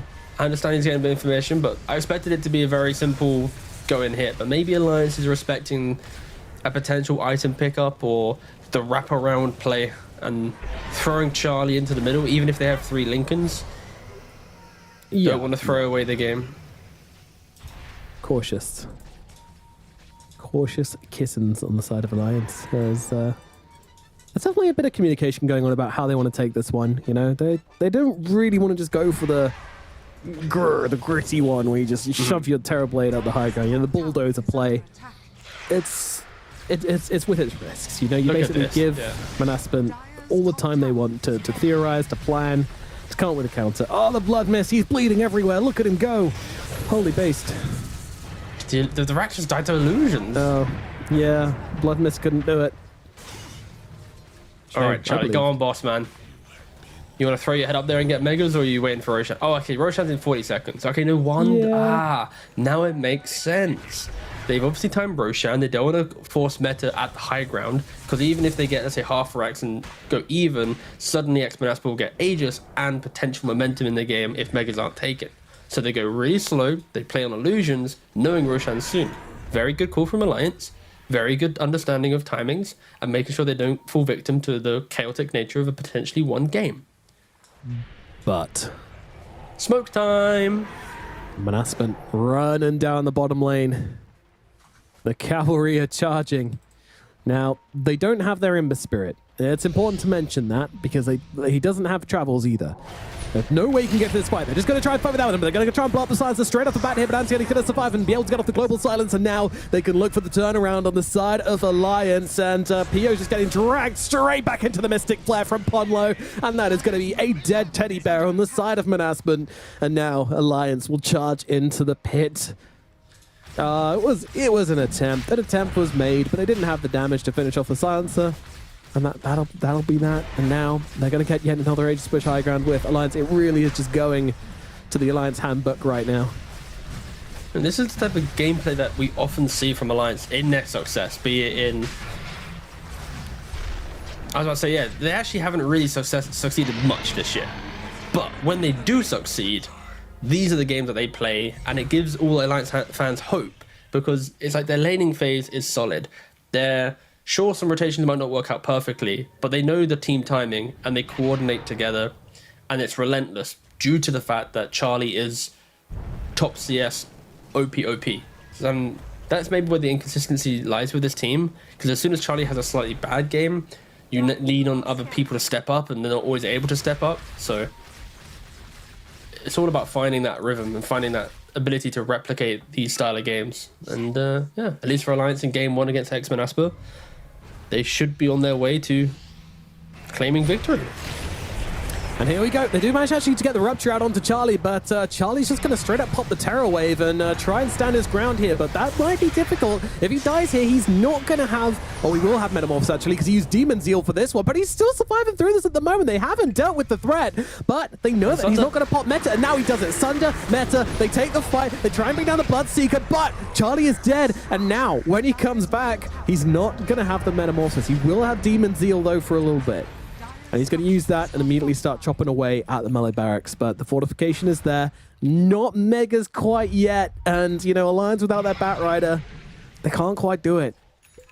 Ooh, I'm hyped. Ooh, a little bit of a caster curse potentially coming out. I was giving some praise, and with what looked like what should have been a relatively clean approach to the high ground, X-Manaspa, they find a way. Yep. They get their Rupture on him. They cause him to use quite a lot of defensive items quite quickly. Sunder makes him think, oh, okay, this is my moment, but yeah, not able to truly stand his ground that effectively. I mean, what I love there about Manaspan is that they were like, okay, we'll throw our spells on the TP, but we're not going to kill him, because the moment we kill him, he's just going to come back and use meta. But if we don't kill him, and we just leave him there ruptured, what's he going to do? Look at us threateningly? No, he's got to pop the Metamorphosis to have some sort of impact in this fight. So he realized that after S4 got in trouble, he was like, shit, I actually got a meta here. So he sunders, tries to meta from full HP, pops everything, and then Manaspa just turn around and just murder him. really, really good play. Like, huge communication in that team fight, in the clutch moments there. So, yeah. I need to see the win probability. I don't know if it's been shown yet. My apologies if I missed it, but this is an interesting one. I think Alliance, they should be in the driving seat. Yeah, 92-8. Like, this, this should be their game, but I feel like everyone's been in this position, right, where just need that one Rax, and then you're thinking in the processes and playing the game goes from the big picture to it's only one Rax, guys. Like, surely we can do it. And then that one time that you make that call, it leads to a second fight and a third fight, and maybe they can, you know, realign themselves, but it's potentially throwable. There is an 8% chance of them throwing, I'd calculate, yes. Yeah, I think you're very accurate on that one. I think Alliance surely they should win this game. But you know when there's like a small part of you where like the MKB is now built for the Earth, so like the BKB is soon around the corner. Wish is gonna get some Shivas. Like everything's aligning, but I think it's just the way that they played that last fight. Like, I don't know, Massman seemed to just have a very good idea on what they needed to do for things to go their way. Yeah. Like, I don't know. I guess it comes down to getting the rupture off on the TB. There's a BKB now. Sorry. TB finally decided by BKB. Megas should be going. There's no fortification. I take it all back. All right, never mind. Control Z, all that crap. Yeah, they just need to be very quick with the global silence here. They can even pop it out early. Oh, there you go. Global silence comes out nice and early. But actually, we managed to get off the ultimate. Oh, actually, no, he didn't. They just broke it. So he's going to be able to get back. Can they get up and focus the barracks? Charlie doesn't want to. He wants to focus on the heroes right now. Keep S4 alive. That is the call here. Can they do it? Charlie does not have any more link-ins available on himself as Chon jumping in on this one. They'll swap him back, but he's managed to get off the terror wave here. Looking for the targets, though. Looking to try and bring down Wish. Wish, though, he's got the mantle to get the silence up on him, so he gets back to the high ground. Alliance, they popped a lot here. But they need to go. Still holding. The illusions won't be able to do it by themselves. Charlie has to make the call eventually to get up here and start hitting those buildings. That's exactly what he's going to do. But PO jumps upon him pretty quickly here. Nullifies out upon it. Oh my god, the Mystic Flare doing the work. Dragging him back, but he drags him right on top of the TB. Whilst the TB's all stunned up. TB trying to get away from this one. Won't be able to do it. Didn't have the Sunder. Does go down. Now they'll go towards the Void Spirit as well. Skylark's on top of him, spraying his blood all over the place. It's going to help him get himself away to the sidelines here, but it might not be enough. They're still giving chase. S4 trying to buy him a little bit of time. Churn trying to get himself away, and it looks like he will be able to escape this one, but the barracks remains, T-Governor. It stays standing. I'm gonna not say anything. The last time I spoke, Alliance decided to yeet themselves into a despair state of the game. Yeah. They had a 22k gold lead. They're trying to take one melee Rax, but Exponaspa doing an impeccable job at poking, at prodding, cancelling Lincolns, making sure you're rupturing people to put them to the side, throwing out the spells. Wish is diving in, diving out. They're not able to cleanly connect. I think in the last couple of minutes, we're yet to see that Mystic Flare on top of the hero perfectly dying with ease. Of course, as the game goes late, this combination does fall off, so nothing wrong with Alliance in that regard. It's just the heroes are slightly falling off with the kill threat. But saving grace, at least, Ancient is exposed. Exponaspa, during the chaos of defending against Megas, their base is very bare. They have fortification available. If Alliance go for the ignore the Rats, go for the Ancient, with a fortification in play, it could be spooky. And I saw the line draw. Yeah. S4 drew the line. He drew the line to go for the end. I don't know if they're going to follow through with his call. Maybe he gets, shut down. Before Roshan, this is what when only one Rex is available, things can get a bit chaotic. You can see the victory in sight, and maybe that's happening right now. Maybe Alliance, they are throwing their bodies in. Yeah. At any minute, just want to give you an update, by the way. Go on. We've gone from 7% 7% win probability to 14% win probability. All right. It's doubled from that failed attempt. And every time they got that high ground and fail, it'll double again. Maybe. I don't know if that's true, but it sounded cool to say. You're off by a percentage, but I like the double story, so we'll go with it. Yeah, no, I'll stick to it. Like, I tried selling it as 7%, okay? No one's going to remember. These guys our viewers have a memory for goldfish, it's fine. And they'd be mad if they could remember what I said. Churn in the front lines. Oh, he's not going to get stunned up, though. Gets off the dissimulate in time. Arrow's not going to find him either. But this is the first time we've seen Manasmic come out their base in quite a long time. Oh, there's a wisdom room. Do you want to go look for it, Skylark? Go on. No. Get it. Scary. Nope. Both wisdom rooms are in play. Neither team's they going want for them yet. S4. They want S4 badly. But he's TPing down. What? Oh, he cancelled it? Yeah, he cancelled it. All right, Spartan, go on. Your spidey senses are tingling. Think you're back at the Boston Major. Go on, boss. You got this. Yeah. Wave of terror. Okay. He's okay. Breathe. S4. It's okay. I didn't find you. I would not enjoy being like watching this series with like the pure like imagine being like Alliance's coach right now. You know, watching this game. You're when you get to the final hierarchy, like chill. I'm gonna make a cuppa. They're gonna get megas. Nice. You come back with your fresh brew. You're like, they've still not ended the game. Like, sure, again, they still have a 22k lead, but yeah. I think the reason for sure. we are doubting that Alliance are actually going to finish this one out, it's just because of the games we had today. It's not even the Alliance factor. It's just because we've seen some crazy shit going on today, and I think all of us are a bit discombobulated. Here's the longest day of Div 2 DPC we've had so far.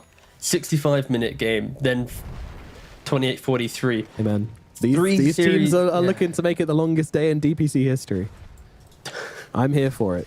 Someone pull up that stat. I mean, I know we've had endless tiebreaks. This definitely isn't it, but I don't have the time to manually go through what 3 games. I mean, you might. 9 days. It's pretty slow. We've hit a bit of a plateau here. I'll tab out. I'll be back in 15 minutes once I've clicked 27 different Wikipedia pages just to guesstimate the average day length. 2 more high ground attempts in that stage, I'd imagine. All right, I'm just going to flick through all the items to see if there's anything. No, yeah. Everything seems pretty standard right now. Nothing too great. Venge Axe? No, she's nowhere near Axe. I was going to say maybe some Venge Axe could be some super cool late game timing, but yeah, nowhere near that one. Well, they're coming out. How far? They're 22k down and they're still looking for the fight. Fair play. Yeah, might surprise like an angry terrier trying to like bark like a pit bull. And they're going to look over towards the Batrider here. I mean, they're throwing a lot onto him. He's heals himself with a Lotus on top of him. Not exactly ideal here, but now the Global Silence comes out and allow him to just take down the Vengeful Spirit. That's their combo breaker as well. Important hero to kill off as they move over towards the Ursa as well. He's already used his Enrage. Now he has to BKB as well. Oh, S4 finds a beautiful jump there with the Flaming Lasso. He can use that to turn around and blow up Desire as well. And the Spirit trying to get himself out of this one. Wish and Skylark heading for the hills, but this should mean that Alliance are able to go into that pit and take down Roshan. Minutes of Exponasper poking and prodding their opponents into a submission of not being able to take the rats. They try and leave their base. They try and be the aggressors, but then they get a reality check. You're playing into Silencer. You're playing into Global. Batrider Aghanims that can stun you up. You go for that execution. You go for the jump. You fail. You get punished. And now they give away Roshan. Surely. Now that you have a 35,000 gold lead at the 52-minute mark, no buyback on Venge for 40 seconds. Morano respawning. Ursa can, of course, buy back. This should be the window that Alliance get the mega creeps. And most likely cement themselves. You've got a Global Silence. There is no more in the bank. Maybe waiting for this BKB, getting a refresher orb as well, which I'm pretty sure is just coming out to him right now. Yes, indeed. Look at Voice Spirit. He's already going. He's already there. He's jumping the gun. Yeah, I don't care what you're doing, Charlie. I'm trying to get us our mega creeps. Yep, and he might just do it. But does mega creeps mean the end? Absolutely not. You now have to get through the Ancient, but they're looking to finish it. Global could be coming out any second now, and yes, it will as they try to go on to Wish here. Wish, he is able to survive through the combo, and they'll turn their attention towards Charlie. Charlie, his first life is gone.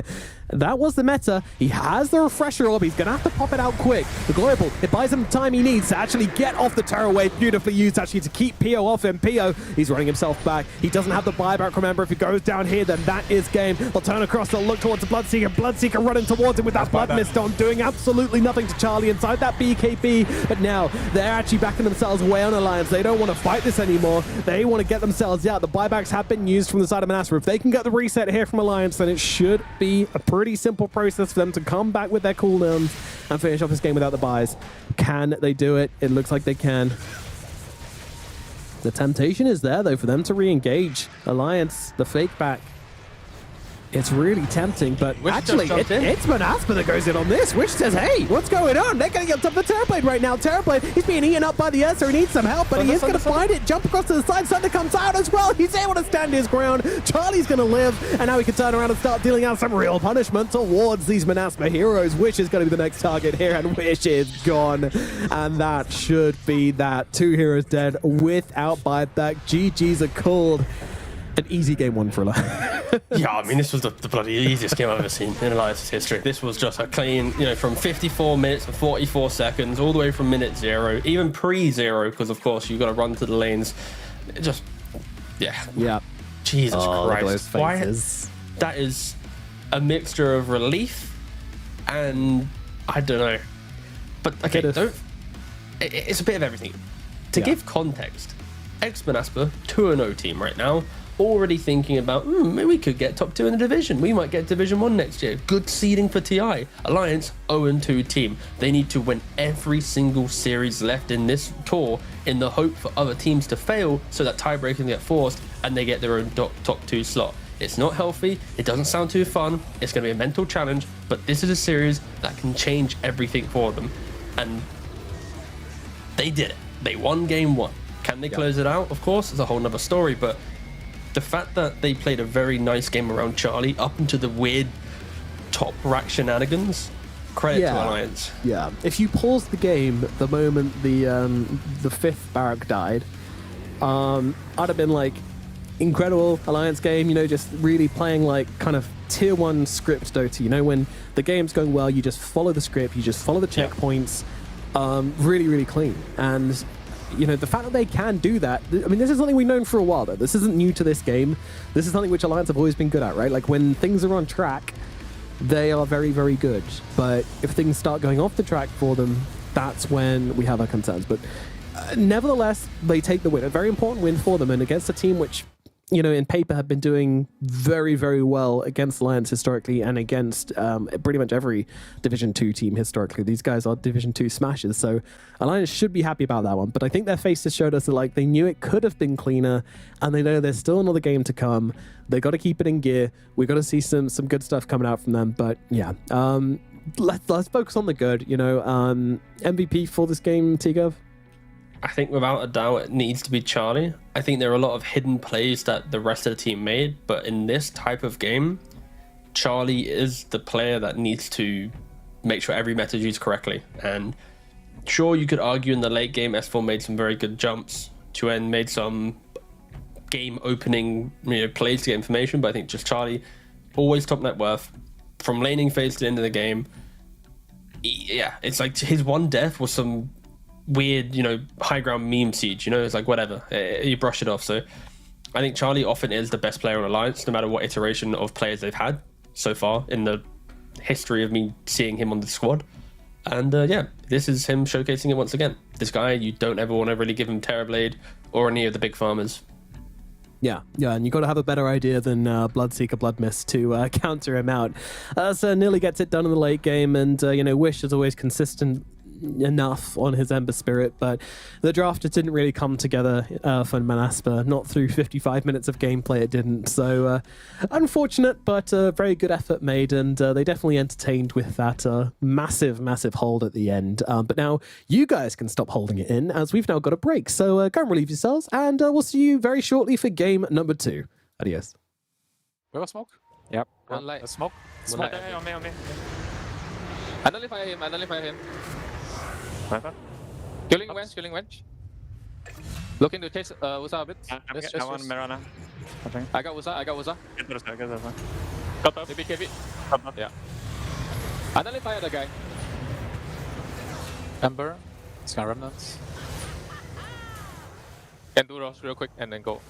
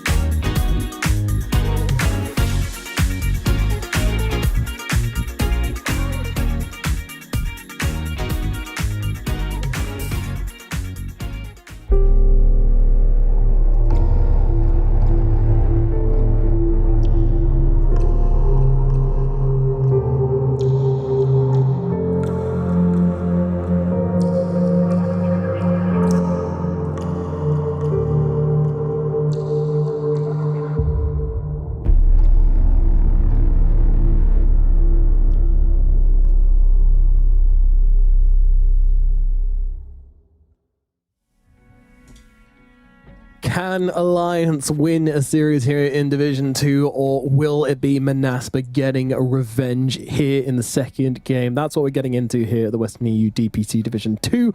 T-Governor, I mean, for those who missed it, describe the last game very briefly. Whoa! There you go. Cool. Oh, great. I didn't even need words. Perfect. Yes, indeed, Alliance, they played some very clean Dota, and, well, unfortunately, they struggled to take the last barracks, but when they finally did it, boy, was it exciting. And now they stand a chance of getting a 2-0 over X-Manaspa, a team which has previously given them a lot of trouble here in the DPC, and a big demon for them to overcome, I believe, so we'll see if they're able to pull that off.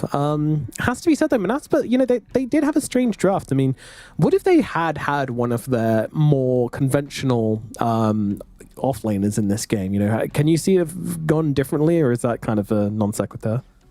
I think it could have potentially gone differently, but due to the draft and how it developed, they didn't allow themselves a position to pick an offlaner in a good spot, right?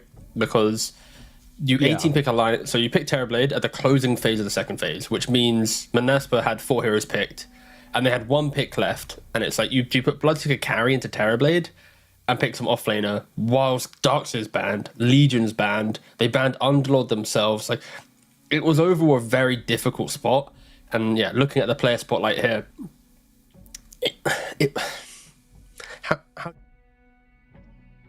half of his damage how do you say it? Yeah, dealt with Blood Mist, and half of it was dealt with Rupture. He did very, very little with right clicks this game, I'll say that much. It's also, when you think about Bloodseeker as an offlaner, the only time you can flex him there is when I feel like you're not giving away free farm to a carry. Like, if you're into some like Sven lane, into some Slark lane, sure, you can go toe for toe, muscle up. But into a Terrorblade, into a Morphling, these type of cores, you're never doing anything to threaten. And then in the game, you see from his playstyle, he was AFK farming. I'm like, sure, he has good net worth, 23,000. His kill participation, average, right? But the stats weren't great. The farming pattern was very AFK, and X-Manaspa, they had nothing going their way. They really relied on Alliance to kind of throw the ball on this one. So I think going into the next game, draft his hero potentially earlier, or don't flex your Bloodseeker. Rarely we see it. It doesn't often work out too well. Yeah. So I think, if anything, don't flex the Bloodseeker is probably the route that I'd take. If you are thinking Bloodseeker, just ban out the Morphs, the Terrorblades, and give yourself a game to play. Yeah, and I would have loved to see a Gleipnir coming out from the Bloodseeker instead. I do find it a little bit strange that he went for the Mjolnir and then proceeded to do absolutely 0 right-click damage throughout the entire game. Mjolnir wasn't particularly impactful this game whatsoever, so I don't quite understand that one. They would have really, I think, thrived a bit more from the AoE route for Gleipnir, give them a bit more lockdown, and yeah, it's the one thing they needed was a bit more lockdown, a bit more control, you know, something which an offlaner typically gives you. So the Mjolnir was a big question mark for me, but I guess he saw the game going late and was just like, hey, it's time to become another core, but he kind of already was, so. And now, in good old fashion of these drafts, we're going to have X-Manaspa now on second pick, which means they're going to be able to at least react a little bit more. I feel like this conversation between Radiant Dire first, second pick in Tier 1 Division 1 Dota will always sway the way of certain feelings of timings. You want to sync up your Roshan timings, like, let's say, the day cycle, so you like to be Radiant more often, all these small things where in Division 2, it really feels like counter-picking 2 times in a draft is like, nice. So it really is quite humorous when you try to ask the teams and their feelings and thoughts, but alas, we are going to get to see into the minds of X-Manaspa and how they approach the draft. Indeed, we are, but I have to say, you know, I'm a big fan of this opening. I think Pugner has been one of the most impactful supports we've seen over the past few days, so I'm very happy to see them pick this one up, and I think it does work very well in a lot of circumstances. Magnus as well, he's a bit more volatile for me. You know, obviously the hero, he does a lot of damage if you give him the chance to do it. RP is a pretty cool spell as well. Rupture can help you out. Skewer can help you out in some clutch situations, but overall, I think the hero is a bit unreliable. I think it's unreliable because we're seeing teams understand a hero that has become ever so popular. Additionally, the reason why it can be unreliable is because the way that teams are dealing with it is taking the fight in laning phase, preventing the hero from going Vanguard into Harpoon, into Blink, and then suddenly, dismantling the game, have vision available. There's a lot of layers to it.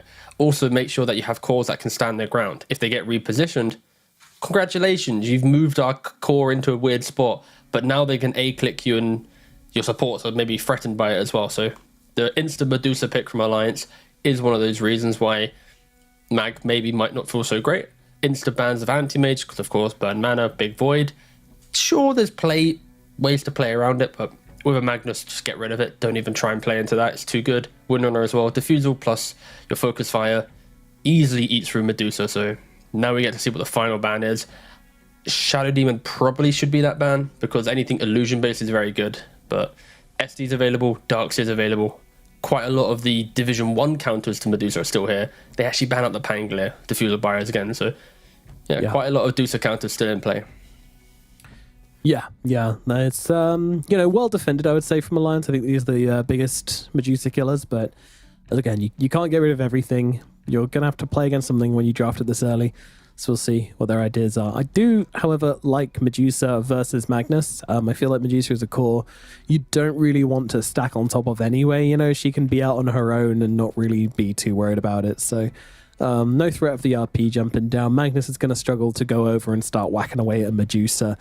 She's going to grab that Skadi and just become this kind of lighthouse of death we always see. And that's pretty hard to fight into. So no surprise to see those heroes banned out. And the pickup from Alliance on their fourth is pretty damn good. So we'll see what Manaspa are going to respond with now.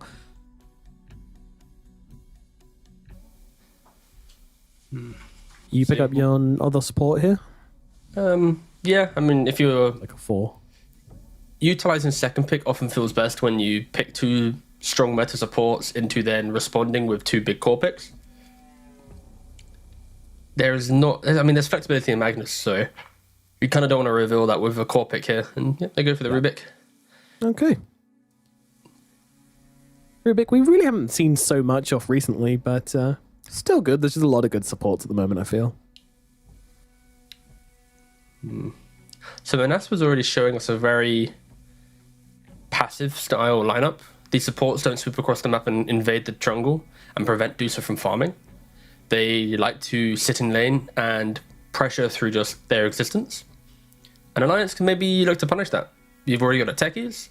You pick up one more active position 5, plus a mid laner that likes to poke his head around the engagements, and suddenly you're the one setting the entire tempo of the game whilst Charlie's farming behind you. Trying to put my finger on what exactly they would want in that regard from the support position. And you know what? They just block pick the Darkseer. Okay, cool. Take it for themselves. If they do Darkseer and SD, that would be hysterical. Wouldn't it? It's a decent SD game. I can see it, yeah. I wouldn't hate it at all, actually. I kind of like it.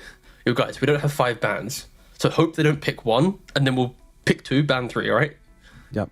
That's 5 bans in my books.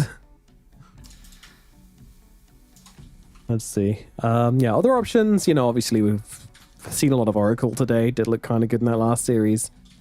I don't know. There's a few different options I like. I'm struggling. Now the SD is in my brain. I just can't really get past it. But on the other side, Manaspa, they have left this Magnus over. So at least we know the same thing that happened last game isn't going to happen this game. We're not going to see Skylark forced to pick something really, really weird. And also the bans were very different this time around because they had to protect this Medusa pick. So Manaspa at least are going to have a pretty easy time picking up something decent. And yeah. Oh, wow. Alliance are going to be the ones to take the Vengeful Spirit. Okie dokie. Well, it's not a Shadow Demon, but it is some form of save.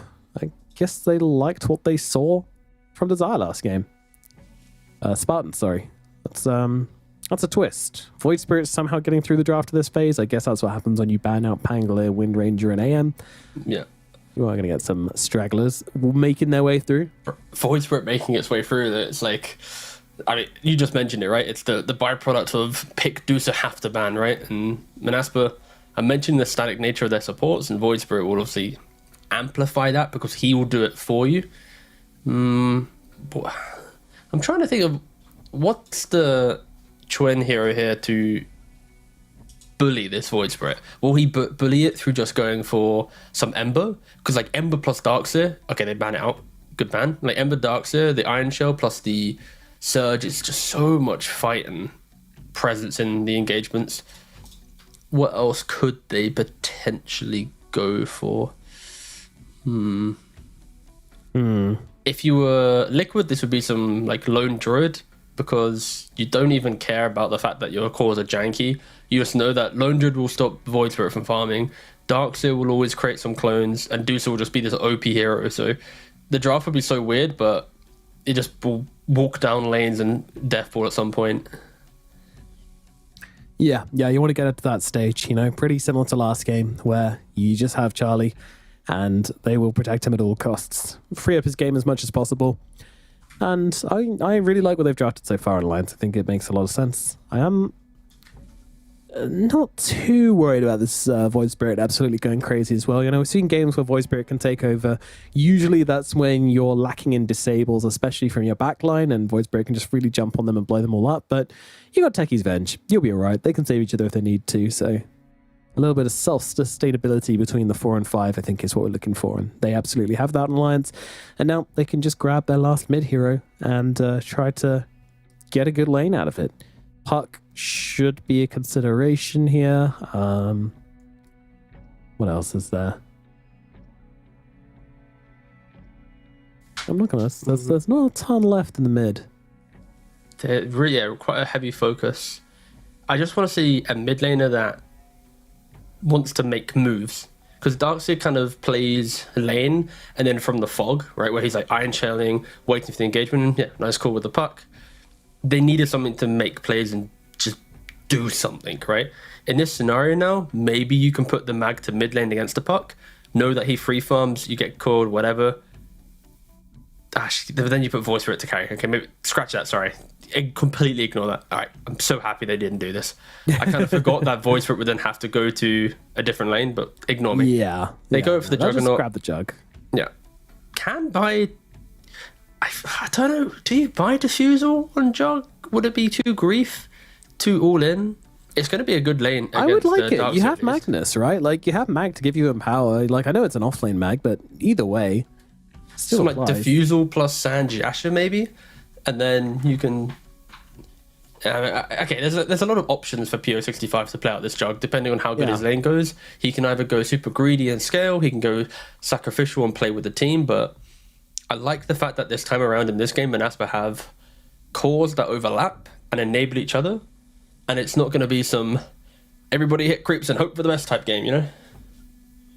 Yeah. I mean, I really think Manaspa have a slightly better playing draft. You know, it is not definitely a Manaspa draft, though. It's definitely not one of those ones where they're just going to be brawling all the time. Magnus, it is slow. So...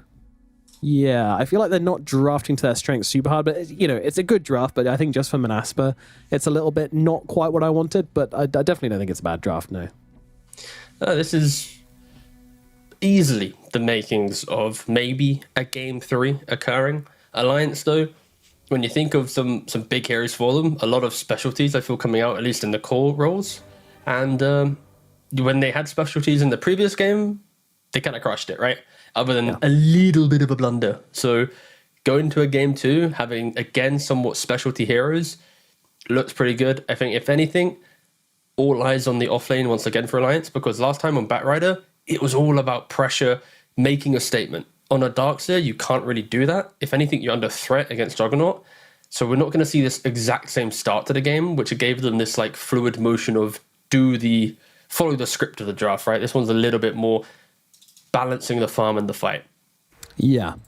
They got to find that balance, and I hope they can. I mean, Manaspa are going to be able to put up a much better fight this time around with the draft they had, especially early on. So they've got quite a few threats. I'm excited to see how this one goes. This one feels like it's going to be a close game, a brawl, and we'll see which way it ends up going. Game number 2. It's X-Men Asper versus Alliance here at the Western EU DPC Division 2. What is our mid lane looking like, by the way? Puck versus Void Spirit. The Void Spirit should naturally do pretty well in this matchup, just because, again, being a melee hero inside the wave, you farm quite well. I think, just like all of these mid matchups that we see in the Spirit v Spirit warfare or whatever, who hits 6 first, which supports come into play, mid lane is kind of moved away from drafting heroes that have like natural timings. Like, sure, you get the odd team that picks like the Necro or the Viper to try and bully, but you rarely see that. It's more kind of the deck of cards you're building and which team can knock it over quicker with external factors. Yeah, now if they're paying close attention, they might have been able to get an idea on what side the ward was there. Maybe not. I don't know, I always find it like a little bit eyebrow raising if you come in, if you get to show yourself on vision with a slot available, like an empty slot in your inventory where a ward could have been. But then again, I guess you could be double bluffing with the ward. I don't know. It's probably not a factor, but yep, there you go. Ponlo gets the D ward. I think vision is such a beautiful aspect to Dota where, honestly, even to this day, it's probably not fully mastered, where the distribution of should observers go on 5s or 4s, cores, who's doing it, are you keeping track? Like, there's so many events occurring in the game that you can never perfectly ascertain where all wards are placed. Lingering ones always, I don't know. You can go into so much detail. I think once a team fully understands it and gets to grips with it, it'll be like a first, but I don't know. I could sit for hours and think about wards.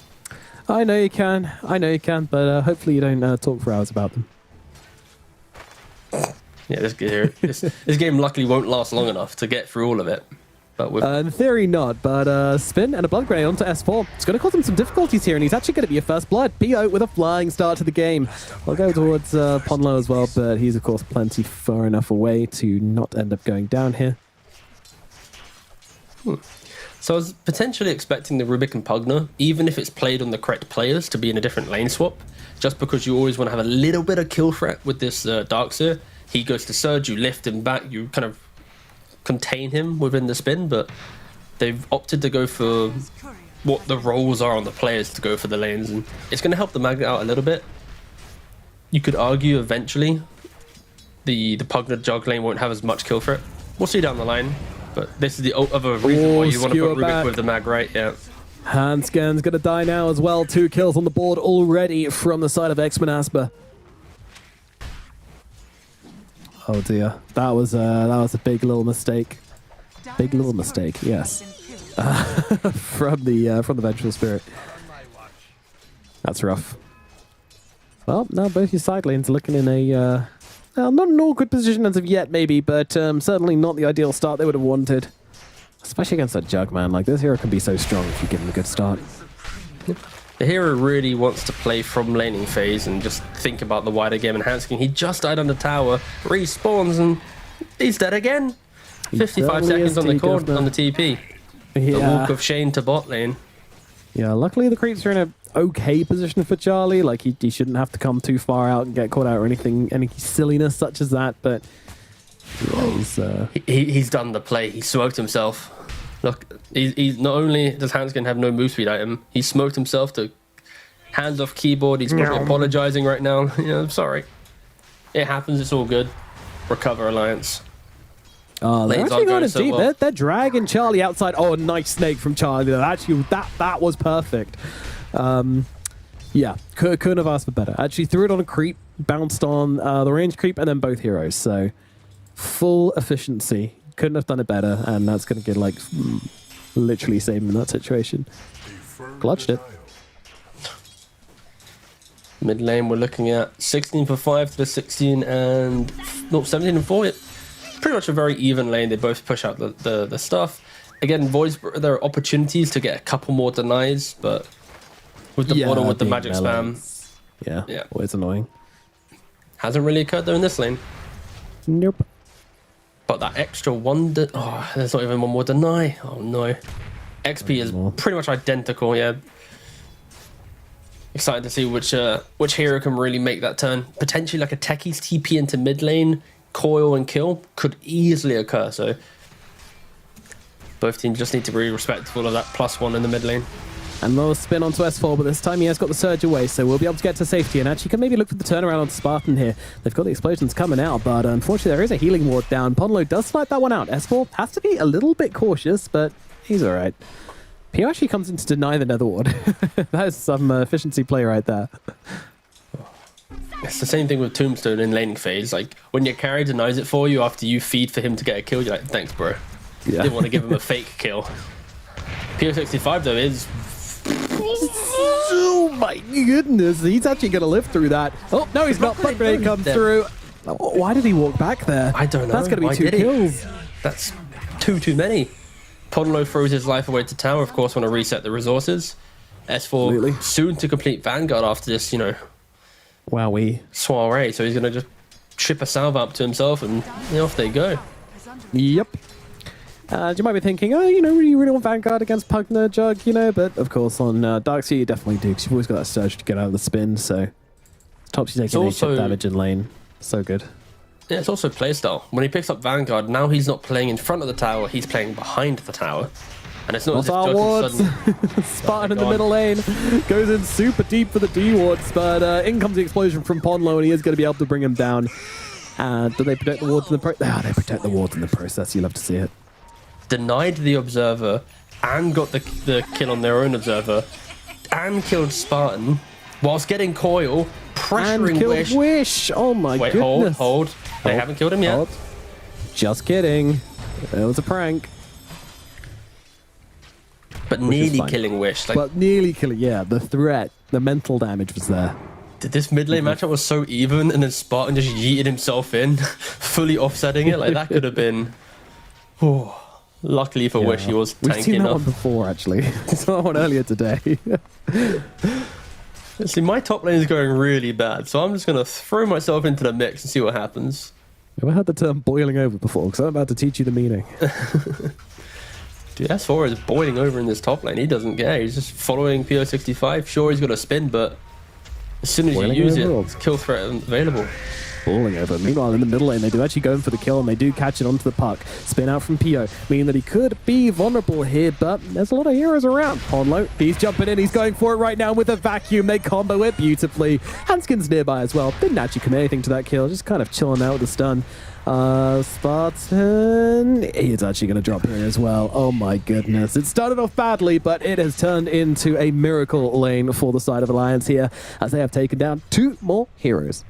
Yeah, the repercussions of not having consistent kill threat. If there was a CM, a Lich, a Rubik, or anything with a little bit of something in the lane, Darkseid probably dies 2 or 3 times to this jug spin. But because they are missing that within the Pugna 5, S4's just running wild, sorry. They're taking the tower at minute 7. That is unheard of in Darkseid lanes. I'm pretty sure if you scrub back through Darkseid games, the likelihood of him taking a 7-minute tower is like... We've never done it before. 50, look at the 60. You punched in the numbers? Punched, yeah. I've calculated. It's just never happened. Wow. We ran them. But yeah, meanwhile, all the shenanigans going, you know, they're throwing bodies at mid, they're throwing bodies at top. Everyone's kind of fighting and brawling and getting muddy. And then Charles is just again, having an amazing old time down in the bottom lane. Let's call him Charles. Yeah, I call him Charles. Charles, yes. Please continue farming, Charles. Dude, you really turned it into like a British piece of royalty. Yeah. I mean, he is Charles, and he's King Charles, right? And everybody else on the Alliance is his servant. That's how it works. And they are actually boot camping in the UK, I believe. So yeah, technically are a UK team. Of all the countries to go to try and inspire your team to a Tour 3 success, you decide to fly to the UK. I'm sorry for being your bad luck alliance. Hey, there are only 3 series into the Zor, okay? I can turn around. I believe. Alright, so. With a Greg sausage roll in their hands, anything is possible. That's all I'm saying. There has never been a team in this year of DPC that has 3 losses that makes it to a tiebreaker for top 2.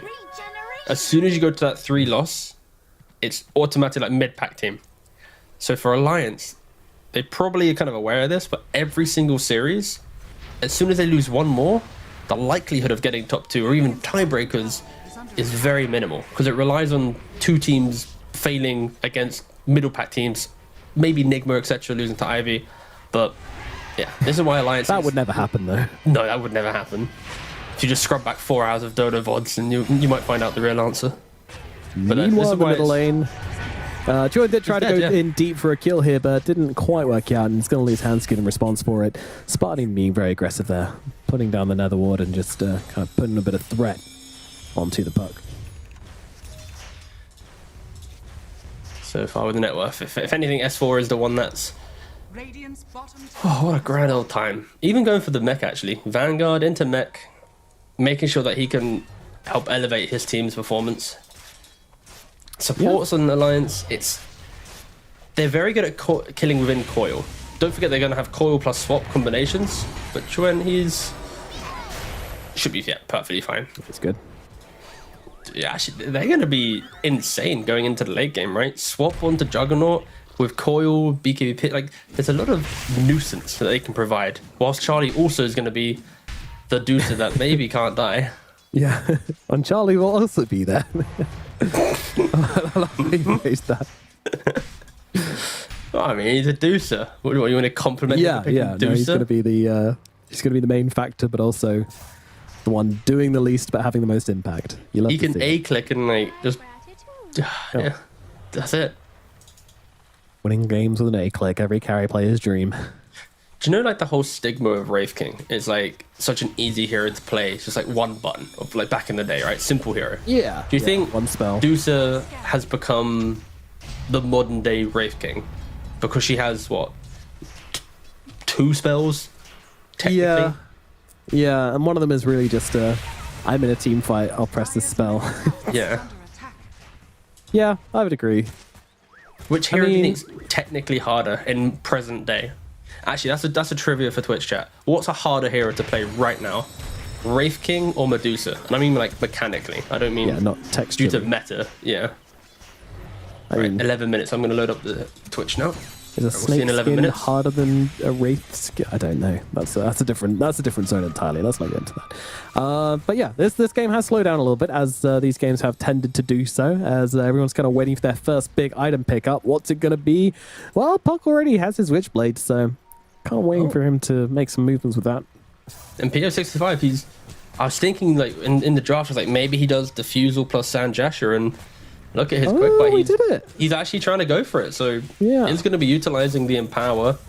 Is going to try and go for the punch from the mid lane or the mid game. Sorry. Yeah. Meanwhile, Pollen's actually going to get caught out in the middle lane as they try to go for the kill here. Desire is going to be the next one brought down though. To trade at the moment. I don't think it'll be anything more than that. Again, just firing shots in the middle lane. But this time the Medusa did get involved. So first time we've seen Charlie turning up and clicking some folks. It's nice to see a carry during his farming patterns find the quick kill. Like he doesn't really lose out on anything. He's moving from one farmed area to the next, and thanks for the kill. Nice stuff from there from Charlie. Level 11. PO65 has done a relatively incredible job on this Juggernaut. He's farming up a storm equal to the Deucer, and keep making sure that X-Men Asper aren't just like slowly falling behind. Yeah, he is the bottom net worth core, but then there's also not a huge difference between the top and the bottom, to be honest. Like, the Magnus and the Darkseer are a little bit further ahead than everybody else. And that, they're within 100 gold of each other at the present point. It's kind of crazy. Yeah, Creep Wave catapulted PO up 4 spaces of the net worth. That's how close we are. Charlie being jumped in the middle lane. Skylark comes in, immediately drops down the reverse parity. This could be bad. The swap is there from Hanskin though, and that should get Charlie to relative safety, especially with that snake bouncing through, and all of a sudden, hi, I'm full health again. Very cool. Manaspa chased back, and now Alliance could even look to pressure this middle tier 1 tower. They have no more RP available on the side of Manaspa. This is fairly scary times, but Alliance don't want to commit too hard to this tower. Local. They were so close to making the play, right? Like Skylark, he sees the fact that there's going to be the ult from Medusa, so he's like standing there, don't want to get hit by Stone Gaze. Then he goes for the I don't know. It was cool, nice attempt, didn't connect. Of course, his entire game will be: is Charlie in position for Hanskin to swap him out? Did he get skewered back? Can Alliance reposition and get there? And also for S4, he had an incredible start to the game.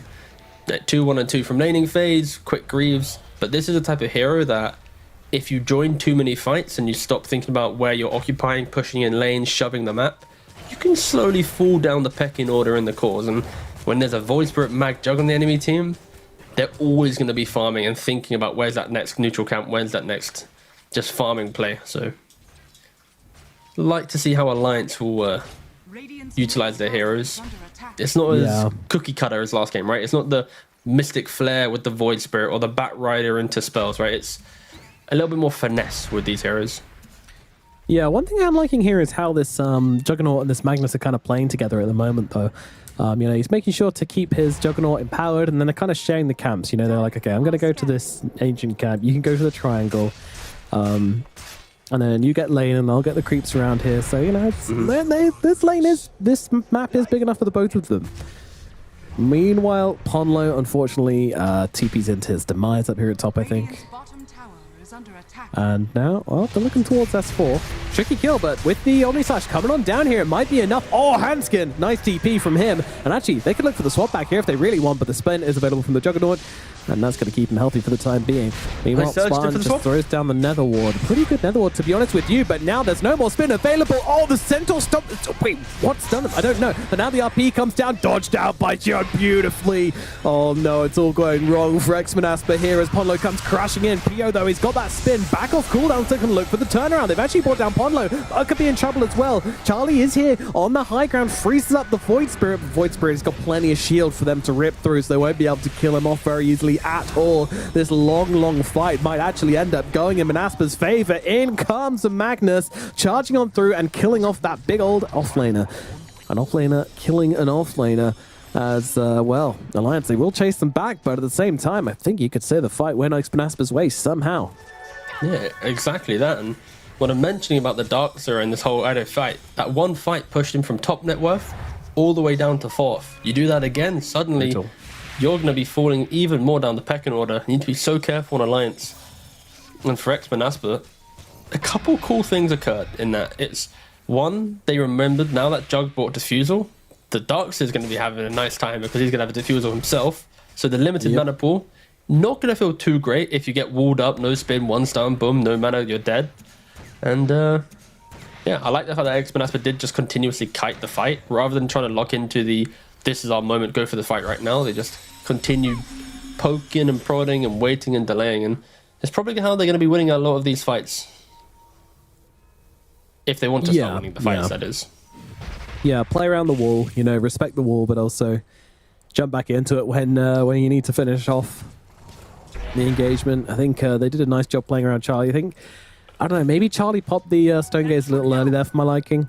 Just kind of came out the TP. The moment the Void Spirit was on him, just popped it there. I mean, he did manage to freeze out the Void Spirit, but that hero is ungodly tanky when he gets a bunch of heroes in that Resonant Pulse, so you got 3 or 4.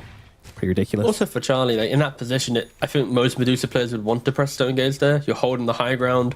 Your supports are potentially victim to some initiations, so you can at least hold the fight stationary for you to understand if you want to take it or not. And in the moment they decided to take it, hitting the Stone Gaze on the Void, it's like if there was one more stun, in theory he should die, right? But there wasn't really the follow-up. The wall was used prior. They'd already moved away from the area, so again, hindsight's such a powerful tool in Dota.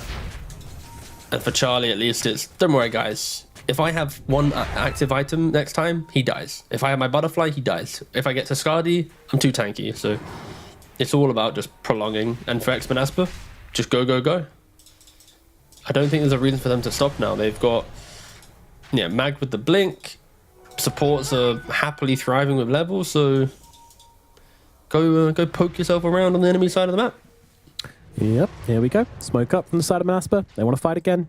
As you mentioned, this Juggernaut, he's made for fighting, not for farming. And that's exactly what he wants to do as they move forward here onto the Medusa. She does have the Stone Gaze, but the RP means she's not going to be able to get it off. Now she's out of mana. The swap is there. Will it be enough to save the day, though? Looks like it very well might be. Stone Gaze comes out. Charlie gets away. They're going to look to do some damage towards Pio here, but Pio, he is absolutely fine. So a real lack of damage here on the side of Alliance. As Asper are able to go for this play, it doesn't work out, and yet they're not punished even slightly for it. Oh.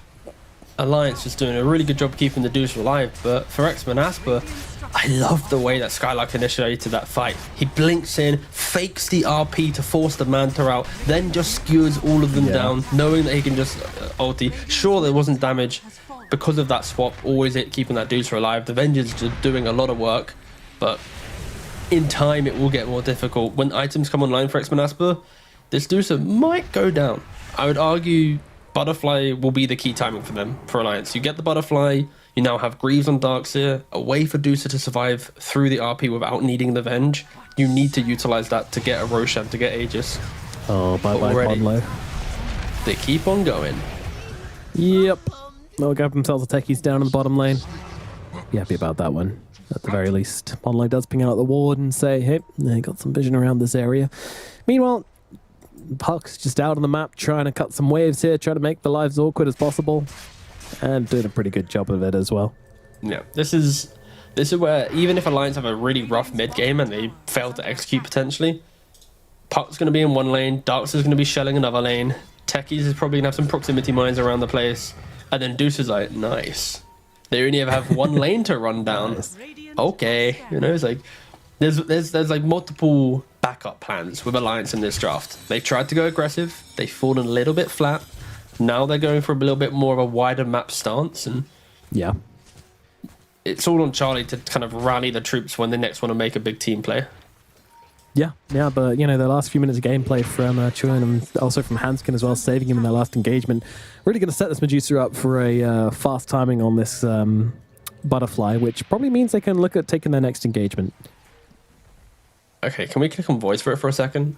I don't know why it makes me chuckle every time, but I love a quick buy when you're doing Manta into Skadi, and it's just 3 ultimate orbs into a point booster. It's just like, yes, I should buy this. My guy's gonna get some stats. I mean, you're a universal hero, right? So, what is this? Like damage upon damage upon damage? But alas, smoke on smoke action. Both teams have high ground vision right now. Losing it now on the side of Dire. Yep, Charlie happily sitting on the front lines. Look at Spartan though. He's placed in a very interesting position here, just sitting under that Shadow Amulet. Does now... Oh, they actually get the skewer back onto Charlie. Charlie now going to pop the Stone Gaze straight away. Nice vacuum wall into 3 heroes. They're absolutely melting right now, and Podlo's going to throw it down with a big blast off the top of them. RP comes out with the Omni Slash, ripping on through. Will it be enough? I don't think so. Pio trying to get away now, but the anti-armor, the right clicks, the damage, the stun, and he is gone. The Juggernaut to full next. Magnus, is he going to get away? Skewer across. S4's upon him, and S4's going to punch him in the back of the head and say goodnight, sweet prince. And plus one more will make it 4 big kills for the side of Alliance here as they come barreling down the bottom lane. And excellent stuff from Alliance, and if anything, X-Men just absolutely blundering that fight. They hold quite an aggressive position, they lose their vision, they reset a little bit further back, and in doing so, they think they catch the Deucer. Let's go, but Stone Gaze into Vac Wall, Waning Rift on top of that. There is no clean spell usage available now. It's just hope to get something out, throw out your Omni Slash, maybe you get some RNG on the bounces, but yeah, that's never going to work, especially with Charlie having this butterfly timing. Nice stuff from Alliance. And, you know, that was a full duration Omni Slash, 1,300 damage. I mean, you know, got to take into account a lot of that's onto the Medusa, where you're doing mana damage, so it's not technically damage. And then also with that, there's Handskin with another swap as well, which is damage reduction. But still, I mean, all of that just makes Juggernaut pretty damn sad. I feel like Alliance are kind of preparing themselves for the inevitable death ball moment that this draft needs to present itself with. Get yourself into objective sieges. Sure, your Deucer might get skewered back to the base, but with an Aegis now, Stone Gaze disengage should be okay. So this Aegis is pivotal for their draft to start making some structural progression. And yeah, there we go. They kill off the structural progression. I mean, I thought it sounded good, you know? I don't know, maybe I won't say it again, but you like that? No, that's why I was... I'm here to lift you up, bro. Yeah, I like it. All right, thanks, bro.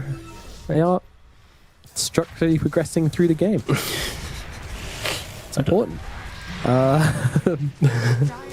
Magnus, things about coming near, but yeah, it is a dirty old fight. Not something they really want.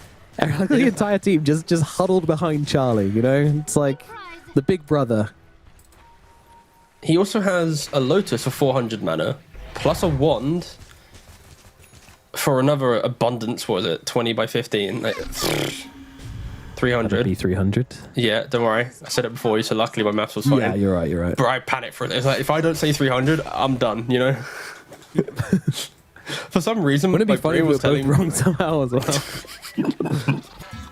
No, because when I hovered on 1, I was, for some reason, like, it's going to be like 200. It's like, no, it's 15, not 10. Don't Wait, be how did silly. you So- how did you figure it out? What was your your thought process behind it? That's always to do the interesting maths? about maths. Yeah.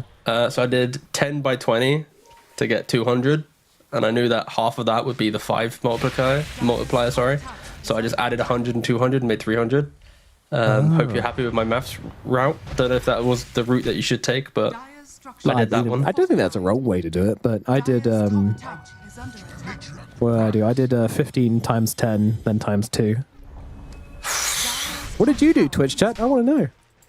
Oh God! Other than spaghetti. What did they say? Racing on Medusa? Because Forgot to check. Okay, no, I got the answers.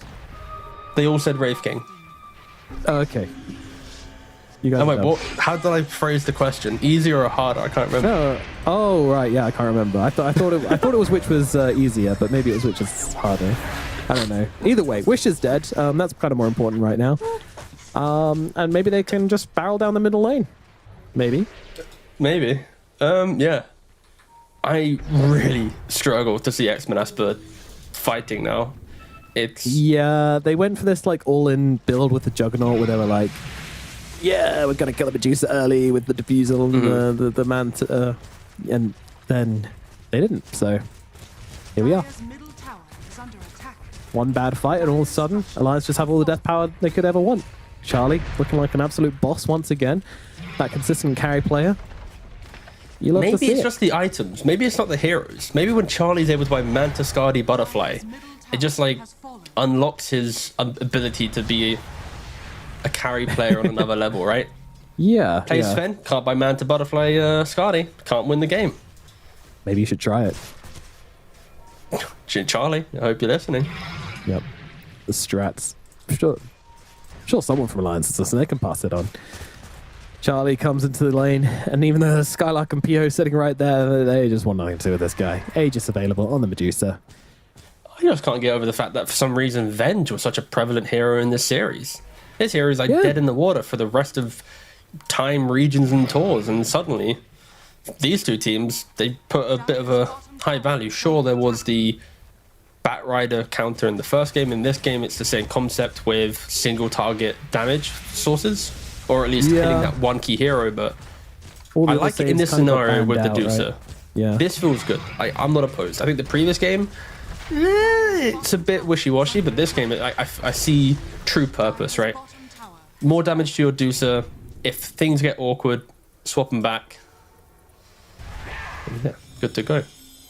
I love it when teams take like tier 2s just as the first Aegis is running out. As I said, you know, it just feels like it's playing the script so beautifully. Everything's going to plan. It's all lovely, lined up for you, you know. Mwah. Great. Wonderful. It's also Alliance. The last time they walked up the steps of high ground in a previous game, they did seem to fall down them because there was no like, safety rail or the yellow sticky tape on the floor to know where to put your feet. So they're respecting I have it a feeling bit. they're just gonna do the old farm the entire map, you know, just make it very difficult. Does look like X-Men Asper are attempting to leave the base right now. Do they have any vision though? So they have no wards available. They placed a very defensive ward right next to the Pugner. Put the healing lotus in. Put that one healing lotus in. It'll save you, Charlie. Nullifier out. There's Skylark going for the skewer back. They've got the Medusa out. Omnislash's going to come down as well. She's almost out of mana. Straight away.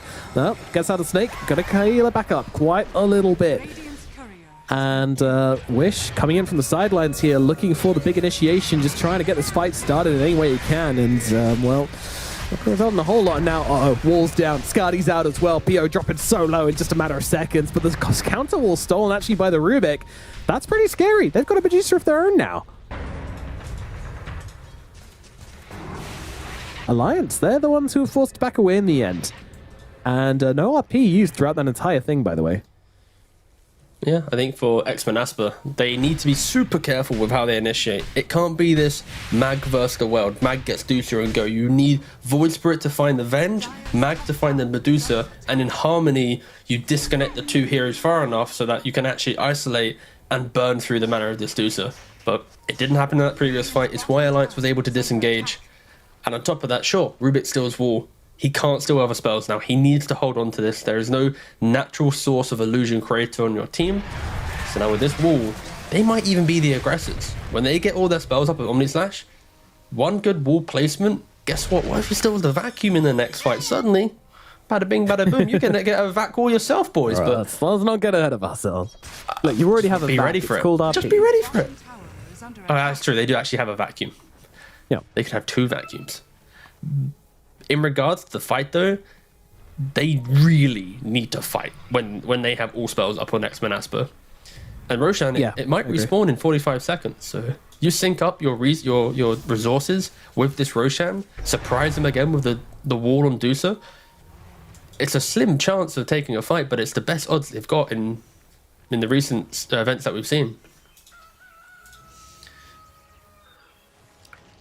We'll see if they're able to pull this one off. But yeah, it is a scary time, and I think Alliance, they need to be very careful about how they take the next fight. I don't really want to see them doing this thing where they kind of crowd around Charlie, leave Charlie in the front lines and everybody sitting behind him, because, well, I think we know what's going to happen if that goes down. I actually kind of want to see an Axe coming out on the Void Spirit. Like, That I know could also be pretty good, yeah. Yeah, it's something which has really fallen out of favor recently in exchange for just going raw damage. And I mean, I guess if you can kill the Vengeful Spirit, then you'd rather do that. But at the same time, just getting on the backlines and silencing a bunch of these heroes is going to feel pretty amazing. He actually opted for a BKB. We rarely see this item on Void Spirit. I think I kind of like your concept of Axe, but they haven't played with that mindset of double jumping perfectly at the same time. Mainly because X-Men Asper have never really had the ward game on their side to be able to identify all this information at one time. Spartan seems to kind of enter an engagement, throw down the ward next to him and then fight, rather than it being like a smoke to a high ground location, ward, wait. You know, it's very spontaneous in the moment. And it's how they play Dota normally. All right, so in terms of the strategy, both teams are moving down to this bottom side of the map, and that's because it is daytime and Roshan is respawning at any second now. And Asper have this ward on the high ground. They have this kind of top area exposed. Meanwhile, Alliance, they are looking to control up the kind of creep corridor down here and look over to move into the teleporter. I imagine they'll push forward to place the ward on the teleporter, and then that'll be their kind of way to hold the area. Yeah. So 2 big things are now in this fight. You've got the Silver Edge on the Dusa, so detection is key. No real detection on the side of X-Men Asper, only a dust to the Rubik. And then Juggernaut just completed the MKB. Ooh. No buyback, all in. If they can lock the Medusa down, no Venge, instant D-Ward. Yeah. Yeah, they both basically placed, the Observer went down, and then Manaspa, Observer, Sentry, straight off the bat. And the Magnus just feels like it's worth risking his life to go for the D-Ward, and he's absolutely right. Because now look at all the control they have as the wall comes down. Handscan just gets deleted off the face of the earth. Ponlo might be following as well. It certainly will. What a beautifully set up fight from Manaspa. So have you ever seen the naked wall initiation before? Because the Rubik just blinked in, Giga slowed them up with the wall, and then supports crumbled. But now no wall available in the big fight. Sure, MKB is online. What are they? They're like setting up real hard on this twin gate here. I think they're just trying to protect the cliff as much as possible. Oh no! It worked perfectly. We've got a vac wall coming up on the cliff anyway, but now the RP comes down. Oh, okay. He's on cooldown for 50 seconds, but he has wall. He will indeed. Yeah, I'm kind of amazed that he didn't. Did he catch anyone in RP? It looked like he kind of didn't. Kind of didn't. I was staring at Rubik, to be fair, but... Yeah, I know you are.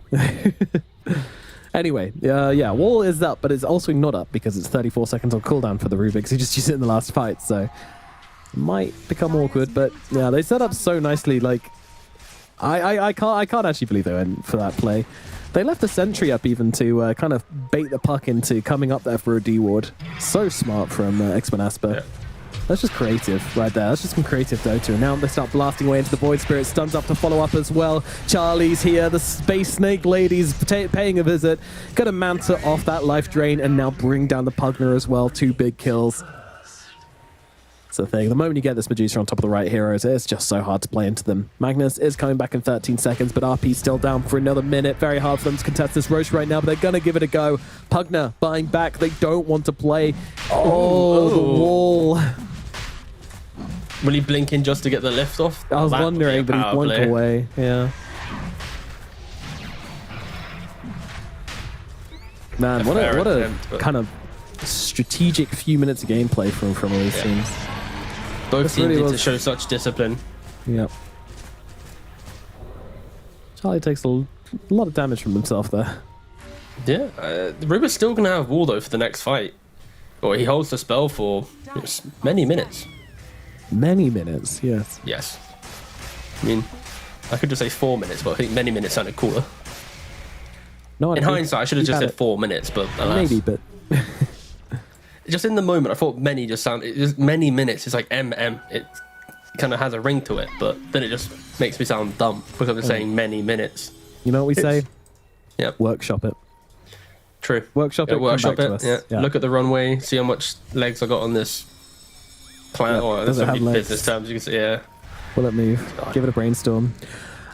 Wish doesn't want to be anywhere near these guys anymore. That's looking like, you know, there was some dents in the track for Alliance this game. You know, it wasn't like the smooth, but it was smooth, but not smooth. You know, only seen this like so far.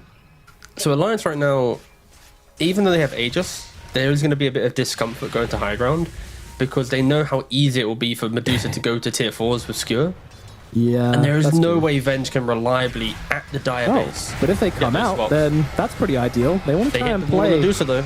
Yeah, the wall is down. They have that Medusa illusion and pretty early use of the Stone Gaze. Now, RP onto 3. That's not bad at all. But the Medusa has been Lotus, so she's now omni-slashing around the place. But now they managed to get the Skewer back. Charlie, is that even a bad place for Charlie to be, though? I don't think so. He's just going to rip through the Magnus regardless. And now coming back to the other side of the fight. As, well, PO and Charlie just not really doing that much damage to each other in all honesty. And now Wish jumping in deep with the BKB just to try and get himself out. They do lose both supports on the side of Alliance, but they also lose a Magnus on the side of X-Men Asper. But I think maybe more importantly, they use the RP. They use the big cooldowns there. And everything resulted in nothing, to be honest. You have a window to go high ground now. With Aegis still up. Yeah. Love the fact that Charlie went for this Hex. It just gives him kill threat. If Jug jumps in, guess what? You're up, boom, Hex. You waste Omni-Slash and you don't kill me, I'm a Hex you, my team will follow up and get the kill if needed. And for X-Men Asper, I think Ponlo, absolute banging Lotus usage there, making sure the Jug and the Medusa both went into the Omni-Slash, preventing Medusa from getting low. But you could argue, when your whole lineup is built around killing in one swift blow, would you be able to kill Medusa after her Aegis respawn? Probably not, but I love the fact that he went for the Lotus Orb and the techies, showcasing its brilliance against Juggernaut. And now Wish. Thrown out from the puck. Stolen Coil, though, coming on down here, but what does Medusa give a damn? And the answer is not really, but there is a Decrepify coming out onto Wish here to keep him alive, so they won't be getting a kill from this, despite Coil being used. Aegis still available from Charlie for another 2 minutes as they manage to catch on the sidelines here. This is S4, this is big, and they will be able to bring him down. The Darkseer is gone. He pings out the vision, but it's too little, too late. Alliance, ooh, another bump in the track for them. They might be losing so many that bumps first in this move track. now. Yeah. They are very much on the country roads right now, walking their way through. It is not a smooth bit of tarmac. Yeah. I gotta say, like, I really want to see this. He has aimed this one, the puck. Oh. Yeah, that's pretty key. I really want to see this Medusa swap in this Skadi. Like, I'm not even like sure. Tread swap and then. No, just get the treads out of there. Get anything out of there. I feel like Skadi's maybe the most important item for inventory behind Butterfly, of course. I think, yeah, and the argument is you position yourself into the fight, swap treads to Skadi, boom, take a good engagement. Yeah, that hasn't really been happening though, as Coil comes out into Medusa once again. She's just going to tank the stun and be disabled for the time being. Well, Wish, inside the cover of BKB, can't really go for the supports here. S4 is about to respawn, and that means X-Men Asper will probably be leaving the area, I should imagine. I really think you hit the nail on the head earlier with the whole voice spirit going axing. I think this universal concept on the hero has maybe skewed Wish's perception of what he can do on the hero, and in doing so he's kind of forcing his hand to play in a certain way where he's not fully utilizing the damage aspect, but also the Venge is crushing these fights with swap after swap after swap. Yeah. It's kind of like, feel like anything. Yeah. It feels like they're talking to each other and be like, oh, if only we had a way, you know, like to stop this happening. And it's like, you kind of could, but I don't know. I mean, I guess he just wants to keep scaling. You know, they want to just get that RP into like easy kills. They just want to, yeah. I mean, if he gets enough damage, you would just be able to kill the Venge. But now they move on to the front lines. But there's actually the swap coming out for the Rubik and then the blink away. Man, Desire's playing good this game as they move forward onto Medusa. Charlie, Pio, he's got to be careful. He's spinning his BKB. He's throwing out everything right now just to try and get away from this fight. Another day, another wall, and another wall as they will get the Medusa copy. They got to do something, but Skylark comboing up with his own Medusa friend back into his own wall. His team is dead. Alliance, they are losing this fight. Charlie trying to fight up, but cannot do it. 3 heroes dead on the side of Alliance. Oh, dearie me. Every time you think it's over for X-Men Asper, they throw back another punch. Desire is playing such an incredible game on this Rubik. He's stealing coils, he's stealing walls, he's stealing just swaps. Every single key spell that Alliance is using to give himself this advantage, Desire is single-handedly taking them all to himself and throwing them right back at him. It is an absolutely stellar performance. In that fight alone, he used wall, swap, and a plethora of small cheap spells they was able to steal. And finally, we got to see PS All and swap is enough for me, but yeah, he also had proximity mines at some point. Magic missiles, yeah. Whoa, wait a second. They're going for the win here. They don't think they've got buybacks, or at the very least, they're going to try and force them out. Who needs barracks? He's got a DD. Yep. That's pretty big. And now the skewer comes back. Oh my goodness. They just managed to kill off Ponlo without any effort at all. Fortification comes out. Yeah. This will force them back at least for the time being. They'll stick to the barracks. They really don't want to use this buyback on the Medusa, because if they do that, there is a massive win condition for the side of X-Men Asper, and they do not want to give them that on the side of Alliance. And yeah, they won't be giving that up. Oh, in that previous fight as well. HP. Let's go. Tren did so much work in that previous fight as well on this puck. Like the hidden silences, like the Jug went to make the play, but then he threw another Waning Rift on top. Like he was doing so much stuff. Oh god, that previous fight was so pivotal. Yeah, all on the backs of Desire and Skylark. You know, literally as close as you can get to a 2-man fight, but it was actually incredible from the two of them. They're like, we don't need a Juggernaut, we don't need a carry. We've got a wall, we've got our own Medusa. Desire as well. It's not as if like in these Rubik games you might go, okay, he can go Ags, get 2 spells, and now suddenly he's playing on just hitting everything. But he goes for an Octarine. He's like, if I'm gonna hit the big spells like a wall, I want to be able to wall a lot. So he's playing on the confidence of him getting the stills rather than hoping with the Ags route. And now he's taking ownership at this bottom side of the map with these proximity mines as well. Playing techies. Clearing out the techies' mines and placing his own.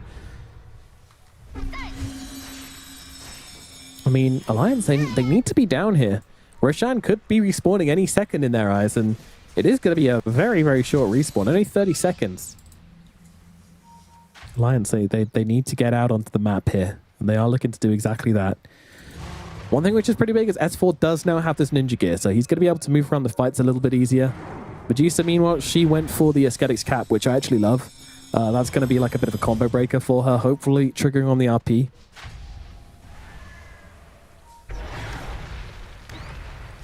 We'll see what Depuff ends up triggering it. And yeah, all explosions coming off. The Medusa illusions just clearing out those proximity mines nicely as Roshan now respawns. Manaspa, what can you do? They are trying to take the fight this time. They are not afraid of Alliance anymore, and it is showing. Look at Wish just clearing out this wave. Not a damn given. And now they start. Pio in the pit, taking on Roshan. Charlie leading with the illusions. Orbs coming in from the side as well. Gonna just about give them the vision on that Roche. See that he's around 66% HP. But more bombs being placed by the Rubik as well. June's gonna see those. Has to play very, very carefully around this. Roshan now down to 33%. 10%. It's time to move. They need to get into the pit right now, but there's already a remnant down. Pio, he's going to try and finish it off. He pops the spin. Charlie into the pit. The Techie's coming through as well. Roshan falls. Skylar grabs the Aegis in a desperate attempt to just grab it. And now they're going to move forward. I mean, Alliance, they need to find a high ground to hold, but they're not going to find it. Ponlo's already gone out of this. And look at all these illusions coming down from both sides here, just chopping away at everybody. They're looking towards the Jug, though. They're going to be able to take him down the once, and he does not have the Aegis, so he will not be coming back. And now Spartan heading the same way as well. Oh dear. X-Men Asper, it looks so good for them. It looked like they'd set it up perfectly, but in the clutch of the moment, they weren't able to keep their Juggernaut alive. Again, so many small things that fight. Desire playing beautifully on the far kind of backside of the Roshan pit. Steals all again, but for PS65, unfortunately, he wasn't able to get the Aegis in the heat of the moment with the Mag RP layered on top with all the illusions in there. He takes the Aegis, which then gives the cheese over to the Juggernaut. Sure, they get the Aegis as well, or the Ags as well, sorry. So if they can maybe prevent the Juggernaut buyback here, they can take it as a win. But no ball now available for Rubik. Yeah, luckily they that was interesting. Void Spirit jumped in onto Charlie to try and hex him up, but Charlie had a Lotus on him, so he hexed himself, but they both had Aesthetics caps, so the hex landed for like 1 second on each of them. It's just like, oh, all right. Alliance now looking to take, would you believe, their first lane of barracks in this game. 45 minutes in. Charlie is looking strong, but in goes the Magnus. Immediate hex out onto him. Do they have the damage to bring him down? The disarm actually coming out. Is that the taser from the Rubik? You betcha. That's going to keep him alive for the time being, but it won't be forever. Yeah, Skylark will lose his first life. Now, can they protect him on life number 2? Juggernaut still out for 10 seconds. He does not want to buy back here, but they're immediately going to look to punch up Skylark. BKB out from him. He's trying to get away. They're even popping the Stone Gates to try and bring him down here. Bit of a wasted cooldown, perhaps, as now they can look to re-engage, and there's not much to stop them chasing. What is the play? The swap actually comes out from Hansgen to try and get the techies to safety, but Hansgen might have given his life for this one as Wish just starts to chop away at him. All that right-click damage coming on through here, and S4 initiates here. Doesn't really find the angle, though, and Charlie, he's left alone. He's down pretty low mana, doing a lot of damage himself, but the RP comes down with the Omni Slash on top of it as well. Medusa, she's down to raw HP, but they can't quite chop through her. Yes, they can! They finish the job. Medusa is dead. 4 here is still alive on the side of X-Men Asper as they are chasing forward for more. It is only the Medusa who has dropped, but that's all that matters. X-Men Asper are now going to desperately try and get that buyback out of her. Oh, Desire catches out Choyan. He found him TPing, but surely there's no way. There's no way he keeps the chase up here. Okay. He's got Glimmer, but there's a sentry down. All right, Desire, you've gone too far. Surely. Wait, he has phase shift. He can make the cool plays. Is he going to make the cool play? I don't know. Oh, he is. Oh, dude, he's gaming so hard right now. Bro, he kind of deserves to win. I'm sorry, Alliance. I don't want to show any bias, but my golly gosh, does Desire deserve to win this game? You know what? I don't even... If Alliance win, Desire's still getting the MVP. I'm just going to say it right now. This will be a world's first. Agreed. Win or loss, this man has put on an absolute clinic and a shift on this Rubik to try and get his team with game 3. Yeah, he wants to go the distance. He's like, boys, we don't sleep tonight. Victory will be our sleep. Yeah, for some of these lads, it's going to be getting on to like maybe 1 or 2 in the morning. Today has been just a very long day of Division 2 Western Europe DPC. 1 a.m. is the game as noon, T-Gov. Oh, that's why Alliance went to the UK, because it's like the best time zone to not be... Yeah. Exactly, then minus... They're 0, not +1, +2 for European or Eastern European countries. I hope when they're boot camping has AC, because that's probably not something they considered when going to the UK to boot camp. I'm not looking forward to the next panel when I'm on camera. I do look like quite the glossy individual. Yeah, we're high sheen finish at the moment. Yeah, no, it's a design choice, not a... we chose this look. Yeah, it's like when you grease up your hair to make it look protagonist. Yeah. If I was bald, we could literally like use my scalpel forehead to run the replays. It's that glistening. Shine off it like a projector. Yeah. Beautiful. Literally. Right now, Alliance, they are understanding their inabilities to cleanly take fights to fill at this point. Sure, they've got the wombo combo of some wall, but it's not as if they have the perfect follow-up. Maybe I think Charlie even needs to consider going down some rapier route. Then it's like, what are you trading off? Are you going to give up your Hex? You're going to give up your Silver Edge that's enabling you to potentially dodge out some of this Omnislash damage? Maybe. Like, this is such a difficult position to be in now for Charlie. One wrong item choice can just throw away his ability to, you know, just stand up and be confident in the fights. Yeah. That's what it all comes down to. And Courier's heading to the secret shop for him. I mean, he's got the Swift Blink queued up, but I would not be surprised to see him change it. But no, it does go for Swift Blink.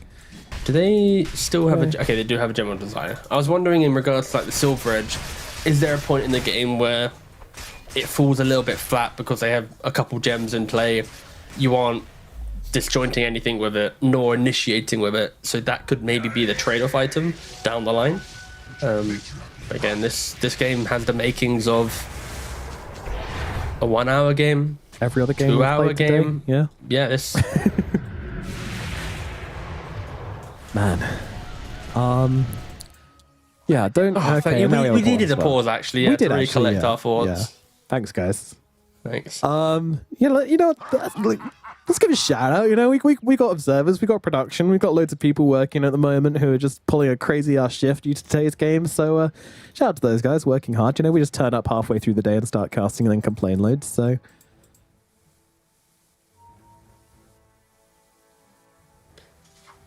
yeah, what he said. I don't know. I didn't know what to say there. You did such a good job. I panicked for a second. Gave you a cold drop. What do you think about Disperser? It's one of the probably the least built item in Dota at the moment, I would guess. It's because of the item itself is just a build up on Diffusal. And how often do you see Diffusal? Pretty low. Like, sure, it's a PL item because you go Diffusal, Manta Heart into then. Let's go for Disperser. The fact that you have Dispel available for anyone and everyone, pretty cool. Gives playmaking capabilities. It's nice to see an upgrade, but that's not just Diffusal 2 like it was back in the day.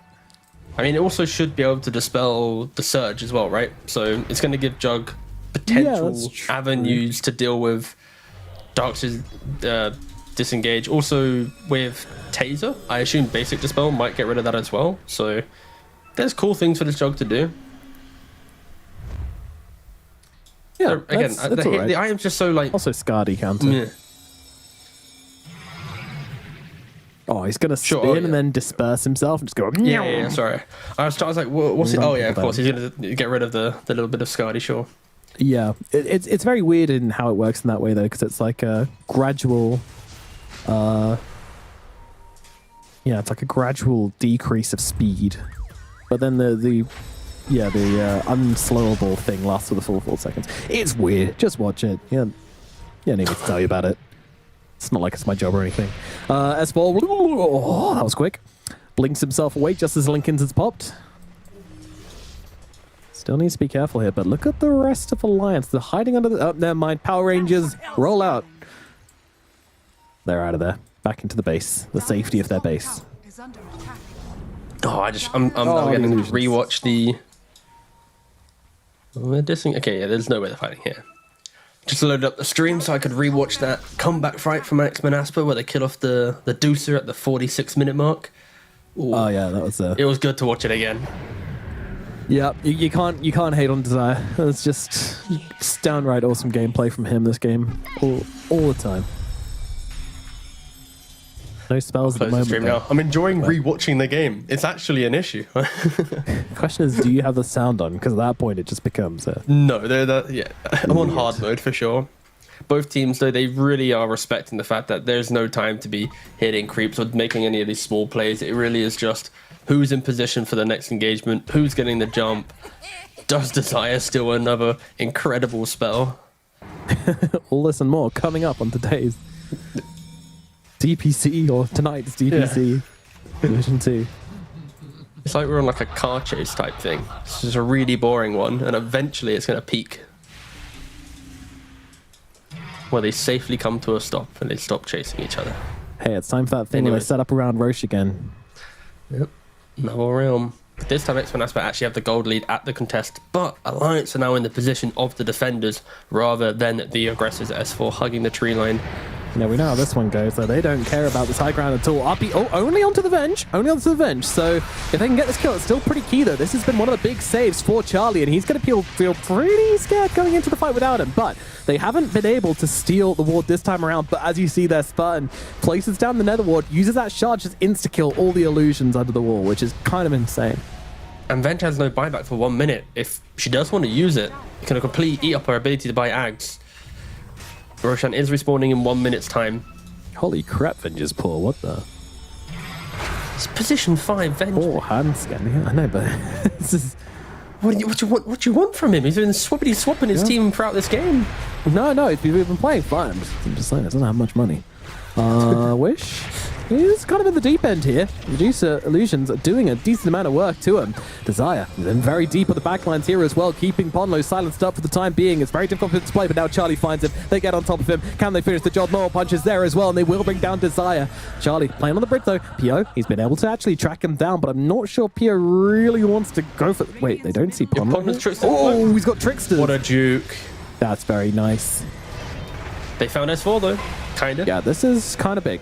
Let's see if he can get himself out of this one. There comes the surge. Oh, Wish actually misses with the step. But the skewer back now onto Ponley. They do finally catch him out, but it's a nice coil onto 3. Where is the damage follow-up, though? Charlie still not committing to this fight. Still not finding the opening he wants. So they will have to back themselves away on Alliance.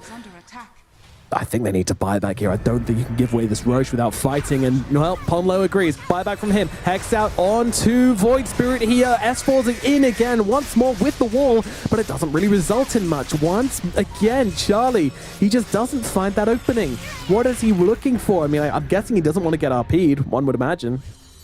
He doesn't want to isolate himself where he blinks into then solo soaking up this Omni Slash. He needs to try and find a fight where there's some creeps or neutrals, but at this location in the map, it really is hard to find that absorption for the ultimate. Hold on, people. It's about to get crazy again. The Roshan is being taken by Manaspant and Alliance. Stone Gate is available. It's just going to start running away. There you go. Sort yourselves out, guys. You fight, and whoever wins, you come get me. I'll be waiting. I mean, that's where we're trying to chase, but they're just walking straight up into a Medusa. Charlie is here, ready and waiting. But wait, Roche? Sir? That's not correct. All right, he's forgotten to read the Roche handbook, but whatever. Now the RP comes down onto 2. That's pretty big. And now they're going to be able to take down Hanskin and Ponlo. But look towards the puck as well. Chuin, he's got to get himself away. He's going to blink across. Roche is on the move again. I don't know why. Oh, he's just going to attack Jug. Okay, fine. In the back line of the fight, Rubik is just getting eaten alive by Charlie and Chuin, but they need to finish him off, and they won't be able to do so. He's got the surge actually to get himself out now. They throw down with the Omni Slash onto Medusa, throwing everything they've got at Charlie, but Charlie able to stand the ground with the Stone Gaze. Is it going to be enough? I don't think it is. They'll turn around. Pio getting awfully low right now. Can they fight into him? Charlie, Wish, everybody throwing everything at Charlie right now. I don't think he's going to be able to live. He swift blinks away. TP out. Oh, he catches him out with a skewer. How did he know that? Skylark might not even have to trade his life for this one. There is a buyback available on the Medusa, but they will not have that tech. He's coming back into this engagement right now, and they can look to finish off the Roche, who is for some reason on the Radiant side of the map in the daytime. And S4 actually went up to the top side to check for Roche, but he's in the wrong place. What the fuck? I have no fucking clue why the hell Roshan isn't. I need to watch the replay. I need to see what spell maybe stunned him up to return. I don't know, but why the hell did... I mean, did it affect things though? Because Alliance had that hill pretty well covered. I'm not sure Manaspa would have been able to actually leave that area. I think in the heat of the moment, it would have been... So I think the same fight would have brewed. Like, it wasn't as if S4 just dies in top lane. Desperation has sunk in. Really Roshan shenanigans really have hindered them, but... So, to give context, when Roshan leaves the pit and goes to top, it's not as if both teams are just going to fully disengage from the area. They've used resources, vision, and all their time needed in that. Whoever wins that engagement will then TP top. No team will just hit the reposition. And because Alliance, they lost the fight, now they're just getting chased down and dying. They have 3 buybacks, but yeah, they can hold the Medusa maybe 18 seconds. They'll need to use the Dark Tier, and I feel like they don't really want to wait. Without these towers, it's going to be pretty tricky. And now it becomes desperate.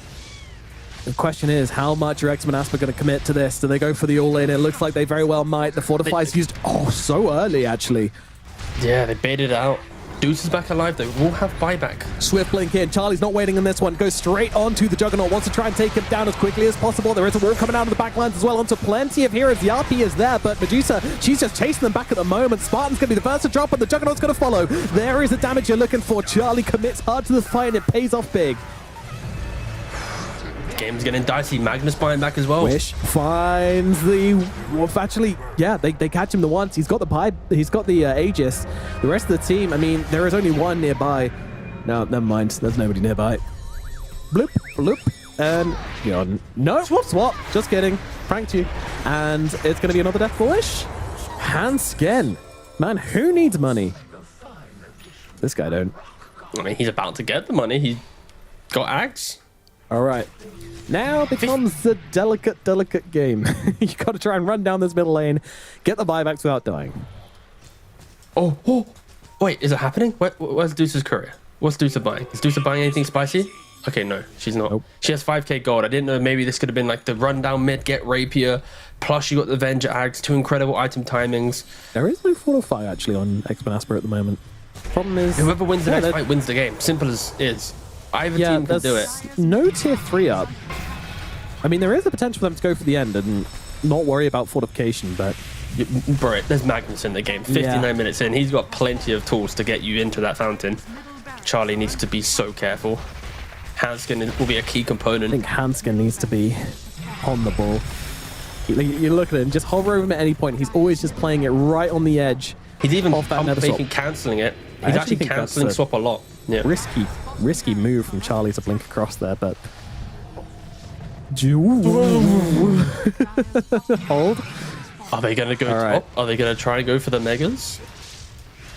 I think after last game, that top lane barracks holds a lot of demons for them, which they're not quite ready to overcome right now, but they might be able to catch out Desire. Desire with a rare positioning error, but then comes the RP. They catch out the Medusa. Don't forget, Medusa, she has no buy here.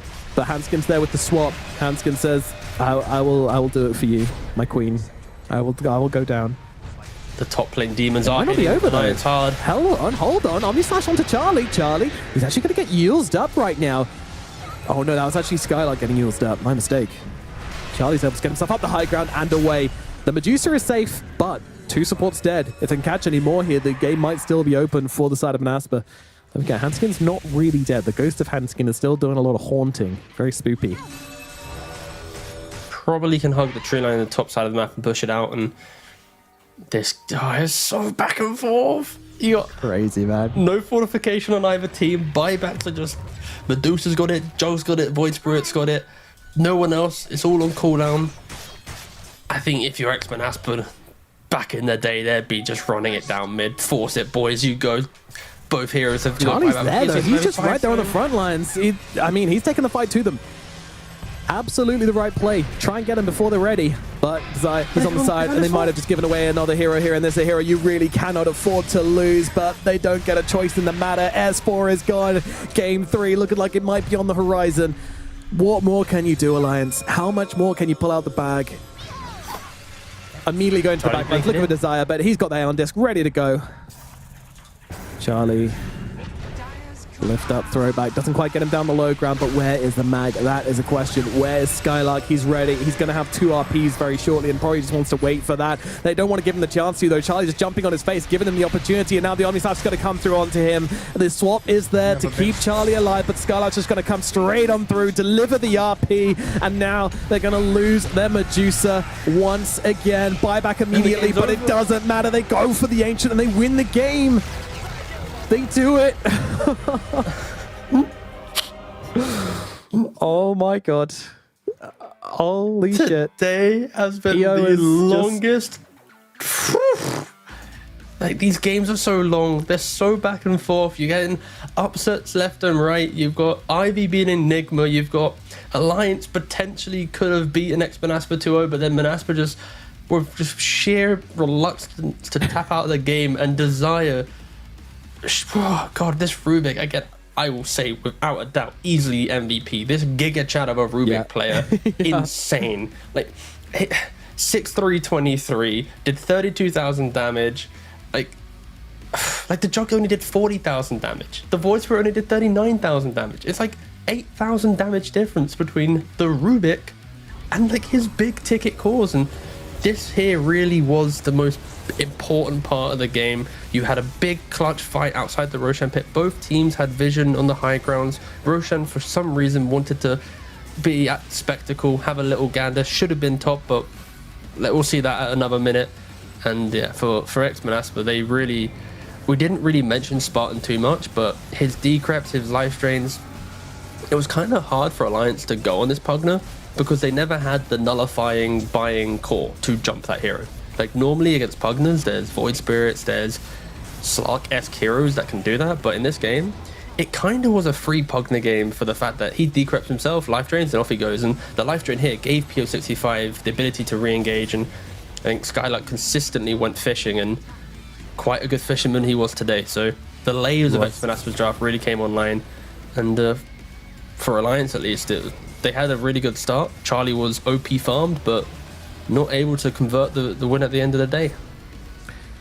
Yeah, I mean, Charlie, definitely the giga carry of the game, even though they lost, 76k hero damage, 18k building damage. You can't ask for more from your carry hero, but unfortunately, they just couldn't get it done in the end. It wasn't quite enough, and I don't even know why they ended up losing. I'll be honest, it kind of came down to just fatigue. 60-minute games. You could play for the buybacks, and ultimately, it's always the team that gets caught out first, which ends up in the back foot when it comes to the buyback versus buybacks.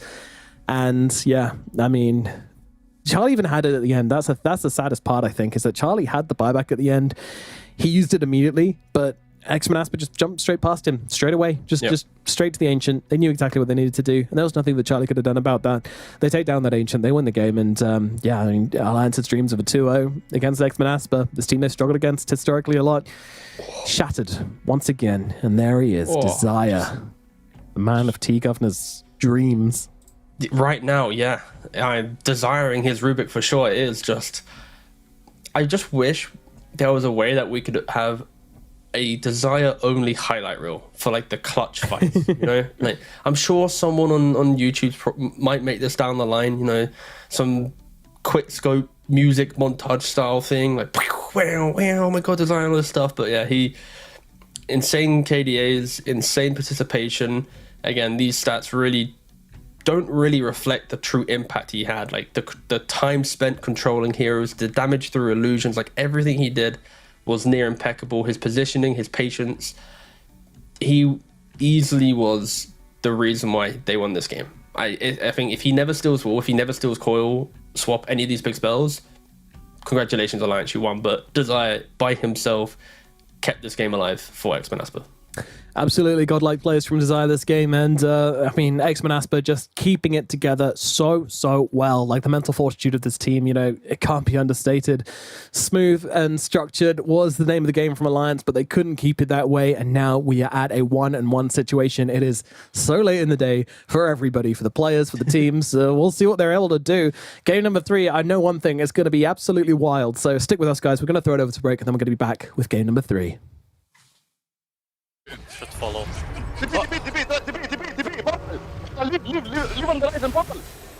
Yeah. We can just TP, guys. Don't the portal. Can you focus fire? What the fuck is this? What the fuck is that?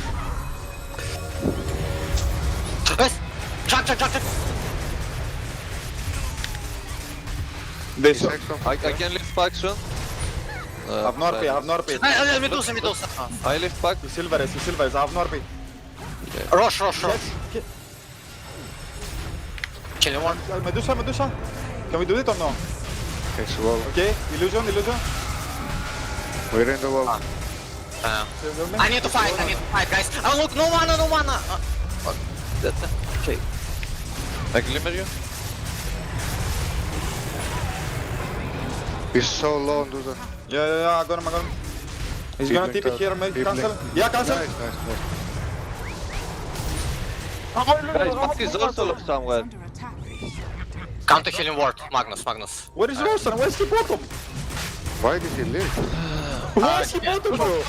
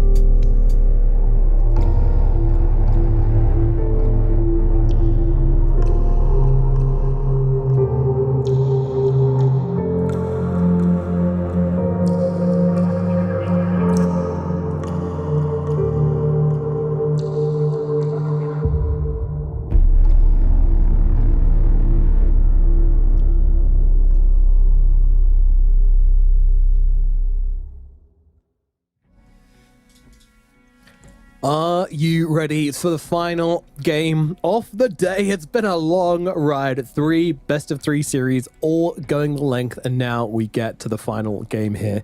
It is Alliance versus X-Manaspa here in this series, and I can't believe we're doing another one. I can't believe we're going to another game 3T.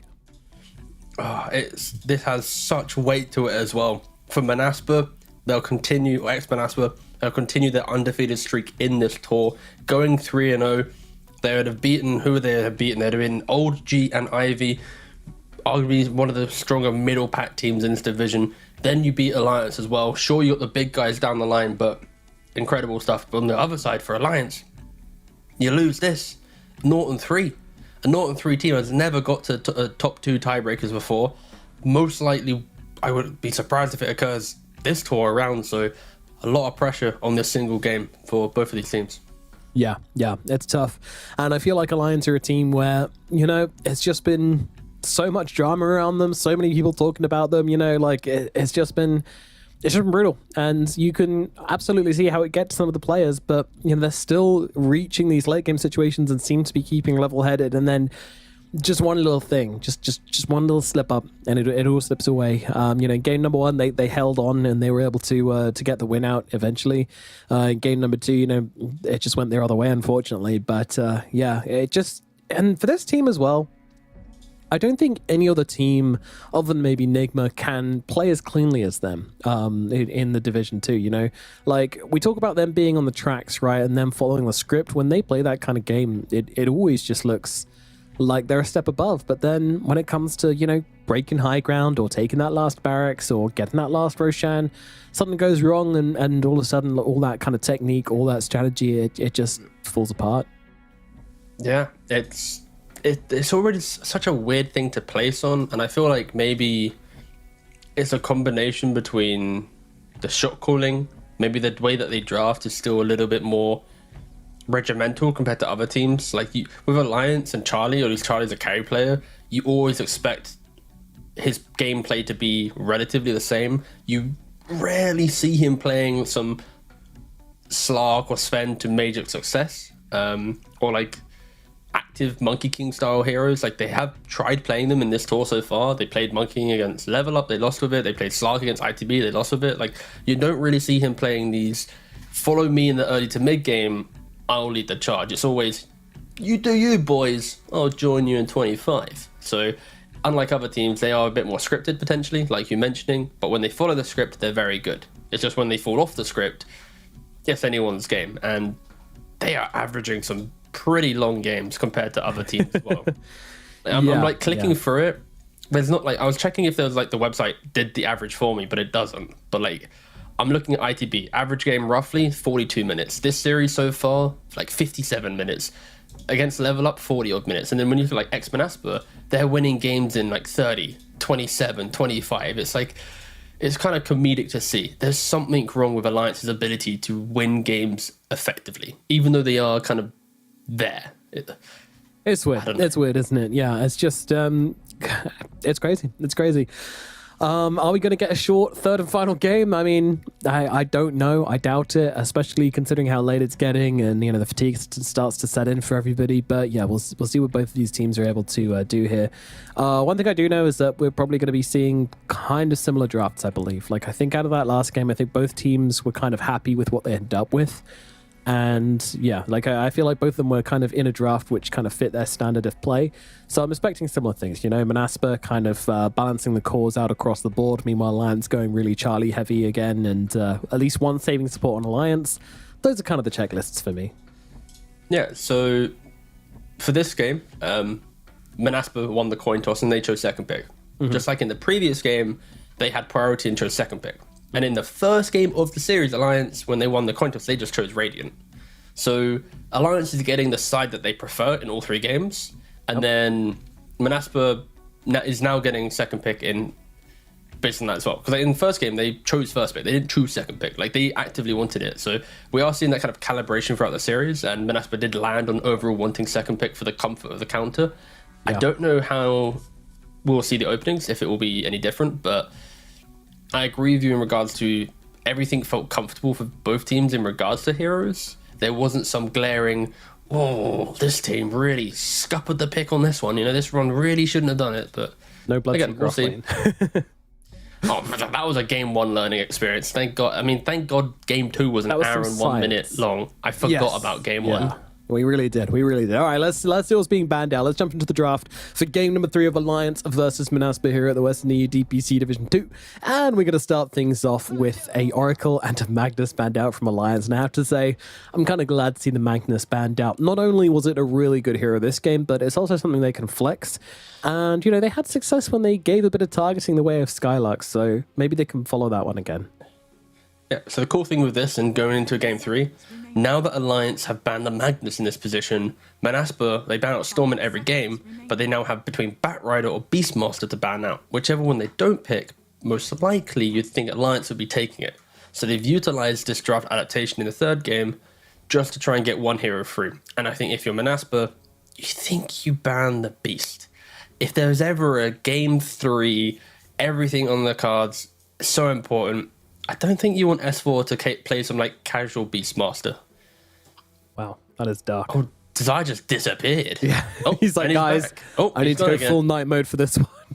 He's playing peekaboo with Spartan. You know, Spartan's falling asleep a little bit, so he's making sure he's awake. He's like, peekaboo, Spartan, you're looking. Dude, they are taking an unhealthy amount of reserve time to ban this hero.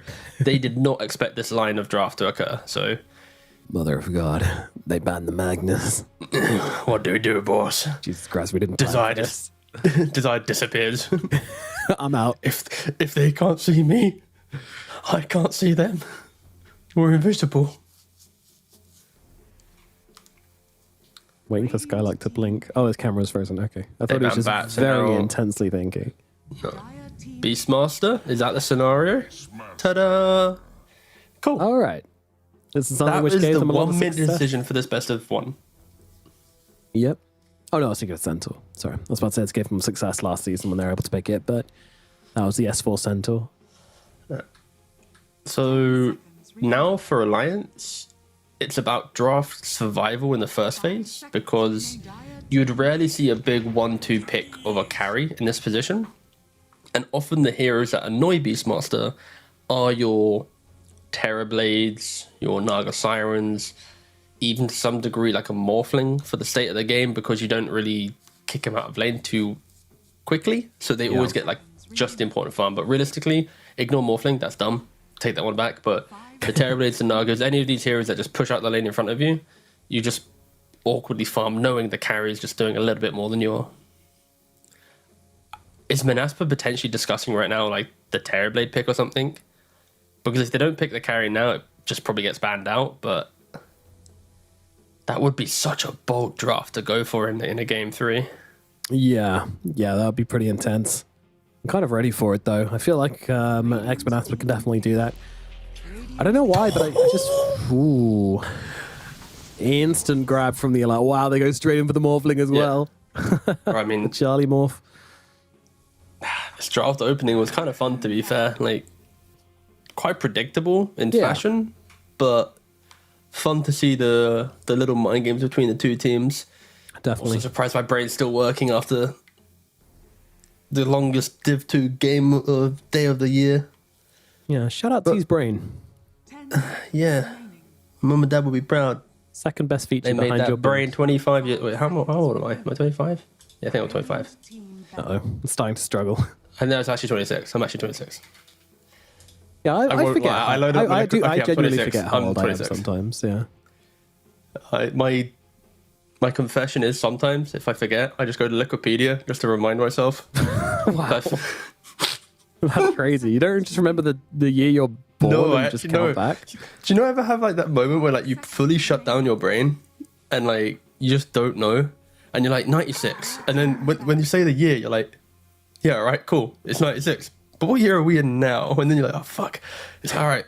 So we're in 23. But 4 plus 23 is 27. Oh, shit. All right. What month are we, you know? Too many caveats when you're already lagging mentally. So you know, Wikipedias and off you go. Yeah, fair enough. I'm judging myself. I don't know why I shared this. I just... It's pretty bad, but it's all right. I am 26, guys. I could just imagine you typing into Google, how old am I? No, not that far. Wait, hold on. How old is Nomad? Born on 30th of May 1980 in Boston, Massachusetts. Yep. Nomad was an army person who's, I'm not going to say the word, was spent his childhood moving from base to base. Yeah, right. All right. Boston, anyway. hometown. Oh, wow. Alliance showing some mad respect for these bands in the second phase. Of course, AA into Morphling. That matchup's... it's a weird one because I think with how skirmishy and aggressive meta is, relying on your AA to hit the ultimate is so scary. And like these insane Morphling players will always do something to annoy you. And there's Beastmaster vision stuff. So that ban, it's like, I respect it for the matchup, but I think if you're really good against it, you don't need to ban it. You can like bait your opponent into it. Because imagine a TBAA lane. Like, how bad does that sound? That sounds pretty bad. Weird ban. Sounds pretty bad. But then they go ban the Tinker as well. It's like Wish is some incredible Tinker player, and because Manasa has like final phase picks, that could be like the undoing. Some like Ags Tinker jumping around again. What a you have terrible a way bit of to end vision the day as well. That would be. No one wants to do that. Yeah, again, it's 1 o'clock in the morning for the Alliance guys. Like they're playing in England. Like, look how dark it is outside. They have their window open. They are going to get attacked by moths. I would suggest maybe closing that, but not if they're in London. We killed all our moths. Oh, good job. Yeah, pollution. It has its upsides. Rock on, nice. Yeah. So that's been making sure they have a really stable draft. I think when you pick Terrorblade so openly, Witch Doctor. Sorry, you want a Witch Doctor? Yeah, I do. Pretty badly. I would. It's all right, I guess. Oh, I did say I wanted to save from them actually. All right, Shadow Demon then. Oh, it's banned. Shadow Demon's banned out, but yeah, it's a good ban. Back to Witch Doctor. The power players, you put like Beastmaster middle, and you go like Darkseer plus something. Radiant team pick. All right. Volatile. Void Spirit, very boring but very good. Probably the best seen mid it a lane at the lot moment. today. Have we seen it 3? No wonder we feel like we're in Groundhog Day. We've cast 6 Void Spirit games in a row. Oh my god. That isn't okay. I was like, you know when something's tickling you the entire time? Yeah, you just like... I almost feel like he's been there with us through it all though, you know? feel a sense of unity. So we've had 6 Void Spirit games in a row. This is our 3rd Void Spirit into Ember game. Oh, yes. Can't wait for the Void Spirit versus Ember mid matchup. Experts on that at this point. Just so you're aware, I refuse to look at mid lane until like minute 8. Just to be clear, we're only side lane gameplay. Yeah. If we need to stare at some like fucking small camp for a minute, we're doing it. I don't want to look at Void Spirit. Yeah, it's been 6 hours of Void Spirit. I don't care if Wish is like 5-0 by 10 minutes. I'm not talking about the middle lane. Oh no, we're allowed to look if he's getting kills. You know, we're not going to T-Tours this game, but I mean, we're not speaking for Webpass here. He's his own man. That is true. I'm just hearing the remnant sound, and then the slight sound. Yeah, I'm already like PTSDing the shit out of this fucking laning phase. Sorry. All right, I need to calm down. Oh god, that is actually mental. I didn't even realize. But anyway, so we see the Ember again. That's fair enough. Manaspa super stable with their lineup. Yeah. Their offlane pick now. It does just need to be the. I like the Doom ban. It needs to be.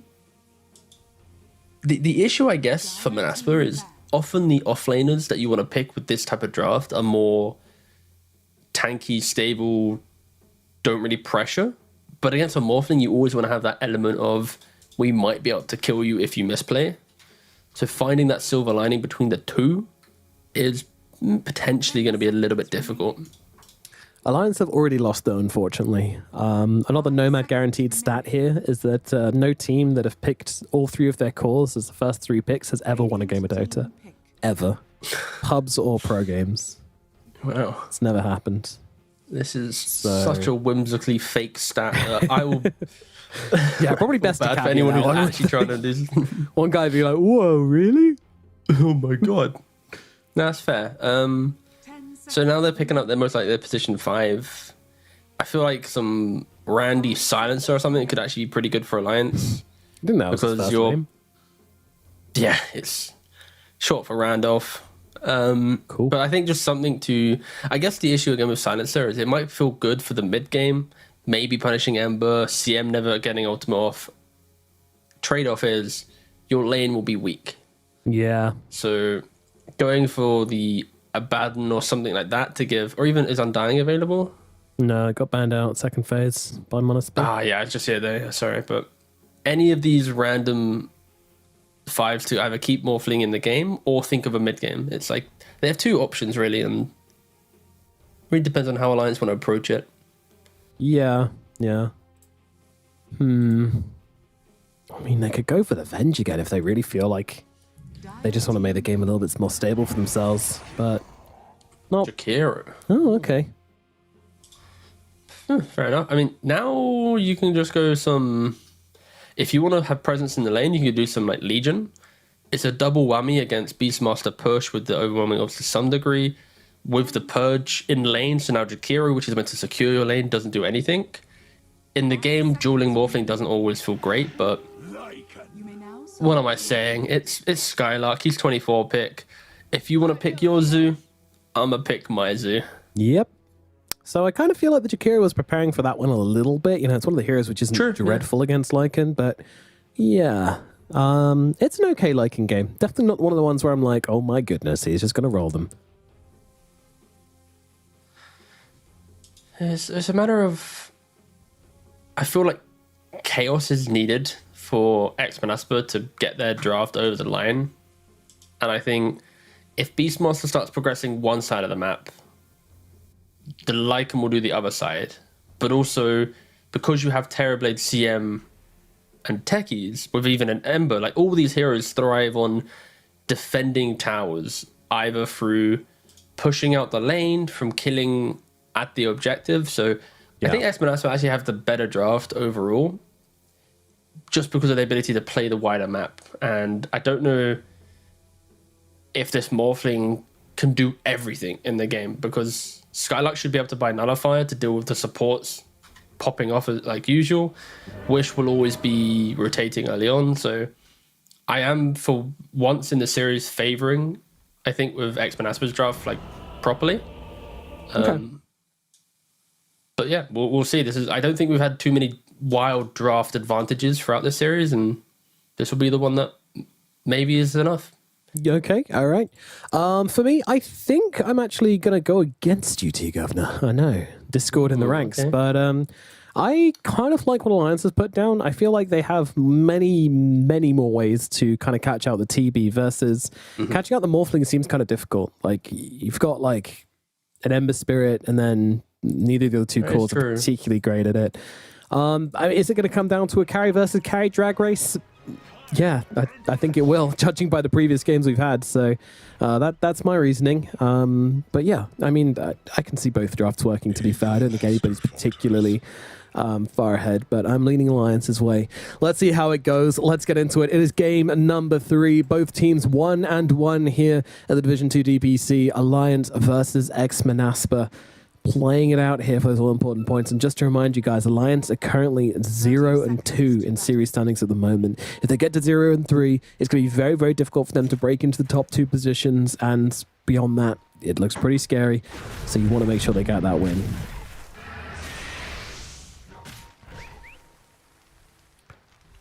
Spartan, Alliance starting the game, fighting themselves, their own reflections, their own inner demons as they enter this third game. Yeah, what a metaphor. Wow. Deep. I mean, you said drag race earlier, so I was going to make a rude pool joke, but you kept talking, so alas. Oh, sorry. That's right, fair enough. Love to know which side they'd go for. Well, yeah, so looking at these lanes, except mid lane, because we don't care. Over in the top lane, we've got Ponlo and S4. It's the Beastmaster Rubik lane. Decent harass, but I kind of feel like this one goes to X-Men Asper, right? There's a lot of spam from Beastmaster Rubik. And potentially Spartan.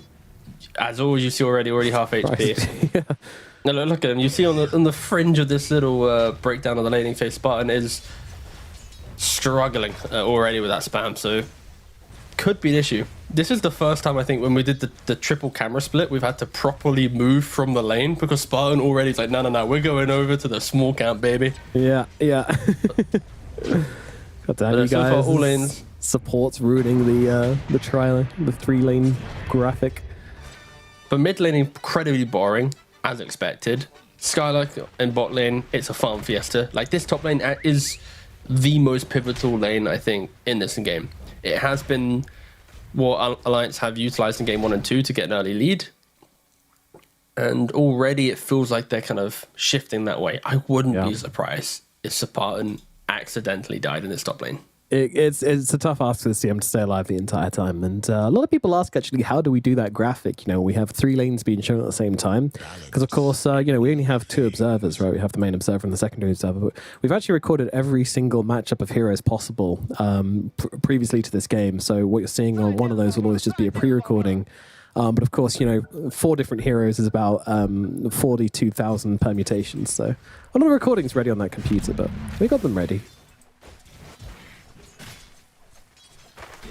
As the night goes on, I tell more and more lies for my own entertainment. Well, as long as you make yourself happy, that's the main thing in life. Ooh, Spartan is... No, he's not gone. He's not gone. There's a lot of aliens. Oh, wait a minute. Ponlo's gone. What a twist. I wasn't ready for that. But there we go. They'll cut him down. That'll be your first blood. Go in the way of PO. He said that the lane would probably be pretty decent, especially if the CM can keep herself alive. But whoa, down a bottom lane. Was that a blast off under tower? Yeah, looks like that was a blast off under tower. Unfortunate. And there's a lot of punch and fight within these lanes, and already Hanskin, he sees an opportunity, he's going to step up, no techies to click him down, throw some resources onto Skylark. Against the Lycan, it's identical to the Beastmaster, right? It's at one point, do they get their Helmet Dominator, and then overwhelm the lane with just neutrals and whatnot. So I feel like Hanskin needs to do as much as he can. Spartan's trying to throw everything he has. He has 9 sticks to his name, nothing else. Honestly surprised he hasn't died yet with how aggressive he's tried to be. Career comes out. Look at this. Clarity, Salve, Tangos. Like, he fully into, like, he has like no net worth to his name. Yep. As long as he has a little bit of HP, he can soak up. The visual of that as well is just a CM with just like 2 just pouring blue and green liquid into her mouth at the same time, just simultaneously chugging both drinks at once. He has less net worth than when he started the game. It truly is the pinnacle of position 5 into any spam lane. But when you have no stats and no items at all and you pop that stick, it just does so much. His inventory looks so uncomfortable to look at.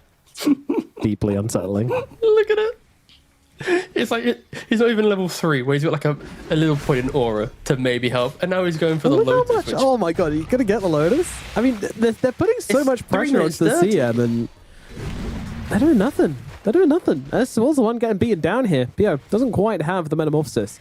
Cannot transform into a powerful demon, unfortunately. Ooh, Spartan. Spartan. This lane's so much fun. 6 stacks of wild axes, by the way. Oh, Pio. Now it's 6 stacks of wild axes, of course. Okay, Spartan. Oh, last axes. Catch them. Catch them, and Spartan dies for neutral keep as well. Oh, and they both die with a wave going into tower. Oh, this is range creep. That's not coordination. Can I take back? Can I have take back seas? Can I go back to Alliance or what? Nope. The Alliance Club is closed to new applicants. We are full. Sorry. Oh, nice jump in from Ponlo here as well. Oh, but the tower aggro doesn't work the way they want. And actually, Wish, he's looking to run down Chun. He might be able to do it as well. Ponlo, he won't be able to do a thing, and that's just going to be a sleight of fist just to get the kill. Wish, away he goes for more here. He was looking crazy. High fives attack. Good job, buddy. Fortifies as well to keep his health up. That's fair. Auto refill. Okay. Bottom lane, Skylark. Just finding some positives. They're running him down. When the supports are away, the safe laners will play. Yep. The tip is interesting, though. The difference between Beastmaster and Lycan as well is Beastmaster has spells to do things outside of haha I buy Dominator, whilst Lycan really is just mode poverty, and then you get Dominator and you can turn the tide. And it's of course why Beast has been more prevalent throughout all iterations of Zoo metas compared to Lycan. Also, Beastmaster make doggy, meanwhile Lycan become doggy. True. Very important distinction. And that is very important. And I think Lycan's ability to move quickly under the shapeshift form will be key in his early pickup of the item. I think he needs to move to mid, kind of leave the safe lane, or he's bring heroes to him. Pretty much he needs to start taking tier 1s very quickly, so Terrorblade can farm aggressively. And S4 taking the heavy hits from Pio here as well. Yeah, once they have that Metamorphosis, it just does feel like a free kill. The amount of slows a Crystal Maiden can pump out just makes it very, very difficult. And they try to make a play on mid as well. Wish gets collapsed upon, but he's actually going to be okay. And he's going to grab himself the Invis Rune as well. So full bottle refill available for Wish. That's a pretty big deal. Both teams doing the exact same thing, right? Supports leave for a little bit to help mid, instantly killing off the offlaners.